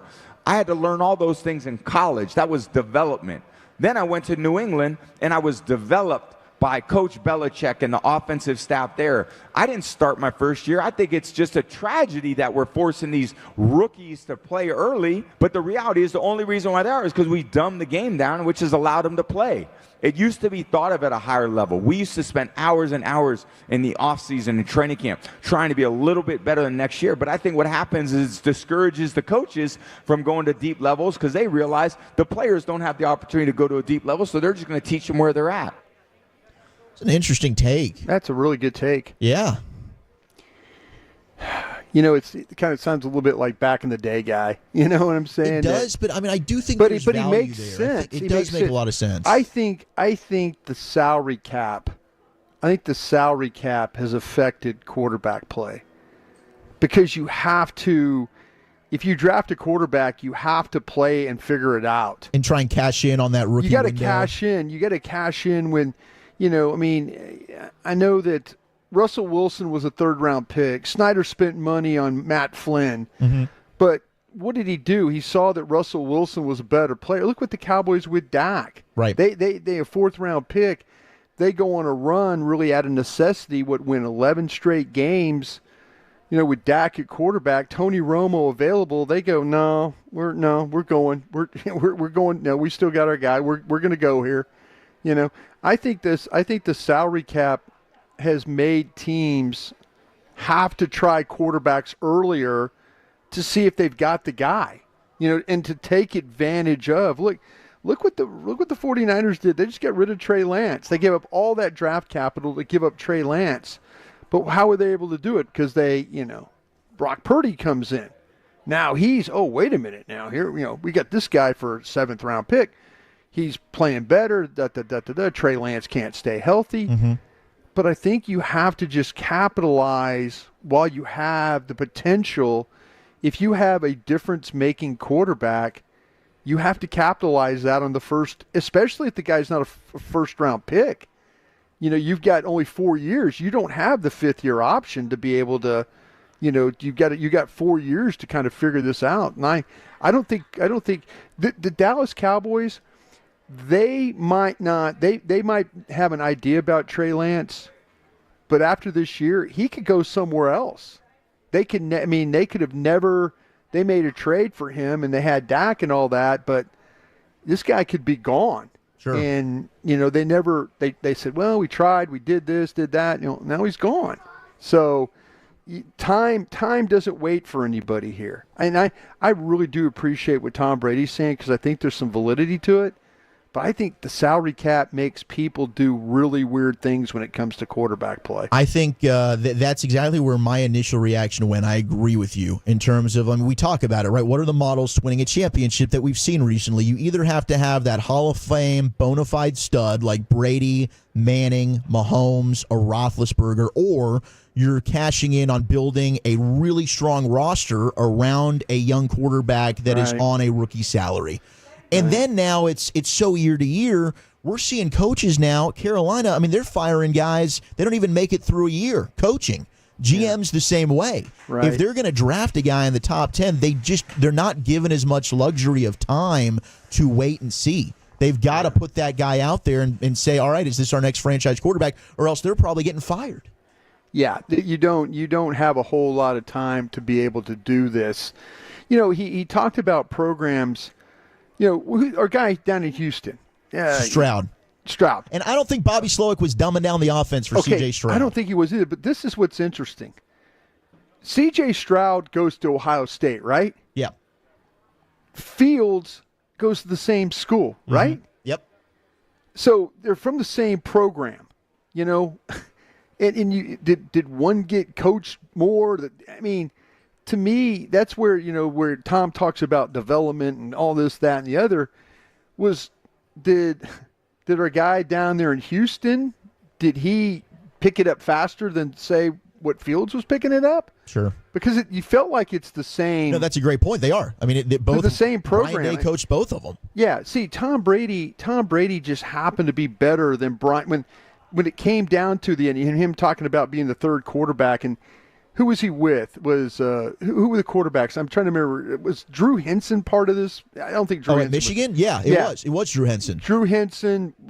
Brian Greasy was before that, I believe. I think it was Henson and Brady were the two and Henson beat out Chad Brady. Henne maybe involved in this? Was that maybe not that long ago? Henne, it was after. God, who am I thinking of? I'm thinking of all these Michigan dumb quarterbacks, and I can't get them in the right order. But but anyway, to me, he was just better. He was a better quarterback.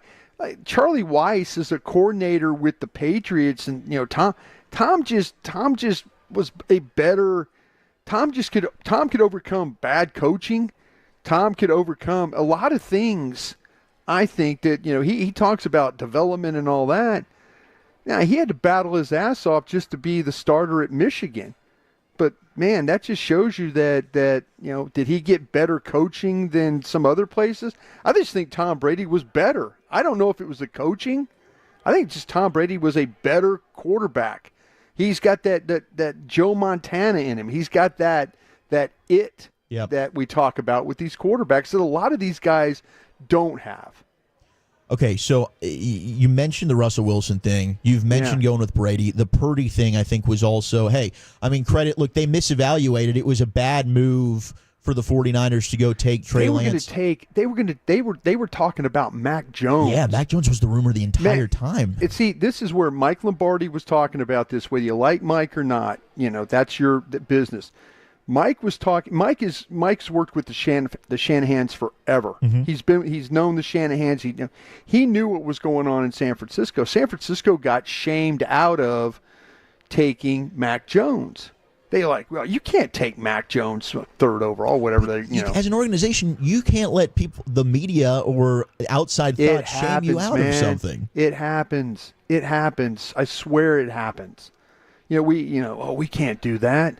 Why not? Yeah. Why can't we do that? You believe it, do it. Yeah. I mean, nobody. Exactly. I wasn't believing that Sean Payton loves Bo Nix and that's his guy. I wasn't buying into any of that. And then they're on the clock, and what do? They take Bo Nix. And now it's looking really good. I mean, we'll see. They haven't played any real NFL games. Right. But, hey, if you he looks promising. And that's my thing with Atlanta. And I know Eric and I went back and forth about this. You love a quarterback. I don't care that you just paid Kirk Cousins. I don't. Yeah. There's no more important position on the field than quarterback. And Atlanta hadn't had one since Matt Ryan left. And really, Matt Ryan wasn't very good the last couple of years there. Yeah, so he was broken down, yeah. That's an franchise that's thinking, man, if we had competency at quarterback, we're division champs a year ago. Maybe they don't think that Penix gets to him. Maybe they don't. Maybe they're sitting there thinking like, okay, we're going to sit here and we're going to sign Cousins, and then all of a sudden you start the draft starts and you're like, we've got Penix, and you're just going, damn, he's going to fall to us. Yeah, and you take him. This guy, and you're going to like, well, man, we can't pass on this guy, right? What if Penix was the number one guy on their board? Could have been. And they're like, damn, we're picking here, and we have a chance to get our best player on our board. I admire people that can do that. I really, really do, because there's a lot of teams that won't. Yeah, they'll go. We've got too many. We can't. No, that's the position you do. Take the damn guy. Yeah, at quarterback, 100% you do it. Now, the thing is, and we talked about this a little bit earlier, when it comes to, Raheem Morris is saying they're not playing Michael Penix Jr. anymore in preseason. They didn't play him in the second game. They didn't play him in the third game. So he's talking to reporters. It was actually, he was on with Up and Adams. It was Kay Adams as she's making her rounds. She asked him about the decision not to play Michael Penix Jr. The message is not, I don't believe in Penix. I don't want a quarterback controversy. I believe so much in Kirk. It's just about, it sounds like it's just about injuries. Yeah, nothing will be done on selfish thoughts of my own or trying to protect myself from a decision that we made together. Well, protect the quarterbacks, too. It's more about protecting our assets, mitigating injury with our guys, being able to do it the right way. We had those 2 joint practices versus Miami, which were awesome. We got a chance to get great reps against people. We got a big-time scrimmage coming up with our guys. We were able to play them in that first preseason game. Kurtz played a bunch of ball. I got 2 guys that I feel really good about playing that goes in the game and can execute for us. I get not playing Kirk Cousins. If Kirk's your starter, I don't get not playing Michael Penix Jr. You would assume he needs the reps. Now, to your point, if they think Penix Jr. is better, don't be cowards. Yeah. Don't do that. Yeah. Don't do that, Atlanta. Now, hey, there could be value. You sit the rookie, you let him groom a little bit, then you go in. But Michael Penix Jr., if he is better than Kirk Cousins, and Atlanta really believes that, and that's why they don't want to throw him out there to avoid a quarterback controversy, don't be cowards. Because if Penix Jr. is the dude, no one's going to give a damn in Atlanta that you paid Kirk Cousins. Yep. I totally agree with you right there. I don't know anybody in Atlanta anymore, so I can't ask the question. But I used to know guys there that would tell me that, that was our number one guy. I think they got, again, I mentioned it, I think they got surprised the guy was there. They took him. But you're right. Don't be a coward. If you think this guy that you need to start this journey now with this guy, start it. But they're probably protecting. They're probably protecting field. They're talking about protecting injuries and stuff. They're protecting feelings down there is what they're doing. These teams will hide. They're like, hey, I'm not going to practice. I don't want to show you guys this guy.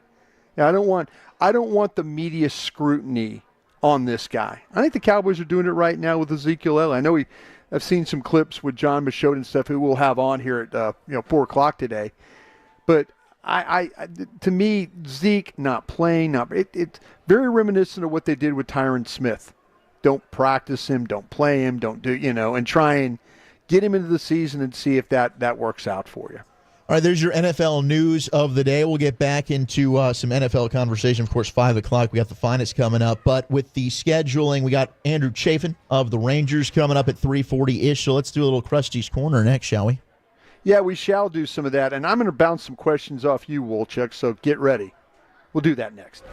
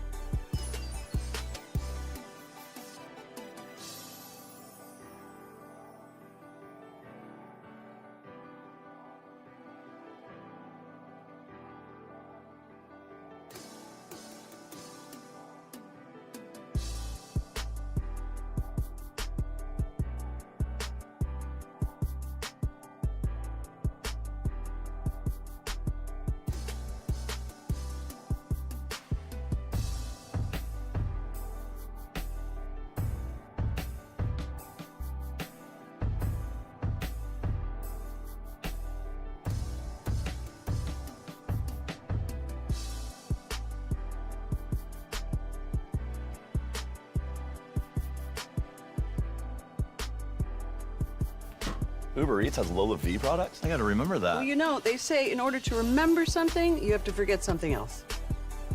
Okay, now that is a very cute haircut. That's like a little shag. I've never seen it before. Well, I mean, of course you have. It's the Rachel. Oh, is that your name? No, I mean like your name. No, I'm Jen. My name's Jen. Right, but I just mean like this is your haircut. But that's hair on your head. I'm not saying this is your hair. Okay, freaking me out a little bit.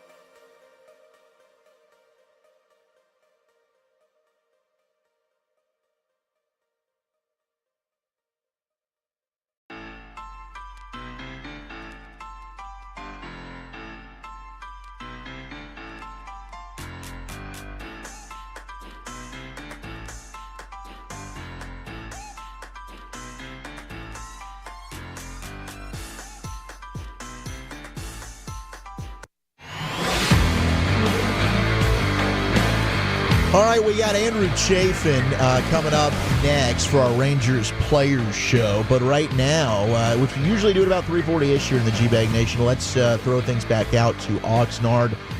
The king of the Crusties, the one and only Brian Broaddus for Krusty's Corner, brought to you by Sagamore Spirit Rye Whiskey from grain to glass. Here he is, king of the Crusties, Broaddus.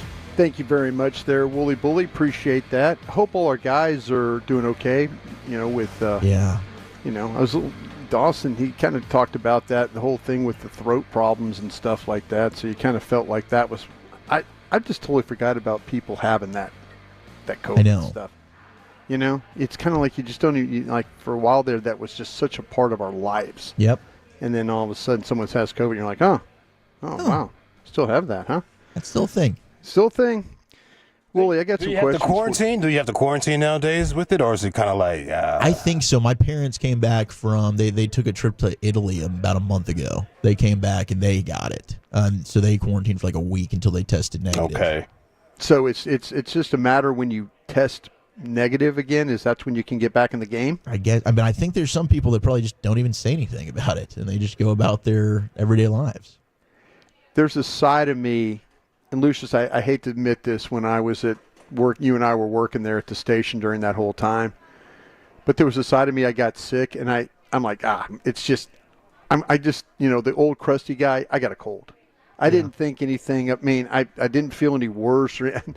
It's one of those things where you probably had it, and you just kind of said, nah, I felt like this before, Like, people were talking about COVID and like, God, it's just knocking me on my ass.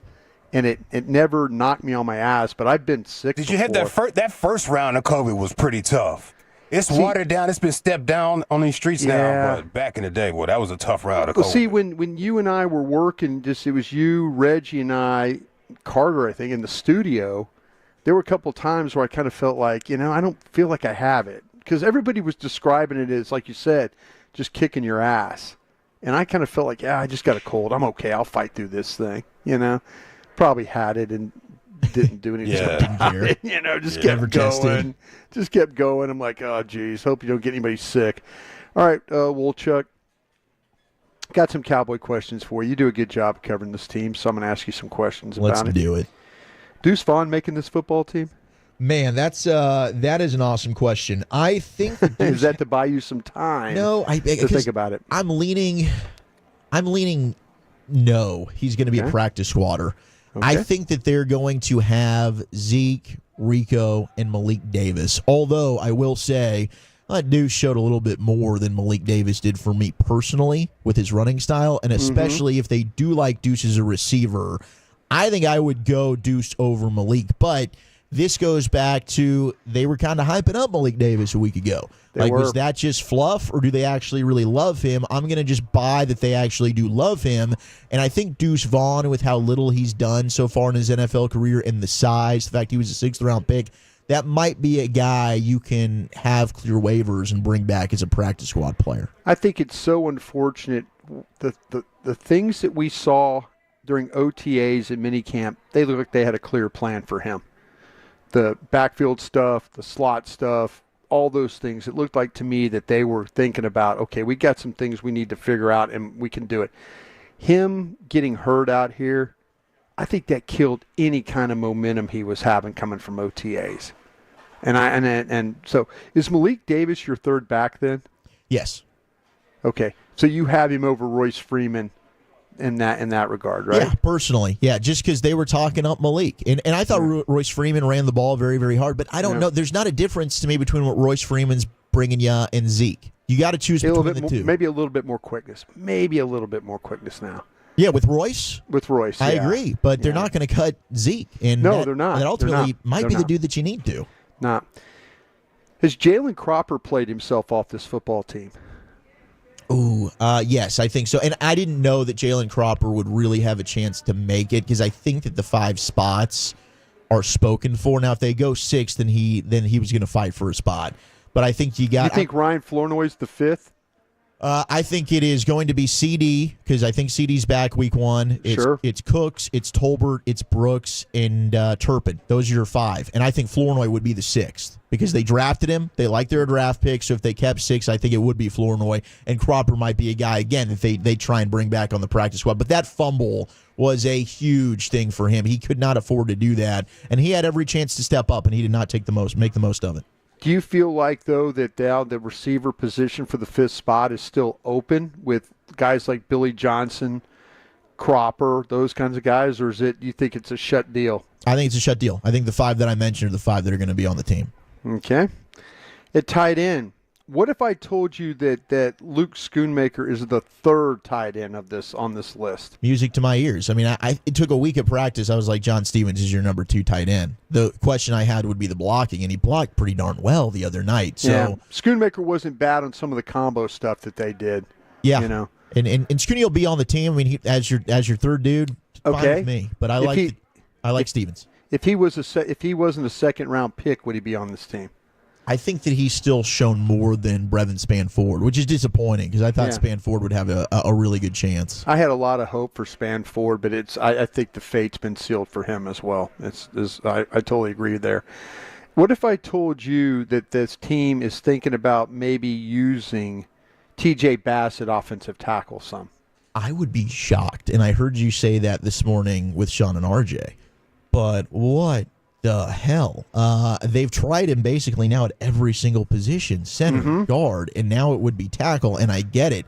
They've got no depth. With Chuma Edoga out, Josh Ball can't play tackle. Awesome Richards is the dude they should be playing more. Right. Well, let's go. Played the entire game, bless his heart. Yes. You had a promising report on him, so maybe he's making strides there. Probably a right side dude, though. I don't know that you want him on the left side. Yeah. So this could just be, man, we don't have any options. We need to get somebody that can at least suit up and give us some snaps against the Chargers.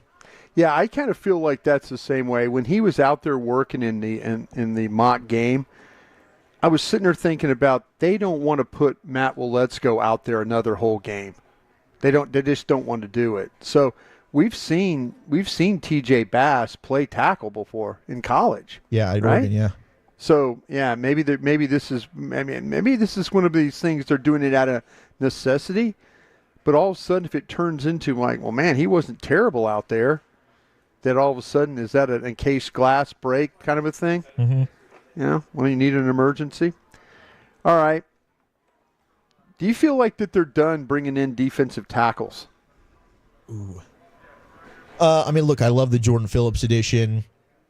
Ultimately, no. I think that's a spot that they're going to be hunting all year long. And I mean, Linval Joseph's the name that I've kept throwing out there. You know, I know Paul Gunther's got a history there. So does Mike Zimmer. Like week 2, I believe. But I think that you're onto something with that. Like that made a ton of sense. Where if you sign the veteran, it's a guaranteed deal. I think week 1 you see what you have. You've at least got Phillips and Osa now that you know can line up and give you good football. We'll see about Mozzie in the rotation. What do they want to do with Golston? Justin Rogers, the rookie, could give you a little something. He's impressed, I think, when we got to see him out there at practice. But that's certainly one, especially if there's an injury, they're going to have to keep adding to that defensive tackle spot. What if I told you that Albert Huggins has a chance to make this football team? Oh, man, a week ago, I would say you're crazy. Are you kidding me? Why didn't they cut him after he knocked over that coach? But he was surprisingly pretty damn good when it came to the game against the Raiders. This is the reason why I think he has a chance. Just for what you just said. They didn't let him go. They could have got rid of him when they needed when they were hunting roster spots. They kept the guy around. Mm-hmm. They didn't do anything with him. So that tells me something, that they maybe wanted to give him more of a look. I know he played pretty well the other day for you, though. And you're trying to kind of figure out, though, your backup 3. I know Jordan Phillips has played some 3 technique stuff. That's kind of what he is. I think he's going to do some 3, but he's also going to play some 1 technique. So they're still hunting guys there. Have we seen the last of Fehoko?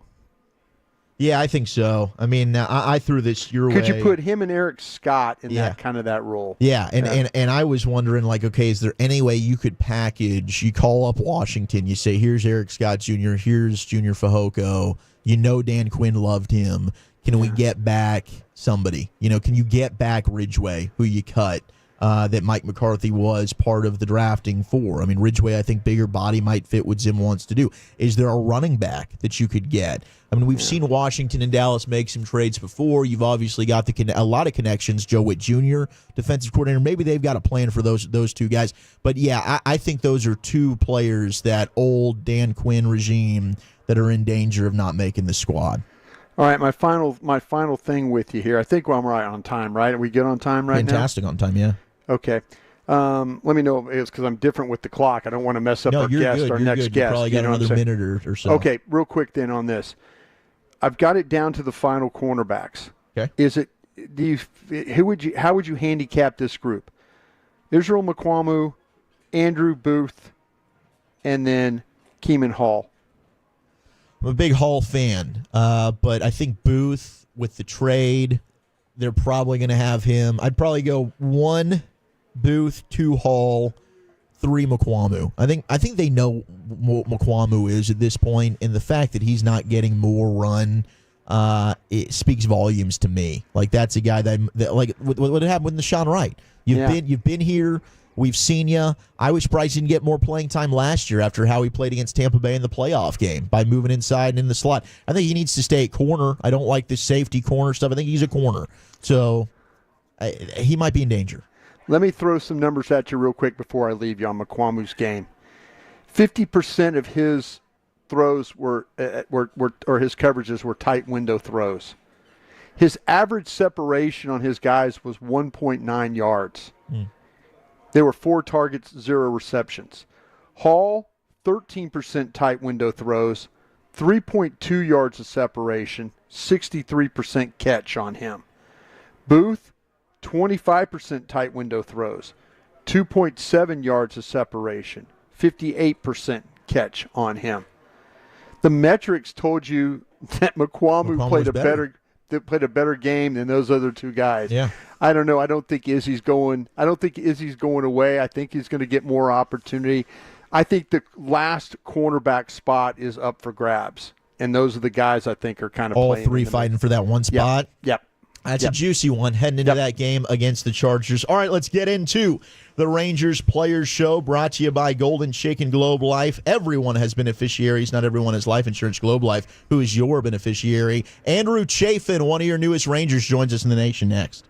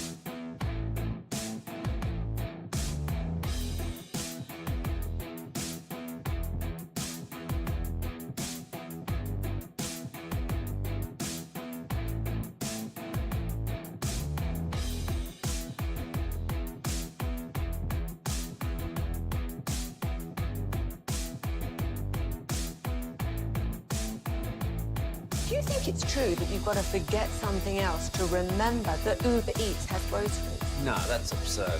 Hey, remember when you used to be a, what was it, Pepper Lady? Pepper Lady? Wasn't it Cinnamon Sisters? Basil Babes. Saffron Squad? Nutmeg Maidens? Paprika? No. Nutmeg Maidens. I just said that. Was it Spice Girls? Doesn't sound right. Was it Saffron Squad?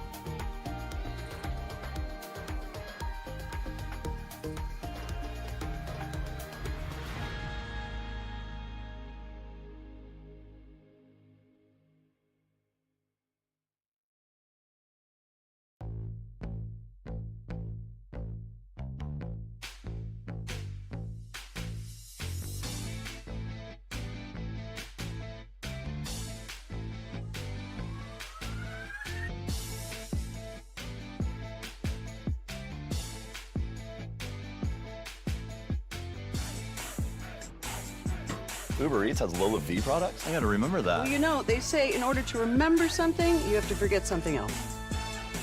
Okay, now that is a very cute haircut. That's like a little shag. I've never seen it before.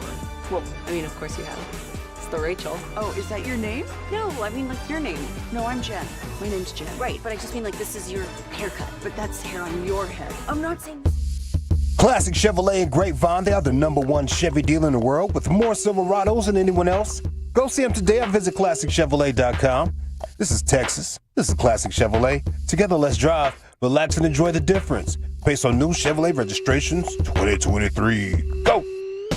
Standing by for Andrew Chafin, our Rangers Players Show guest. If the Rangers get a win last night over the Pittsburgh Pirates, they've won 2 in a row, 4-3. Rangers get the dub. That was after Dane Dunning had to leave the game early due to some exit velo problems. But 2 at-bats, 2 home runs for Corey Seager. Hits his 27th and 28th of the season. And Rangers able to get that victory. And we'll see if they're able to go get their first series win. Really, it'd be their second since the All-Star break if they're able to get a win tonight. Yeah, the White Sox, huh? Yeah. I think it's really, if you look at the Rangers, it's just really unfortunate. The schedule hasn't. They didn't get off to a great start.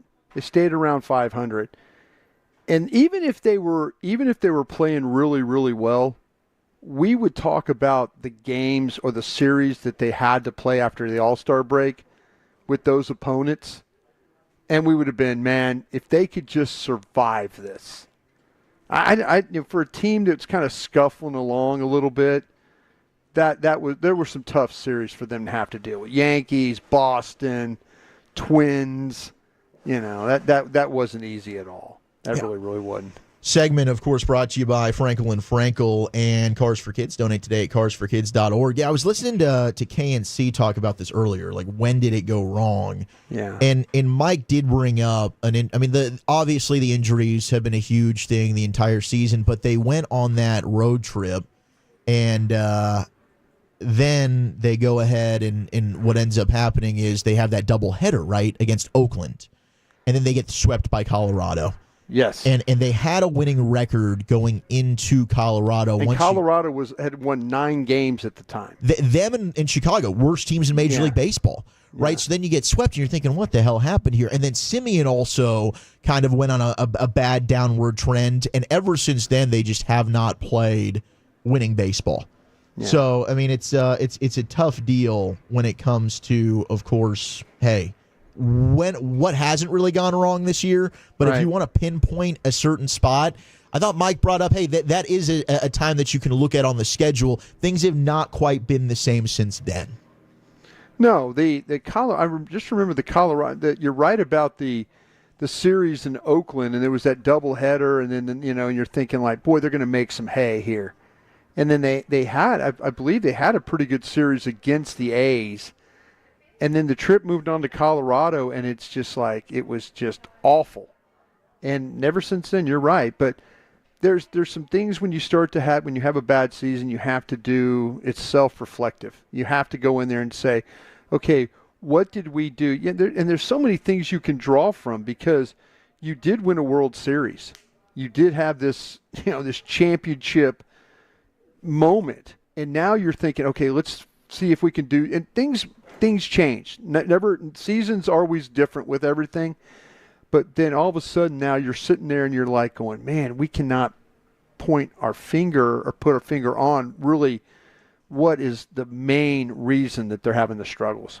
Standing by, we'll get Andrew Chafin on here in just a moment, but you're right. And I mean, the bullpen has not really been a huge issue. There's been moments, of course, as there will be, but it was like a year ago we were talking, the bullpen, but the bullpen's been pretty damn strong for them the majority of the season. If you could get the thing to the 8th and the 9th with a lead, the Rangers don't ever play with a lead anymore. They just don't. It's very, very rare that you see the Rangers play with a lead. So yeah, I would just that's something I think that when they look back on the season, that would be the issues that I think would happen. Yeah. All right, about to jump into the Rangers Players Show, brought to you by Golden Chick and Globe Life. Everyone has beneficiaries. Not everyone has life insurance. Globe Life, who's your beneficiary, as we're about to be joined by Andrew Chafin, one of your newest Texas Rangers and bullpen edition at the deadline, and he is with us now on the D&M Leasing Hotline. Andrew, how are you, sir? How's Texas been so far? Yeah, so far so good. A little bit hot, but I don't mind sweating, so I'm having fun. So with the heat, do you think about ever getting rid of the hair in the stash? No, actually, no, I'm not worried about it. I never thought about that. As you shouldn't, dude. You are rocking that thing. Is that number one when people see you out in public, they ask you about the mullet and the mustache? I think that's my giveaway, and that's how they realize who I am. If I cut that off, I could just slip through the crowd and nobody have any idea. Andrew, I understand that you're quite a connoisseur of farming equipment and things like that, and tractors and stuff. What's your prized possession, if you had to say, of your machinery? What's the piece of machinery you're the most proud of? Oh, I just picked up a Cat 320 last year. It's like a 55,000-pound excavator. But then I also just picked up a new D3 this year that I haven't really had a chance to run too awful much. So one of those two. Would it be okay when you get on these excavators and stuff like that? Is that trial by error, or do you kind of have a plan for how to use that? I mean, I guess you can't just jump on it and start moving stuff around. But do you ever once in a while do something you're like, oh damn, I shouldn't have done that, or I'm doing this the right way now? Well, what I've been doing over the last handful of years is, I like to call it research. My wife says I'm wasting time on YouTube, but there's some channels that I watch, and instead of, paying attention to the drama BS of the channel, I'm like watching how they do certain jobs, why they do it a certain way, so I can learn how to be most efficient when I go to do the same stuff myself. So what's kind of a day in the life for you outside of baseball then? Well, in the off season, I usually get up, I don't know, no later than 4:30, go out to the shop for a few hours, work on whatever project I got going in there at the time, and then come in, help with the kids in the morning, and then go back out and start moving dirt, dropping trees, whatever we're getting into that day. Man. Andrew, can you weld? Yes. Okay, that's another skill that I don't think I'd be any good at, though. How difficult is it to be a good welder? Well, a good welder or like a farmer caliber welder? Okay, there's so a big difference. Okay, the farmer guy, are you just putting stuff back together then that gets busted up, or are you making fence posts or gates, or what's your welding then at the farm? Oh, I mean, last year we welded up one of the hay wagon broke. But I mean, I've welded the aluminum boats back together. I've built stuff out of that, and I don't know. I've always said if it breaks, I can fix it. If it works, I can break it. Well, outside of throwing a baseball really well, what would be the one skill that you're most proud of? Ooh, I'd kind of have to sum that up and be like, I'm pretty decent at everything and not really great at anything, but I can fix and do just about anything that needs done. Is there one thing that you haven't been able to get good at skill-wise that you really want to get good at? Ooh, time management. Yeah. Yeah, there you go. Yeah, there you go. You get that. Andrew, do you fish? As much as I can, yep.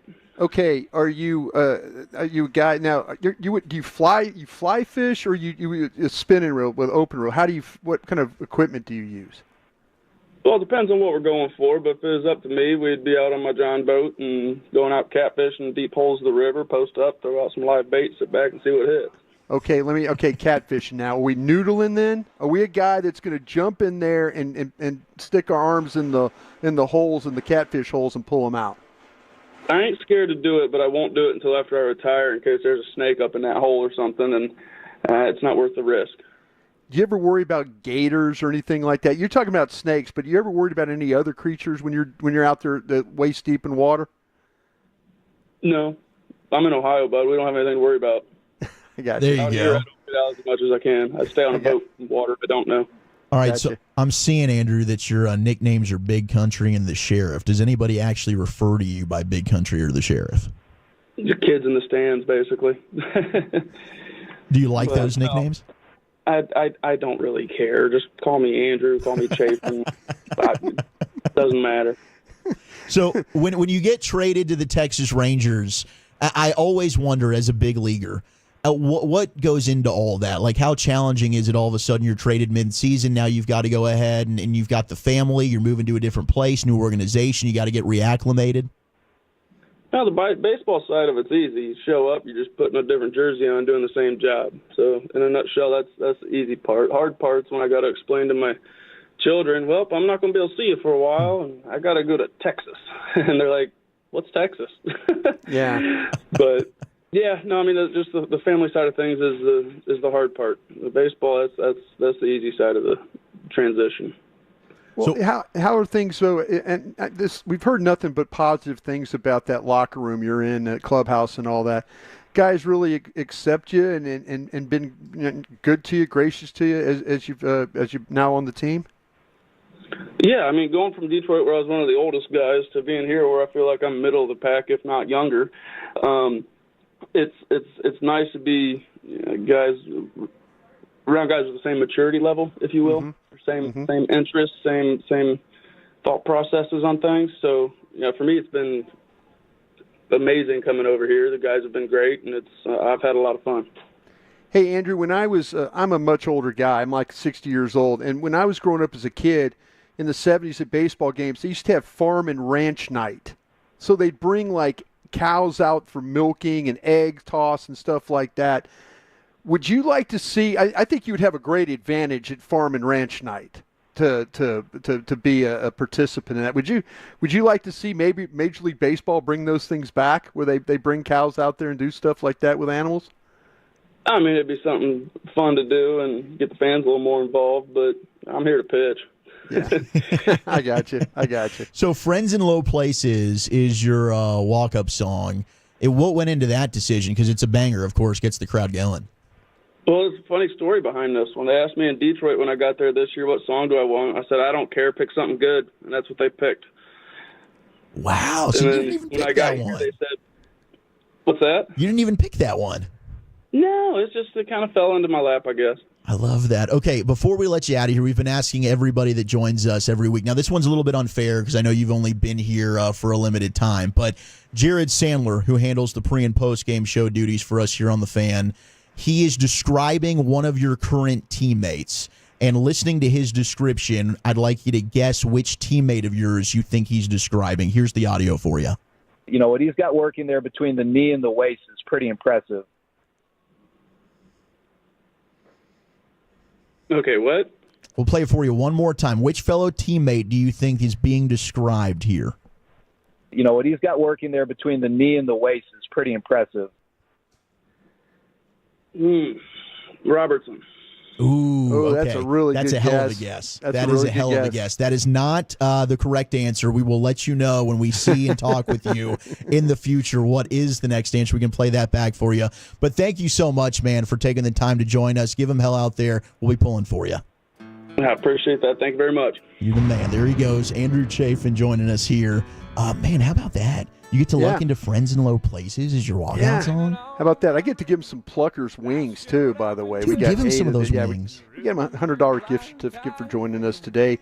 We got 8 of those Pluckers in the DFW locations. Do you always feel like it's kind of a dangerous game to play it with new players when you do that audio? I was debating if we should even do it, but we did it with Carson Kelly, and honestly, I kind of like the awkward interaction with I it. kind of feel like that he doesn't give a damn. He doesn't care. He was so happy to hang up with you and I after that interview. He doesn't. And the last thing I'm asking I really about farm and ranch night. I want to go catfishing with the man. Yeah, I do too. I did not want to talk baseball with him. I'm like, let's talk about anything. I had no baseball questions for that man. Besides baseball. If you know how to move dirt around with a big old tractor thing, I'm kind of interested in what you're doing. Yeah. Is this man contracted on his time off? What is he doing? To move that much dirt around? I think Lucius, he plays baseball so he can buy equipment.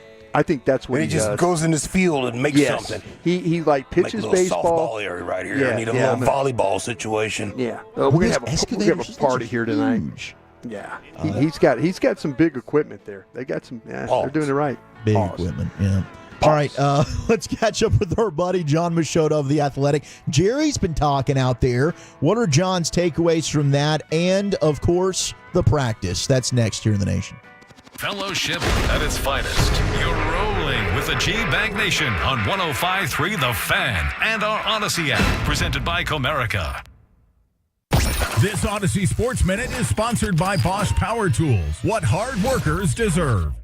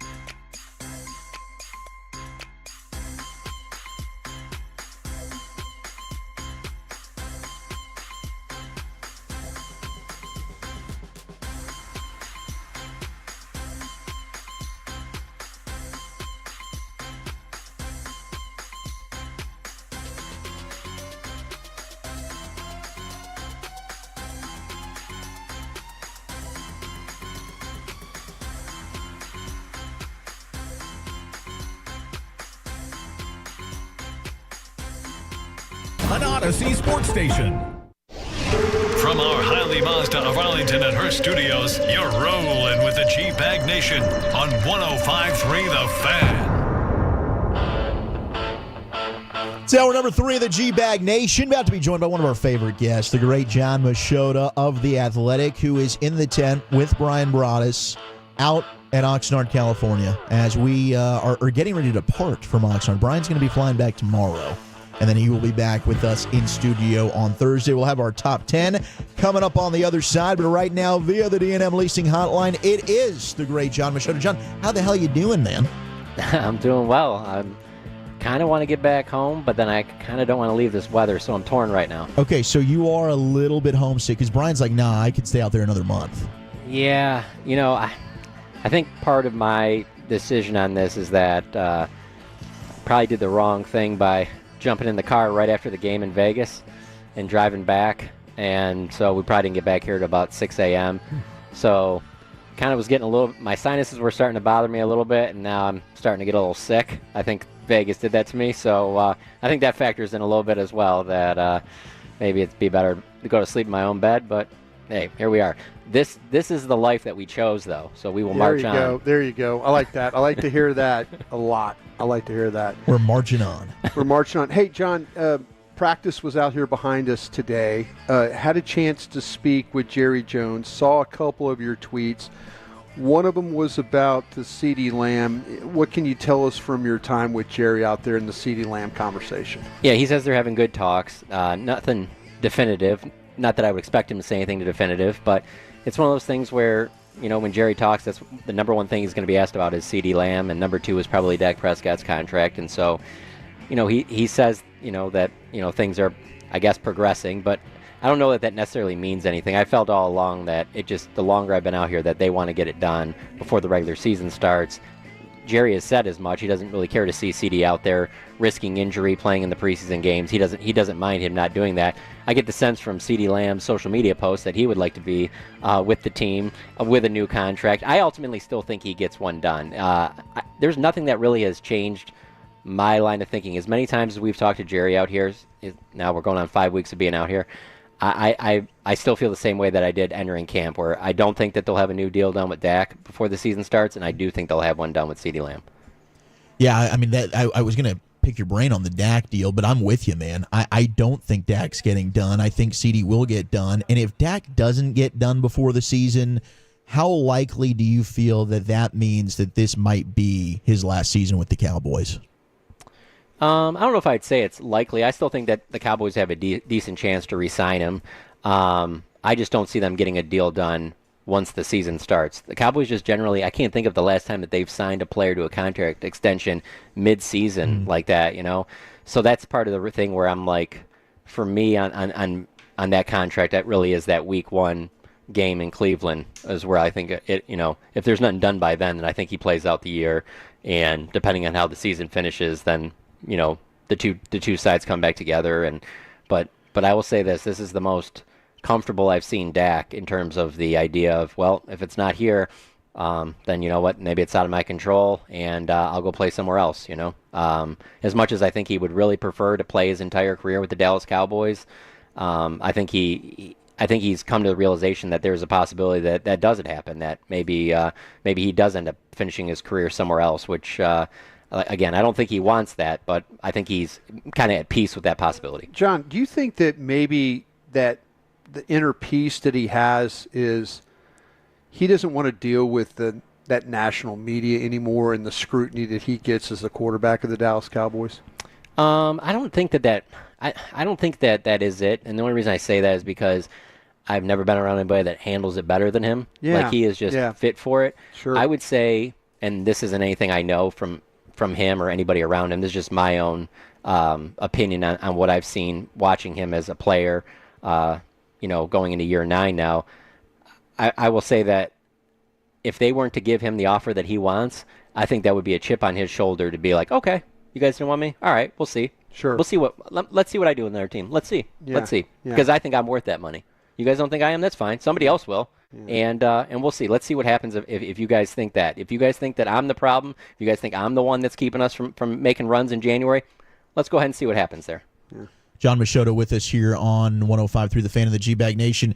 Practice today. I know Brian was really having FOMO. He wasn't able to go out there and watch it. So what can you tell us? What went down at practice, John? I'll say this. Judging by the way people are that interact with on social media, they're going to be happy that there was a lot of Cooper Beebe at center, a lot of Tyler Guyton at left tackle with the ones.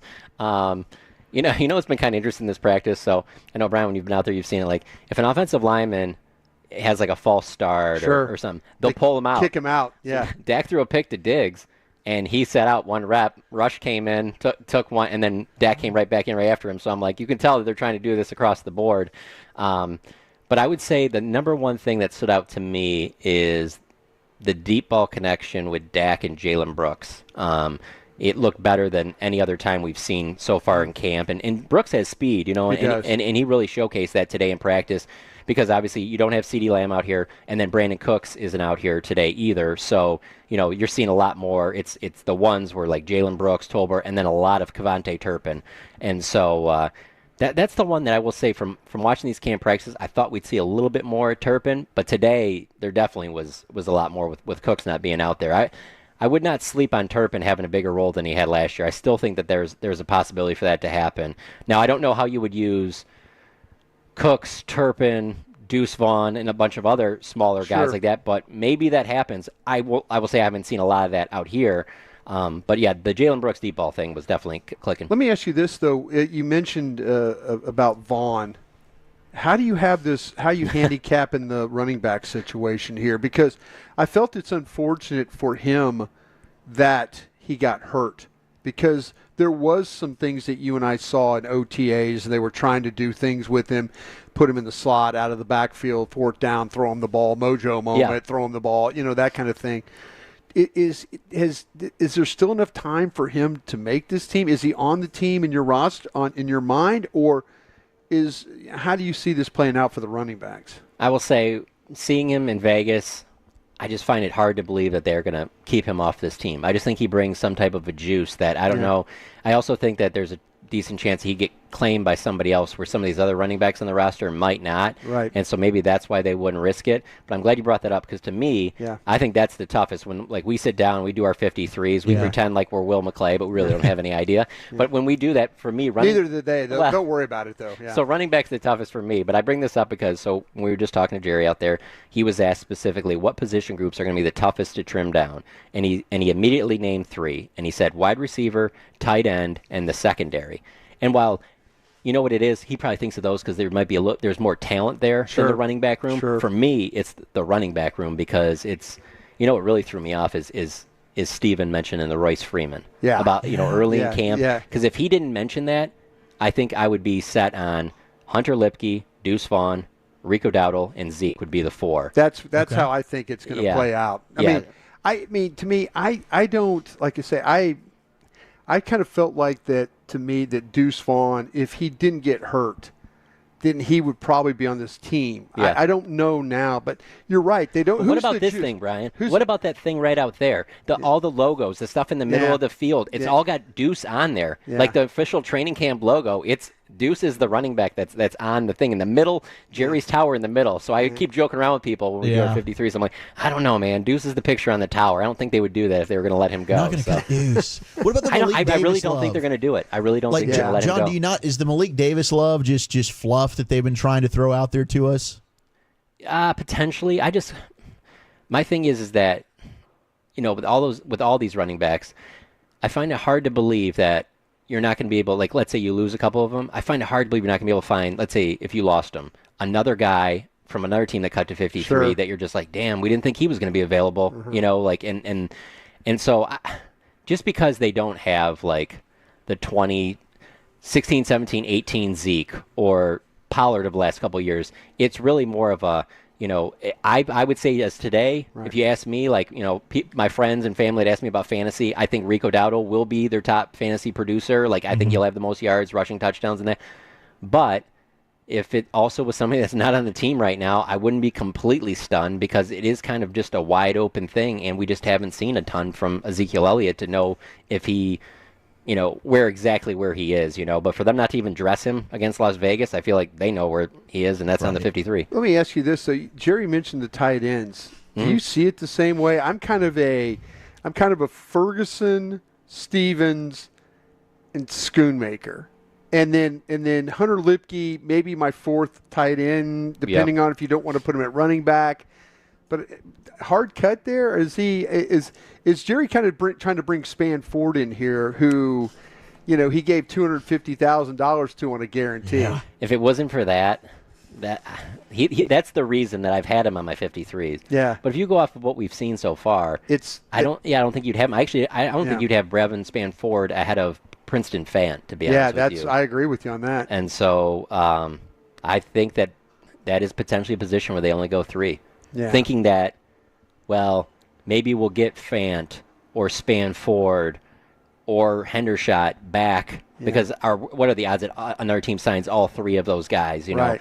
So it would not surprise me, especially if you're going to keep 3 quarterbacks. Jerry said that Trey Lance is on the roster. Right. He said he wants to see more, but he said Lance is on the roster. So if you're keeping 3 quarterbacks, then you're going to have to go thin somewhere, and it might be tight end, which kind of shocks me because I think it's one of the better position groups on the team, but I could see them going 3 there. Where do you think 3 you have? Yeah, what do you think the safety group looks like here? See, I think that's easy. I just think you go 4. I think you go Wanye, you go Marquise Bell, Donovan Wilson, and Malik Hooker. Yeah. Why? Do you have anybody else jump in there? No. I was just wondering though. Do you think it's a deep group though? Do you like the guys hold on like here. Woods and others? So I cover the Dallas Cowboys, and I will tell you this is the deepest group by their standards. I mean, you go back to some of those. Oh no, trust me. 5-6 years ago. Honestly, right. it was the way the running back position is now, where you're just like, all right, it's been devalued. Yeah. But no, I like their safeties also because of the fact that I think McQuamu makes the team, and I think you can get some help there from him as well to play some safety slash corner. Since you did this, handicap Booth, McQuamu, and Hall. Give me a 1, 2, 3 on that, because I think it's the last spot. Okay, if I have to pick that right now, McQuamu is clearly my 1. Okay. Man, that next one. If it's not that pick 6, if not for that pick 6, it would be easy for me. That pick 6 changed things here a little bit. Going green. North Texas kid, yeah. Mm-hmm. Man, I still. So you haven't seen much of Booth, and I know it's unfortunate. He got beat on the one. And he almost got another one too that was over the top. But he definitely fights, and he made some good plays after that. The way he bounced back from it, I kind of liked. That one's more up in the air, but I think it only comes down to one of those 3 will make it, and I think it'll be Mokwamu. That's the thing about it is are 3 guys going for one spot? Yeah, probably. Yeah. John, last thing before we let you out of here, man. Florida State, how your Noles looking for this year?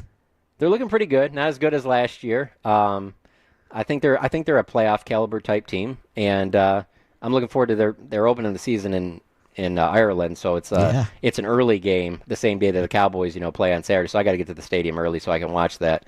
But no, they'll be good. They're not going to be as good as they're not going to compete for a national title. But I'm looking forward to seeing DJ Uyunglele. And well done. I don't know. We'll see how it goes. But good or bad, I'm just looking forward to they come to town and play SMU. So I'm looking forward to going to that game, seeing how many Noles turn up for that. Thank you, John. We appreciate you giving us some time, man. Look forward to seeing you on Saturday. All right, boys. Take it easy. There he goes, John Machota, at John Machota. If you're not following him on Twitter, what are you doing? Great source for Cowboys Insight. All right, let's get into our top 10. It's National Radio Day. Top 10 sports announcers of all time. Who's your favorite? That's next in the nation.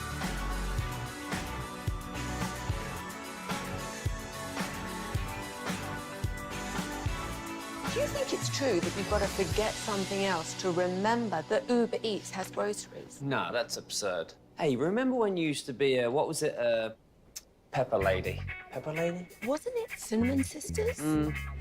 Basil Babes. Saffron Squad? Nutmeg Maidens? Paprika? No. Nutmeg Maidens. I just said that. Was it Spice Girls? Doesn't sound right. Was it Saffron Squad?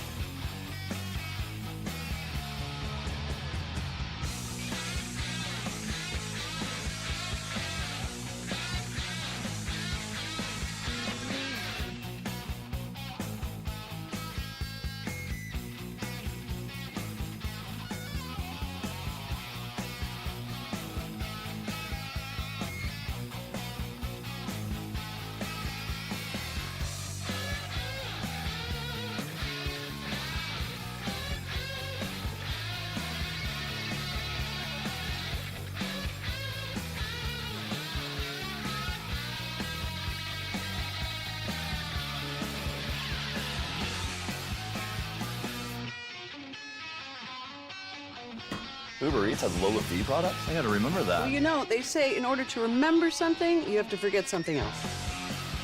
Okay, now that is a very cute haircut. That's like a little shag. I've never seen it before.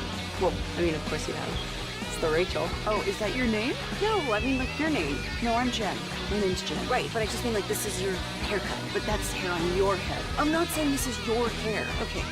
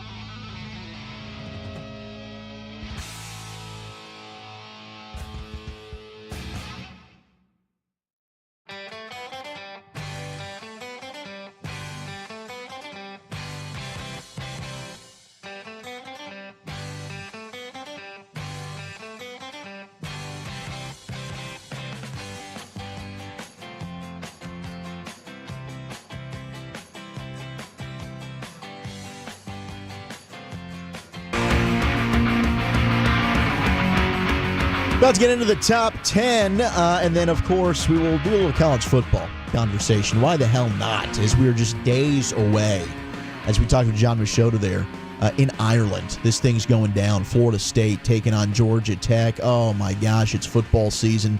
This offseason did fly by, but how sweet it is. This is our time of year, Brian. This is what we live for. We love this very, very much. 877-881-1053.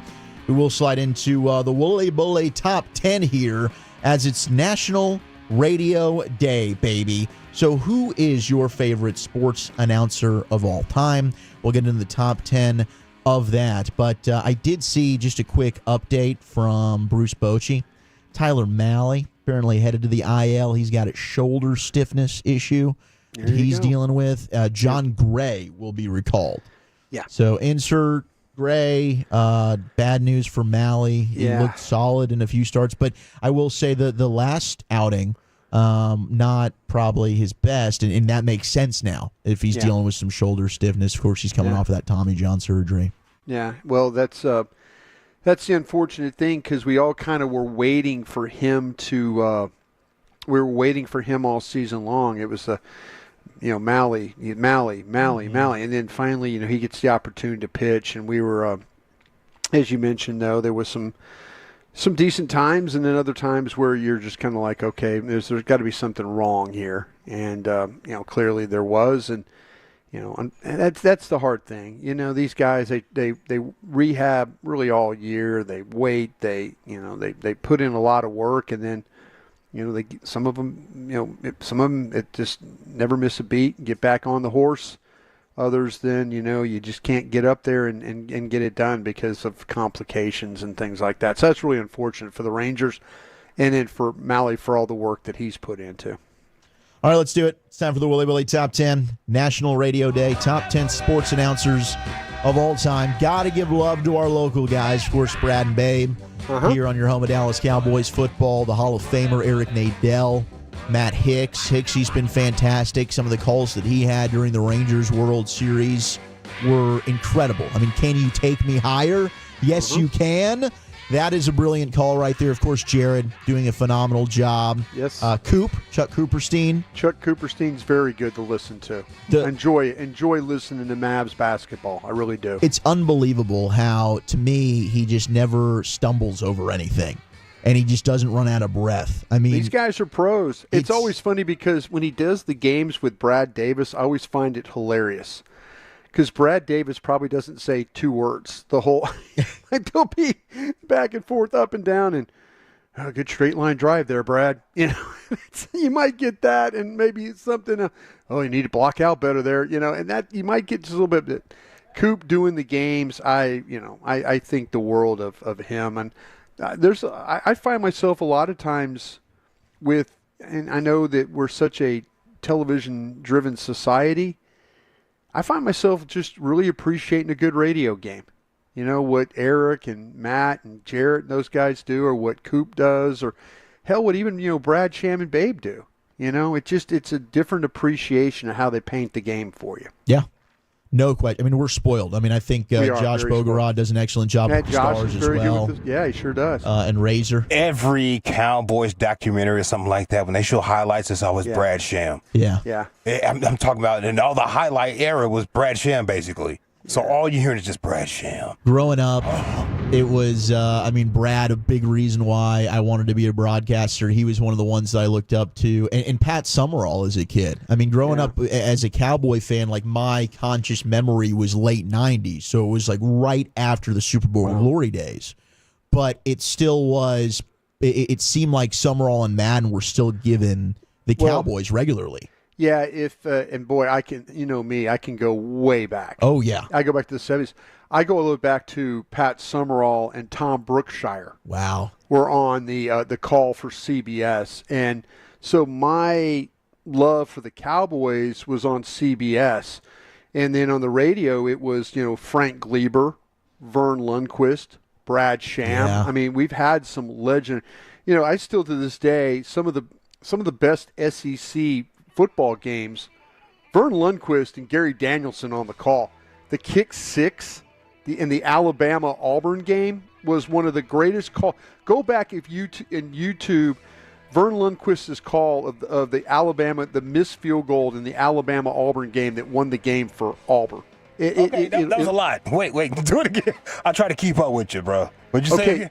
Yeah, the kick six is what it was called. Oh, yes, the kick six. The kick six. He crushed that. Yeah. Alabama, Vern Lundquist. It was a game on CBS, and Nick Saban tries a field goal that's short, and now the ball's coming back. Vern Lundquist's call of that is unbelievable. That along the way. So if you ever have an opportunity, give that one a listen as well. We, of course, Mark Followell as well. Getting texts in. I mean, a lot of texts for our local guys. Coop, Nadell. Bassett's getting some love here on the text.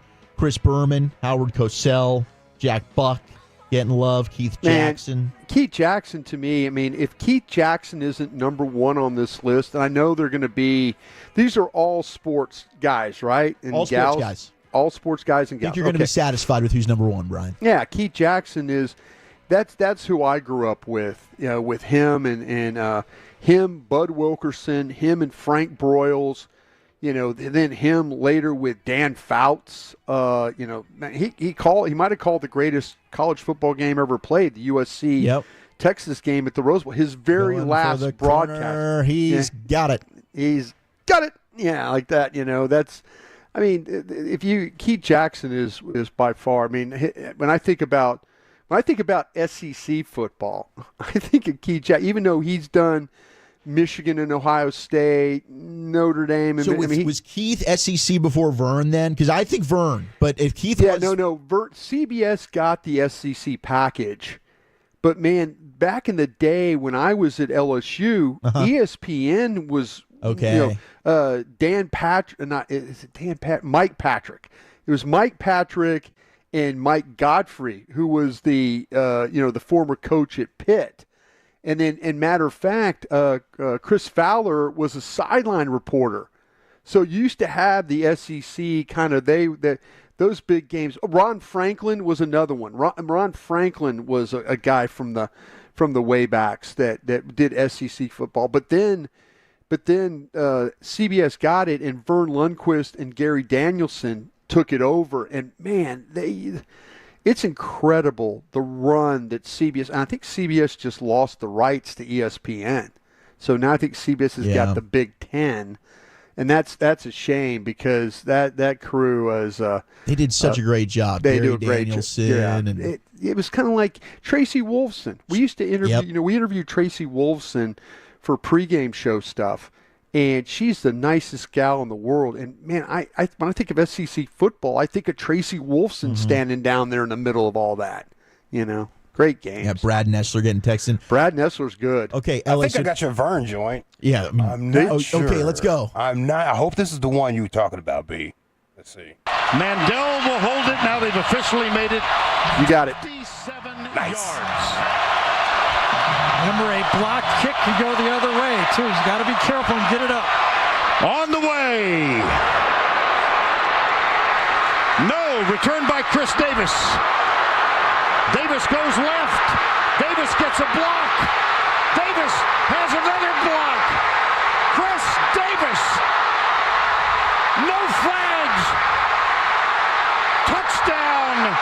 Auburn. An answered prayer.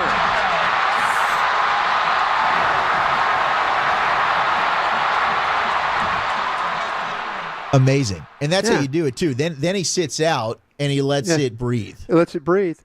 That's... But he to me, those are I got chills just listening to that because there's been these just great plays in the history and a lot of them, and I'm sure we could go back and do, like Dick Enberg with NCAA basketball and stuff like that where, shots made and stuff like that. Well, the Christian Laettner shot in Philadelphia that got, that whole thing. I mean, there's some tremendous calls, but the really good ones, they describe it, what happened, and then just they let it breathe, like you said at the end. Man, that was great. Appreciate you doing that, Lucius. All right, so L.A. National Radio Day.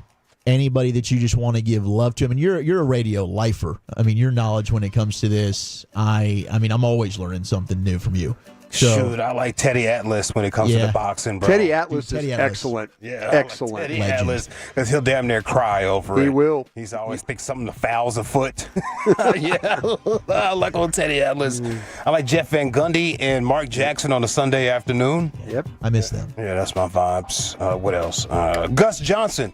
Dude, I love Gus too. Gus Johnson, I he might get annoying, but I like him. I like the Gus energy. Johnson on a Saturday. Don't let the game be a little too early because his excitement will make me want to drink more. Yeah, he does a lot of the 11 a.m. 2 on Fox, and it's like, Yeah. let's get you in the afternoon or primetime slot there, Gus. Well, he's big noon kickoff guy, right? Yeah, exactly, and they're screwing him with that, man. Yeah, he needs that 3:30 game. Yeah.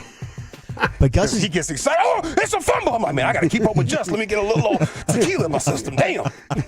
Gus makes a run of 4 sound like it was a game-changing play. But I like it, man. Yeah, Gus is good. You hear the love and the excitement and the joy. Joel Klatt with him is good, too, now. I think they're a great pairing. Joel no Klatt doubt. is good, too, yeah. And I hear you, 817 on National Radio Day. Shout out to the great Randy Galloway. Yeah. Grew up listening to some GAC, no doubt. There's a lot of great radio legends around Gave me my here start. as well. Yeah. I mean, shout out to Chris Arnold, three-time Hall of Famer. Three time. I mean, he was a legend as well, and it still is. Honorable mentions we've got here, best sports announcers. We do have Dick Enberg. You mentioned him. Dick Enberg on NBC. Called a lot of big games in his day. Bob Uecker. Bob Uecker, like when I lived in Wisconsin, Bob Uecker used to call the Brewer games by himself. He'd lay out for like 30 seconds. You could hear the hot dog vendors and all that, the beer guy, and then he'd come back and tell you the pitch. Bob Uecker was like your friend in the booth. Harry Carey's getting love. Harry Carey, man, KMOX Radio in St. Louis, him and Jack Buck, and then later it was Jack Buck and Mike Shannon that did that call. So yeah, that KMOX Radio in St. Louis, they've had some legendary broadcasters. Costas and Brent Musburger are honorable mentions. Brent Musburger on him and Jimmy the Greek Snyder, Irv Cross, Phyllis George. That was the pregame show before the pregame show. Phyllis George, yeah. Phyllis, that's our girl. Oh, he's in the box. Yeah. That's Phyllis. Harry Callis.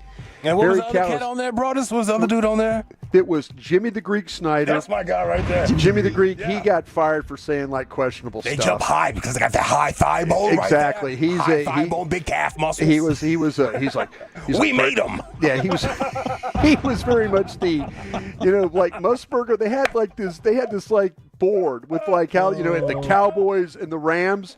And they had all these categories, and the last one was intangibles, and that's where you got the description of the players, and that's where Jimmy gave you the descriptions. Yeah, get in trouble a little bit with Jimmy. Yeah, man. Here's your top 10. He's got the Alabama physique there. Yeah, he looks like a guy that he's very descriptive. I didn't even want to go there, man.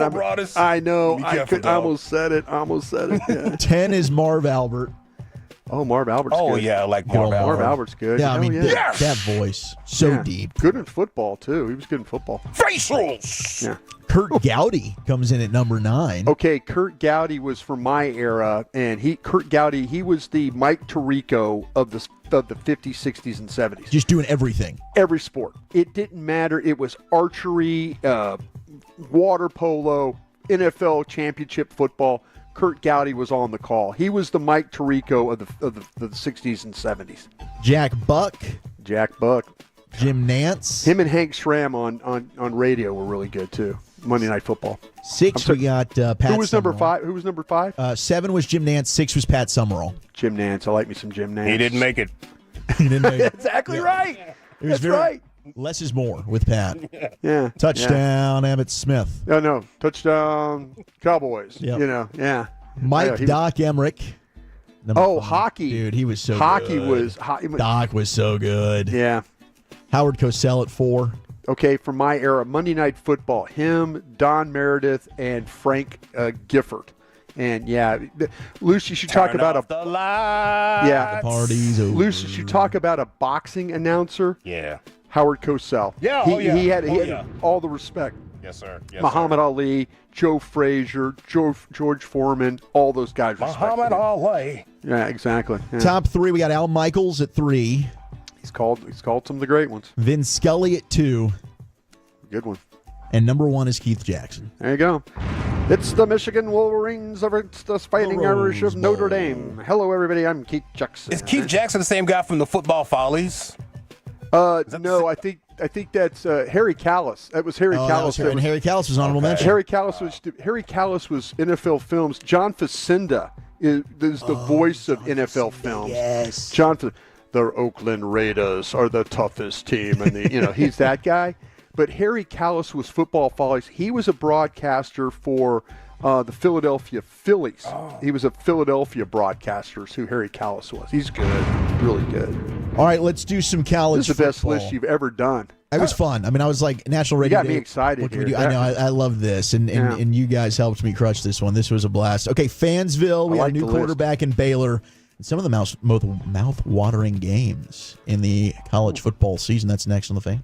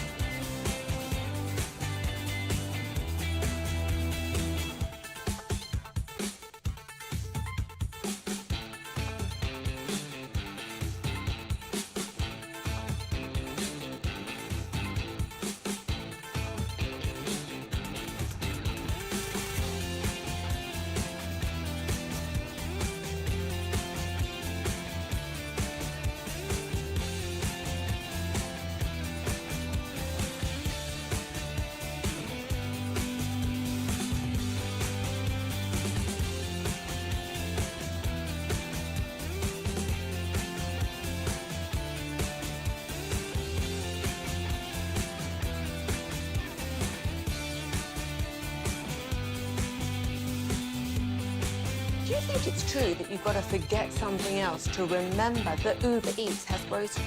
No, that's absurd. Hey, remember when you used to be a, what was it, Pepper Lady? Pepper Lady? Wasn't it Cinnamon Sisters? Basil Babes? Saffron Squad? Nutmeg Maidens? Paprika? No. Nutmeg Maidens. I just said that. Was it Spice Girls? Doesn't sound right. Was it Saffron Squad?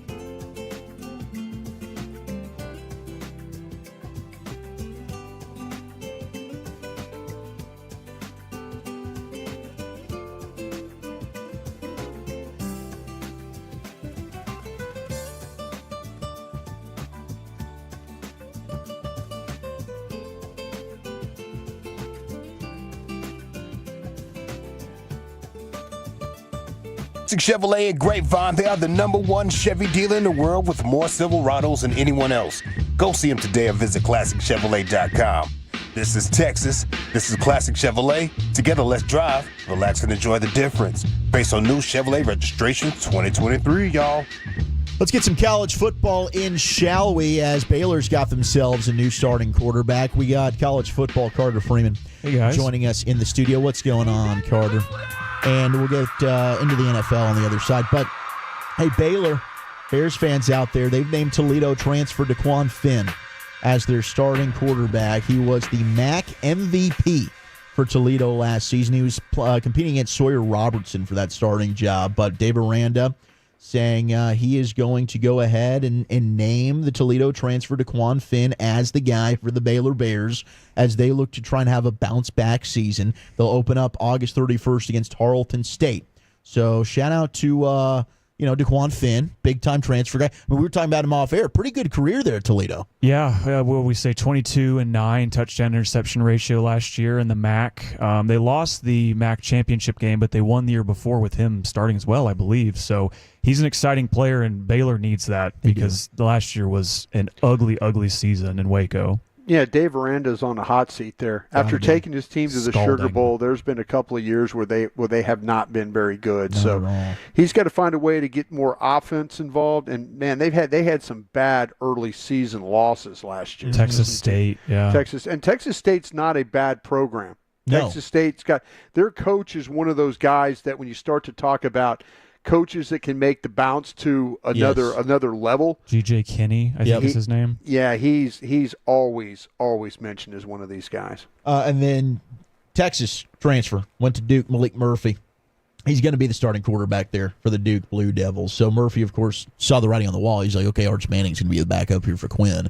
I'm going to go leave. So, hey, I'm happy for Malik Murphy. The dude's got a lot of talent. This guy's a really good athlete, right? Really Isn't he good like athlete. a guy that just kind of just does a lot of things? I mean, you maybe play him in another position, but is he that good of a quarterback, Carter? He won both his games that he started last year when Quinn Ewers was hurt. But, I mean, he showed some freshman lumps as his first time playing in major games. But like y'all are saying, I mean, he's as physically gifted, and that was the hype on him when he was coming into Texas, was this is kid's as physically gifted as pretty much anyone in his class. So, I mean, just as far as Duke quarterbacks go, like, he's going to be probably the most talented player at that position they've ever had. So it's probably good for, like, a win somewhere in the ACC. Yeah, Riley Leonard now at Notre Dame. So, I mean, Malik Murphy, he can sling it, dude. Dude's got a cannon for an arm, so I'm excited to see what he can do there for Duke. You guys like the Fansville commercials with Dr. Pepper? I love them. Back. They're How so do you damn not good. love them? Yeah, I love when they're like the thing when the guy there was the transfer portal and they were getting sucked into it, and they were think he was hanging on, and he let the guy go. Dr. Pepper. Yeah, I love that. Caleb Williams jumped in, and he was part of Fansville as last year. He was. It is Quinn Ewers who is going to be the Fansville player. He's kind of perfect for that, isn't he? He's got to be making some money. Quinn Ewers is deputy. He's guest starring in a few of these. So you'll get to see him from the University of Texas. Does that make your Boomer Sooner blood boil a little bit? That's kind of fun because the sheriff in all these commercials is Brian Bosworth. From OU. Yeah. So I'm sure they'll have some fun jokes. OU Texas involved there.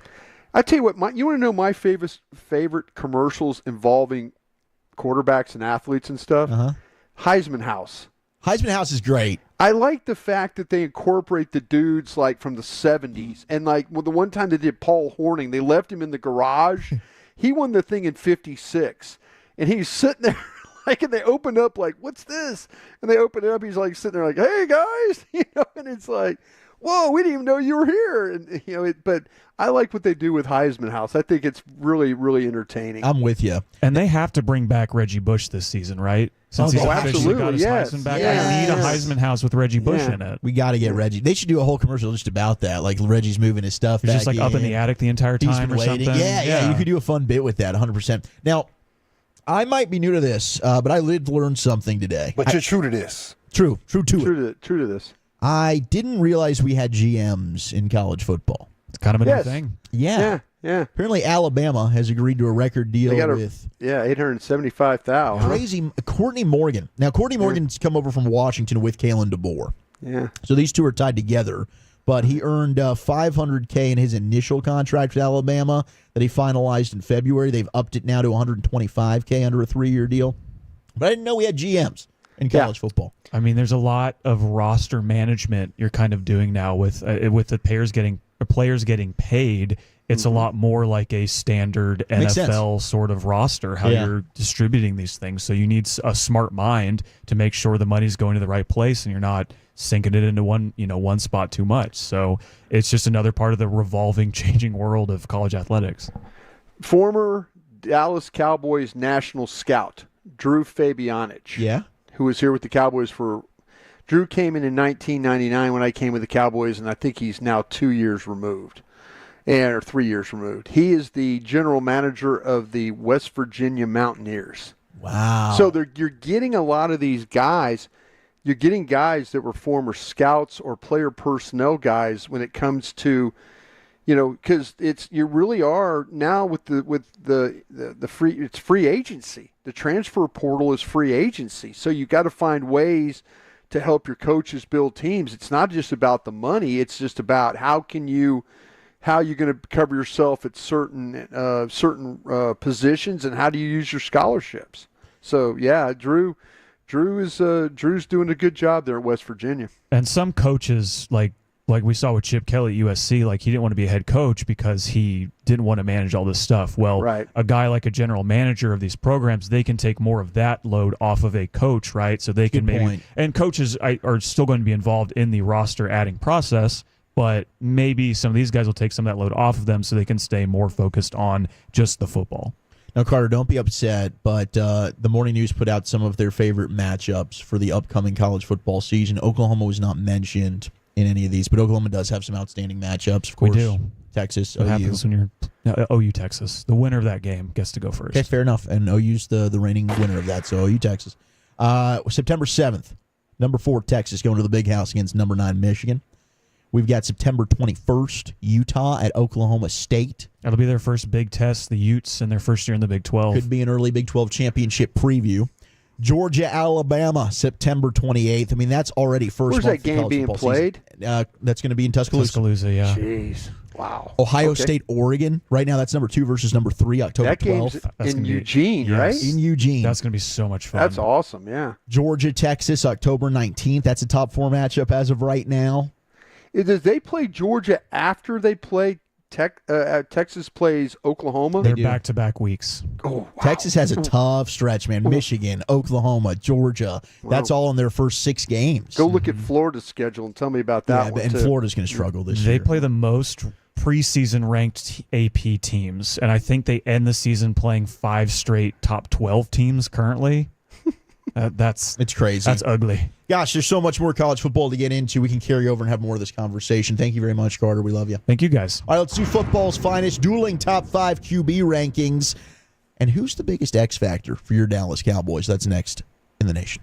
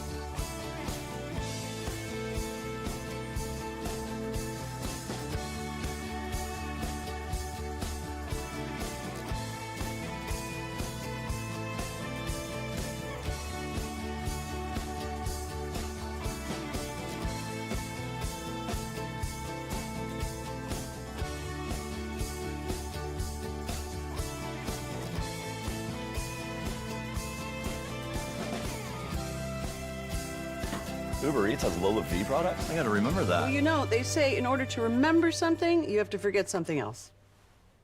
Okay, now that is a very cute haircut. That's like a little shag. I've never seen it before. Well, I mean, of course you have.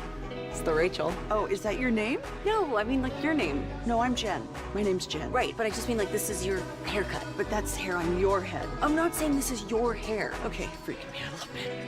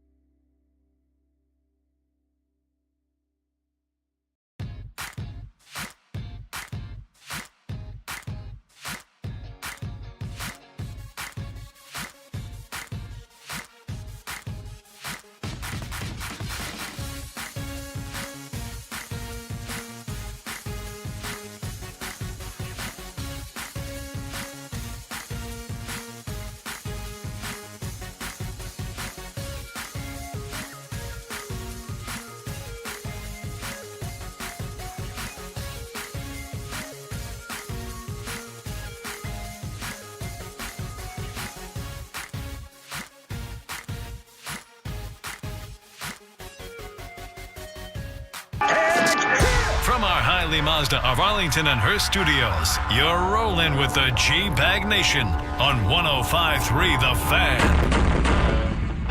Hour number 4 of the GBag Nation. It's time for some football's finest. What did Jerry have to say on the fields there in Oxnard about CeeDee Lamb? Could Jamar Chase and his contract have anything to do with maybe the final leaves that need to fall? And who's your X factor for the Dallas Cowboys coming into this season? 877-881-1053. Zach Wolchuk hanging out with Brian Broaddus, who's still out there in Oxnard. He'll be flying back tomorrow. We got Lucius Alexander, Carter Freeman, of course, running your video on Twitch and on YouTube. We appreciate you rocking with us on a Tolo Tuesday. Turn it on, leave it on. Hopefully Gavin Dawson feeling better. Send him some well wishes as he is out sick. And Eric Chiafal will be back with us tomorrow. Took a couple of days off to hang out with the families. He's got some family that is in town, but the show never stops. Cowboys did make a move. They released cornerback Sheldrick Redwine today. Yeah. Couple of other notes from Jerry on the practice field. Brian, you asked me earlier when it came to the defensive line, do you think they're done there? Jerry said we're probably not through there.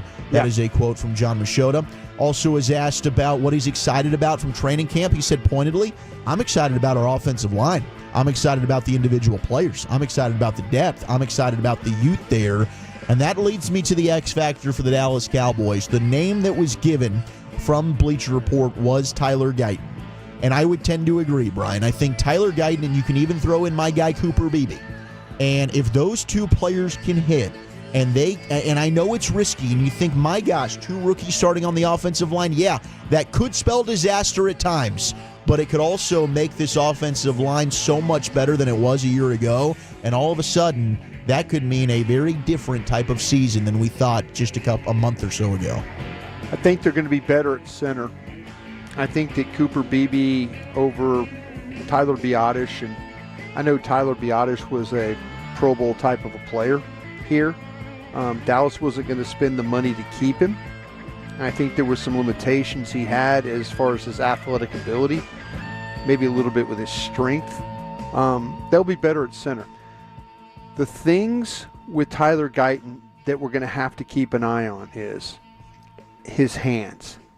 His hands, the way that he, when you sit down and watch him play, if anybody's had the opportunity to do so, and you want his hands tend to go, when he engages, it's a headbutt, and then his hands tend to go wide. And you'll see, I mean, there's several clips that I pulled out that he, if he's going to play wide and then have to try and reset, that could be a little bit of a problem for him. That's, he's got to figure out, because that's the thing that Verse gave him difficulty with in the other day. Mm-hmm. When he just placed his hands, and Verse knocked his hands aside and then was able to attack him with his hands being away. He's got to do a better job of getting his hands inside, because what he tries to do is he tries to headbutt you, grab you, then reset his hands. And he's such a good athlete that his feet, even when he's off balance a little bit, his feet recover, his body recovers. He's got flexibility in his body and his ability to make those types of moves. But he is going to, he's got it, and I know they're trying to work with him out here on it. I guarantee you that Duke Manyweather is working with him, or talking to him or seeing it. Maybe Duke's getting the film and he's looking, and hands inside. We talk about with Mozzie, hands inside. But that's the biggest thing. If you wanted to say, tell me something about Guyton that you're nervous about. It's not the lack of experience or anything like that, or athletic, none of that. His hand placement can be really off. And I hope it's something that they continue to try and work with him on, because he can't win outside. Yeah. He's got to win inside. Absolutely. Yeah. And you can also, you put yourself in position, a lot of holding calls can come that way. You get outside the pass. He did. It's funny. He got a holding call in the Rams scrimmage where Verse took him down inside, and he got a holding for dumping Verse that almost ended up in the back of the legs of Zach Martin. There was a couple of times where they took him down inside, and you could see him kind of ride and then hands up. Ride, hands up. So he knew like, okay, if I carry this guy down inside, this official behind me is going to throw a flag. And there were a couple different times where he was able to back off that, and that's just good awareness on his part. But just keep an eye, fans. Keep an eye on his, and because like I say, he can make something really bad good by the way he sits just because of his athletic ability. Jerry also talking about the CD extension. We're in good shape there. We're having good talks. Now, CD ain't going to miss any games. I don't think so either. I think that this thing's going to get ironed out, and he'll be there, for week 1 against Cleveland. Yeah. Now, one player that, and we haven't heard anything about CD maybe sitting out. We're starting to hear something about another big-time receiver. And I know Jerry talked about the leaves need to fall. Well, it seems like most of them have. We'll wait. We know Brandon Ayuk's out there. We'll see what happens with that. The other one's Jamar Chase. Jamar Chase has been quietly doing a little holding in with the Cincinnati Bengals. Maybe it's not so quiet now, because we had Adam Schefter, who was giving an update on NFL Live, and this thing could get bad for the Bengals. I think right now this is the one that to me remains the most mysterious, because unlike Brandon Ayuk and CeeDee Lamb, Jamar Chase has 2 years left on his contract, not one, like those other players. And we've already heard the Bengals president, Mike Brown, come out and say that he would prefer to wait to do this deal. Now, I think Cincinnati still will push to get this deal done, but from my understanding, there hasn't been a whole lot of progress. And if there's not a whole lot of progress, you wonder what's next. Now, Chad Ochocinco, the former Bengals great wide receiver, said over the weekend he thinks the two sides will figure out a deal this week, but he also added that if the two sides can't get a deal done, he does not believe that Jamar Chase will step foot on a football field again until he has a new contract. And I think there are other people around the league who feel the same way about that particular situation that I think has flown a little bit under the radar. Wow. Man. Your willingness to miss game checks, and especially in CD's situation, that's $1 million a week. We've seen Le'Veon Bell. Mm-hmm. Refresh me on Le'Veon Bell. Did he leave about $16 million on the holding out 1 year? Oh, yeah. And then he ended up getting, once he left and went to the Jets, he ended up getting a deal that wasn't even as good as the Steelers had originally offered. Exactly. I just don't. Dallas is testing CD's resolve. If he's willing to sit out and he misses games and it's costing him $1 million a game, and that's just his salary, folks. That's not fines and all that other stuff. That's like his contract is right at $18 million. So if he's willing to that is being, that you talk about me and Bobby being dug in. If you're missing, if you're missing $1 million a week, that is serious commitment right there. Well, and look, for CD's case, I'm more of an argument even. Jamar Chase has 2 years left on his deal. And look, you got your buddy in Joe Burrow, who's back. Look, I think the Bengals, they're my pick to win the Super Bowl this year. Joe Burrow's going to get one eventually. I think he's just too damn good not to. This is probably the year that it's their best chance to do it now, because T. Higgins might be gone. He wants a contract too. Next thing you know, Jamar Chase starts missing games. Oh, no. I don't think that's happening. That's wild to me. But CD, they're the Kansas City Killers, is who they are. They are. Cincinnati. They've got Kansas City. They're a legit threat to the Chiefs. They're the one team you look at and you're like, yeah, they can beat them because they've done it. They've proven it. Yeah. It's crazy. Okay, top 5 quarterbacks. We're talking about that. I think Burrow's 2 behind Mahomes. We can all argue about our top 5s, top 10s. Where's Dak Prescott? Number 3. Stephen A. Smith was asking Brady and Manning these questions. So we've got top 5 current quarterbacks dueling with 2 of the all-time greats, maybe the 2 best ever. Here's Peyton Manning explaining his top 5 quarterbacks. Quarterbacks need to be coached hard, and Andy Reid coaches Patrick Mahomes hard, and that's good for Patrick. That's bad for NFL defenses, right? So that's number 1. Patrick Mahomes number 1. God, rankings are so hard. You get in so much trouble. You get mad about that. How about you have to rank? Just give me these games. Look, I'm a big fan of Joe Burrow. Right? I'm glad to see him. Glad to see him back healthy. Right? I like the way he carries himself. I like his demeanor out there. He doesn't sweat. He doesn't flinch, right? He's just kind of calm and cool the whole time. this Justin Herbert is as talented as anybody. He can throw it a mile, he can throw it a mile. Harbaugh, like I said, the Broncos division is going to be tough. I mean, Lamar Jackson does things that just don't seem possible with the football in his hand. He makes throws, he runs, and he's smart about, he protects himself too, right? I mean, look, I never could run, so I never had that problem, right? But the thing we were talking about earlier, quarterbacks, they like to run. You still got to find a way to get out of bounds or get down and be there on the next play, right? If you get hurt, I mean, look, defenses, if the quarterback gets hurt, they're probably going to win that game. Right. So I love the way Lamar carries himself. I think he'll have a great year this year. One more. I mean, this is like I said, Josh Allen is total stud. Tough. Like I saw him this summer. I mean, he is so motivated to bring in a championship to Buffalo. Patrick Mahomes, Joe Burrow, Herbert, Lamar, and Josh Allen. Manning's top fives. You know what? I would, this is going to sound crazy, foolish. I think I would have, and it coming off an injury, when you look at Aaron Rodgers. Okay. I don't know how you can keep Aaron Rodgers, and I know he's an older quarterback, but the things that he does with his ability to move in the pocket, his ability to read you, the ability to break you down, the ability to make that little touch pass, sling it sidearm, shovel it forward. The injury is something you have to really worry about, because I saw Dan Marino's career, a great quarterback with Dan Marino, when he blew out his Achilles and he never was the same quarterback.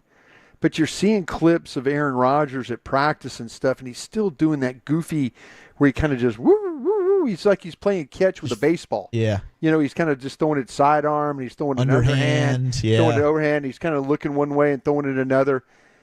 I think this is, if you start to talk about potential comeback players of the year, I think Aaron Rodgers is in this mix. I don't think it would surprise anybody, and it's funny that you say Rodgers, because Brady did his top five at the Fanatics Fest over the weekend, and essentially 4 out of the 5 are the same, minus Herbert.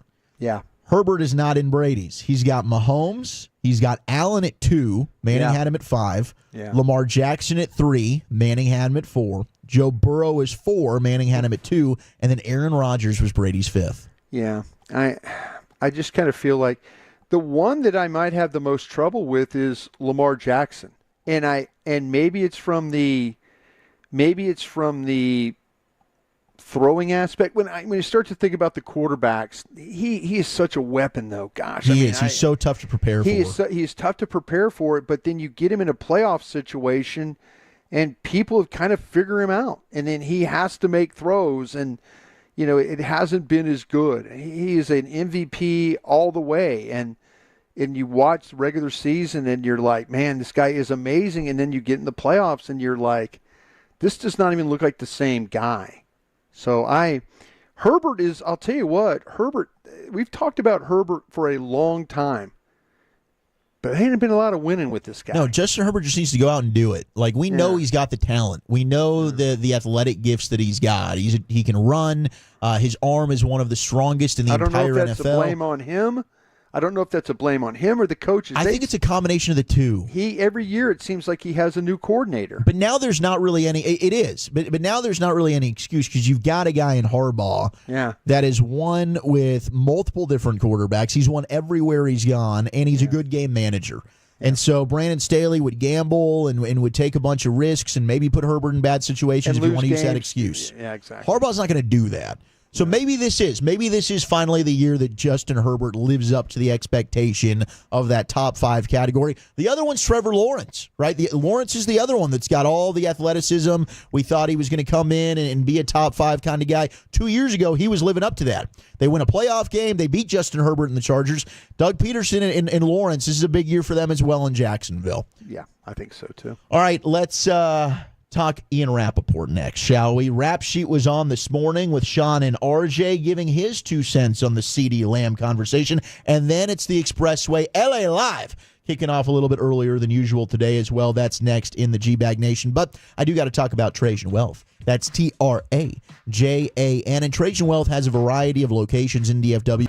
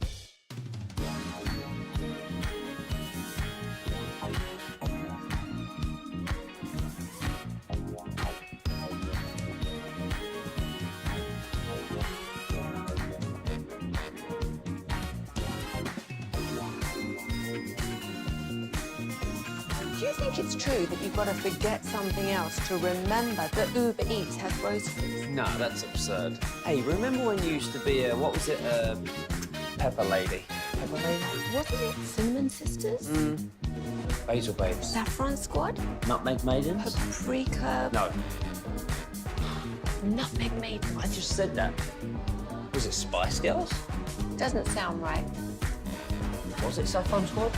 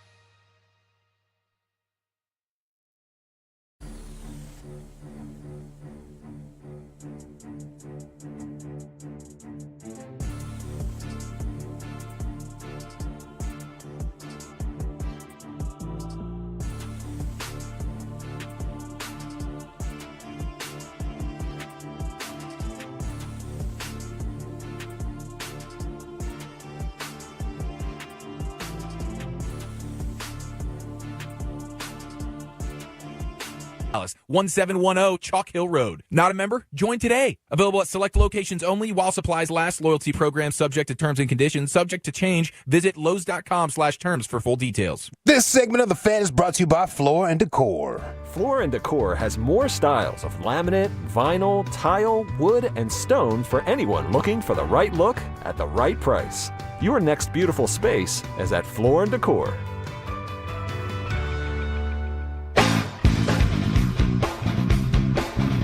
Yeah, baby, let's hit the expressway. Brought to you by the on-time experts in the GBag Nation. Brought to you by Cars for Kids. Donate today at carsforkids.org. Ian Rappaport, Rap Sheet, on this morning with Sean and RJ, giving us some good insight on Dak, CD, some of the contract stuff, and then we're just minutes away from LA Live here on the GBag Nation. Zach Wolchuk hanging out with Brian Broaddus and you. Or turn it on, leave it on, listeners. We'll have Jared Sandler, of course, coming up at the top of the hour as well. Get you set for Rangers and Pirates. But let's get right into Ian Rappaport here and what he had to say. Let's start with cut 3. What exactly are the holdups when it comes to CD and Dak? I would say, let's start with CD. I don't think there's a disagreement on how much he's worth. I think there's a essential understanding of he is an excellent receiver and probably will get paid as the second highest receiver in the NFL. I think they're okay there. Now, there's a lot of other parts of the deal. There's the guaranteed money, which is incredibly important. There's the length of the deal, which I think they're, sort of okay there, whatever it ends up being. But I think the other issue is, you have Brandon Ayuk, who's a very good receiver, laying out there. If Brandon Ayuk gets $32 million, let's say from the 49ers, which I don't think he's going to get, but let's just say, then that probably changes what CD is going to ask for. So I think the holdup on CD, if that's what you want to call it, is that the landscape is not fully formed yet. Because, if the 49ers go, all right, forget it, we're just going to trade him, and Brandon Ayuk gets something unforeseen, and CD already took a deal, that's not good for him. So I think the interrelating receiver deals probably affect everything. As far as Dak goes, I just think they haven't gotten there yet. They've made some proposals. It sounds like they were good faith and not offensive, not embarrassing, no one's insulted. They just haven't gotten there yet. Yeah, and I don't think they're going to get there when it comes to Dak. The CD thing's interesting. The Ayuk deal, I think you've kind of had the reports of the number that was offered, which was $32 million to Ayuk, that the Steelers reportedly were willing to go to. I think Jordan Schultz had an update about the 49ers reportedly had some good conversations with him today. And then we've got the Jamar Chase stuff, which we just talked about, hanging out there. Now, I don't think the Bengals are going to do a Chase deal until next year. Now, maybe Jamar Chase is really dug in to, the report from Schefter and Ocho Cinco saying he's willing to miss games. We don't believe CD is willing to miss games, but if he's waiting on those other dominoes to fall, and as Jerry's articulated to us, the leaves, are those the last ones left? Maybe CD does end up week 1, deal's not done, and he's got to decide, do I really just want to miss game checks and be away from my team? Because he's a hell of a competitor. Yeah, listen, the thing with the Bengals, the Bengals will surprise you with deals. I know they didn't get T. Higgins done. I didn't know they didn't get that one done. Chase might be a whole different story. The Bengals will surprise you. You feel like they're like a broke, family-run team, and then all of a sudden they find a way to get deals done. So it wouldn't put past me to even think of that maybe they could get something done with Chase. Mike Brown is a little bit of a guy that, if he says he wants to wait on that one, they'll wait. But I just think, because I was hearing things, Wooly and Lucius, I was hearing things that the number was agreed on with Lamb. That they were comfortable with the number. They were comfortable. The structure was the problem.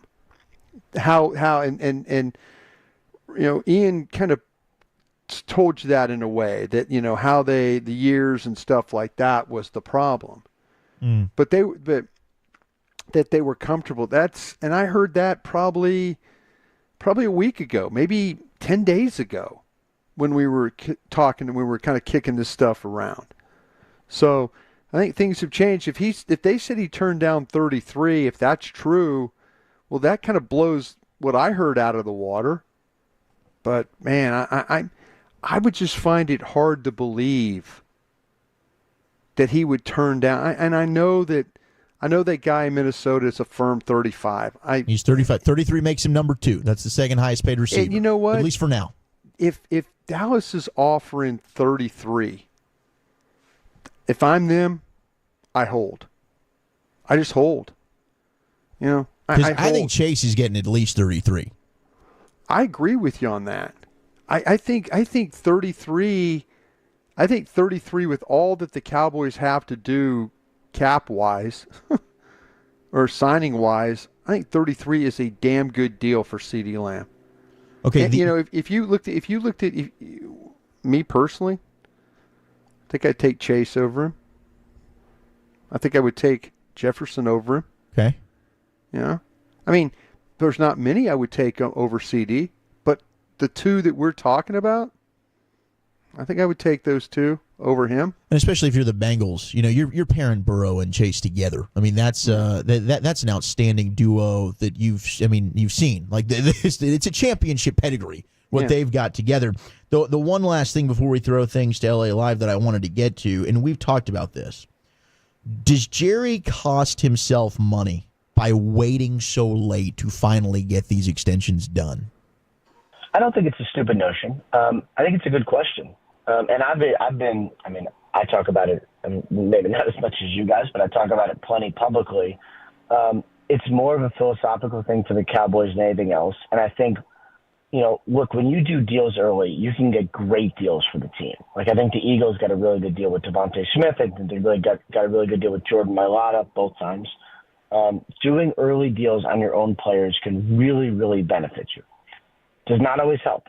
The Eagles did an early deal for Josh Sweat, and then I thought they might cut him or trade him this year, and eventually he accepted a pay cut. Like, it doesn't always work out. And I think what the Cowboys want to do is, one, minimize the amount of dead money they have, which is basically money that they cannot spend, money that they are taxed on, charged with, but they cannot spend. And I think if they wait, it maybe helps them minimize the amount of dead money because you have more information and you're more sure. I also think that when you wait a little bit longer, might it cost you some dollars? Probably, definitely. But you're also doing deals that are probably more fair to your very good players. And so it creates less angst in the locker room and your players hate you less. I don't know if it's certainly not something that everybody would do, but at least I think the reasoning is okay. It's a good point. Yeah, it is. I mean, it's a good point. I mean, you're getting the top deals. You really are. So, I mean, if you're worried about your players hating you and problems in the locker room, he actually that's a very good point. Yeah, it's a great counter. It is. Mm-hmm. All right, it is time now for a little earlier edition of LA Live, presented by Lucius Alexander. Uh-oh. What happened here? Yeah. Hey, man, I was looking up at the TV, looking at CBS, and they were previewing some of the food items that would be at the Cowboys games. Oh, yeah? Yeah. I seen like a pizza burger looking situation. Ooh. Yeah, bro, like 2 mini pizzas, 2 personal pan pizzas with some meat in the middle. Wow. Yeah, like some burger meat in the middle. I just seen that. I'm pretty sure we'll hear more about that soon. Okay, wait, let me ask you a question real quick, Lucius, before you get going on your LA Live. The pizzas, I assume they were used as the bun, right? Yes, sir. Okay, were the pizzas both was it upright? Upright, like the topping, was it like topping pizza, or the topping of the pizza, and then on top of the bun, on top of another pizza topping, or was it? You've got that right so far. I don't know what the bottom looks like, but the top was definitely exposed when you can see the top of the pizza instead of flipping it upside down. You know? Okay.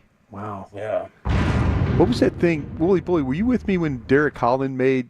Yes. He Derek made Holland Wagyu. got Zalat pizza. He gets a lot of pizza. He used those as the buns for the burgers. Gee. It was pretty damn delicious. Was it good? Yeah, it was pretty damn delicious, man. No doubt about it, bro. It was fantastic. He handed me that thing, and I looked at it. I took 2 bites. I said, bro, this is amazing. Okay, the pizza burger, 16-ounce burger with pepperoni pizzas for buns. Sandwiched inside is an Angus beef patty, lettuce, tomato, marinara sauce, and melted mozzarella. That looks crazy. I think I could recreate this. I think I can. Absolutely incredible. That's crazy. Yeah, that's some new items on the way. I've seen that. Woo! Wow, that looks crazy. 30 All right, bucks? let's get into a talk. Yeah, for sure. For sure. And then the drinks are going to be another $30 on top of it. Yeah. Especially that tequila you drink. That'd be about $100. Class Azul. I would Oh, never no. buy Hey, Scott, real quick, Luce, I'm sorry. Scott Agolnick, who is the PR guy out here, is like you. Really knows his tequila. He and I got in a conversation over here about it. I am amazed of he was rattling off all the tequilas. There's some high-end stuff you guys drink. Sure is. There is some seriously high-end stuff you drink. It sure is. Some good stuff out there. I wouldn't even really mix it good with stuff. anything. I wouldn't even make margaritas out of it or nothing. That's what he said. I just don't, want it don't on mix ice this. Yeah. with a whole lot of limes. Yeah, don't mix it. He said, you don't have to. It's too good. You don't have to mix it. Ooh, good, man. Yeah, Oh, and I like to ring that little bing, bing, bing at the bar. Yeah. If you know, you know. All right, let's get into a Toxic Tuesday right after the great Rick James, yo. All right, G-Squares. Time you smoke. Fire up this funk and let's have a go. Hey. It'll make you dance to some of everything. Everybody get high. She said one thing that got me. She said Kamala has one big advantage. She's a very beautiful woman. Oh. She's a beautiful woman. So I decided to go back and reread the clause. I'm not saying he's, but I say that I am much better looking than her. I think I'm much better. Much better. I'm a better looking person than Kamala. My man. That man is, we're living in some wild times, people. Then Kamala. I'm surprised he said her name right this time. He has trouble with it I'm sometimes. surprised. Speaking of Kamala, have you Googled her sister before? Looked at her sister? Yeah, I'm just saying. You got me on it now. Yeah, I'm just saying. I'm being respectful. I'm being a grown man about it. You know what I'm saying? Just, you know. Hey, you want another little funny political joke? Yeah. I saw a homeless guy the other day, and he asked me for change. I was like, oh, man. God damn, that is so sad. That is so sad. This homeless guy thinks I'm Obama?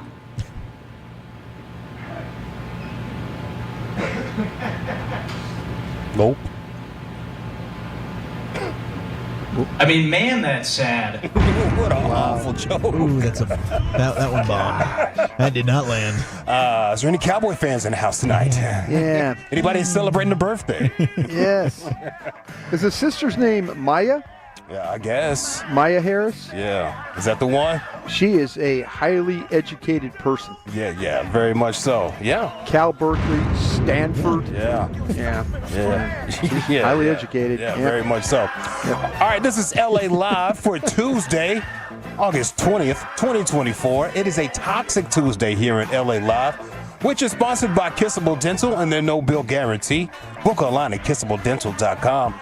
Your Kissable journey starts today. I wanted to do this yesterday, but I did not have the time. R.I.P. to the great Phil Donahue. Whoa, I saw clips, Lucius. I couldn't figure out what happened. The great Phil Donahue, he transitioned at the age of 88. Oh, good run. I'd say a good run. Good run, great run. I think he's one of the better interviewers that I've ever seen of all time. Okay, Howard Stern I think is one of the best I've ever seen. Yeah, because Howard would go in weird places. He goes in weird places. He would go in weird places. Phil had a way of working the crowd. Yes. As he'd walk through the crowd and he'd get the question, and then he would take, maybe the question might be jacked up, and he would make the question something different that would then project like, okay, well, think about it this way. Yeah. I thought he was really, really, really good. Very educated. He would Very read the educated, books yeah. of the people that he would interview. Yeah. He was always on top of things. Yes, he is the originator. Chef Kiss to his interviewing style. Chef's Kiss. He truly understood the significance of the studio audience there, Broadus, like you were bringing up. Yeah. Really did. One of the first people to ever bring the audience into the program like that. True legend and pioneer, Mr. Phil Donahue. Oprah even took a lot of her style from Phil Donahue. A lot of people stole from Phil Donahue. A lot of people out here doing interview shows, they're Phil Donahue's kids. Yeah. He had like that silver hair, a lot of silver hair back. Great head of hair. Yeah, great head of hair. But he did, man. He knew how to command the room, the audience, and he knew how to keep the guests involved too. And I see what you did there, Lucius. That all the was talk good. shows we see today now. Everybody, everybody. And he would talk to you if you're controversial, if you had a hell of an awful opinion, just a hot opinion, whatever. He would sit down and talk to you about it. He would even push back on your opinion. If he felt it was wrong, he would push back on it. He would correct somebody, even if they're above him in stature or whatever. Didn't care. He did not care. He would push back. One of the originators. Let's leave it to Phil Donahue. Tell his story. And when I took over this show, they had the tickets out for the audience. So they let the audience come in and watch me interview Madeline Murray O'Hare. And I realized during the commercials that these people in the audience were asking better questions than I was. So about the third or fourth show, I honestly forget which one, I jumped out of the thing and went out of the audience and it saved us. There would have been no Donahue show without that studio audience. Changed the game. We put the cameras behind the audience and moved the audience up close. First time that had ever been done. Audiences have generally been regarded as nuisances by local television stations. This would be a nice place to work if we didn't have to have these people coming in here all the time. They have ropes. They have to stand behind the ropes. People get officious. I've seen it a million times. The last thing you want, and the airwaves belong to the people. Yep. Our radical idea was called democracy. We gave everybody a chance to actually speak on the airwaves that they owned in the first place. Huge revolutionary idea that the rest of the industry was very reluctant to sign on to. They just thought it was no desk, no couch, no band, no comic. Who's going to watch this? They were right. We didn't have a desk and a couch. I didn't have a comic that laughed at all my jokes. I didn't have music and stars. We had issues. Yeah, that's right. Issues that the viewers cared about. Yep. Man, he was good. Yeah, he was great, man. One of the greatest. Here's Dog was by his side. Oh, as really? he transitioned. Yeah, he had his old mutt with him. Yeah. Loyal to the end. Yeah. How about reading the room though? Kind of thinking like, you know what? We need to bring these people in. If we're going to save this thing, we've got to do something. Yeah, sometimes you could just let it run the course, and then we never know who Phil Donahue is. Yeah. And now he's like, you know what? Maybe let's try this. Yeah, he's looking at his cue cards like, who the hell wrote down these dumbass questions? Yeah, this fool behind me with this afro is killing it with the questions. Sir, come here, stand up. Can you go ahead and say what you got to say? Stand up. To the KKK member. Go ahead and say what you got to say to the KKK member. That was you talk about. Go ahead. You're not lying. Go ahead. You are not lying. David Duke and those he guys. Would have them all on there, bro. He'd have all those guys on. Yeah. Geraldo would too. But it seemed like Geraldo never learned from his shows. No. He would always start back at zero when it comes to the conversation with another guy. It was so weird to me. The thing that got Geraldo, and he made a comeback when the OJ trial came around. The thing that got Geraldo was he did that whole big bit about Al Capone's safe. Yeah. And he made it a big deal, and they found maybe 50 cents and some bottle caps and some, it was kind of, and that payoff killed wasn't there. It killed him. I mean, he went in there thinking like, I'm about to do something really big here, and it flopped so bad, and people just said, you're a hack, But he did. He made a comeback with that group at CNN with Jerry Spence and Greta Van Susteren and those guys. I remember him on that OJ trial in '94 quite a bit. Yeah, they made fun of him with that that vault situation, but they did put him on the map at the same time. Who is this guy? Yeah, what's he doing? Yeah. Phil Donahue, didn't his wife, he was Marlo or something? Marlo Thomas, that girl, the show in the 70s. Yeah. If you're familiar with St. Jude's Children's Hospital, Danny Thomas was a famous actor in the 50s and 60s. His daughter was Marlo Thomas, and she now keeps that alive. Yeah, she's in all the St. Jude commercials. She's St. Jude's. That's her family started that, and that was Phil Donahue's wife. I flat out I seen like a clip. Maybe it was their first time meeting or whatever. Yeah. But she was talking to that man like she was just throwing it at him.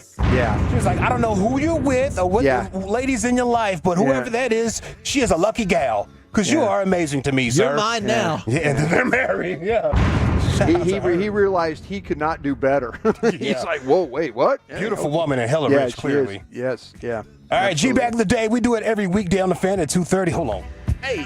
The baseball kid from the Mets. Congratulations. Yeah. No.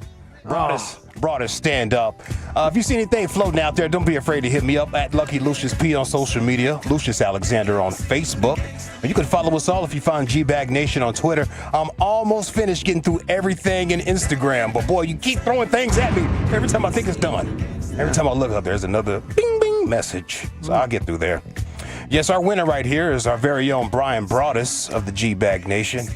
NFL scout, man played for LSU, long snapper. Hell of a guy, too. Amazing cook. Thank you, sir.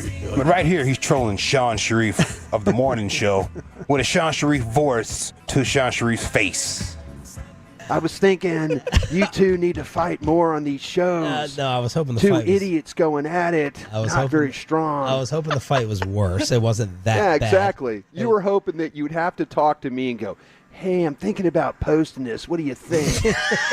What do you think? I'm thinking about for the ratings here. Yeah. If you and Bobby would if you met with each other and hit each other in the face, that would be better.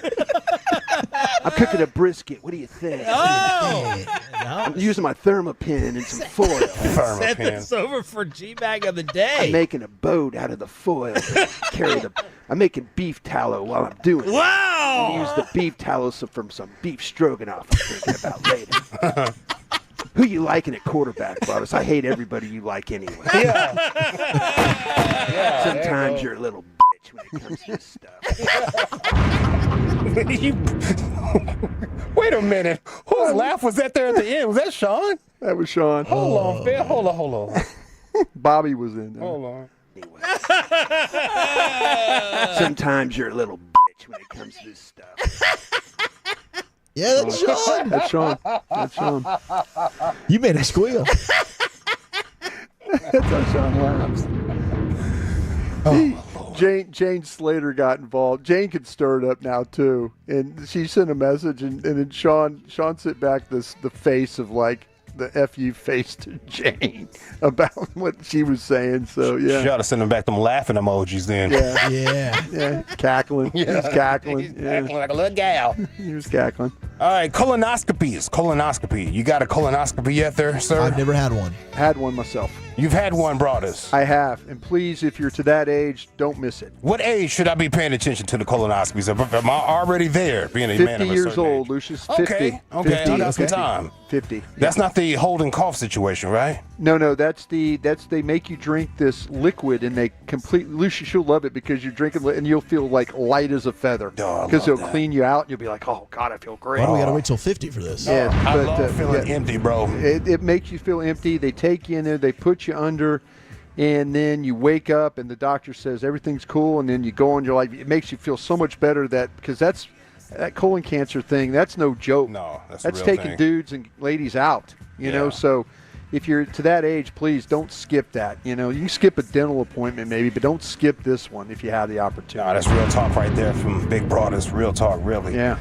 So do they use what is it, a camera or is it? Yeah, they do. It's a camera. They like I say, Lucius. They ask you to count to 10, and you get to about 7, and then you're out, and then you wake up. But they've used a probe. Okay. To and then they kind of go around and figure it out. And you felt nothing though. Absolutely zero. Good for you. Yeah. Good for you, because I'm taking to Florida Let's go to Tampa Bay. No. Something. This guy felt it. Man, a Tampa Bay doctor couldn't hear the screams of his patient during the colonoscopy. Oh, my God. No. Scream. My man was screaming loud. Oh, pull it out. It all happened because the doctor wasn't wearing his hearing aids. Oh, no. Got an old doctor, had the hearing aids on, just wearing the guy out. Now, could not see the guy twitching and screaming? Or it's kind of weird. They got you on your side. They got you on your side with the camera. You know, I mean, the anesthesiologist probably says, "Go, he's out. Go for it." Yeah, go for it. Yeah. Well, apparently everybody else in the room was trying to get the doctor's attention too. Hey, man, the dude is screaming. No. Yeah, you're wearing him out. There's a few dudes, in fact. He's not the only person he's done this to. I think. No. Yeah. He's been wearing out a lot of dudes. This isn't his first victim? This is not his first victim, Kimfo. Oh, my gosh. Let's go to Fox 13, Tampa Bay, Florida. Stand up for the report.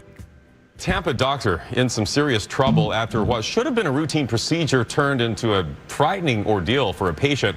The patient woke up screaming during a colonoscopy. Oh, my God. Jeez, bro. No. What? No. And the doctor didn't realize what was going on because the reports say that he didn't have his hearing aids in. According to the report, Prasad was performing colonoscopies on... Bro, I'm going to fight you, bro, when we get out of here. We're throwing hands. I don't care about probations and whatnot. That's a lawsuit. I'm throwing hands. Two patients in June 2023. The report claims Prasad wasn't wearing his hearing aids at the time. As a result, the patient who wasn't fully sedated when the procedure began started yelling, but Prasad couldn't... Wait, you about to do surgery? Colonoscopies? You don't have your hearing aids in? You know you're supposed to have this? And everyone else should know that he needs his hearing aids. This should be a check. You know, you go like phone, wallet, keys. Where are the hearing aids? Oh, this has got me just so sick. It's got me scared. Yeah, How can this guy go out here with no hearing aids? Let's keep going. Hear him, according to the report. The complaint goes on to say the surgical team couldn't communicate with Prasad either. And finally, the doctor is accused of allowing an unlicensed surgical tech to perform part of the procedures, including inserting the colonoscopy's scope. Oh! Here, you do it. Oops, sorry, wrong end. And put this juice on it next time. You didn't put the juice on it. The Florida Board of Medicine placed Prasad on probation last week. He could no longer conduct solo procedures until he's cleared by a state-approved supervising doctor. He's not coming back. You can't let him come back. That's malpractice, man. You can't let him come It's back. a firing. Yes. Yeah. And then think about those poor guys. You know what I mean? Yeah, like they that's- felt that, bro. Yeah, they did. To me, I was nervous. There's no date, no nothing. You know, no flowers. It was the easiest, one of the easiest procedures I've ever gone through. And now here's somebody that had a terrifying procedure. First, you got somebody that's unlicensed doing the insertion. Yeah. Yeah, how about that? But like Brother says, do get a colonoscopy, I guess. Please do. I hope there's other ways to do it. Yeah. Well, I'm doing a background check on this doctor before I'm going in. You gotta do your checks, but still, I mean, How do you do your checks other than what? Google comments? I'll tell you what, Lucius. When you're ready for one, I got the guy. You got a doctor for a good recommendation. I got a recommendation. We need help. Yeah, this guy. As soon as you count to 7, that doctor, you'll be like 10, 9, and then you're out, and then they go to work. Yeah. Oh no. I woke up and I was laying in the recovery room, and the doctor walked in and goes, "How you doing?" I'm like, hey, I guess great. He goes, "What kind of news?" He goes, "You're all fine, clean. See you in 5 years," kind of a thing. I went, whew. That makes you feel better when they say there's no polyps or any of that kind of stuff that can give you problems. Clean bill of health, man. Feels Great good news. sometimes to Feels hear good. it. Yeah, but boy, I feel terrified for that poor guy. Yeah, I mean, he's changed. That's awful. They are changed. Yeah. They gotta join some type of club now or something to talk about their traumatic experience that they had at the doctor's office. Yeah, a big lawsuit about to happen there. Get ready. Let's see what else we got. Hey, if you're going to Florida, another Florida story. Oh crap! I'm going next. What's going on with Florida? Just today? adding to the stress, Lucius. What has always been going on with Florida, bro? That's good. That's a good point. 90% of your stories, Florida man, Florida woman, Florida man. Florida boaters right here reel in pounds of cocaine during a fishing trip. This happened again right here, people. What is going on? What is going on in Florida? They discovered a package containing 56 pounds of cocaine while fishing near Panther Key between Marco Island and Everglades City. Ooh, 56 pounds of cocaine. Okay, Lucius, let me ask the question once again. No. No way, huh? You're not getting that on the street? No. Nah, man. If it was some money in there, I'd grab the money and dip. But I'm not taking the cocaine. And I seen that in the comments too of this story. People were like, man, I'll take that cocaine on the street. I'll flip it. No, I was like, no, you're not, dude. You're gonna get your head chopped off. Can we? They're gonna chop your head off for your cocaine. Huh? Do what? Can we take part of it? Can we? What are you gonna do with it? I mean, personal? Yeah, maybe. Okay, personal. I You get can it. get away with personal Yeah, use. you can get away with personal use if you want to try take and resell yourself. that, man. You're gonna get Let's murdered. find it out. Yeah. Okay, if you take part of it, say you just take a pound of it, or Yeah, for a personal stash. Yeah. Maybe I wouldn't, tell you to do this, but probably sell it to buddies or something like that. Yeah, somebody There you you go. know. Hey, keep it in but your circle. once you step into the game and you say you have 56 pounds of cocaine, they're going to chop your head off. They're coming after you. They're then, coming right? after you, brother. They're going to take your cocaine. So you're down there in the Everglades. They're probably going to throw you into the Everglades with those alligators. 100%. You're getting eaten. You're not going to make it. Yeah, they're getting the colonoscopy. You're getting the colonoscopy. Doc, turn the damn earring down. They're bringing that doctor in. Ow! Dr. Proby. Man, is your hand stuck when you're getting the colonoscopy? Because I would have been swatting my hand back there. No, Doc, man. If he wasn't asleep, I think you got to be moving though, right? That's I what mean, I'd be You think moving. you'd be wiggling They around like a put you. fish. You lay on your back, and then they put you on your side, and so then they put you on your side, and I would think that the guy was going to be moving around. Right. That's what I. And then you got all the other people in there, man. I think the doc this might be his thing. Yeah. Doc, I came in here for my knee, though. Well, what do you think about your knee? Yeah. Deputies recovered the bundle, found 25 individually wrapped kilograms of cocaine. Yeah, there you I got go. the keys. I got the keys. There you Had a go. street value of $625K, y'all. Oof. Yeah, don't touch it. Not You will worth get it your then, head chopped right? off. Not worth it's it. not worth death. You'll Not get your worth head it. chopped off. All right. Let's see what else I got Cowards. for you. Boy. Yeah, I wouldn't touch it, bro. Leave that You're right. alone. You're right. Oh, your boy. I was talking about him. Seahawks rookie Byron Murphy from DeSoto. Yes. DeSoto. Hook 'em. Looks like he might be a victim of an extortion attempt. No. Yeah. Manti Te'o. That kind of Oh, this thing? wasn't a girlfriend. It This wasn't? It wasn't a girlfriend. Okay. No. Okay. He was accused by a trans OnlyFans model. I don't know why they put trans right there to tell us that part. He was accused by a trans OnlyFans model of owing her $15K over a night they spent together. Murphy's manager says he released a statement, says this is an extortion attempt from a text conversation that began and ended online. It began and ended online. So maybe my man thought he had a fish. Uh-huh. And then it was like, I'm out of here. Yeah, Something doesn't feel right I'm about backing out. this. Yeah. He I had no will say contact this. with the person, and this is a Okay. blackmail scheme, apparently. Okay, but if there was contact, pay and move on. Okay, that's all I'm saying, dude. You're a professional athlete. You know, if there was no pictures taken or anything like that, you're into that kind of stuff. Pay and move on. Don't cause problems. Yeah, that's the name of the game. Yeah, don't cause problems. Pay and move. It's when you don't pay that problems cause. Just pay and move on. Yeah, like that dude that he played for Denver or something. He tried to dip out that hotel. Yeah, And she ran him down. She ran him down. She was right behind him. Hawked him down. Yeah, that's a new hawk to it. Pay and move on. She hawked Should him have gotten a down. 40 time on her. She hawked him down, bucket What a naked. new record. Yeah, bucket naked. Everything good tackle, just good flat. form tackle. Yeah, I mean, yeah. she was on point. And before I get out here on this Toxic Tuesday, let's go to the Jim and Sam show on Sirius XM. Ooh, Jim and Sam. Channel 103, Faction Talk. Comedian Jim Norton. He was a part of the Opie and Anthony show when that show existed. Opie and Anthony got kicked off of radio because they had like a radio stunt where there was a couple that did made some whoopee. Yes. Made some whoopee in the chapel. Made a whoopee in the chapel, got themselves in trouble. Anyways, Jim Norton gives some love to our late Kelly from here in DFW. From the Pugs and Kelly show. Remember I brought this up? You did. R.I.P. to Kelly. We love her. But when I heard this, I said maybe some of the fans of Kelly, Pugs and Kelly, will want to hear Jim say bye to her. So here you go, fans. No, I did learn about a death last night, which I was going to mention this morning. I didn't mention it, which did make me very sad. Kelly from Pugs and Kelly. I don't think you knew those guys, but I don't think so. They were in a Dallas show. They were on in the morning before Russ Martin. I think they were like the 10 to 2 spot. But when we were kicked off Opie and Anthony, I would do their show a lot when I was in Dallas, and they had a tremendous following. It would always bring like all these people to the show. It was like the happening show. Yeah. And they were very, very good friends when we were kicked off the air. So I have a tremendous love for Pugs and Kelly. So very sad. Kelly passed away, I think, in her sleep, they said. I don't know any details. Happened a few days ago. I just heard about it. But for any Pugs and Kelly fan, if you know what happened,